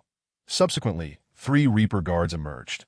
Aside from the one transformed from Zeus's corpse, boasting 5th-tier combat prowess, the others were all of 4th tier. The abilities of the Reaper guards, once transformed, are fundamentally uniform, unaffected by the skills of the living. Hence, it remains indiscernible whose corpse was utilized. Next came the Underworld Legion and the Cerberus. Clearly, this fantastical ability predominantly revolves around summoning. The Underworld Legion, the Hellhound, and the Reaper Guards, combined with the King of the Underworld's state-enhancing skill and the environmental skill of Underworld Descent, create a formidable force. Perhaps her inherent strength is limited, yet her legion proves unstoppable. Due to the frequent deployment of large-scale troops and their overwhelming destructive capability, Mrs. finds herself somewhat constrained in urban settings. It is only in places where the safety of civilians is not a concern that she can unleash her full potential. The Hydra is encircled on all sides by the legion of the deceased. These undead from the underworld seem inexhaustible, depleting the Hydra's venom and mental energy. Beside his, Snow White sits amidst a flurry of snow. The cold wind plays around her. It was previously mentioned that the fairy tales in this world diverge slightly from those of Earth. Here, Snow White is awakened by the spectral knight, Prince Charming, becoming the undead queen. Together, they forge a kingdom amidst the blizzard, exacting vengeance upon the witch. The 7 dwarfs, now zombie-like, rise beside Snow White, scattering the snow and standing guard by the Reaper. As Snow White activates her numerous abilities, Han Shan's attention is drawn to her. Han Shan's manual contains a challenge task to collect the 5 books: Snow White, Little Red Riding Hood, Cinderella, The Little Mermaid, and Sleeping Beauty. Currently, Han Shan has yet to acquire a single one, even lacking any leads. Bai Yuan notices Han Shan gazing at another woman, her lips pursed in a manner reminiscent of a vinegar jar. Snow White's first-tier ability is called Beauty, capable of exuding charm to attract others. Are you, perchance, captivated? Bai Yuan inquires, visibly envious. Han Shan replies, Beauty, is it a mental influence or a passive skill? It is an ability that enhances others' favor towards her while diminishing hostility. Bai Yuan licks her lips. Don't look. She is fond of misses, so what are you jealous about? Han Shan, perplexed and with no such intent, responds, All right, enough of this, prepare for battle. Chapter 56. The Power of the Undead, as the 2 undead queens exert their powers. Han Shan and Bai Yuan also soar towards the Hydra's heads that require their attention. The skill song of the Great Wind proves remarkably practical. Controlling airflow is merely one of its applications. Han Shan surmises there is potential for deeper exploration or superior effects upon upgrading. After all, the full phrase of song of the Great Wind is, When the Great Wind rises, clouds soar, its might spreads across the seas as it returns home. Where can one find fierce warriors to guard the 4 corners? If one were to interpret it, the second line suggests displacement, while the third implies defense. It feels somewhat forced, yet these indeed reflect the skill effects of Song of the Great Wind, pushing others with airflow, blocking and enabling flight for oneself and allies, enhancing both mobility and defense. That as they fly, the Emperor's state activates, and the slashing White Serpent combo is unleashed. This attack seems to possess a particular efficacy against serpentine creatures. Swiftly severing an enemy's head, the severed head rapidly transforms into venom, and the Hydra soon begins to regenerate. Troublesome. Han Shan furrows his brow and, under Bai Yuan's cover, ascends, casting Fire Burst. However, Fire Burst feels somewhat inadequate in the face of 5th-tier opposition. The attack hardly breaches defenses. Striking the Hydra proves ineffective, let alone cauterizing wounds to prevent regeneration. That appears this strategy is unfeasible. They must wear it down gradually. Han Shan laments. Point 1 cannot deny that the growth rate on Blue Star is astoundingly rapid. Compared to the methodical progress of the celestial realm, it is truly lagging behind. Hence, Han Shan's cultivation methods seem rather impotent. That it is no wonder that the upper limits are high. How can a hasty group compete? Of course, transitioning from 4th to 5th tier presents its own challenges. Perhaps only when Han Shan's cultivation reaches the 8th or 9th levels of transformation can there be signs of advancement in this realm of fantasy. Yet Bai Yuan will surely level up faster than Han Shan, as she has experienced ascension in her previous life, with insights readily available, only lacking in fantasy energy. After vanquishing the Hydra, a share of the spoils may suffice. The wind disperses the toxic gas, and Bai Yuan skillfully utilizes her time abilities in conjunction with Han Shan, deftly restraining the Hydra's 3 heads. The deathly aura emanating from the underworld steadily erodes the Hydra's vitality, impeding its regeneration. Han Shan glances towards the undead army. It has transcended into a different domain, not mere combat, but rather the art of strategic warfare. With the awakening of Liu Bang's fantastical ability, Han Shan has gained considerable aptitude in military and political matters. Observing several inconsistencies in his command, it seems that the Reaper Hades' abilities do not significantly enhance military strategy, or perhaps directing the undead differs greatly from commanding the living. As Han Shan maintains pressure on the 3 heads of the Hydra, he occasionally casts his gaze toward the unfolding situation that he has only been in Blue Star for a few months, and his understanding of this world remains limited. Moreover, during these months, he has changed locations thrice, lacking the stability to cultivate a long-term existence, which has left Han Shan somewhat troubled. This is also one reason he agreed to accompany Miss His in combating the Hydra. The enormous body of the Hydra twists continuously, as one by one, the wandering souls traverse the toxic marsh, climbing onto its form and attacking its reinforced scales with their weapons. The 3 Reaper Guards and the Cerberus charge forth. The Hellhounds seize the Hydra's heads, while the Reaper Guards lead the souls in assaulting the Hydra's body. Seizing the opportunity, Han Shan swiftly executes several slashing white serpent attacks, severing the Hydra's heads. Observing the heads once again transform into venom, he quickly realizes its regeneration hinges on the venom. Bai Yuan, the wind whirls a mass of venom, and Bai Yuan accelerates, kicking it far away. Soon, a second and third mass follows that in no time, the Hydra's regeneration rate visibly diminishes. Confirming Han Shan's hypothesis, upon receiving this intelligence, Snow White also begins to freeze the venom, subsequently having the souls transported away. Although these venoms quickly coalesce into a new Hydra, they are significantly weaker than the original. Facing the onslaught of freezing and the undead, the plan is remarkably successful. Upon discovering the Hydra's weakness, the group adopts the correct tactics, achieving results with minimal effort. However, Bai Yuan appears somewhat ineffectual during this process, as her abilities lack large-scale destructive power, proving ineffective against just 1 or 2 of the Hydra's heads. That in contrast, Han Shan's abilities encompass support, offense, defense, displacement, and status effects. Apart from lacking in explosive skill, he excels in every regard. That of course, once Han Shan reaches a certain level of mastery in his cultivation, executing a fire burst will pose no issue. For now, if necessary, he could delve into the Book of Destruction. Bai Yuan's tactical framework indeed requires bolstering through some fantastical weaponry. After yet another head of the Hydra is severed, it struggles to regenerate, only to see Bai Yuan swiftly approach, firing a shot. Roses bloom upon the wound, then spread. Following the explosive aftermath, a massive gaping hole is left. The rose handgun, a gift from Han Shan to Bai Yuan in a previous life, clearly compensates for her offensive shortcomings. This is why Bai Yuan previously risked her life to engage in combat and seize weapons. This firearm requires time to channel mental energy for a powered attack. The longer the duration, the greater the power, and time is eternally on Bai Yuan's side. Thus, she aims the weapon, infused with formidable power, at the enemy, firing repeatedly. As her mental energy depletes, Bai Yuan gracefully falls into Han Shan's awaiting arms, revealing a mischievous smile. Meanwhile, the Reaper Guards have thoroughly sealed the Hydra's wounds with their deathly aura. The outcome of this battle is already determined. That it can be said that before these fantasists, the Hydra exhibited no particularly formidable resistance, meeting a complete demise. The colossal corpse morphs into a blade, a bow, and a plethora of fantasy energy that we require 1/3 of the fantasy energy and this Hydra blade. What say you? Han Shan deliberates with Bai Yuan, proposing terms and willingly selecting the lesser fantastical weapon. After all, the Undead Legion is the primary force. Agreed.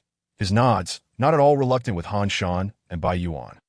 Bai Yuan absorbs the fantasy energy, significantly enhancing her capabilities, though still falling slightly short of the 5th tier. This is somewhat unfortunate. Initially, Han Shan intended to suggest foregoing the weapon in favor of acquiring more fantasy energy for Bai Yuan's advancement. However, upon seeing the weapon, Bai Yuan promptly insisted on claiming it first, as the weapon's long-term enhancement is considerably greater, and she has a fondness for the Hydra blade, making it a perfect substitute for her current melee weapon. It appears she has not entirely succumbed to romantic distractions, for she knows that once Han Shan attains the 5th tier, their relationship will progress further. Chapter 57. The fairy tale gathering after Han Shan and Bai Yuan secure their spoils. They gracefully decline Mrs. invitation and retreat. Mrs. expresses a hint of regret, as she harbored a desire to integrate the duo into the search team. However, it seems that the pair has no intention of joining. There is an ancient saying in the East, "A forcibly twisted melon will not be sweet," as for Han Shan. His intention is to maintain a cordial relationship with the search team, an organization that, while not administrative, is nonetheless official and roams globally. This is to avoid the day when he might be captured and eliminated as some nefarious criminal in a twisted fantasy. While he retreats to the bookstore to continue his meditation and cultivation, Vanna receives a summons, bidding farewell to his and making her way to the headquarters of the search team for a meeting. Although her rank is slightly lower, she is affiliated with the headquarters of the United Government, while his is the head of the European branch. With Vanna's arrival, the entire team is present. The little Red Riding Hood at the top nods towards Vanna, who scans her surroundings, taking in the familiar figures: Cinderella, the Daughter of the Sea, Sleeping Beauty, and the Little Match Girl. All her esteemed predecessors are assembled. They are all renowned characters from world-famous fairy tales. Although whether the stories of this world truly classify as fairy tales remains debatable, nonetheless, it is all quite magical. The 6th-tier fantasist, the search team Captain Little Red Riding Hood, is currently clad in leather, casually smoking as she sits at the highest point that a subtle scar on her otherwise enchanting face adds an intriguing allure.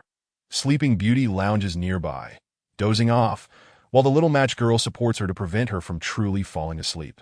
The Daughter of the Sea and Cinderella sit quietly across from them. "How is the Olympus fantasy realm?" Little Red Riding Hood inquires, extinguishing her cigarette and crossing her legs. Her tall and curvaceous figure sways gently, capturing everyone's attention. As before, Snow White replies, "There is no danger of colliding with reality, and even if there were, the risks would not be severe, unless it triggers a collision with other fantasy realms. After all, the Olympus fantasy realm is quite small. Even if a significant portion overlaps, it would merely cover a mountain or 1 or 2 cities. It won't obliterate an entire continent like the underworld did. Of course, it was the collision with the underworld that resulted in the death of an entire continent, billions of humans, and the sacrifice of 2 6th-tier fantasists, which ultimately led to the formal establishment of the global United Government. Unity is essential. Another collision would lead to total annihilation. Indeed, humanity can only manage to unite in the face of a common crisis. The conditions must be even more stringent, if there were any means of individually protecting one's family. Or if the crisis were not so immediate, unity would not be achieved. In fact, the formation of the United Government required the efforts of countless individuals, resulting in the eradication of various factions and conservative forces, with 7 or 8 6th-tier fantasists perishing in the process. Thus, the current world order came to be. The United Search Team was established against this backdrop. One of its teams, under Little Red Riding Hood's direct command, is responsible for communication and timely exchanges with various branches, all of whom possess considerable strength. Even the weakest among them, Snow White and the Little Match Girl, are 4th tier. However, the composition of personnel gives the impression that Little Red Riding Hood has purely selected individuals whose abilities closely match her own, favoring her acquaintances. Yet this is not the sole reason, or rather, it is not the only reason. Little Red Riding Hood seeks out this type of individual not out of favoritism, but because the headquarters of the search team controls a stable entrance to the fairy tale fantasy realm, making it easier to cultivate such fantasists. What recent developments have occurred in the various branches? In the Asian branch, a 6-tier fear-type fantasist is still on the run, with no traces currently found. In Southeast Asia, a new religion is spreading, which may involve high-tier fantasists that in the European branch, aside from the collision in the fantasy realm.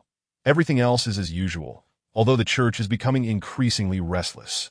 In the American branch, the primary responsibilities of the search team are twofold. First, to apprehend and capture various fantasists who disrupt the existing order and threaten the united government. However, these generally do not exceed 4th tier. As 5th and 6th tier fantasists, provided they do not act excessively, are mostly accommodated by the united government in terms of demands and treatment. The second responsibility is to monitor all fantasy realms and respond promptly, including evaluating each realm's size, danger level, and potential for utilization. By the way, the Daughter of the Sea suddenly interjects. I have recently observed projections of some celestial fantasy realms appearing, which may be related to the church. Little Red Riding Hood feels a headache coming on.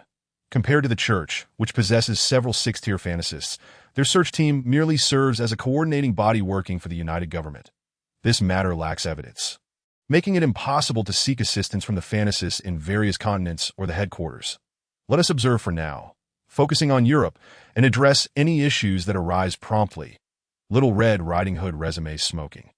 Meanwhile, in Europe, Han Shan has been meditating and cultivating for several days, finally reaching the 4th layer of transformation.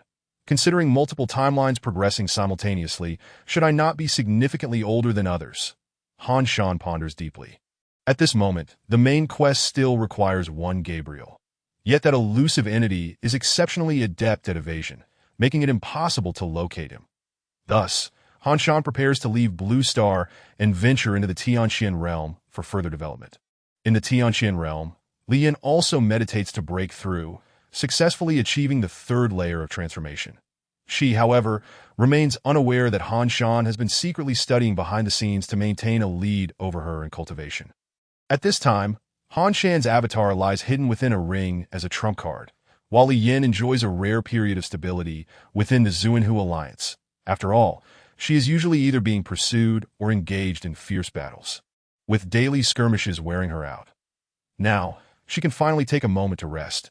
However, why does Li Yin always seem to attract animosity? Is it because she appears too weak, prompting others to target her? Occasionally, cultivators at the Dao Palace realm come to spar with Li Yin, clearly curious about her level of prowess in the transformation phase. Li Yin is more than willing to engage in these exchanges. Bolstered by Han Shan's royal favor, and utilizing the Great Wind Song for defensive maneuvers, occasionally launching a strike with the White Serpent, maintaining her strength at around the 1st layer of the Dao Palace realm. She cannot be too intimidating, as Han Shan's full-force activation could prove challenging, particularly against Dao Palace opponents. After all, 4th-tier fantasists are still generally stronger than those in the Dao Palace realm. Admittedly, some particularly powerful Dao Palace cultivators at the 8th or 9th layers could pose a significant challenge. Han Shan observes calmly from the side.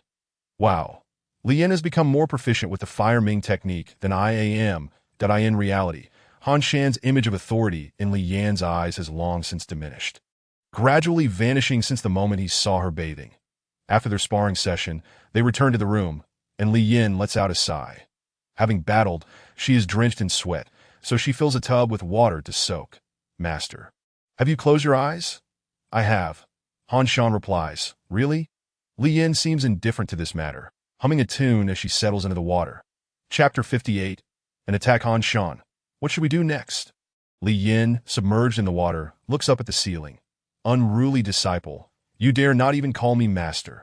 Han Shan expresses his discontent. Oh, if I call you master, some matters become inconvenient. Li Yin responds, indicating that she does not wish to merely be a disciple to Han Shan. However, in this regard, her progress pales in comparison to Bai Yuan or Wang Shuai. After finishing her bath and changing clothes, Li Yin summons Han Shan's avatar to help dry her hair. Han Shan appears and quietly activates the Fire Ming technique. However, Li Yin is not Bai Yuan, and her mind is not solely preoccupied with such matters.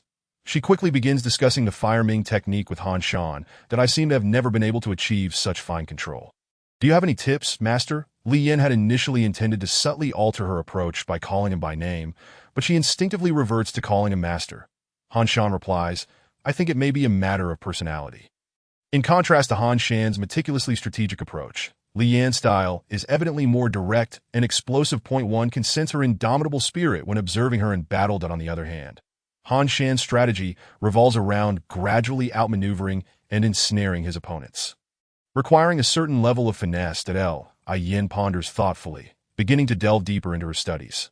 Han Shan, after drying her hair, returns to the ring. Now, with heat and wind swirling around, he feels as if he is becoming some sort of electric hairdryer. Threads, flames, the Li family spear techniques.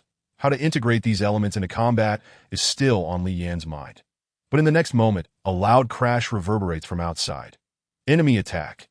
Enemy attack! What audacious scoundrels dare to wreak havoc in our Zuanhu alliance? Li Yan hastily readies her weapon, while Han Shan activates the Great Wind Song, swiftly leading her outside to assess the situation.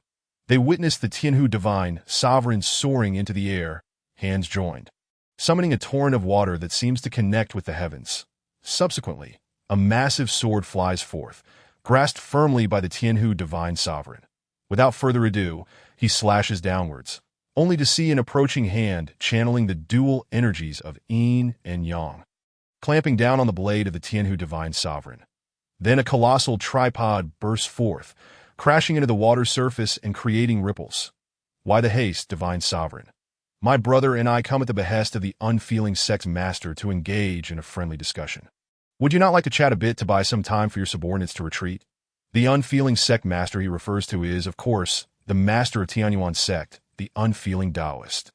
The expression on the Tianhu Divine Sovereign's face darkens, for he recognizes two pinnacle realm experts, the Yin and Yang Walker and the Yuan Ding Elder, both formidable figures from the Tianyuan sect.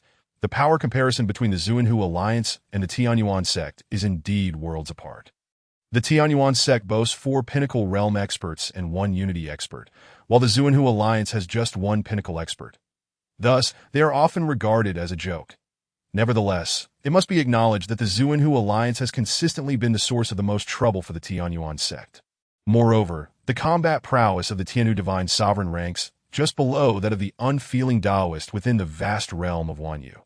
The residence of the Lake Alliance is often in flux, characterized by a tightly knit organization and considerable strength, which has consistently posed a headache for the Tianyuan sect. To locate this place, the relentless elder must have expended a great deal of vitality and spirit on divination. Wouldn't you agree?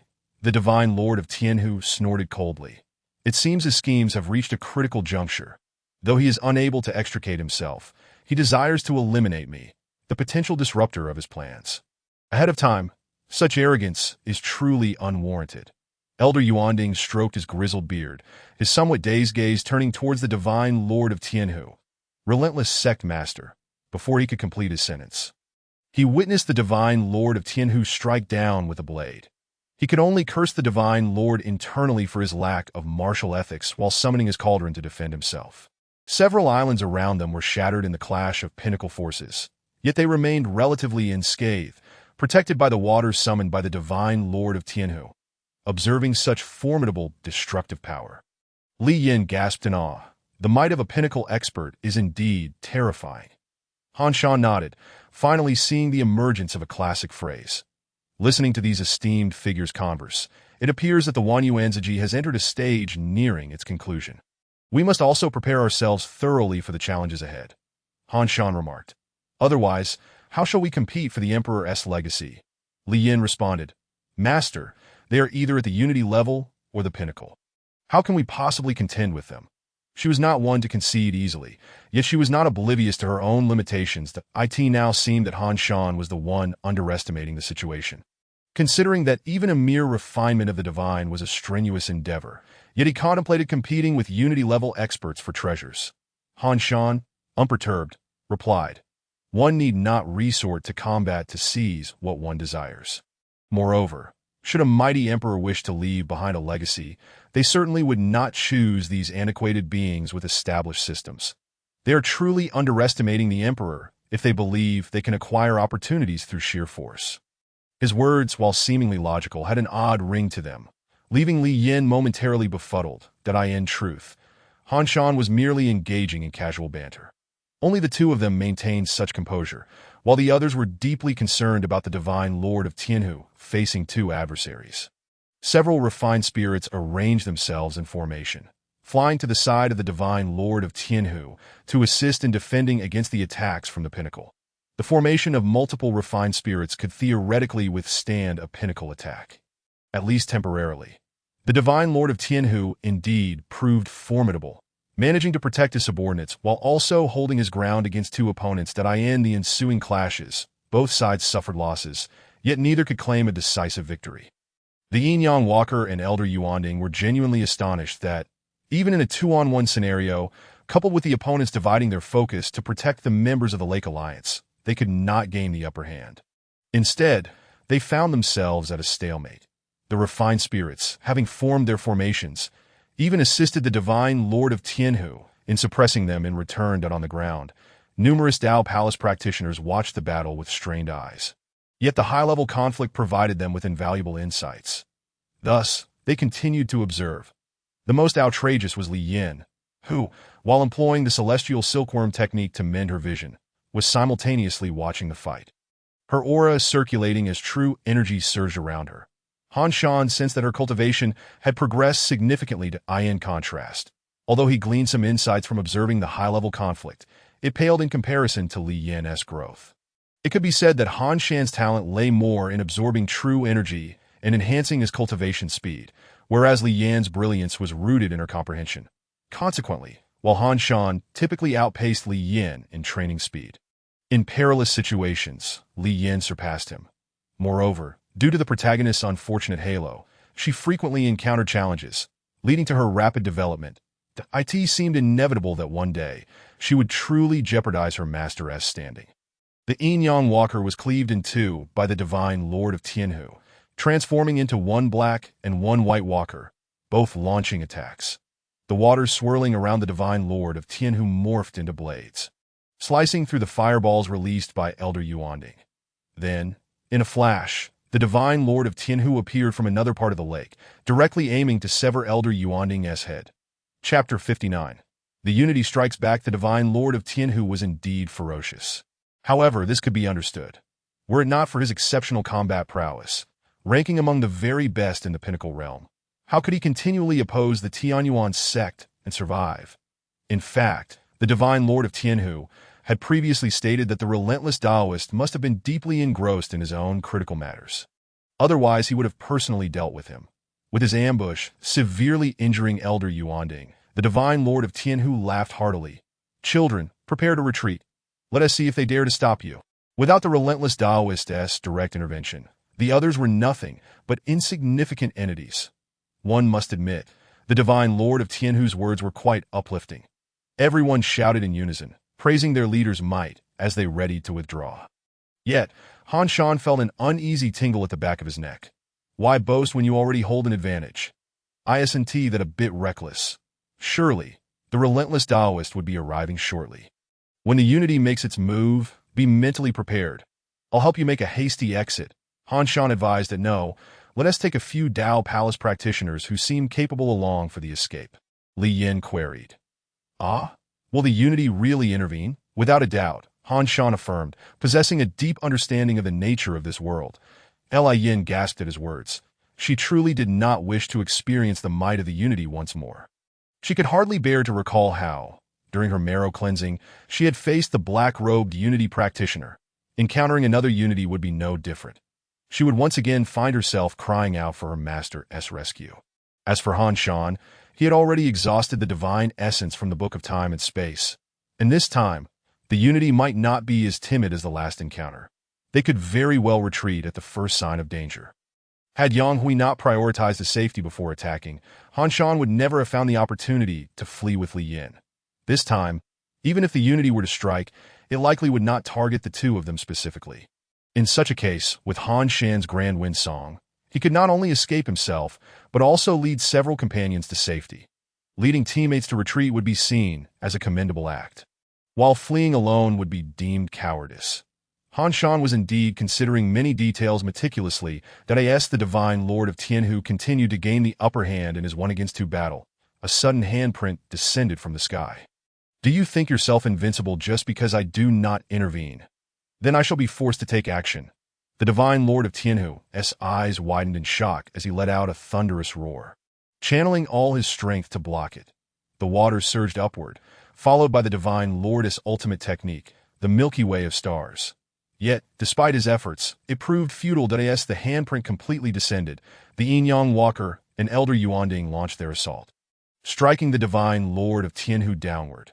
The once indomitable divine lord, who had been shielding everyone's retreat, was thus sent plummeting through countless layers.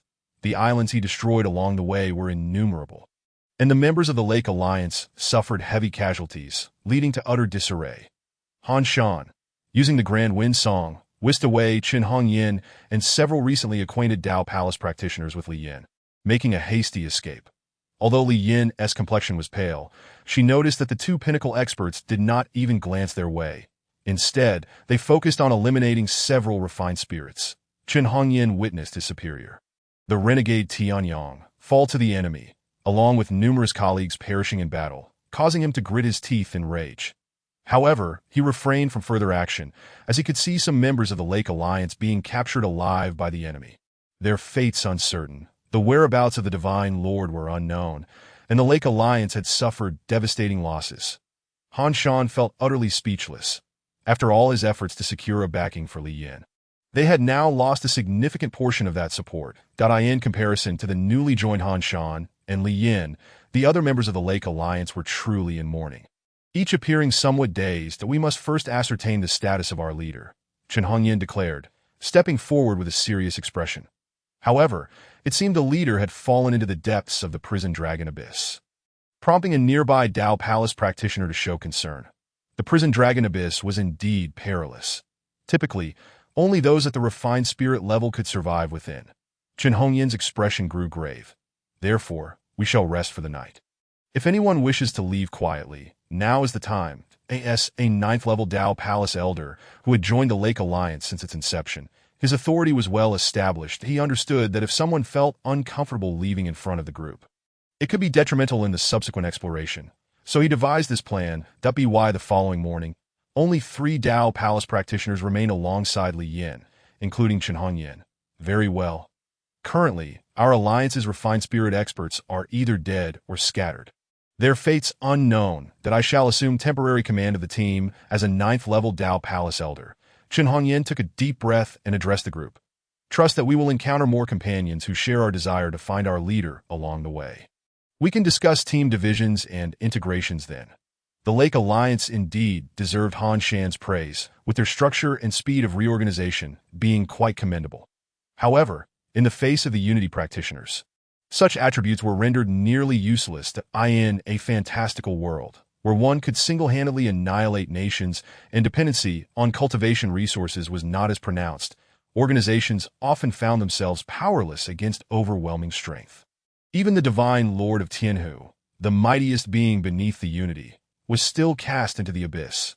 The chasm of disparity was challenging to bridge. In contrast, over on Blue Star, while there were many powerful individuals with privileges, the situation had not yet escalated to the point where a few top-tier experts dictated everything. However, it must be noted that the Divine Lord of Tianhu was ambushed by a superior while contending with 2 opponents of similar rank. So it would be unjust to label him as incompetent. It can only be said that he randomly raises flags and shouts about unity without personally coming forth. Who could possibly stand in my way? And so forth. One must admit, while your appearance after being cast into the abyss by Unity was rather disheveled, your prior solo confrontation against the 2 towering peaks was indeed quite dashing.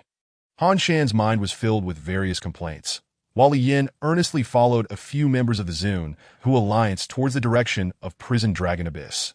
Ascending posed a considerable challenge, yet descending was significantly simpler. Both the other Dao Palace realm cultivators and Li Yin possessed the ability to hover in midair. They merely needed to find suitable islands to leap onto, avoiding the need for excessive energy consumption. Of course, Li Yin, as a transformation realm cultivator, initially lacked such capabilities, but with Han Shan's presence, it was as if she possessed them as well. After spending over 3 months in the Wan Yuan realm, Li Yin had reached the 3rd level of transformation. One must say, this pace of cultivation is truly astonishing, to the point where even Han Shan found it hard to keep up. though he was at the 4th level of transformation. This was largely due to enhancements acquired through clandestine cultivation in other realms. In combat situations, Han Shan perhaps lacked sufficient insights. His keen intellect often led him to ponder other matters, thereby detracting from his focus. After all, while Li Yin observed these occurrences, she quickly gained various insights into her cultivation that if one were to merely find fault in these situations, it would inevitably result in a slower pace of growth. Even on the path to Prison Dragon Abyss, Li Yin recalled the scene of Unity's intervention and gained further insights. Had it not been for her recent attainment of the 3rd level of transformation and the instability of her foundation, she might have upgraded yet again. Chapter 60. Prison Dragon Abyss. Above lies the heavenly abyss, where the spiritual energy is pure and the environment exquisite. Below is the Earth Abyss, a chaotic emlaying of fish and dragons, where clarity and murkiness are indistinguishable. Beneath the Earth Abyss, the soul-locking dragon is imprisoned. Amidst treacherous terrain lies the Prison Dragon Abyss. The environment of Prison Dragon Abyss is exceedingly harsh, yet it harbors numerous precious treasures and suitable cultivation locations. However, it is also fraught with various natural disasters and bizarre topographies. One can observe a colossal dragon corpse, spanning thousands of miles, floating in the air, its scales drifting as chains dangle from its body, emanating a stench that rises to the heavens. Occasionally, one might glimpse tooth marks left by other dragon serpents that gnaw at it. The immense dragon scales attract dust and rise, ultimately forming islands. When one gazes at the grand vista, it becomes apparent that the entirety of the Wan Yuan realm resembles a long strip, with each island resembling a scale upon the dragon's body. Akin to a dragon or perhaps a towering tree, the Prison Dragon Abyss then serves as its roots. Upon witnessing this scene, Li Yin felt her heart tremble. Han Shan took a couple of photographs with his phone, intending to show them to Lao Wang later. Speaking of which, Lao Wang's discharge procedures were nearly complete. His current condition was steadily progressing towards death, with doctors advising him to visit wherever he wished and indulge in whatever he desired, without leaving any regrets. Damn, the thought of this vexed Han Shan, who yearned to obtain the Emperor's legacy, ascend to unity, and simultaneously achieve the 7th tier of illusionists to defy fate and rescue Wang Shuing. Yet, since such aspirations were unattainable, contemplating them bore no significance. Han Shan could only employ the heart of a strongman to calm himself. One must acknowledge that the buff of the strongman's heart proved beneficial, at least keeping Han Shan's willpower from wavering excessively. There was a conspicuous gap between the islands. Although it took them several days to arrive, some rubble had partially filled this void, yet one could still see Chen Hongyan leading the group to look skyward. Li Yin raised her head and beheld a gigantic void amidst the arrangement of islands, discernibly shaped like a palm, extending directly from the Earth Abyss into the Prison Dragon Abyss, illuminating the previously dim surroundings with additional light. Though the source of sunlight in this world remained mysterious, it was evident that it grew brighter the higher one ascended. Thus, even at the lowest levels, one could still find themselves in utter darkness. Even during the day, truly, this was the legacy left behind by the true Dragon Emperor, prompting a Dao Palace cultivator to exclaim in wonder. The true Dragon Emperor was the last great emperor of the Tianxian realm. Yet the circumstances of his demise here, resulting in the formation of the Wan Yuan realm, remained shrouded in obscurity. Previously mere vague legends, it now appeared that the members of the Zun Hu Alliance possessed considerable knowledge.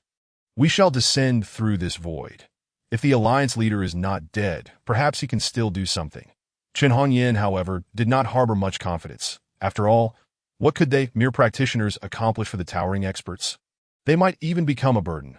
Contemplating this brought a touch of sorrow to Chen Hongyan's heart.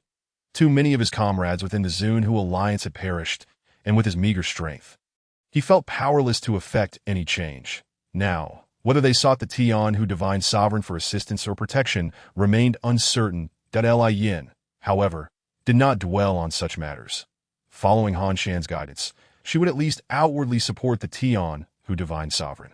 After all, the Divine Sovereign had previously offered her protection, and she would certainly do her utmost to repay that kindness within her capabilities. Given Li Yan's character, she was one who believed in repaying favors. Although the Tian Hu Divine Sovereign had helped her to maintain organizational stability, Li Yin was indifferent to the reasons behind others' assistance. Whether it stemmed from genuine goodwill or self-interest, she would reciprocate. One can only say that her character and integrity embodied the essence of a traditional protagonist, earning Han Shan's deep admiration. Should Li Yin ascend to the realm of emperors, she would undoubtedly reward her master, who had aided her the most throughout her journey. Meanwhile, at the bottom of the prison dragon abyss, the Tianhu divine sovereign wielded a blade, dispatching several approaching refinement realm cultivators who sought to take advantage of his weakened state. After catching his breath, he seemed to fully grasp the gravity of his predicament, that he needed to relocate swiftly. Otherwise, those from the Tian Yuan sect would soon pursue him. Despite having clashed with the Tian Yuan sect for many years, the Tianhu divine sovereign, though significantly outmatched in strength, had to rely on stealth and surprise attacks.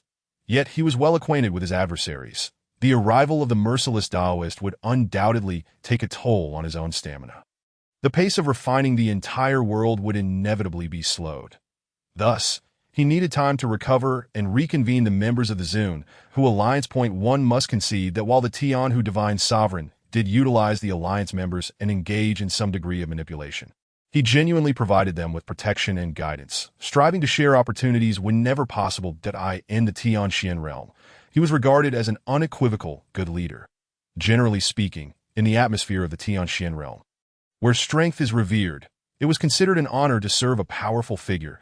It is no wonder that the members of the Zune Alliance held the Tianhu divine sovereign in such high esteem. However, exceptions do exist. The rather distressed Yin-Yang traveler seized a member of the Zune Alliance who had previously clashed with Li Yin, the Fire Cloud Taoist, and brought him to the depths of the prison dragon abyss. Go, did you not claim to have a way to locate the Tianhu divine sovereign? Begin your search, but if you are merely spouting nonsense to save your own skin, then prepare to meet your end. The Fire Cloud Taoist, stripped of his earlier pride when faced with Li Yin, trembled as he crawled upon being thrown to the ground. I am not speaking in vain. I just need a little time. The Yin-Yang traveler scoffed. Do you think I am easily deceived? Hurry up, do not toy with your own life. Yes, the Fire Cloud Taoist had no choice but to lower his head and produce a peculiar disc to begin his incantation. Within the disc was a trace of aura gifted to him by the Tianhu divine sovereign after he had once accomplished a feat, significantly enhancing his comprehension of the aura of this towering realm. The aura resonated slightly with its owner. After being captured by the Tian Yuan sect, the Fire Cloud Taoist willingly brought this forth to bargain for his life, but of course, it was primarily because the Tianhu divine sovereign would sense the aura from the disc and come to investigate. However, through certain special means, one could also reverse locate the Tianhu divine sovereign, though it was evident that the Fire Cloud Taoist lacked the ability to do so. He could only gamble on luck. One must say, this was rather shameless. Surrendering when unable to win is one thing, but directly betraying one's previous leader by bringing enemies to kill him is an affront that would earn scorn. Even if one day the Fire Cloud Taoist achieved towering status and ascended to unity, others would still secretly berate him for this act behind his back. However, should he attain such cultivation, he would likely be unperturbed by such slander. Two groups of individuals arrived at the prison dragon abyss for the Tianhu divine sovereign. Some sought to save him, while others aimed to kill him. However, those wishing to rescue him were weak and inconspicuous, whereas those intent on his demise had traitors leading the way, arriving with towering strength. The Tianhu divine sovereign truly faced a perilous predicament. Chapter 61. Struggle and control. Li Yin and her companions struggled immensely. The harsh environment of the prison dragon abyss was no mere platitude. Violent winds, geysers of fire, thunderstorms, and icy blasts surrounded them. For certain exceptional experts, these might serve as exploitable resources, but for cultivators of their caliber, who had yet to reach the refinement stage, these elements posed significant dangers that necessitated avoidance. They passed a fiery geyser. Li Yin unexpectedly obtained a shard of flame essence, greatly enhancing her fire resonance technique, and she generously shared half of it with Han Shan. Han Shan was quite moved, declaring that he had not spoiled her in vain. One can only say that riding on the protagonist's fortune is indeed a remarkable experience. Once Li Yin ascends to become an emperor, not only Han Shan, but even those NPCs who had guided her during her moments of confusion would boast of having aided the great Li Yin. Such is the respect that would be accorded to them. Even a dog of the Leaf family could stand shoulder to shoulder with the Dao Palace realm. It is no wonder they say that traversing the depths of the prison dragon abyss is nearly impossible without reaching the refinement stage. Chun Hongyan wiped the sweat from his brow, remarking, "The divine sovereign has sustained grave injuries and is in such a place." In truth, he was uncertain of the exact state of the Tian who divine sovereign's injuries. However, just as he was about to make a move, he was swiftly struck down, and two others from the pinnacle realm ambushed him from the side, ensuring his predicament was dire. As expected, it was indeed the case. At the bottom of the dragon prison abyss, strange sounds occasionally echoed, and upon closer inspection, one would discern that they were the movements of living dragons, causing their chains to rattle in the air, sending tiny iron shavings drifting about. For these weaklings, it was akin to a calamity falling from the heavens. Yet, it could also be viewed as a form of precious material. Each managed to gather a few fragments, hoping to forge a weapon should an opportunity arise. While those at the pinnacle realm might dismiss such trifles, they still regarded them with interest. Just as they navigated through various dangers, the Yin-Yang Walker, with the assistance of the Fire Cloud Immortal, had located the Lake God. "Such an impressive figure like you, yet you too have faced setbacks." The Yin-Yang Walker chuckled. He had clashed with the Lake God on more than one occasion, each time ending in his own misfortune. Even in a 2-on-1 situation, he found himself at a disadvantage, requiring the ruthless Taoist to personally set aside pressing matters to confront the Lake God. Within the boundless abyss, the Lake God was undoubtedly the second most formidable presence. After all, the other pinnacle beings were either serving the ruthless Taoist or hiding within the dragon prison abyss. Only he dared to frolic in the depths, surviving for over 2 centuries without being vanquished. However, it was also due to the Lake Goddess' remarkable evasion skills. This time, the ruthless Taoist had expended considerable effort to pinpoint his location, halting his other endeavors, before finally striking him down into the dragon prison abyss. Even after severely wounding the Lake God, the ruthless Taoist remained uneasy, sending the Yin-Yang Walker to finish the job. The Fire Cloud Immortal walked silently ahead, seemingly resigned to his fate, his greatest fear being that the Yin-Yang Walker, growing impatient, might end his life and seize the disc to locate the Lake God himself. Yet, the Yin-Yang Walker intended to deliver a fatal betrayal to the Lake God, allowing him to experience the sensation of being betrayed by his own subordinate. The thought of the Lake God's expression during that moment brought forth a sinister chuckle from the Yin-Yang Walker. If only Han Shan could see this fellow, he would undoubtedly have a plethora of sarcastic remarks. The Lake Goddess' voice resonated from the depths of darkness. The Yin-Yang Walker, referred to as the hunting dog, showed no sign of anger, merely responding with a cold smile. "You are gravely injured. Today, you have been found by members of the Lake Alliance that you nurtured. Can you still act so arrogantly?" "Have I ever been arrogant? Have I not always spoken candidly? It is merely your weakness that has led to this misunderstanding," the Lake God retorted with a smile. His taunts were indeed skillful, managing to rattle the Yin-Yang Walker. Infuriated, the latter unleashed a surge of Yin and Yang energies towards him, only to see the Lake God draw his blade, shattering the two energies. "Do you truly believe I possess no combat ability? The one who injured me was the ruthless Taoist, not you." This revelation genuinely startled the Yin-Yang Walker, prompting him to retract his energies in defense, only to witness the Lake God seizing the opportunity to flee. Realizing he had once again been outmaneuvered in a fit of rage, the Yin-Yang Walker seized the Fire Cloud Immortal by the collar, demanding, "Lead the way." The Fire Cloud Immortal, displaying evident distress, replied, "My lord, the power from that blade has already been absorbed back." Aye. Then what use are you to me?" The Yin-Yang Walker's fury escalated as he tightened his grip around the Immortal's throat. "Speak. What purpose does your life serve? I can assist you in mocking that old Lake God. Let me help you vent your frustrations." He did not spare any effort in cultivating you all, and this is how you repay him." The Yin-Yang Walker sneered. "He is simply too foolish, too naive, to have been deceived by someone like me. What a fool." The Fire Cloud Immortal seemed to grasp something, joining the Yin-Yang Walker in fervently cursing the Lake God, finally managing to appease the Walker's ire. In his desperation to survive, he truly racked his brains. Meanwhile, the Lake God was in a cave, meditating to restore his strength, muttering curses in evident frustration at the relentless pursuit by the ruthless Taoist. Yet, he could sense the tremors in the heavens and the earth, perhaps the collapse of the boundless abyss and the emergence of the true Dragon Emperor's legacy was drawing near. Some sought to refine this world and seize the power of the abyss, while others desired the true Dragon Emperor's inheritance. However, the majority merely wished to escape safely to AS for the late god. His aim was to prevent the ruthless Taoist from refining this realm and obtaining the legacy, ultimately leading the members of the Lake Alliance to safety. Unfortunately, he had been met with fierce resistance. Ultimately, it all boiled down to insufficient strength, even as the strongest among the pinnacle beings, in the face of singularity. He could only manage to avoid being instantly annihilated.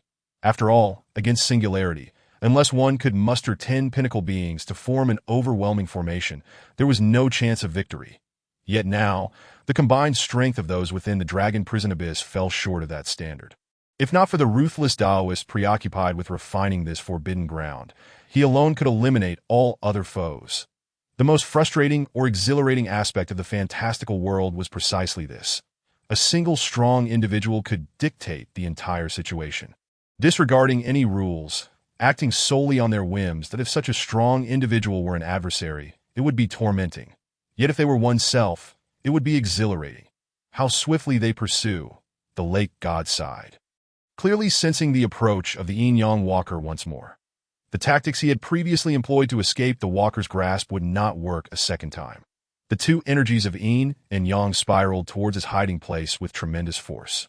Realizing he might not be able to stop it, the lake god gritted his teeth, bracing for death. With a resounding crack, a fishing rod from miles away swung into action, the line soaring through the air, miraculously reeling in the Yin-Yang energies as if by magic. Ah ha ha ha! Lake god, I have come to rescue you. The voice of the carefree fisher echoed as his giant whale leapt, spanning dozens of miles. Come, express your gratitude for my great benevolence. Upon recognizing him, the lake god felt a mix of laughter and expletives welling up within him. Ah ha ha ha! Yin-Yang, you have fallen right into my trap. Prepare to meet your end. The Yin-Yang Walker was indeed filled with dread. Although he recognized the carefree fisher, who undoubtedly possessed strength superior to his own, the lake goddess' talk of traps made him hesitate even before the battle commenced. As the flying whale descended, the fishing rod swayed gently, drawing closer to the Yin-Yang Walker. With a shriek, the walker attempted to flee, but the lake god swiftly ascended and brought his blade down. Despite having only a few strikes left, he could not allow the Yin-Yang Walker to escape. Three pinnacle beings clashed, their powerful auras radiating outward. Meanwhile, Chen Hongyan, Li Yin, and others had surrounded another would-be escapee amidst the chaos. Fire Cloud. Where do you think you're running? The Fire Cloud Immortal's expression was indeed grim. I am merely temporarily submitting to that Yin-Yang scoundrel. It is a matter of expedience. I am not acting of my own volition. Please, do not misunderstand. How extraordinary to encounter someone even more shameless than myself. Han Shan marveled within his ring that Li Yin apprehend him. Without needing his command, Li Yin had already lost her patience, charging forth alongside Chen Hongyan and two other Dao Palace experts, attacking the Fire Cloud Immortal from all four directions. The Fire Cloud Immortal, even in a one-on-one against Li Yin, would struggle, let alone against Ford. He inwardly lamented his fate. Chen Hongyan spread his arms wide, releasing the dry, parched aura of the sandy river, striking towards the Fire Cloud Immortal, while the other two Dao Palace experts pressed in from the sides. The Fire Cloud Taoist, unwilling to confront, fled towards the area defended by Li Yin. Although Li Yin had previously defeated him, he still deemed her the weakest among the enemies. This assessment would hold true, provided Han Shan was absent. Typically, Han Shan would only intervene when Li Yin truly struggled against others. If he were to prevent her from fighting altogether, how could she hope to grow? Thus, unless he refrained from action, Li Yin would suffer severe injuries. Otherwise, he would remain a silent spectator, merely tasked with offering critiques. The struggle on their side bore little consequential impact on the battlefield at large. The pivotal focus lay on the clash among the three apex combatants. The apex realm, in truth, represented the pinnacle of conventional cultivation, while the unification realm transcended human limitations. Yet, judging by the destructive capabilities of the three engaged, it was challenging to associate them with the term human. The carefree guest, wielding a fishing rod, sat upon the back of a giant whale, gleefully striking the head of the yin-yang walker, while the heavenly lake god summoned the waters to aid the whale in its acceleration. The yin-yang walker, already intent on fleeing and devoid of combat spirit, found it impossible to defend against such assaults. Before the heavenly lake god exhausted his strength, the carefree guest successfully subdued the yin-yang walker with the whale, rendering him immobile amidst the encroaching torrents. With a swift tug on the fishing hook, the carefree guest extracted a portion of the yin-yang walker's soul from his body. The heavenly lake god delivered a decisive blow. The yin-yang walker, weakened and unable to retaliate, collapsed into the water. The carefree guest approached, saying, "Do not struggle. This is the lowest level of the prison dragon abyss. The unfeeling Taoist is far too occupied in the heavenly abyss to come to your rescue. I, the fire cloud Taoist, will undoubtedly have my revenge upon you." The yin-yang walker, clearly reluctant to accept his fate, expressed his defiance. However, a resounding smack silenced him as the carefree guest ended his life, seemingly uninterested in hearing any further protestations. This renowned apex master, typically known for his benevolence, exhibited no mercy when provoked. Meanwhile, Li Yin had pierced through the defenses of the fire cloud Taoist with a single thrust of her spear, activating the Fire Ming technique. The fire cloud Taoist was blasted back into the protective formation of the three, appearing utterly wretched. Indeed, those who underestimate the protagonist often pay various prices. The fire cloud Taoist seemed poised to plead for mercy. Yet the members of the Lake Alliance would not allow him to escape so easily. Chen Hongyan raised his hand, sand enveloping the fire cloud Taoist form. "Li Yin, it is your turn to execute him." He aimed to have Li Yin, the newcomer, slay the traitor, thereby solidifying the loyalty of the others. That Li Yin accepted without hesitation, calmly advancing to strike the fire cloud Taoist. "I cannot perish at the hands of the fire cloud Taoist."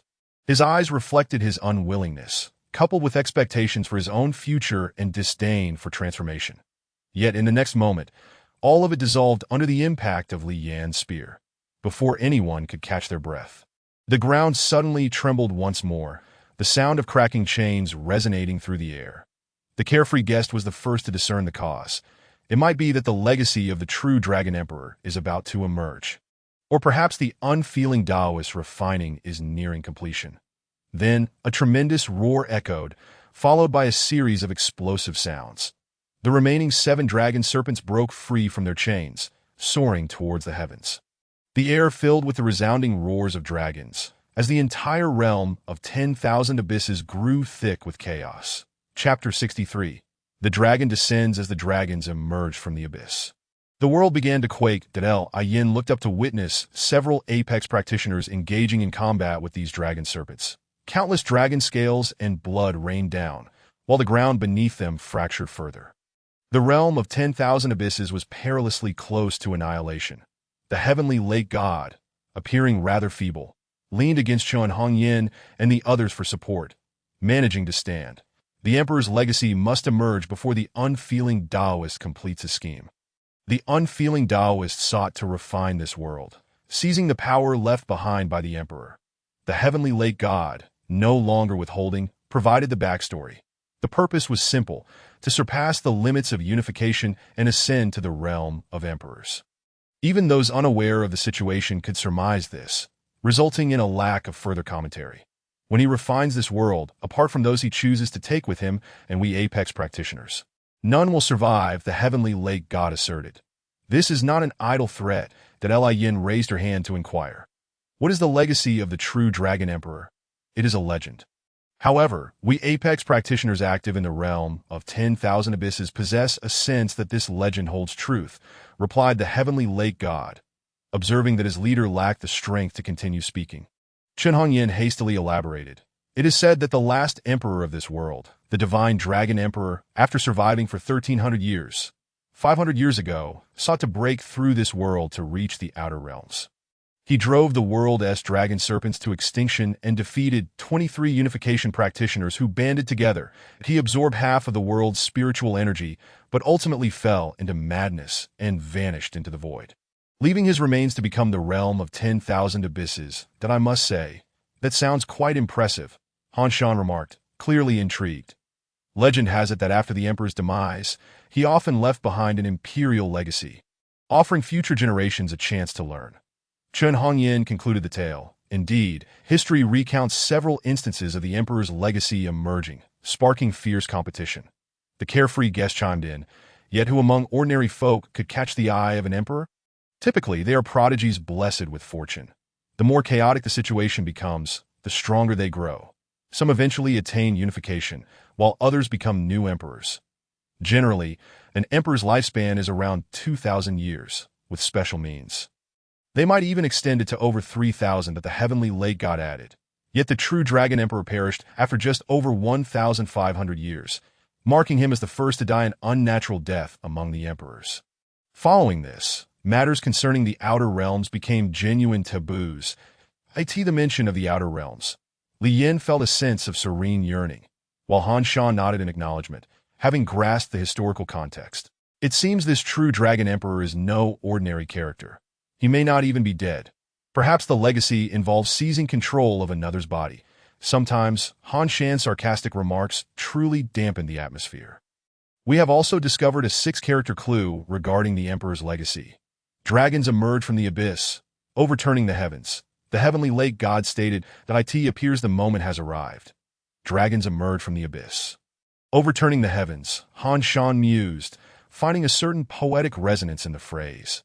The narrative had been laid out clearly, though apart from Li Yin, who was hearing it all for the first time. The others possessed varying degrees of prior knowledge. The ground continued to tremble beneath their feet, and the realm of 10,000 abysses had already suffered significant casualties. Several apex practitioners appeared in midair, including the elder Yuan Ding from the Heavenly Abyss sect, the Heavenly Sword Recluse, and the True Body of the Law. There were also 5 apex practitioners who had flown out from the prison dragon abyss. In such a critical situation, the Heavenly Lake God had lost his combat capability, indicating that he posed the greatest threat to the unfeeling Taoist, hence being eliminated early on. The Heavenly Lake God gazed at the carefree guest. "Why do you not make your move?" "I am in no rush," the carefree guest replied, clearly intent on remaining to protect the Heavenly Lake God. Their relationship was enigmatic. They seemed to share a bond, yet there were hints of tension as well. Regardless, the carefree guest found amusement in the misfortunes of the Heavenly Lake God. Perhaps that is what true brotherhood entails. While the carefree guest's gleeful demeanor was somewhat bothersome, the Heavenly Lake God understood his intentions and felt a measure of gratitude. Moreover, the arrival of these subordinates who had come to rescue him from the depths of the prison dragon abyss brought him immense comfort. Several dragon serpents were swiftly slain by the apex practitioners, evidently knowledgeable about the mechanisms of this forbidden zone. After the last dragon serpent fell to their combined efforts, countless dragon-shaped phantoms coalesced in the sky, forming a tangible entity. These were the dragon souls that had perished within the realm of 10,000 abysses. Once these dragon souls united, the legacy of the true dragon emperor would manifest. Suddenly, a colossal hand extended from the heavens. Unfeeling. "You are truly tyrannical. The legacy belongs to all." The crowd united their voices. "Do not let this fellow seize the emperor's legacy." A chorus of classic supporting characters chimed in as several apex practitioners engaged in chaotic combat with a unification practitioner suspended in midair. The world, both in the heavenly abyss and the earth abyss, was torn asunder by their conflict. The high-level practitioners unleashed their powers, moving mountains and filling seas, obliterating the very fabric of the heavens.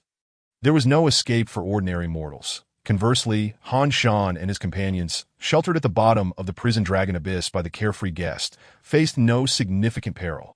Despite their numbers, the apex practitioners opposing them were at a disadvantage due to the presence of the unification practitioner.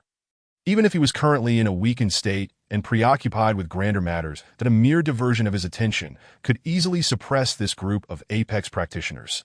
Had the Heavenly Lake God still possessed the capacity to fight, he might have been able to create some disruption for the unfeeling Taoist. That was precisely because of this that he had been eliminated from the fray early on.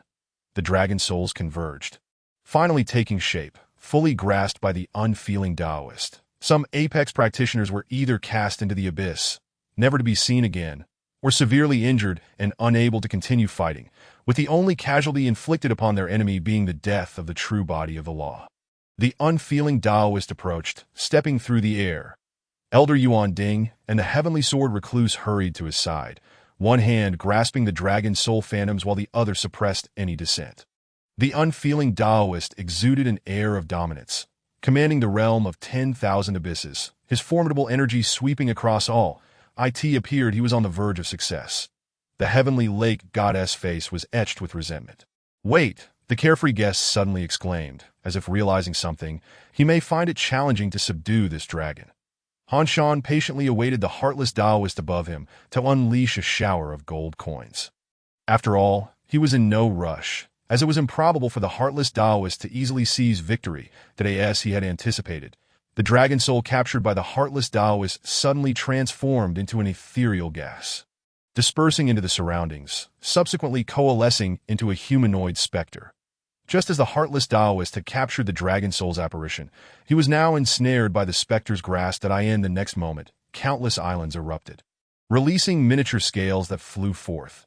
The specter, tightening its grip around the heartless Taoist's neck, absorbed the myriad scales, its form gradually solidifying. "You think you can refine my world with such meager strength?" Chapter 64. Unity and the Emperor. The heartless Taoist did not need to ponder. He instantly recognized the identity of the being constricting his throat.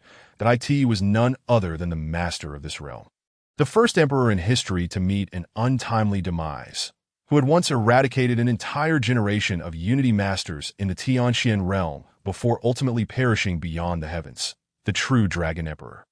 "Do you wish to refine my world and ascend to emperorhood? Such ambition is not to be underestimated." The true Dragon Emperor sneered. "Indeed, I am but a remnant soul. Had you been at your full strength, the outcome would be uncertain. However, your excessive expenditure to seize my power now renders you incapable of impeding me in the slightest." Despite the Emperor's taunts, the heartless Taoist remained undeterred, tirelessly channeling his genuine energy and visualizations within the Tao Palace. Yet, under the watchful gaze of the true Dragon Emperor, none of his efforts bore fruit. He was firmly restrained. The Emperor's eyes shone with brilliance as he regarded the heartless Taoist, while the entire world behind him gradually settled into stillness. "Begone!" After a tense standoff lasting several minutes, the true Dragon Emperor, before the eyes of all, shattered the heartless Taoist's corporeal form with a single, forceful strike, causing it to dissipate like smoke in the air. Before the heartless Taoist could reconstitute his body, the true Dragon Emperor turned his gaze downward, laughingly proclaiming, "I have been dead for many years. Now, I am but a fragment of a soul. Whoever seeks my legacy may come forth and claim it.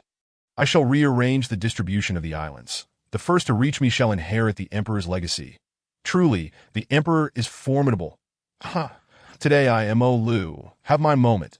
Those who had previously gathered at the peak were either dead or gravely injured. "It seems I am fated to inherit." The heartless Taoist dared to strike against the Emperor. Such audacity. He deserved to perish. "The heartless Taoist has not yet met his end," murmured the divine lord of Tianhu beneath the dragon prison abyss. Such tactics merely inflict grievous wounds upon a Unity master, not annihilation.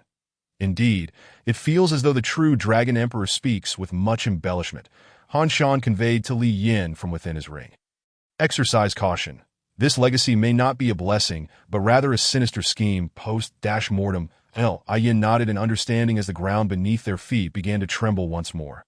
"The world is forcibly separating us. Each survivor is randomly distributed across different islands. You must fend for yourselves." The carefree traveler realized what was about to transpire. However, upon completing his statement, he vanished without a trace. Han Shan surveyed his surroundings, finding only isolated islands. The remnants of the previous battles between the peak cultivators and the serpentine dragons had vanished, and the entire world had been reshuffled, revitalized. A voice resonated from above. "The first to arrive before me shall receive the Emperor's legacy. The means employed are of no consequence. Come forth." Tisk. Han Shan clicked his tongue, surveying the area. We are quite close to the apex. That I understand now. This is the true Dragon Emperor's design. His condition must be quite poor. He has relegated the stronger beings to lower positions, ensuring that only the weaker ones reach him first, thus allowing him to orchestrate his plans. Yin swiftly grasped the implication. "With you here, Master, do we not possess a significant advantage?" "Indeed, a considerable advantage. But remain vigilant. ascend," Han Shan commanded, and Li Yin took flight, swiftly soaring toward the airborne island above. Many cultivators, realizing their proximity to the summit, felt exhilarated. Believing themselves to be the chosen ones, destined to inherit the legacy, and thus exerted themselves vigorously in their ascent. Yet at the pinnacle of the myriad abysses, the true Dragon Emperor was laboriously suppressing the heartless Taoist. The battle between Unity and the Emperor had not concluded as many had presumed. On the contrary, it was only just beginning. The true Dragon Emperor projected an air of invincibility, continuously mentioning the legacy, prompting everyone to subconsciously view him as the ultimate arbiter of fate. However, in reality, this self-proclaimed remnant soul of the true Dragon Emperor was in a far worse state than anticipated. Consider this. If he truly possessed the strength of an emperor, why would he have remained dormant until now, only to emerge so suddenly? The heartless Taoist understood this well. His own condition was also less than optimal. Otherwise, he would not have suffered a setback in their initial encounter. Unity embodies the essence of body, energy, and spirit, each indivisible and immortal. Even if scattered, they can reassemble. One does not simply perish. Furthermore, the heartless Taoist had been preparing for years within this world, and his efforts were not in vain. Although the sudden emergence of the true Dragon Emperor's remnant soul disrupted his plans, the heartless Taoist had nonetheless attained considerable control over this realm. Thus, as the two engaged in combat, they simultaneously vied for dominance over the world. The text had not depicted the true Dragon Emperor as a cunning trickster. The heartless Taoist scoffed, conjuring various emotions into different weapons that flew forth. The dragon scale surrounding the true Dragon Emperor expanded, forming a shield that deflected all incoming assaults. "If you are so cunning, then I shall ensure that none witness it, nor shall it be inscribed in any tome." Indeed, that is a valid point.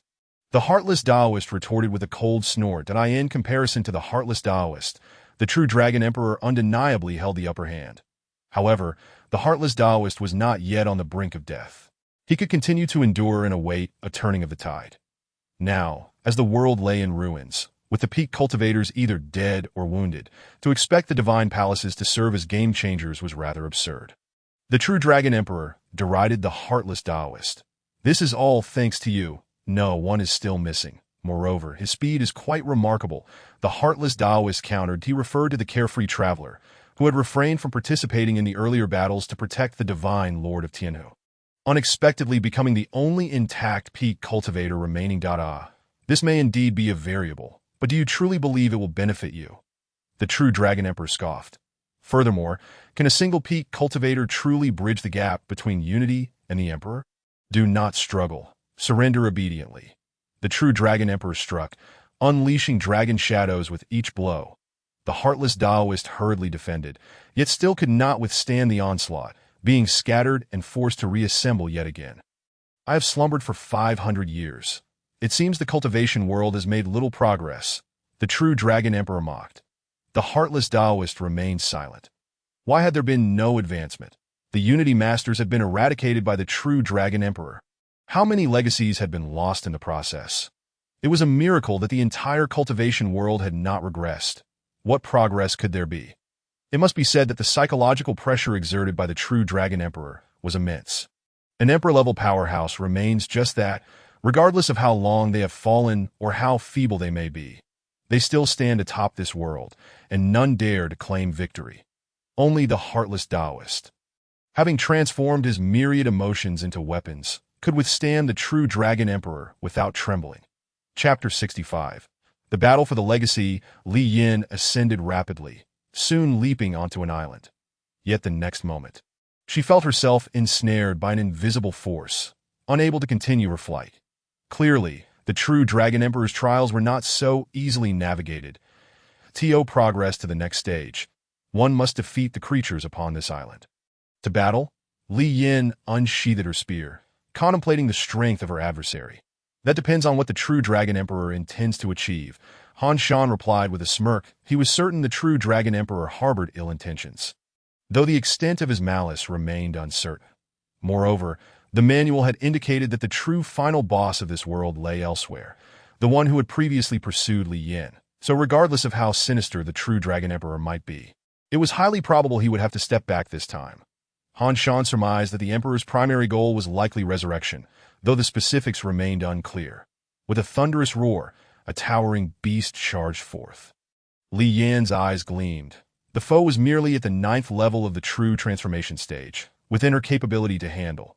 She might not even require Han Shan's assistance. That I suppose I've been practicing too much in the Dao Palace. Encountering a true transformation, even at the 9th level, gives me a significant edge. And indeed, this was the case. She thrust her spear, igniting it with flames that engulfed the beast, which then began to burn intensely.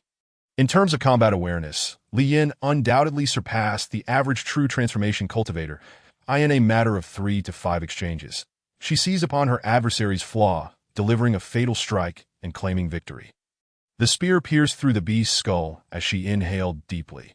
Although the creature's attributes far exceeded her own, Li Yan's combat skills and the explosive power of her fire cry technique enabled her to effortlessly overcome the foe. Excellent. Let us continue our ascent, that if such foes are all we face, I need not intervene. Han Shan praised Li Yan's performance with a thumbs dash up that Li Yan chuckled softly, riding the winds as she soared higher. While her situation was favorable, many others lamented their trials upon confronting the challenges of the islands. These islands unleashed monsters slightly stronger than themselves or presented various trials of the heart and intellect. For instance, they might be thrust into an illusion, testing their choices. Alternatively, provide a spell and see if you can learn swiftly. There are also some riddles and puzzles that align well with people's understanding of inheritance and trials. Even if the true Dragon Emperor is merely acting and deceiving, one cannot deny the thoroughness of his performance. There is no indication of any negligence. The realm of an emperor is fraught with countless hardships, a feat achievable only by those beyond mere talent. The unfeeling Taoist has been dispersed by the true Dragon Emperor multiple times, yet the damage he inflicts upon the emperor seems utterly negligible. However, the unfeeling Taoist is aware that the true Dragon Emperor is not without his own costs. For beings of their caliber, vital energy, body, and spirit are intrinsically linked. Thus, when the true Dragon Emperor attacks him, he must also expend vital energy or spirit, which is tantamount to depleting his life force. How long can you endure? The true Dragon Emperor sneers 17 times. The unfeeling Taoist replies, indicating he can still be scattered 17 more times. In the realm of unity, you are doing reasonably well. Yet your greatest flaw lies in your ignorance of the heavens and earth, failing to grasp the Emperor's might. The true Dragon Emperor retorts with a cold smile. In truth, your path has deviated too far. Reaching the Emperor's realm is a mere impossibility. The unfeeling Taoist responds, you too have your expenditures, and not insignificant ones. Otherwise, why would you seek to sway my spirit with mere words? As an emperor, even if I sought to sway your spirit, I would only speak the truth, the true Dragon Emperor asserts. Refining your emotions may indeed render your mind unblemished, but it also precludes further advancement. Without intense emotions, how can one transcend limits and achieve the status of an emperor? He continues, by the way, the term emperor is merely a title of respect among people. The true designation of this realm should be the chaos realm. Chaos is primordial, immortal and indestructible, self-sustaining. Immortal and indestructible? Yet all those emperors are dead. Not a single one remains. The unfeeling Taoist scoffs. Are they truly all dead? The true Dragon Emperor replies with a cold chuckle. This question, surprisingly, strengthened the weapon held by the unfeeling Taoist that he wielded, a hook forged from his fear, and its newfound strength indicated his profound terror. The lifespan of those in the realm of unity typically ranges from 800 to over 1,000 years, with most failing to reach a natural end. Emperors, on the other hand, can live over 3,000 years and seldom perish prematurely. Thus, it is deemed quite normal. Consider that 3,000 years surpasses half of recorded history. Even in the celestial Xian realm, only 4 emperors are documented. Their existence spans the entirety of recorded history. Prior to that, verification becomes exceedingly difficult, that if one were to compare to Earth, 3,000 years would be akin to living from the spring and autumn period to the present day. The true Dragon Emperor's rhetorical question evoked a sensation akin to discovering that Qin Shi Huang was still alive. Haha, merely jesting. The true Dragon Emperor begins to laugh, prompting the axe born of anger beside the unfeeling Taoist to grow stronger. Nevertheless, he finds himself puzzled by the true Dragon Emperor's intentions. It seems illogical for him to seek to unsettle his spirit. The unfeeling Taoist's emotions only serve to amplify his weapon's strength, while his own contemplation is limited to reason and self-interest. Yet ultimately, the unfeeling Taoist is unable to discern the veracity of the true Dragon Emperor's words. Below, many continue to ascend in pursuit of inheritance. Should the two encounter one another on an island, they would undoubtedly engage in a desperate battle. Han Shan's Gale Song attempted to assault Li Yin, who thrust her spear into the enemy's throat. Compared to the tenacity of those in the spirit refinement realm, a vital strike to the Tao Palace realm is typically fatal. They are not overly difficult to kill, especially since Li Yin possesses the ability to breach their defenses. If she can bypass their protection, she can claim their lives. Unlike her confrontations with the Tao Palace realm, where even a full-force strike merely grazes their skin, rendering any further attack futile. Following a series of battles, her emotions surged, and she sensed the rich aura of spiritual energy, prompting Li Yan's cultivation to ascend, catching up to Han Shan and reaching the fourth layer of transformation. This time, Han Shan chose not to withdraw from this world until his cultivation surpassed Li Yan's. For he too was curious about what would transpire next.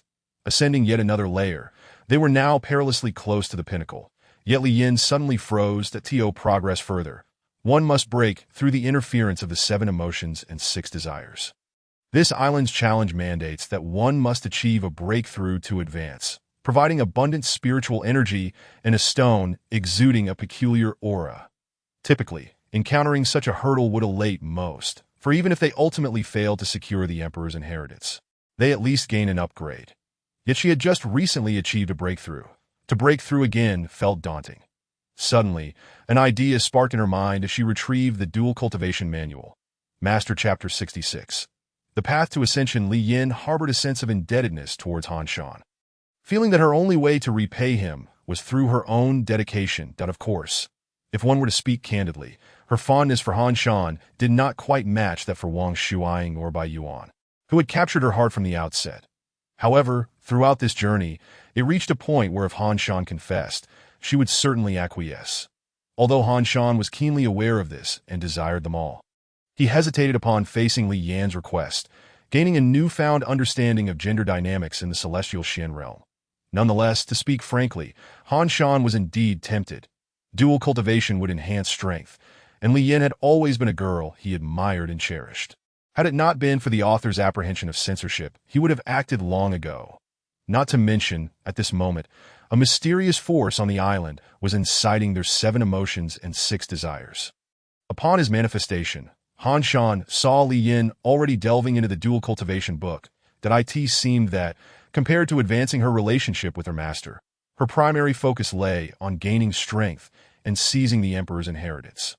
Yet the confluence of these 2 desires made it increasingly difficult for Li Yin to maintain control. This time, Han Shan and Li Yin ceased to address one another as master. After perusing the book, a slightly flushed Li Yin leaned in closer. That moment, her thoughts were consumed by images of Han Shan watching her bathe and the various scenes from when she assisted him in forming his physical body. The surge of 7 emotions and 6 desires overwhelmed her. Wait a moment, that I too wish to take a look, Han Shan remarked, also examining the Dual Cultivation Manual.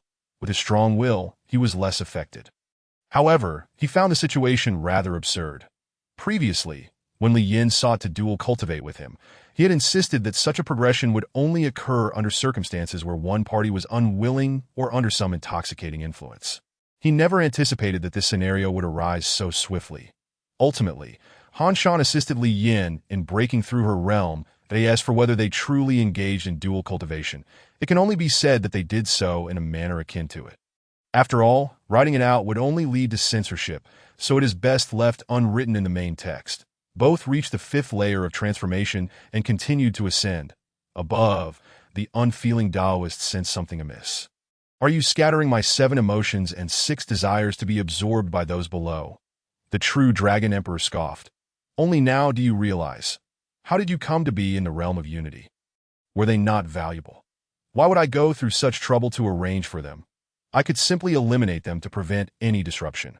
Only then did the unfeeling Taoist grasp that the true Dragon Emperor had known all along that he would not experience emotional fluctuations. Yet he persistently provoked his feelings with words, all to siphon the power from his weapon during its transformation. This old fox, who outwardly disdained the realm of unity, was indeed calculating and meticulous. It is evident that those who can ascend to the chaos realm as emperors possess not only strength, but also keen intellect. After being dispersed once more, the unfeeling Taoist noticed his weapon weakening, indicating that his emotions had been significantly absorbed by the cultivators traversing the path to ascension. That Li Yin adjusted her attire and suddenly kissed the visage of Han Shan that appeared on her ring. "You must digest this. Learn to control your emotions instead of being controlled by them," Han Shan advised. "Understood?" Li Yin nodded, acknowledging his words. Master Han Shan, or perhaps just Han Shan, feels more familiar. She cycled through several titles, leaving Han Shan tempted to tap her on the head. That it must be said that Li Yin, now under the influence of the 7 emotions and 6 desires, was not in the best state for conversation. Fortunately, she was not like Bai Yuan, for love constituted only a small part of her life. More often, she yearned for strength. Had it been Bai Yuan in this state, Han Shan would likely have been drained dry. After all, he still could not contend with Bai Yuan. Li Yin landed on a new island, feeling her emotions intensify, and even Han Shan found himself increasingly affected. The desire for strength, fear of the unknown, closeness to Han Shan, and anger and resentment towards various past events surged within her heart. While Han Shan possessed a strong will, a reward for escaping Yang Hui's pursuit, to help resist these mental influences, he too was overwhelmed by a cacophony of emotions: confusion, fear, love, concern, dissatisfaction, and more. At this moment, he primarily felt 2 emotions, one of closeness and affection for Li Yin, and the other, a deep concern regarding numerous issues, including the manual, Wang Shuiying, and Bai Yuan. The more intelligent one is, the more they ponder, often leading to greater mental turmoil, ultimately succumbing to pessimism and fear. Han Shan was no exception. He grappled with many questions that eluded him, culminating in a dread of the unknown. Yet in the end, he managed to suppress the chaotic emotions swirling within him, relying on the heart of a strong man and the resilient will bestowed by Liu Bang's imaginative prowess. All distractions were cast aside. Something felt amiss. Li Yin seemed oblivious, relentlessly ascending, only to be halted midair by Han Shan. What was the true Dragon Emperor scheming with us? Han Shan gazed at Li Yin, whose eyes were filled with yearning. "Your emotional turmoil is quite severe. I had overlooked this aspect due to my own strong heart having less impact. However, if this continues," though Han Shan was unaware of the specifics, he accurately assessed the situation. Li Yin was merely at the transformation realm, absorbing emotional energy from the unity level. A small intake might benefit her cultivation, but excess would undoubtedly lead to death. Even though Li Yin was but a step away from the pinnacle, she had to halt. Yet apart from Han Shan, the others, already tainted by emotion, could not possibly stop. The Tao Palace's transformation realm absorbed minimal emotions. Yet their numbers were vast. The refinement of divine energy could yield significant absorption, and they would not perish easily. Rather, they would actively consume the benefits upon sensing them. The special method of the heartless Taoist had been deciphered by the true Dragon Emperor in this bewildering manner. He was utterly ensnared, unable to move. Roars of dragons echoed, dragon souls emerged, tearing at his body, utterly obliterating this unity cultivator who had remained invincible for over 200 years in the abyssal realm. It was over. Who would be the next fortunate soul to arrive and accept my legacy? The true Dragon Emperor smiled as he sat down, clearly exhausted, yet he soon spotted a figure gracefully approaching. Strikingly handsome. True Dragon Emperor? An outsider. The true Dragon Emperor narrowed his eyes. "Well, come forth. I shall grant you my legacy as agreed. That I surmise your plan involves some form of resurrection." Han Shan stood before him, one hand clutching the Book of Destruction, the other wielding a sniper rifle. "Fine, it may not concern me much, but you've conveniently involved me that I'm uncertain if it will work, yet I sense you are in a significantly weakened state. Therefore, it is worth a try." He opened the Book of Destruction, and a terrifying aura of annihilation descended. Chapter 67. The death of the Emperor Han Shan had indeed arrived as an avatar. This decision came after much contemplation. That in one knew the extent of the Emperor's strength. Although this Emperor was in dire straits, having just battled a unity cultivator and expended considerable energy, with Han Shan's current strength being less than that of even the divine energy refinement. It was difficult to ascertain any real assurance, whether the Emperor could attack his true body through the Avatar, and the associated risks and rewards remained a mystery that it was uncertain whether the Book of Destruction could slay him. Nevertheless, Han Shan ultimately chose to take a gamble, that he had already determined that the true Dragon Emperor was not to be trifled with, and certainly did not genuinely seek a successor. This entire scheme was undoubtedly a manipulation of them. Upon hearing the true Dragon Emperor invite him over to receive the legacy, Han Shan was utterly convinced of his ill intentions, while the true Dragon Emperor indeed harbored malevolence. Han Shan's actions were somewhat reckless and devoid of evidence, bordering on disregard for human life. However, he was not a policeman investigating a case or a judge administering justice, so procedural ethics were not his concern. Han Shan might gamble on his own strength to accomplish a task, often engaging in potentially perilous endeavors, but he would never wager on another's goodwill, especially not in the ruthless world of the Tianxian realm. The power of destruction loomed over this world. Having utilized 7 pages to slay Zeus previously, using 90 pages to eliminate you is of no consequence. Han Shan's true self, ensconced within the ring, observed Li Yin. Do not rush. We shall ascend once the outcome above is determined. Li Yin meditated in midair, striving to calm her emotions. Above her, the power of the Book of Destruction radiated far and wide. Han Shan had used this very tactic to bring down Zeus. Zeus's physical strength and defensive capabilities were akin to those at the pinnacle realm here, yet he succumbed after enduring just 9 pages. The current strength of the true Dragon Emperor remained uncertain that if he still possessed the power of unity, perhaps he could survive. If he fell to a lower tier, he might truly be at risk of being vanquished by Han Shan. If his strength was still at the unity level, he could likely withstand death, albeit in a severely weakened state. However, should he possess the might of an emperor transcending unity, Han Shan would face the wrath of an enraged emperor. Oh, Han Shan could flee. Then there would be no issue. He retrieved the shadow gun from the ring, gazing upward, but discerned nothing amiss. That Li Yin was at the transformation realm, initially the closest, with Han Shan's assistance. Her ascent was rapid, making her the nearest to the true Dragon Emperor. After expending considerable time suppressing her myriad emotions, Li Yin took a deep breath and looked at Han Shan's earnest visage within the ring. Master. Han Shan, what is transpiring above? No results yet.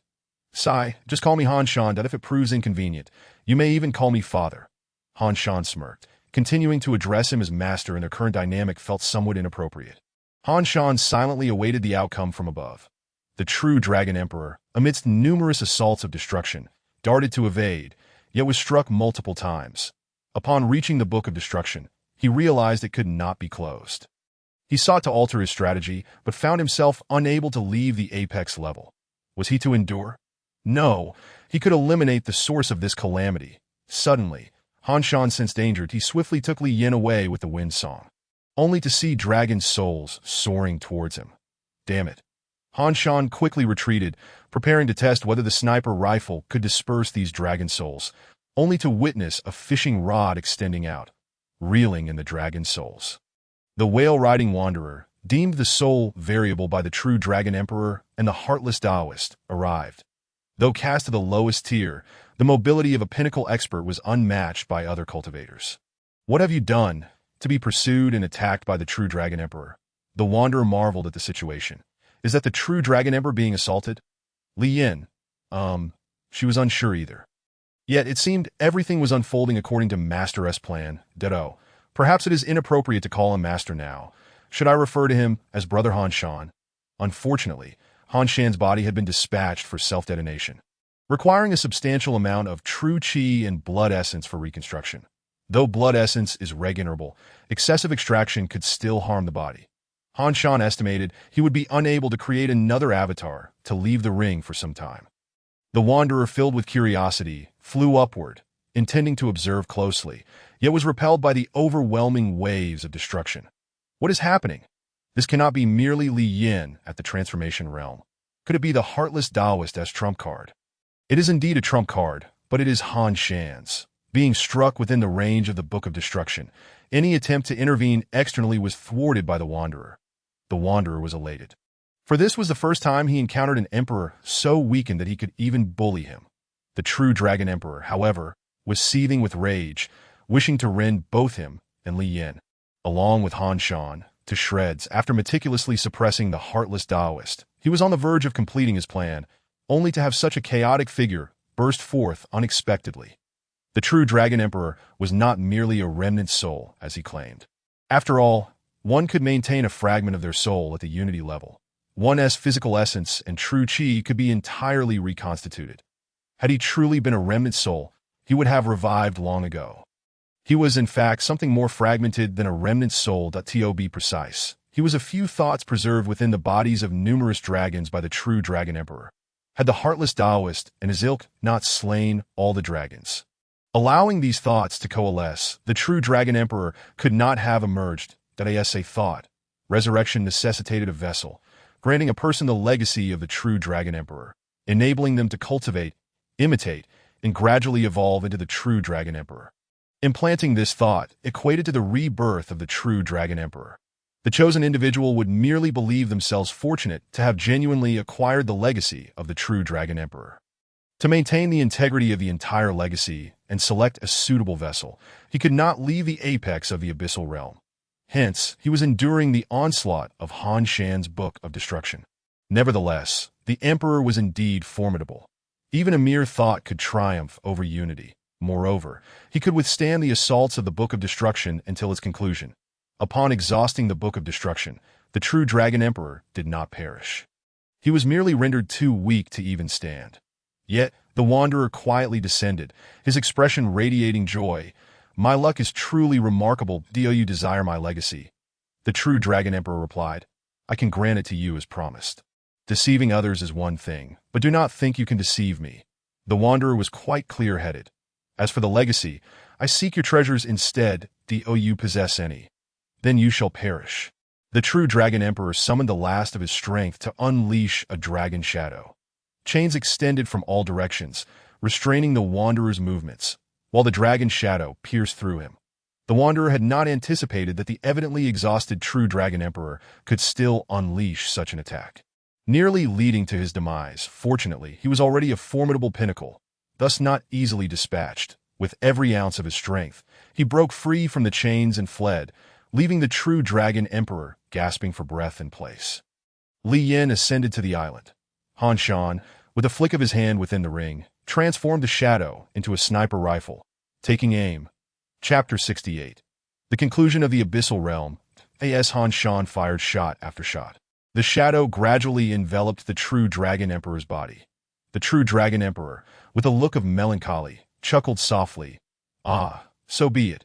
Only those truly daring enough to plot against an emperor, to slay an emperor, are worthy of becoming my successor." Han Shan continued to fire until the shadows consumed him entirely, at which point he halted. "Do not be deceived. While it may appear that we are merely taking turns until your turn to pick up the spoils, do not let him fool you. One must not let their guard down against an emperor until the very end." The example of the carefree guest is quite illustrative. It should have been his turn to claim the final spoils. Yet unexpectedly, the true Dragon Emperor had one last strike, and he perished. Li Yin nodded in understanding and began to gather other items strewn about. The dragon scale fragments that had fallen to the ground could be fashioned into armor and other remnants left by the heartless Taoist. The wrathful axe, the fearful whip, the sentimental sword, the joyous spear, the sorrowful shield, and the desirous blade, that a total of 6 weapons, relics of the return to unity, were collected by Li Yan. In addition, the divination plate of the heartless Taoist was also salvaged. These acquisitions alone were quite substantial. The true Dragon Emperor, in disbelief, thought to himself, "My legacy lies right before you, and yet you are genuinely preoccupied with scavenging for scraps." However, after battling the heartless Taoist and being struck by the Book of Destruction, he had exerted his last ounce of strength to injure the carefree guest, enduring several gunshots in the process. The true Dragon Emperor had reached his absolute limit, that he could not even rise to approach Li Yin. Even if his condition were slightly better, or if Li Yin were a tad closer, dispatching this nascent true realm little one would have been effortless. Yet the true Dragon Emperor found himself utterly powerless against this diminutive being of nascent true realm. It was a bitter pill to swallow. Yet, bitterness proved futile. The last vestige of his thoughts finally faded away. The entire abyssal realm began to tremble, as if everything were on the brink of collapse and annihilation. Is he dead? Li Yin inquired. It seems so.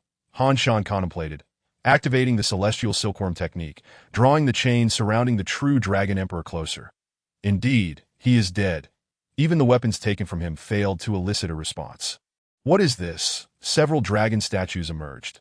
Let us collect them for now and study them later. The runes above seem to shrink. Look out, they are falling. The island plummeted. There are several books and a vial of elixir. They must be valuable items. Let's grab them swiftly. As the true Dragon Emperor fell and the abyssal realm crumbled, Li Yin and Han Shan hurriedly gathered the remnants of the true Dragon Emperor. They seized 9 dragon statues, each seemingly capable of unleashing immense power within a short span. Additionally, they acquired the Dragon Lock, the Celestial Veil, and an unknown elixir, along with 3 martial arts manuals personally authored by the Emperor. It could be said that the heartless Taoist and the divine lord of the Celestial Lake's meticulous schemes and years of toil within the abyssal realm had all been woven into a bridal gown for the two of them. Yet, safety had not yet been attained. With the true Dragon Emperor's demise, the entire abyssal realm began to disintegrate. Naturally, all their findings were stored within the ring. Han Shan counted their spoils while maintaining the great wind song, guiding Li Yin through the shattering world. Among these treasures of the true Dragon Emperor, there should be items capable of halting the collapse. The Dragon Lock and several chains must also be some form of miraculous treasures. However, Han Shan could not manipulate them just yet. Perhaps refining was required. Then there was the Celestial Veil that had plummeted from the sky, a spherical object composed of numerous ancient characters, upon infusing it with his vital energy. It seemed to respond, after several attempts of pouring all his energy into it, exhausting his reserves only to meditate and return to infuse it again. The Celestial Veil finally expanded, the ancient characters swirling and enveloping Han Shan within. Simultaneously, Han Shan glimpsed numerous ethereal islands that he extended his hand, grasping many islands, providing everyone an opportunity to escape. The rejuvenated divine lord of the Celestial Lake guarded the remnants of the Celestial Lake Alliance members he had gathered, and even rescued the carefree guest who had been grievously wounded by a strike from the true Dragon Emperor. Haha, old Joe, what has befallen you? The carefree guest had no words to offer. This imperial legacy. I wonder who it ultimately fell to that he thought of Li Yin, but did not dwell too long on it, for she was merely at the nascent true realm, far too weak. Even in his weakened state, the true Dragon Emperor would not have been bested by Li Yin. However, perhaps she would witness who claimed the legacy. The carefree guest pondered whether to inquire with Li Yin later, that the abyss collapsed. Countless lives were lost, and the entire world trembled in response. Han Shan shielded Li Yin with the Celestial Veil as they safely descended into the hinterlands of the abyss. Yin finally processed her tumultuous emotions and took a deep breath. After spending over 3 months in this abyssal realm, her cultivation advanced from the nascent true realm's 1st tier to the 5th tier, alongside her master, and she had also acquired the Imperial Legacy and the artifacts of Return to Unity. The magnitude of her gains astonished her upon reflection. Returning to assimilate these acquisitions, Li Yin was uncertain how much she could grow. Moreover, a precious aspect was that she had formed connections with the carefree guest and the divine lord of the Celestial Lake. 2 pivotal figures, along with other surviving members of the Celestial Lake Alliance. They constituted Li Yan's future support. Han Shan indicated that they would also require Li Yan's assistance. Those who had been disconnected from the current world for a decade, or even a century, would need a means to return to reality. It was likely that the people of this world would also find the collapse of the abyssal realm disconcerting, as 500 years had already constituted several generations for most. The true Dragon Emperor had left behind many unanswered questions, such as those concerning the information from beyond the realm, the secrets of the chaotic realm, and the motivations behind his past endeavors. Although Han Shan had vanquished the true Dragon Emperor, he too had many mysteries yet to unravel. Li Yin felt the same way. Thus, her mind became inundated with this information. After a lengthy period, she finally responded, Master, Han Shan go. Han Shan interjected, I must clarify. There are others in my life Li Yin was initially perplexed but then sighed in resignation. Very well. This was not a world bound by monogamy. Thus, though she felt jealousy and discontent within, she had no choice but to accept it. The crux of her feelings towards Han Shan perhaps did not align purely with love, but rather a blend of dependence and gratitude. Consequently, Li Yin could only sit quietly and draw circles beside him. However, after some contemplation, Han Shan added, "For the time being, my progress cannot match yours." This statement instantly lifted Li Yan's spirits. Of course, this was an old tactic that in a multi-female harem. One cannot allow one protagonist to progress too far ahead or lag too far behind, lest balance be lost. Both Old Wang and Bai Yuan were initially at full favor with Han Shan, which had placed Li Yan's overall progress at a relative disadvantage, necessitating a boost to her advancement. Han Shan pondered and opened one of the 3 tomes left by the true Dragon Emperor. This particular volume was titled Starlight Steps, Chapter 69, The Journey Home. Upon my return from beyond the realm, I beheld countless stars, with the connections between them forming a tapestry of space. Thus, I crafted this technique of starlight steps. I believe that mastering it will render one the foremost in footwork within this world. Even discounting the boastful elements, this starlight steps was indeed an exceptional technique. Han Shan made a copy to bring back to Earth, where he and Li Yin would study it together. The surroundings of the abyssal realm remained chaotic. Han Shan suggested that Li Yin leave directly, pondering later how to reconnect with the divine lord of the celestial lake and others. As he was still uncertain about how to approach the matter, that Li Yin was equally eager to return home, especially considering that the return to unity had not reappeared, making it questionable to linger here. Thus, she opted for a discreet direction to embark upon her journey. Along the way, she and Han Shan crafted their avatars once more. As Han Shan moved, it was as though stars were shifting, his figure flickering past that Li Yin struggled to keep up. Without combat, her learning pace was considerably slower than Han Shan's. Truly deserving of the title master, Li Yin marveled. Yet, it was not the appropriate time to call him that. Most of Li Yin and Han Shan's interactions revolved around serious matters, whether discussing cultivation, training together, or Han Shan analyzing the situation and future, guiding Li Yin on how to navigate it. That a good teacher and friend was precisely what Han Shan embodied. However, an ordinary teacher and friend would not typically share a room at night. That Li Yin remarked that it was all for the sake of frugality, though she had become somewhat affluent under Han Shan's guidance. Converting spirit stones into spirit coins, her wealth had burgeoned into thousands of spirit coins, nearly matching the Li family's savings. Han Shan began to contemplate whether to engage in some economic strategies. However, in this world, which primarily operated on a barter economy, any economic maneuver would be futile. It was a primitive system. How could one manipulate or disrupt it, unless one first facilitated its development before attempting to operate within it? But that would be rather tedious. As for money, it sufficed as long as there was enough to spend. There was no need to expend excessive effort merely for profit, as that would be misplacing priorities. Thus, they continued daily practice of Starlight Steps and the Fire Resonance Technique, with the other 2 manuals, True Dragon Fist and Celestial Shield, taking a back seat in priority, as utilizing the former might attract undue attention. Moreover, the True Dragon Fist, as an offensive skill, was not significantly superior to the Fire Resonance Technique. The protective barrier of Tianyuan is complemented by the Tianyuan Shield, alongside the elixirs crafted by the true Dragon Emperor. With the label Do NXWN inscribed on the vials, in total, there are over 20 of these pills. Recent inquiries have confirmed that these substances are intended for healing. It is said that consuming one can render one immune to all poisons and even restore severed limbs. Han Shan's response remains largely unchanged, contemplating whether it might be possible to administer one to Lao Wang. Well, it does sound a bit like feeding a dog. Having spent a considerable amount of time in the Tianxian realm, Han Shan feels that matters here have reached a temporary conclusion, prompting him to withdraw for now. Today, there is an important task awaiting him back on Earth. Wearing a sun hat and dressed in pristine white, Wang Shuaiying waved at Han Shan from her wheelchair. "Son, come over here." Han Shan rolled his eyes and approached, pushing Wang Shuaiying's wheelchair, as Wang Mu was still completing some formalities and Wang Fu was at work. Thus, Han Shan took it upon himself to assist Wang Shuaiying in leaving. Suddenly, he produced a pill and fed it to Lao Wang. Wang Shuaiying was caught off guard as the pill dissolved in her mouth. "What have you just given me?" "Guidan Pai," Han Shan stated with utmost seriousness, to is yet another rare elixir. Truly filial of you. Wang Shuang removed her hat and affectionately rubbed Han Shan's hand in gratitude that if one were to disregard the light-hearted banter exchanged between her and Han Shan.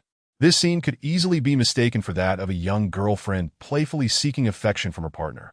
Han Shan pinched her cheek, and Wang Shuang rested her head on his hand. Ah, this truly feels much more comfortable. The elixirs hoarded by the Emperor indeed possess extraordinary qualities. Each one, when introduced into the Tianxian realm, could potentially incite a tempest of chaos and bloodshed upon scanning. It appeared that the shadows in Lao Wang's lungs had entirely vanished. However, a closer examination of the scan results revealed that they were merely suppressed temporarily, with the source of the shadows continuing to proliferate. It remains uncertain whether the potency of the Du NXWN diminished first or if the source of the shadows was depleted. Naturally, Han Shan harbors little hope, as he had previously glimpsed various outcomes of his attempts to heal Wang Shuang through foresight. Regardless of the scenario, the ultimate conclusion remained one of failure, though in a minority of futures, Lao Wang experienced a modicum of comfort. Lao Wang, you ought to thank me, Han Shan urged, gently pressing her shoulder. I took a 2-month leave to accompany you for some leisure. Where would you like to go? Wang Shuang scoffed. Constantly calling me Lao Wang. When I pass on, I shall become a ghost next door. And for every girlfriend you have, I shall take one away. Repaying kindness with malice. Are we? Han Shan rolled his eyes. Wang Shuang retorted. My charm is immense. Do you have any idea how many sisters and young men have confessed their feelings to me? Indeed. Han Shan acquiesced as he continued to push her along. Where do you wish to go? It must be noted that Wang Shuang and Han Shan share certain similarities, particularly in their tendency toward narcissism. Perhaps it is the case that those who are both attractive and intelligent are prone to such self-admiration. It is simply an inevitability, after all, when one gazes into the mirror and beholds their own handsomeness. Much like myself and the esteemed readers here, it is hard to resist that let's head to your home first and play a couple of games, Wang Shuang suggested, yawning. What shall we play? Fenghuo World or the Old Wilderness? Or perhaps the newly released Nightmare Chess? Han Shan proposed, naming 2 games that she and Lao Wang frequently enjoyed, along with a new one. Fenghuo World is an online real-time strategy and management game. Within it, players can assume various roles representing different civilizations, including generals, knights, scholars, priests, mercenaries, rangers, and clerics, alongside numerous NPC factions. Players engage in heated battles, with corresponding professional tournaments available. However, unlike traditional real-time strategy games that emphasize micromanagement, this game places greater emphasis on management. Once scouts are dispatched too far, they become uncontrollable. Regular troops experience various delays based on military discipline and the player's command level, making it a relatively realistic game. The Old Wilderness, on the other hand, is devoid of any NPC dialogue, allowing players to engage in chaotic battles, form alliances, explore ruins, and vie for bosses in a disordered wilderness that thrives on chaos. Nightmare Chess is a chess game with a slight anime aesthetic, where players can spend money to draw pieces and relics for combat. Fenghuo World, let's see how Dad plays with you, Wang Shuang declared. In Fenghuo World, she is indeed a master, having ranked within the national server during competitive matches. And she commands significant influence in the larger world as well. Her prowess in both management and strategy is commendable, though several months of inactivity have left her lagging behind in both ranked and world progress.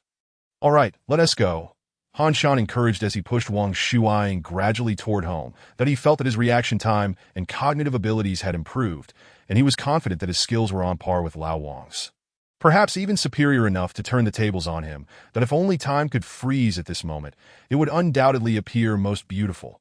However, everything must ultimately move forward. Chapter 70. Eternal Rest or Resurrection on her first day back home. Wang Shuang and Han Shan indulged in gaming to their heart's content. Afterward, Lao Wang, playing the role of the ailing patient, pitifully insisted that he needed to sleep in bed, leaving Han Shan to take the floor. Come on, your house is just next door. Han Shan responded with a hint of amusement that, of course, there are other rooms in his home, but those have been in use for so long that sleeping on the living room sofa is more appealing. Yet, this is still his own home, that I don't care, I'm staying here. Wang Shuang climbed on Han Shan's bed. With a cold chuckle, Han Shan joined her beneath the covers, and they exchanged glances that I'm going to sleep. Are you going to make a move on me? Wang Shuang inquired, leaning closer to Han Shan. Han Shan pondered for a moment. It's hard to say. Why? Are you hiding something from me? Have you done something to betray me? If I told you I was secretly building a harem, would you hit me? Although traversing worlds theoretically makes it undetectable, Han Shan chose to be honest with Li Yin and Wang Shuang. His remaining sliver of conscience compelled him to do so. Wang Shuang's hand began to pinch Han Shan. Get lost. Han Shan winced as he realized that even with his 5th level of transformation, Wang Shuang's grip was painfully strong. She was truly exerting all her might. That it seems Lao Wang is quite upset. In the end, Wang Shuang, perhaps considering her impending mortality, decided that Han Shan having other romantic interests wouldn't be too distressing. Thus she let the matter drop and closed her eyes to sleep. Noticing this, Han Shan nearly slapped himself. One could say Wang Shuang is exceptionally kind to him. Of course, Han Shan reciprocates that kindness toward Lao Wang as well. The following day, after examining Lao Wang's condition again, Han Shan observed that the effects of the medication were waning, and the shadows had begun to resurface. He truly found this shadow phenomenon perplexing. And the source remained elusive, an utterly baffling situation. It felt as if he were itching to strike but lacked the means. Han Shan expressed his frustration, having slain Zeus and the Emperor.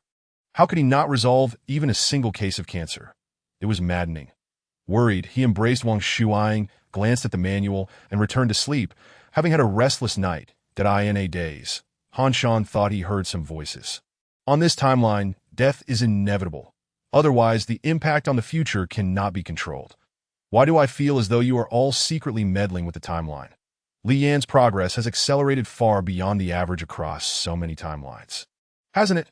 Wang Jie, haven't you interfered at all? I've only meddled a tiny bit. It was by Yuan who truly interfered extensively. That's merely a tiny bit to you. Can we swap places? When will I finally get my moment to shine? I contributed to the manual as well. I want to see Bai Yuan, Li Yin, and Wang Shuang meet and fight. I want to see rivers of blood. Enough squabbling. You are all mine. If you dare mention wings, I shall strike you. Very well. However, you must understand that it has already infiltrated many timelines. Further reckless actions may draw its attention and cause severe damage to the crucial timeline seed we have chosen. Or rather, it may already have been damaged. Just look at how much Yang Hui's plan has been expedited.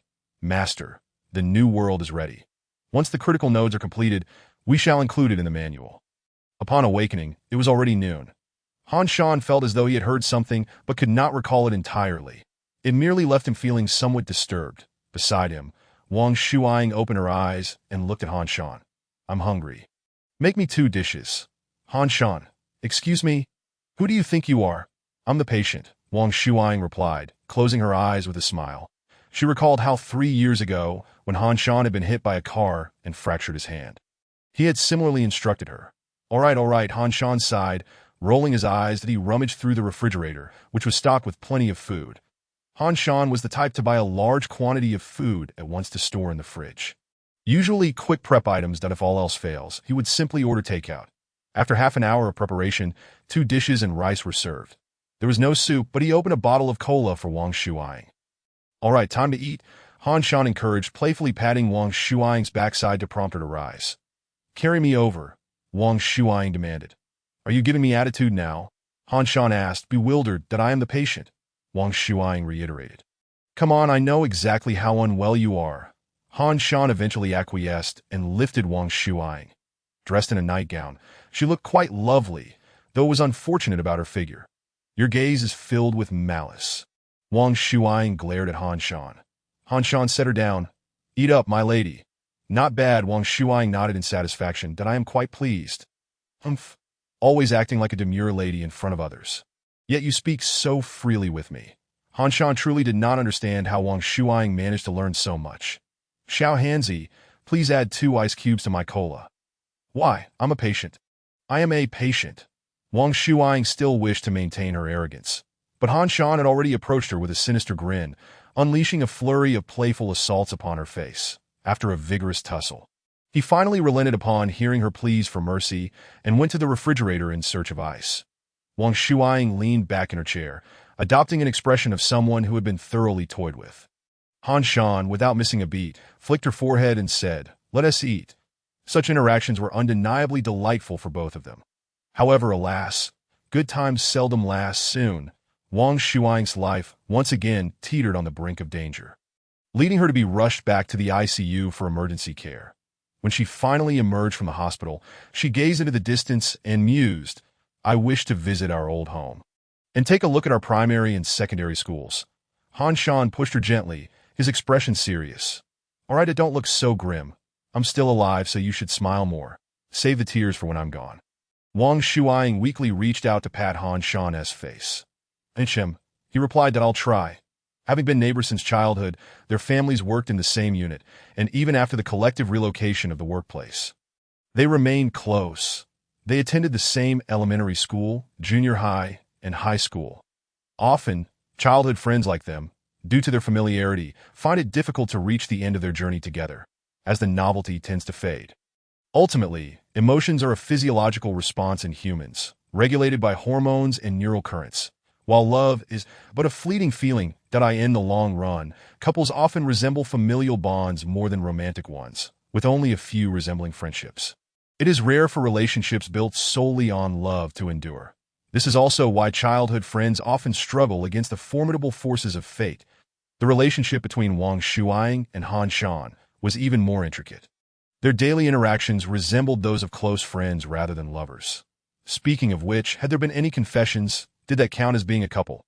Han Shan fell into contemplation. "So, should I be writing a bucket list for you? And you'll help me fulfill my wishes, right?" Wang Shuang looked at Han Shan with a mischievous grin. That is basically it, right?" Chapter 71. Eternal Slumber or Revival. Han Shan sensed a hint of mischief in Wang Shuang's smile, reminiscent of her usual playful demeanor. "This girl, what wishes does she have for her final moments? To tempt me?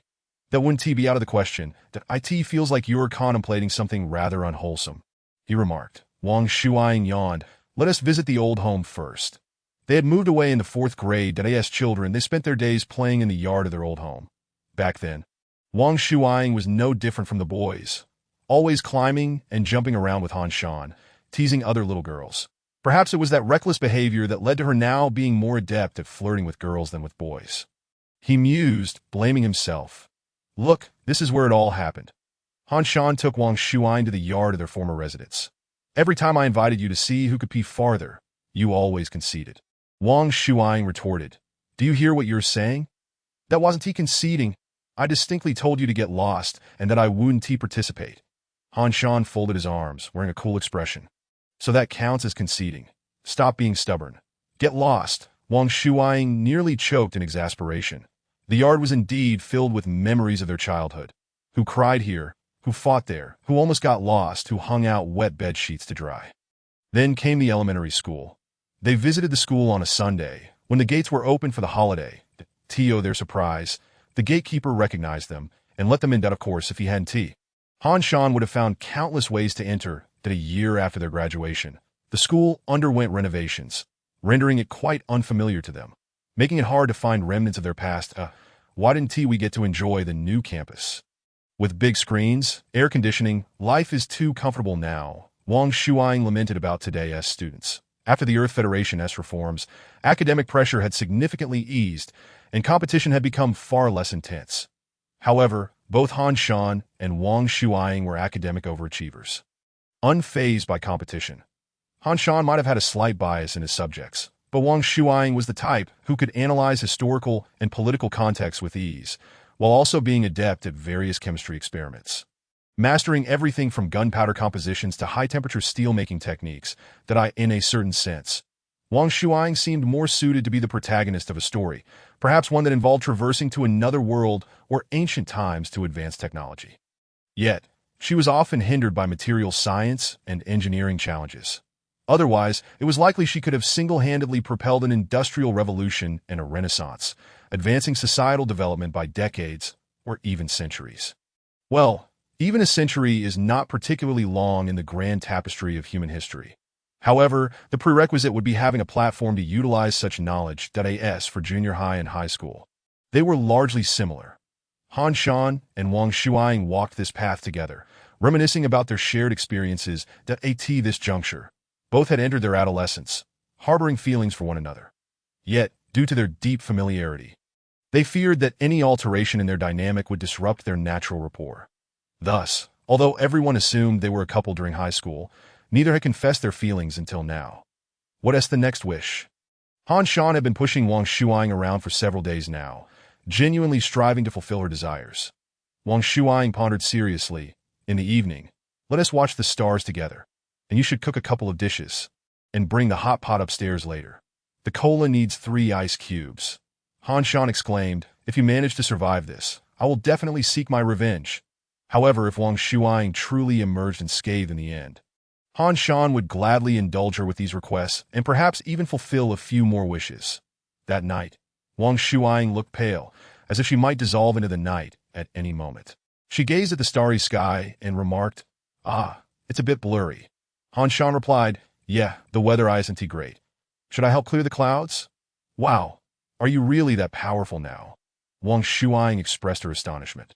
Still, she shook her head. Never mind, just feed me. Han Shan's expression became quite complex as he complied. While chewing her food, Wang Shuang said, my next wish is, look at me that I'm looking at you. Look into my eyes. Okay. Say you like me that I like you. Wang Shuang's gaze sharpened. Han Shan then took a piece of paper and gently wiped her mouth. Say, be my girlfriend, be my girlfriend, she echoed with a smile.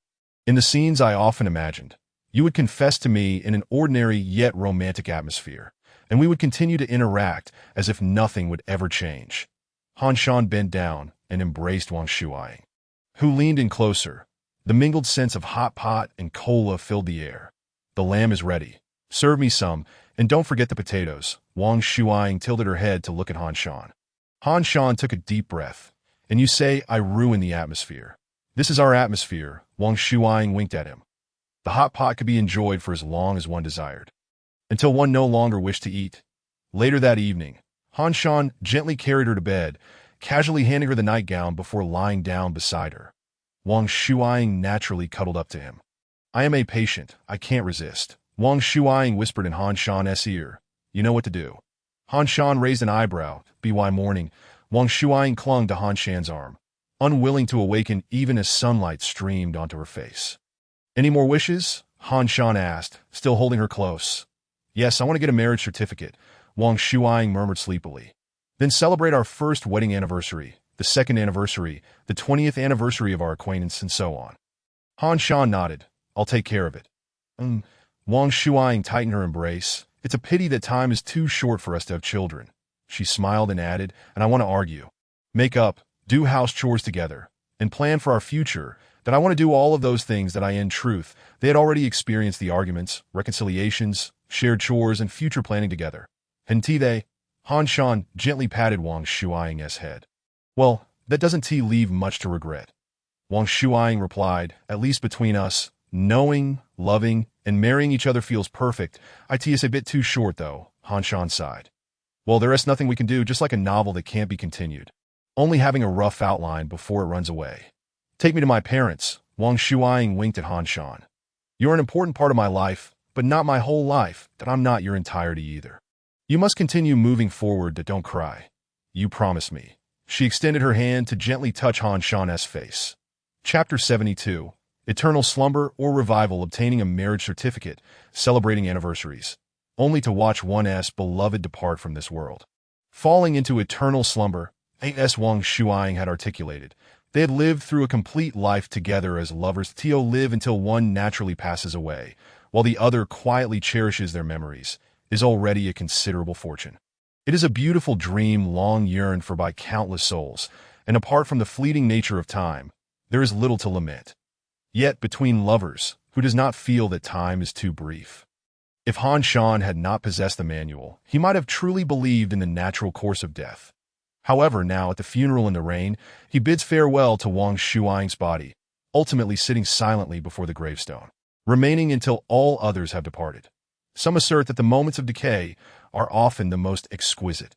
Indeed, as Wang Shuang approached death, she radiated a certain beauty, yet Han Shan would rather not experience such beauty.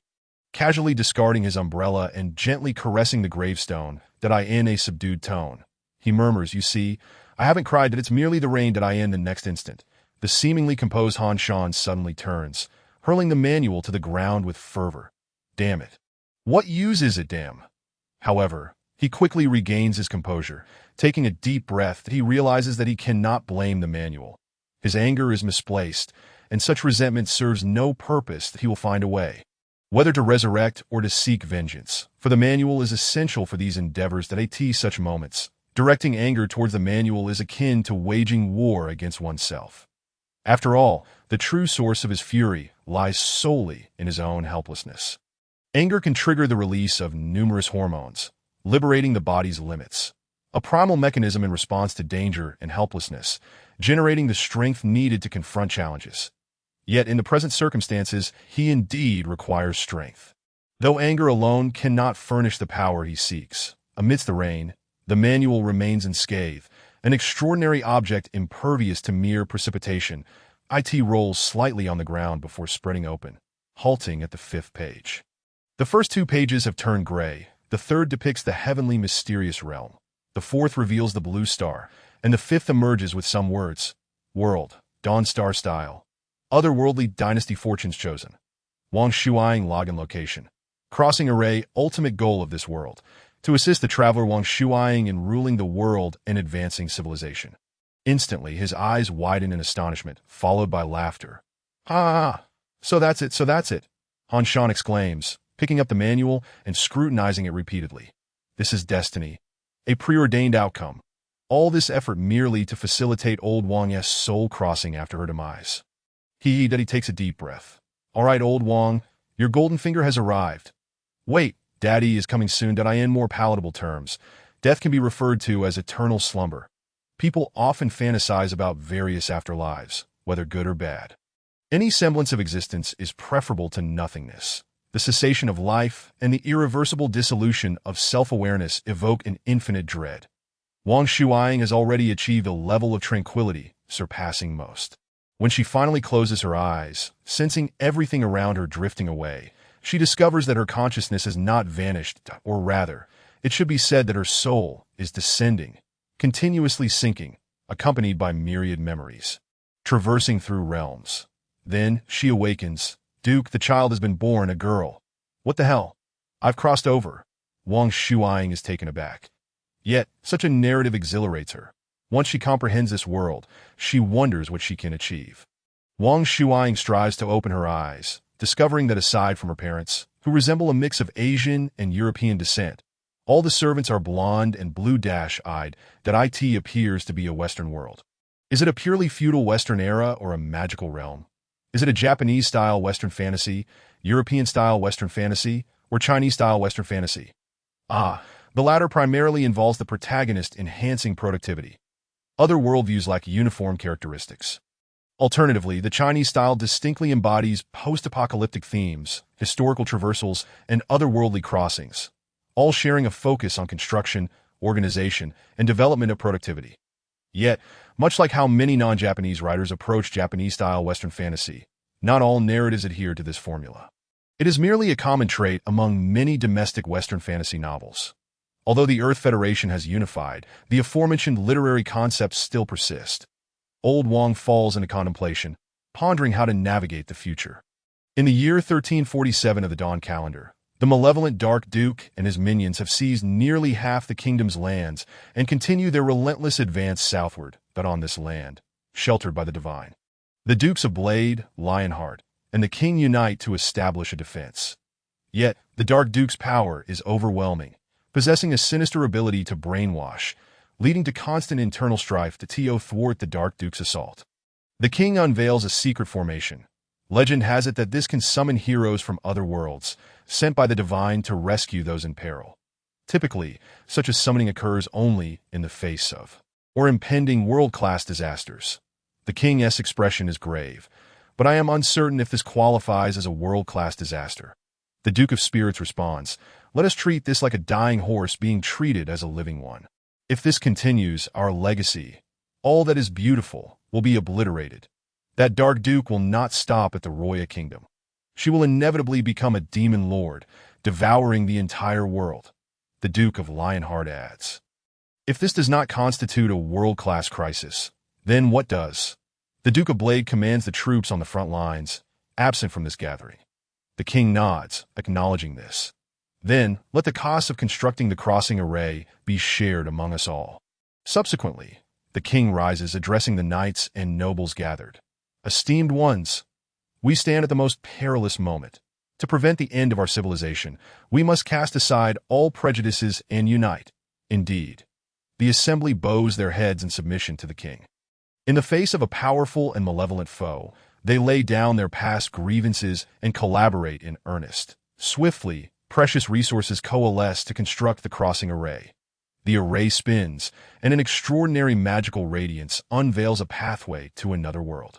Then a man, approximately 6 feet tall, with a well-proportioned physique and handsome features, seemingly drenched as if he has just emerged from the rain, materializes within the array. Han Shan observes the multitude of nobles and the king surrounding him. "Respected warrior, please save our kingdom," the king implores, kneeling on one knee. The other nobles eagerly approach, their expressions earnest. "Let's hear it. What's the situation?" Han Shan responds promptly, drying himself with a fire spell. The nobles chatter excitedly, detailing the adversary's heinous crimes, igniting a sense of righteous indignation among them. Han Shan listens with a smile, summarizing. "So, the wicked female Duke murdered her father, allowing lowly slaves to stand equal with you, disrespecting the sacred magic, seizing the lands of the nobility, and forging monstrous machines from steel. And now, to resist this malevolent Dark Duke, you unite in cooperation to vanquish her." "Precisely," the king confirms. The nobles nod in agreement. And Han Shan's smile broadens. Chapter 73. The first words of reunion from the nobles' descriptions. Han Shan deduces that the malevolent female Duke must be Old Wang, that he also learns that this world is one of low martial prowess, with the strongest among them barely reaching the level of reality. Finally, he understands that the coalition of the Roya Kingdom is engaged in fierce combat with the dark female Duke's forces at this critical juncture. Moreover, he receives a task from the manual. Current main quest: assist Wang Shuaying in dismantling the coalition's defenses. Reward: Divine Star military flag. Thus, on this day, the king, the Duke of Spirits, the Duke of Lionheart, and hundreds of knights and nobles all meet their demise. Only 3 individuals, having proven themselves as Wang Shuaying's undercover agents, survive, along with a few timely surrendering commoners and technicians. Once news spreads, the frontline troops, previously stalemated against Wang Shuaying, will undoubtedly collapse. "Take me to your female Duke," Han Shan commands, clapping his hands as the flames incinerate the blood on his palms. "She must be longing for me." Yes, that in the presence of this seemingly wrathful, yet amiable man, the 3 spies harbor no desire to resist. Then, Han Shan suddenly realizes a problem. The login location is the crossing array, yet the array is inscribed upon the ground. How will they manage that? Well, they need to draw another one elsewhere. But it seems he has just killed the king, who likely handled the intricate array rituals. Damn, I acted too swiftly. Han Shan feels a pang of regret. Wait. It's impossible for the king to have done this himself. He must have merely presented the ancestral rituals and arranged for technicians to draw it. Han Shan ponders, then turns to the surviving technicians. "Can you draw it? Or can this array be dismantled and relocated to another site for reconstruction?" The technicians, the king's court mages, nod in unison. Han Shan then queries the 3 spies. How skilled are these individuals? Are there any who abuse their status to oppress others or wield their magical prowess to intimidate? I will eliminate some of them first, and then take away the rest that I ask that acceptable. The assassins and spies are rather speechless. Han Shan's murderous intent is indeed intense. Although it can be said that he is selectively killing, it is evident that his mind is currently consumed by the notion of conquest. To be frank, many regimes ultimately meet their demise due to insufficient purging of the previous regime's reactionaries. One could also argue that it stems from a lack of capability or justifiable reasons to eradicate them completely. After all, annihilating potential adversaries based solely on the possibility of future sabotage is utterly impractical and poses a grave threat to one's own regime. Furthermore, as territories expand rapidly, it becomes imperative to assimilate officials from the old regime to maintain order. Han Shan employs a grand strategy to capture individuals, executing those deserving of death while sparing others, soaring above the battlefield, and, within a day, landing at the front lines of the Duchess's forces with a wealth of intelligence documents and skilled personnel. In addition to a collection of severed heads, the do not panic, do not panic. Observing the soldiers clad in gray-blue uniforms, exuding a sense of vigilance and order, Han Shan experiences a familiar sensation. I am a friend of your duke. And these are the heads of your leader's men. These three are your underground operatives. And this is the king's head. You recognize it, do you not? The frontline warriors exchange glances, and soon enough, the intelligence, along with various details, reached the Duchess. Wang Shuang, who had traversed into this world for 21 years, was taken aback by this news. While she was preparing for a desperate struggle against the old forces both internally and externally, possibly facing a two-front war, she received the head of the enemy's leader. The messenger claimed to be an old friend. Wang Shuang pondered for a moment before suddenly inquiring, "What does that person look like? Is there a magical image?" Yes, that a person quickly presented a crystal ball to Wang Shuang. After a swift glance, she placed the crystal ball down, inhaled deeply, and exclaimed, "Haha, after 21 years of traversing, my golden finger has finally arrived." Since she spoke in Chinese, the others did not understand. They merely noted that the Northern Duchess, Anna Ellerin, appeared quite pleased. "Bring him to me immediately." "No, let the Secretary General come in my stead. I shall go directly to meet him." Wang Shuang could hardly contain her excitement. "Do not waste any time. Ellerin, is this appropriate? It seems rather improper." A witch-like elderly woman hesitated to voice her concerns. "What if it is a trap?" Wang Shuang took a deep breath. "I may indeed be a bit too excited, but this cannot possibly be a trap that in such circumstances, I must reach the front lines swiftly to ascertain the situation and make timely decisions." She found a legitimate reason, but ultimately, it was her eagerness to reunite with Han Shan that drove her. Wang Shuang, accompanied by a contingent of light cavalry, hastened towards the front lines. Han Shan, though somewhat anxious, remained patient, engaging in casual conversation with the frontline personnel as he awaited her arrival. He had no desire to instigate any conflict that would necessitate Wang Shuang's mediation or force her to take a rigid stance in his favor, resulting in some theatrical confrontation. Upon reflection, while the prospect of clashing with Wang Shuang's subordinates and subsequently showcasing his formidable achievements to win over the majority, with a handful remaining obstinate and eventually becoming his political adversaries, was indeed appealing, it was entirely unnecessary. Engaging in such antics would only bring about unnecessary complications for both himself and Wang. For Han Shan, a few days had passed. For Wang Shuang, this was a reunion after 21 years. She was curious about what Han Shan would say upon seeing her for the first time. Would he be overwhelmed with emotion and embrace her? After such a long separation, would they feel estranged? Over the years, many had expressed intentions to marry Wang Shuang, yet she had consistently rejected such proposals, claiming to have a partner whom no one had ever met, leaving many perplexed. The light cavalry accompanying Wang Shuang were her loyal guards, most of whom had lost their parents to war and noble oppression and had been raised by her from a young age. They possessed unwavering resolve and were quite familiar with Wang Shuang. Thus, they keenly observed her emotions, each one expressing a mixture of astonishment. The horses halted before Han Shan, and Wang Shuang tilted her head, breaking into a smile. Her appearance had changed somewhat, having transformed from an East Asian visage to a mixed heritage look over the course of 2 days. She appeared somewhat travel-worn. However, her features remained recognizable, and even if altered, Han Shan would undoubtedly recognize her. After 20 years apart, Han Shan appears just as before. "What will you say upon seeing me again?" She mused. Then, she overheard Han Shan muttering softly, "How is it that after traversing, the race changes yet remains so mundane? Damn it, a dog's mouth cannot spit out ivory." Chapter 74, Conquest, after so many years apart. Han Shan's irreverent demeanor left Wang Shuang quite reflective. However, Han Shan indicated that his timeline had not progressed much. He had just attended Wang Shuang's funeral before arriving. Upon his arrival, he had conveniently dealt with her enemies. "I initially intended to capture them alive for public trial, allowing the populace to witness the end of this nobility, to execute the truly heinous while sentencing the less guilty to labor reform." Wang Shuang observed the pile of severed heads, momentarily at a loss for words. Nevertheless, Han Shan had certainly alleviated much of her burden. "I will recreate the transdimensional array. Whatever you need, I will procure from reality. And we can trade resources that be the way. what is the current state of affairs in this world?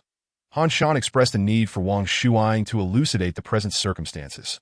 Wang Shuang replied, "Wait a moment.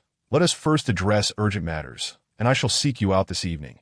Then, before everyone, she raised Han Shan's hand, announcing, "This is my husband." She then pulled Han Shan close and kissed him fiercely. He. "Did you cry when I died?" "No," Han Shan replied impassively, but it rained heavily that day. Quite poetic, Wang Shuang seemed unfazed by the multitude of onlookers, grasping Han Shan's hand and refusing to let go. Her spirits high. Meeting Han Shan was one aspect. The strategic advantage his arrival provided was another. The surrounding light cavalry wore complex expressions, a mix of confusion and displeasure, making it difficult to ascertain their opinions of Wang Shuang. Meanwhile, the soldiers at the front erupted in cheers and applause. The soldiers' thoughts were rather straightforward. Having spent little time with Wang Shuang, they lacked the depth of understanding. Witnessing the Duke's husband emerge from the enemy ranks, bearing the king's head with such valor and strength, and engaging them without arrogance, made him quite approachable, that he appeared well matched with the Duchess, naturally garnering their support. "The DOU intend to enlist my assistance?" Han Shan noticed Wang Shuang had plans that do not think you can merely handle combat and logistics. "I know you possess that capability." Wang Shuang pinched his hand. "I am overwhelmed with tasks. Do not expect to slack off. Prepare yourself to serve as the head of the intelligence department." "What do you mean by slacking off?" "This matter does not concern me. At most, I am merely working for you." Han Shan retorted, "My affairs are your affairs. How can it not concern you?" Wang Shuang countered defiantly. Han Shan found himself at a loss for words. After Wang Shuang had conducted deployments at the front and convened various meetings, it was already midnight. Han Shan sat within the military tent, practicing his cultivation techniques when he saw Wang Shuang enter, removing her armor as she leaned against him. "I am utterly exhausted." "Indeed, my Duchess." Han Shan offered a gentle massage to her shoulders, then held Wang Shuang close. "Will you soon ascend to the status of queen? You will be quite imposing before all, yet so gentle with me." Wang Shuang regarded him with disdain. "You have quite the imagination. Let us begin discussing the state of the world and your tales from these past years." Han Shan cleared his throat. Wang Shuang stretched, retrieving a piece of parchment and unfolding it to reveal a vividly rendered map. With a wave of her hands, she transformed the topographical map into an administrative one, Dawn Star, a globally recognized calendar. However, in the East, they also employ year names and such. The geography and ethnic distribution bear a 70 resemblance to Earth, albeit influenced by extraordinary elements, namely magic and Eastern mystical arts, alongside alchemy and mechanisms, which are difficult to categorize as either technology or magic. Aside from a few rogue witches or those who have sold their souls to dark gods, most martial artists or mages seem to reach a peak equivalent to the pinnacle of the true transformation realm.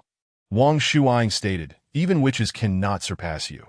Due to the presence of magic and similar phenomena, technologically, they lag behind Earth in many aspects, yet in some areas, they can rival or even surpass it. Overall, their productivity level is akin to that of the early stages of the First Industrial Revolution, though we currently reside in the Kingdom of Roya, situated in the northern region, at the intersection of East and West. My lineage hails from the Eastern Dragon Dynasty, having intermingled with the locals for many years. The Kingdom of Roya is relatively underdeveloped, with a medium-sized territory and a considerable population. It is ethnically diverse, with mediocre magical capabilities and resources that are just adequate. To the west lies the barbarian grasslands, a tribal confederation with formidable combat prowess. The domestic reactionaries have allied with those barbarians, seeking to launch a two-pronged assault against me. However, with your presence, their attempt at a pincer movement is destined to fail completely." Han Shan had only a vague understanding, lacking any profound sensation. Perhaps he needed to personally experience the magic of this world and its other advanced technologies to truly comprehend it. He brushed his fingers through Wang Shuang's hair, which he had cut short for the convenience of battle, and inquired, "How have you spent these years?" "Engaging in glassmaking, selling perfumes, producing soap, fine salt, smelting iron, dabbling in finance to amass wealth. Raising troops, liberating slaves, establishing schools, publishing newspapers, enhancing entertainment activities, and waiting for your father to be assassinated by hostile forces to rise in rebellion. That you've studied military tactics, developed weapons and technologies blending magic and alchemy, and quantified and analyzed magic through mathematics that you've targeted nobles, landlords, clergy, cultists of evil deities, barbarian tribes, and members of the Magic Association. Wang Shuai counted on her fingers the various factions she had sought to influence. Han Shan felt somewhat awkward. It seemed she was indeed a resolute queen of iron will. The light-hearted banter they shared had perhaps constrained her true potential. Of course, she continued, I generally only target the most heinous among them. The rest are subjected to labor reformation. After counting, Wang Shuai flashed a sweet smile at Han Shan, leaving him momentarily speechless. Relying on the accumulated wealth from her father, the Duke, her knowledge of this otherworldly realm, and over a decade of preparation, she had begun persuading her father to advance various developments since the age of 5. She had forged alliances with the Eastern Dragon Empire, resisted barbarian incursions from the west, and annihilated coalition forces in the south that end the annals of Earth's history. She could be regarded as a queen, possibly even a tyrant, given the number of adversaries she had targeted. However, facing the clergy, who toyed with young boys, the nobles who tormented slaves, the cultists who delighted in human sacrifices, the landlords who coerced people into servitude through usury, and the Magic Association that stifled research and development, one could hardly afford to be lenient. The obliteration of both body and spirit was necessary to grant the populace a moment's respite from their relentless oppression. Han Shan applauded, but Wang Shuai scoffed. What is that applause for? In times like these, you should be holding me close, offering me comfort, do you understand? And once the teleportation array is repaired, you must bring me 2 crates of cola and several bags of hot pot base.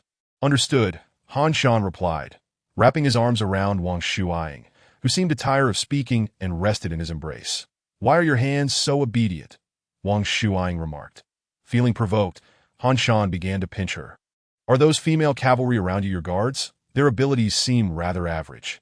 Compared to you, they are indeed average, she admitted, but in this world, they are quite competent. Besides, half of them are your rivals for my affection. Do you believe that? Wang Shuai raised an eyebrow at Han Shan. Chapter 75. The flavor of hot pot and cola during the day. Wang Shuai stepped out feeling invigorated, only to notice the poor expressions of her guard squad, which made her want to laugh. Of course, the number of those female guards who harbored feelings for Wang Shuai was likely very few.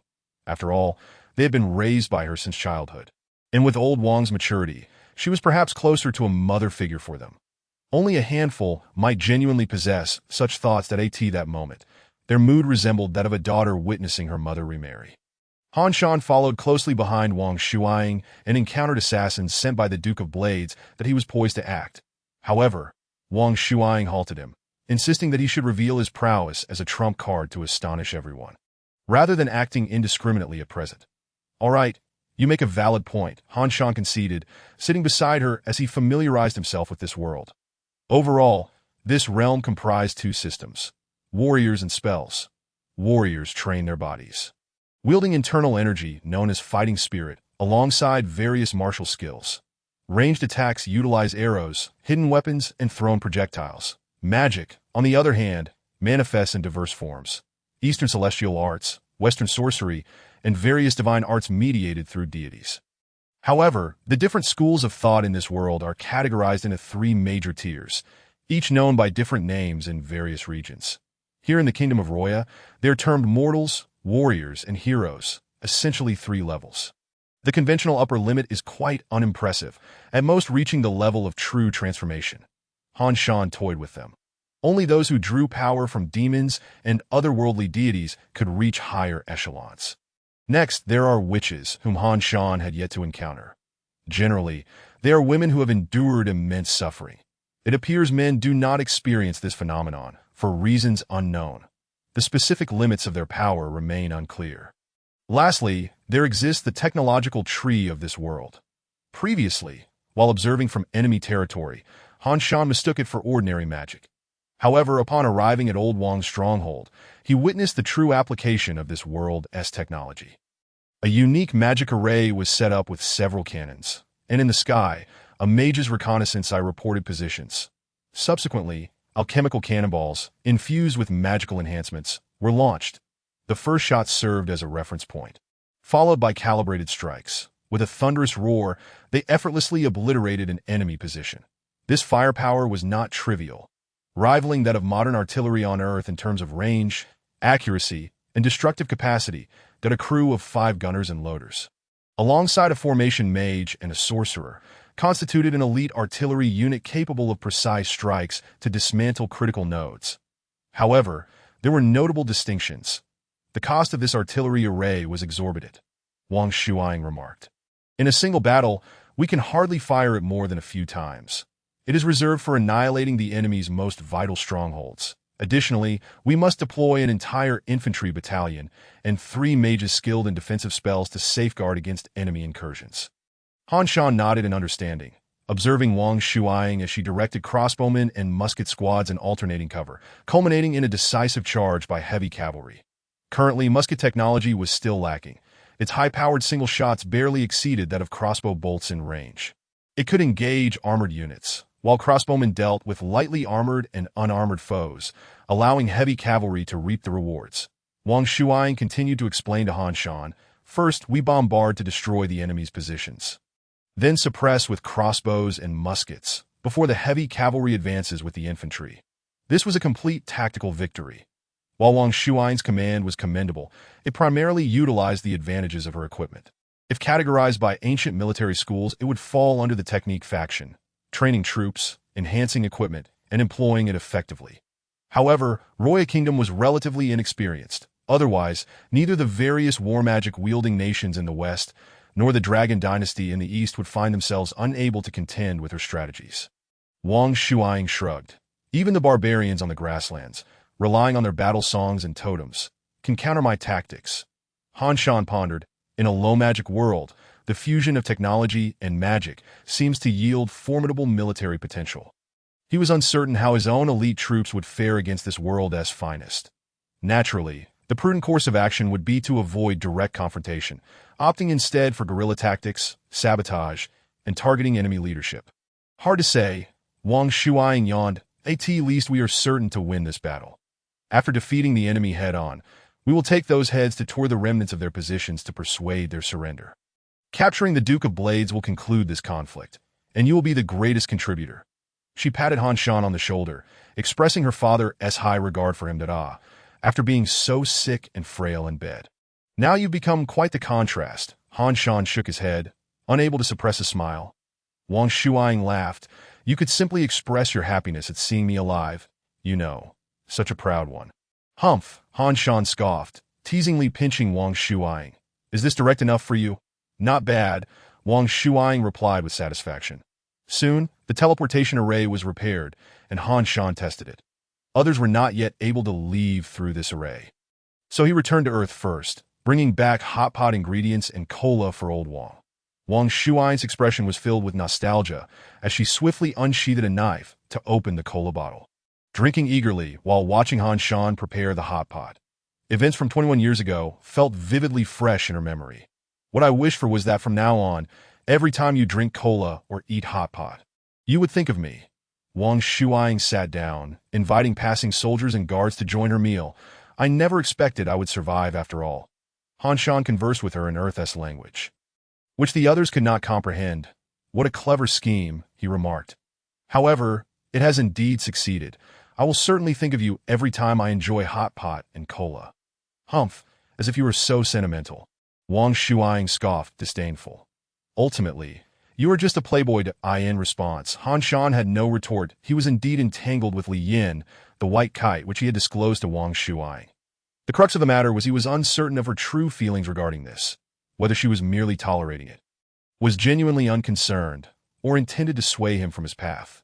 After all, there had been several girls who had harbored affection for Han Shan during their childhood, yet he had shown little response, causing Wang Shuang to engage with them first. Most of the time, they would end up abandoning their feelings for Han Shan and growing closer to Wang Shuang instead. That it was hard not to suspect that she might have been speaking ill of him behind his back.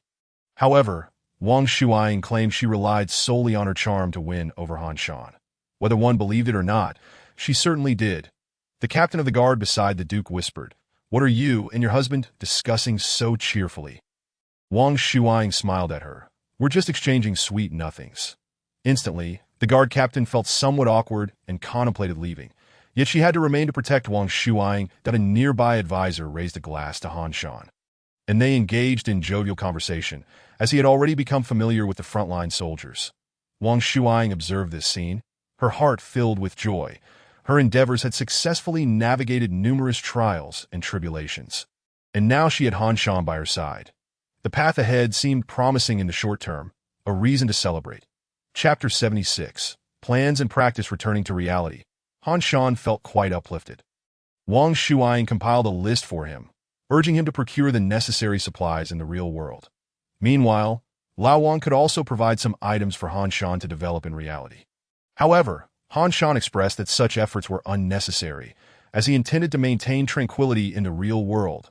If both worlds were to engage in trade, it would be far more advantageous to venture to Blue Star. After all, Blue Star boasts superior technological advancement and productivity compared to Earth. Additionally, it would facilitate the sale of certain magical products from Chushi Star, as similar items exist there, minimizing attention. Trading between the two worlds seemed to herald a return to familiar and structured narratives. Yet, typically in such novels, childhood friends or cousins striving in another world could only exchange supplies and communicate through words, with direct encounters reserved for much later in the story. Han Shan pondered this dilemma before setting off for Blue Star. Oh, and he should find an opportunity to comfort Uncle Wang and Aunt Wang later. How should he proceed? Han Shan fell in a deep contemplation. Returning to Blue Star felt nostalgic. It had been nearly 2 months since his last visit to the realms of reality, Chushi Star and Tianxian Realm. Han Shan needed to recall what had transpired during his previous sojourn. Previously, he had slain Zeus, explored Olympus, and met His and Vanna. Subsequently, Bai Yuan had acquired a Hydra's blade and was now just a step away from achieving the 5th tier. He had also sold 3 books. One to the Awakened Jack, a wielder of sinful fantasy abilities, who was now preaching in Southeast Asia. Another to Sun Wei Yuan, the awakened counterpart of Sun Wukong, which was a Buddhist scripture. He wondered how well it was being received. And the last was the Book of Enlightenment, given to Charlie, the awakened version of Sherlock Holmes. After recalling over 100 words of memories and plot summaries, Han Shan clarified his upcoming tasks. His first objective was to eliminate Gabriel, followed by the development of certain factions that he aimed to consolidate resources from Wang Shuang's side to expand influence here and ensure the situation with Lao Wang was well managed. By the way, after Lao Wang's coalition decisively defeated the enemy, Han Shan received the first main quest reward from Chushi Star, the Divine Star Army flag. Upon acquiring it, he learned it could enhance the divine power of his army. Han Shan handed it to Lao Wang for her to study, although he suspected little could be gleaned from it. Han Shan then summoned Bai Yuan. Which locations are currently the most conducive for establishing a firearms trade? Bai Yuan contemplated for a moment. The largest arms companies are Bainia in Xingzhou and Tianpeng in Langzhou. However, Tianpeng primarily supplies military forces across various states and rarely engages in private contracts. Bainia, on the other hand, frequently accepts private orders for weapon sales and custom equipment for fantasists. But if we're discussing where firearms trading is most feasible, Africa stands out as the prime candidate. It's chaotic there, with factions constantly changing hands. After the second collision of the fantasy realms, the African continent was nearly devoid of life. Yet, the remnants of the collision left behind a plethora of undead and fantasy energy, creating both a significant hazard and a resource. Eventually, the states reached a mutual defense and development agreement. Nevertheless, this has resulted in a complex situation in Africa, rife with warlords and mercenary groups, making it a lucrative ground for arms trading. Han Shan possessed only a rudimentary understanding of these matters. Now that Bai Yuan elaborated, it became clearer that in Africa, could you compile a list of warlords likely to prosper in the future? We'll find time to investigate. Bai Yuan refrained from questioning Han Shan's sudden interest in arms trading. She simply followed his lead, embodying obedience. Truth be told, while others believed Han Shan possessed the capability and intelligence to manage affairs, he was merely a university student lacking business experience in this domain. Although he had observed and learned much, practical application was an entirely different matter. The crux was that in arms trading, who truly has experience? Those claiming such expertise often find themselves in trouble that he aimed to transport various machines and blueprints to Lao Wang or utilize Lao Wang's enchanted weaponry to boost sales. Thus, should he start by relocating from the steel mill? Alas, the workload seemed daunting. Han Shan felt overwhelmed that he envisioned leveraging the material advantages of both worlds to develop as an intermediary. While this notion appeared sound, upon deeper reflection, the operational challenges became apparent. Planning and conceptualizing were one thing. Executing those plans was another entirely. Feeling the pressure, he decided to take it slow and not rush. First, he needed to locate and eliminate Gabriel to complete the current main quest. His strength remained formidable, inherited from the true Dragon Emperor, that in a critical moment, he could utilize a dragon statue, capable of easily dispatching even those at the 5th tier. Gabriel, an auxiliary 4th tier expert, posed a significant challenge, particularly due to her ability to sense danger, that if he attempted to kill her, she would likely detect his intentions and escape into the realm of dreams, complicating matters further. Although Gabriel served as an auxiliary, her affiliation with the church meant that the fantasies surrounding her were not to be underestimated.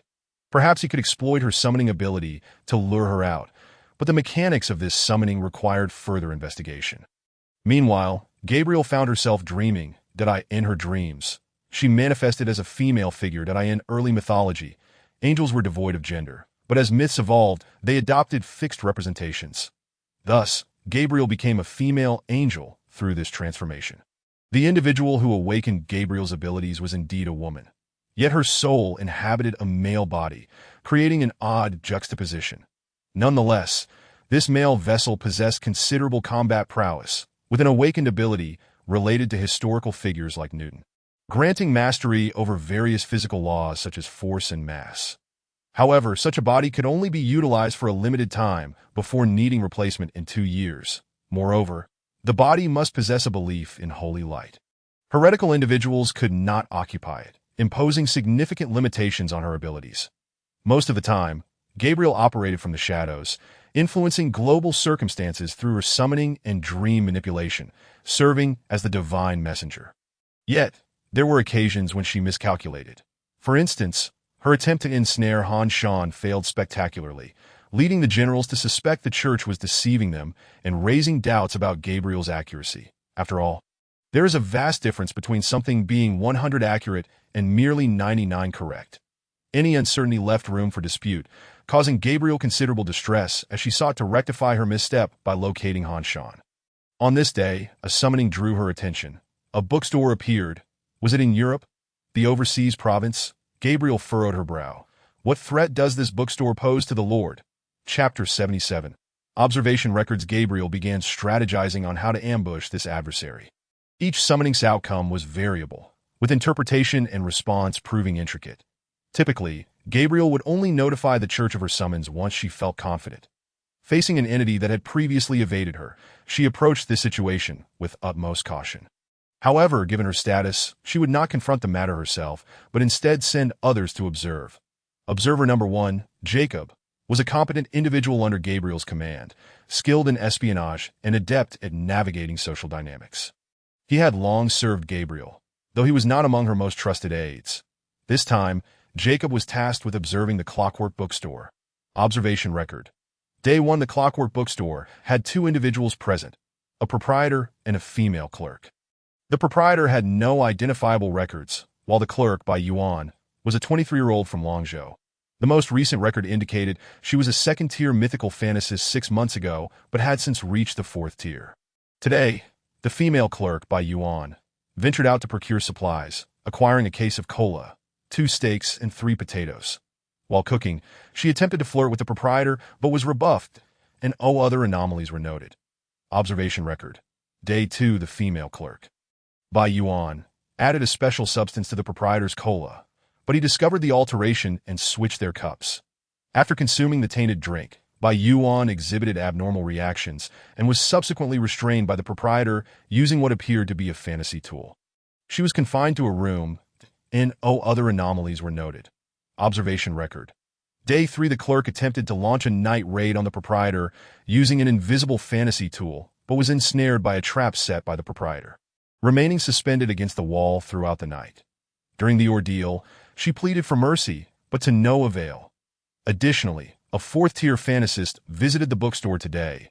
Upon investigation, it was confirmed that this individual was Charlie, the awakened version of Sherlock Holmes, who had been a 3rd-tier fantasist a month prior, and other anomalies were noted that in truth, Jacob wished to express his disapproval of Bai Yuan's actions, but as an observer.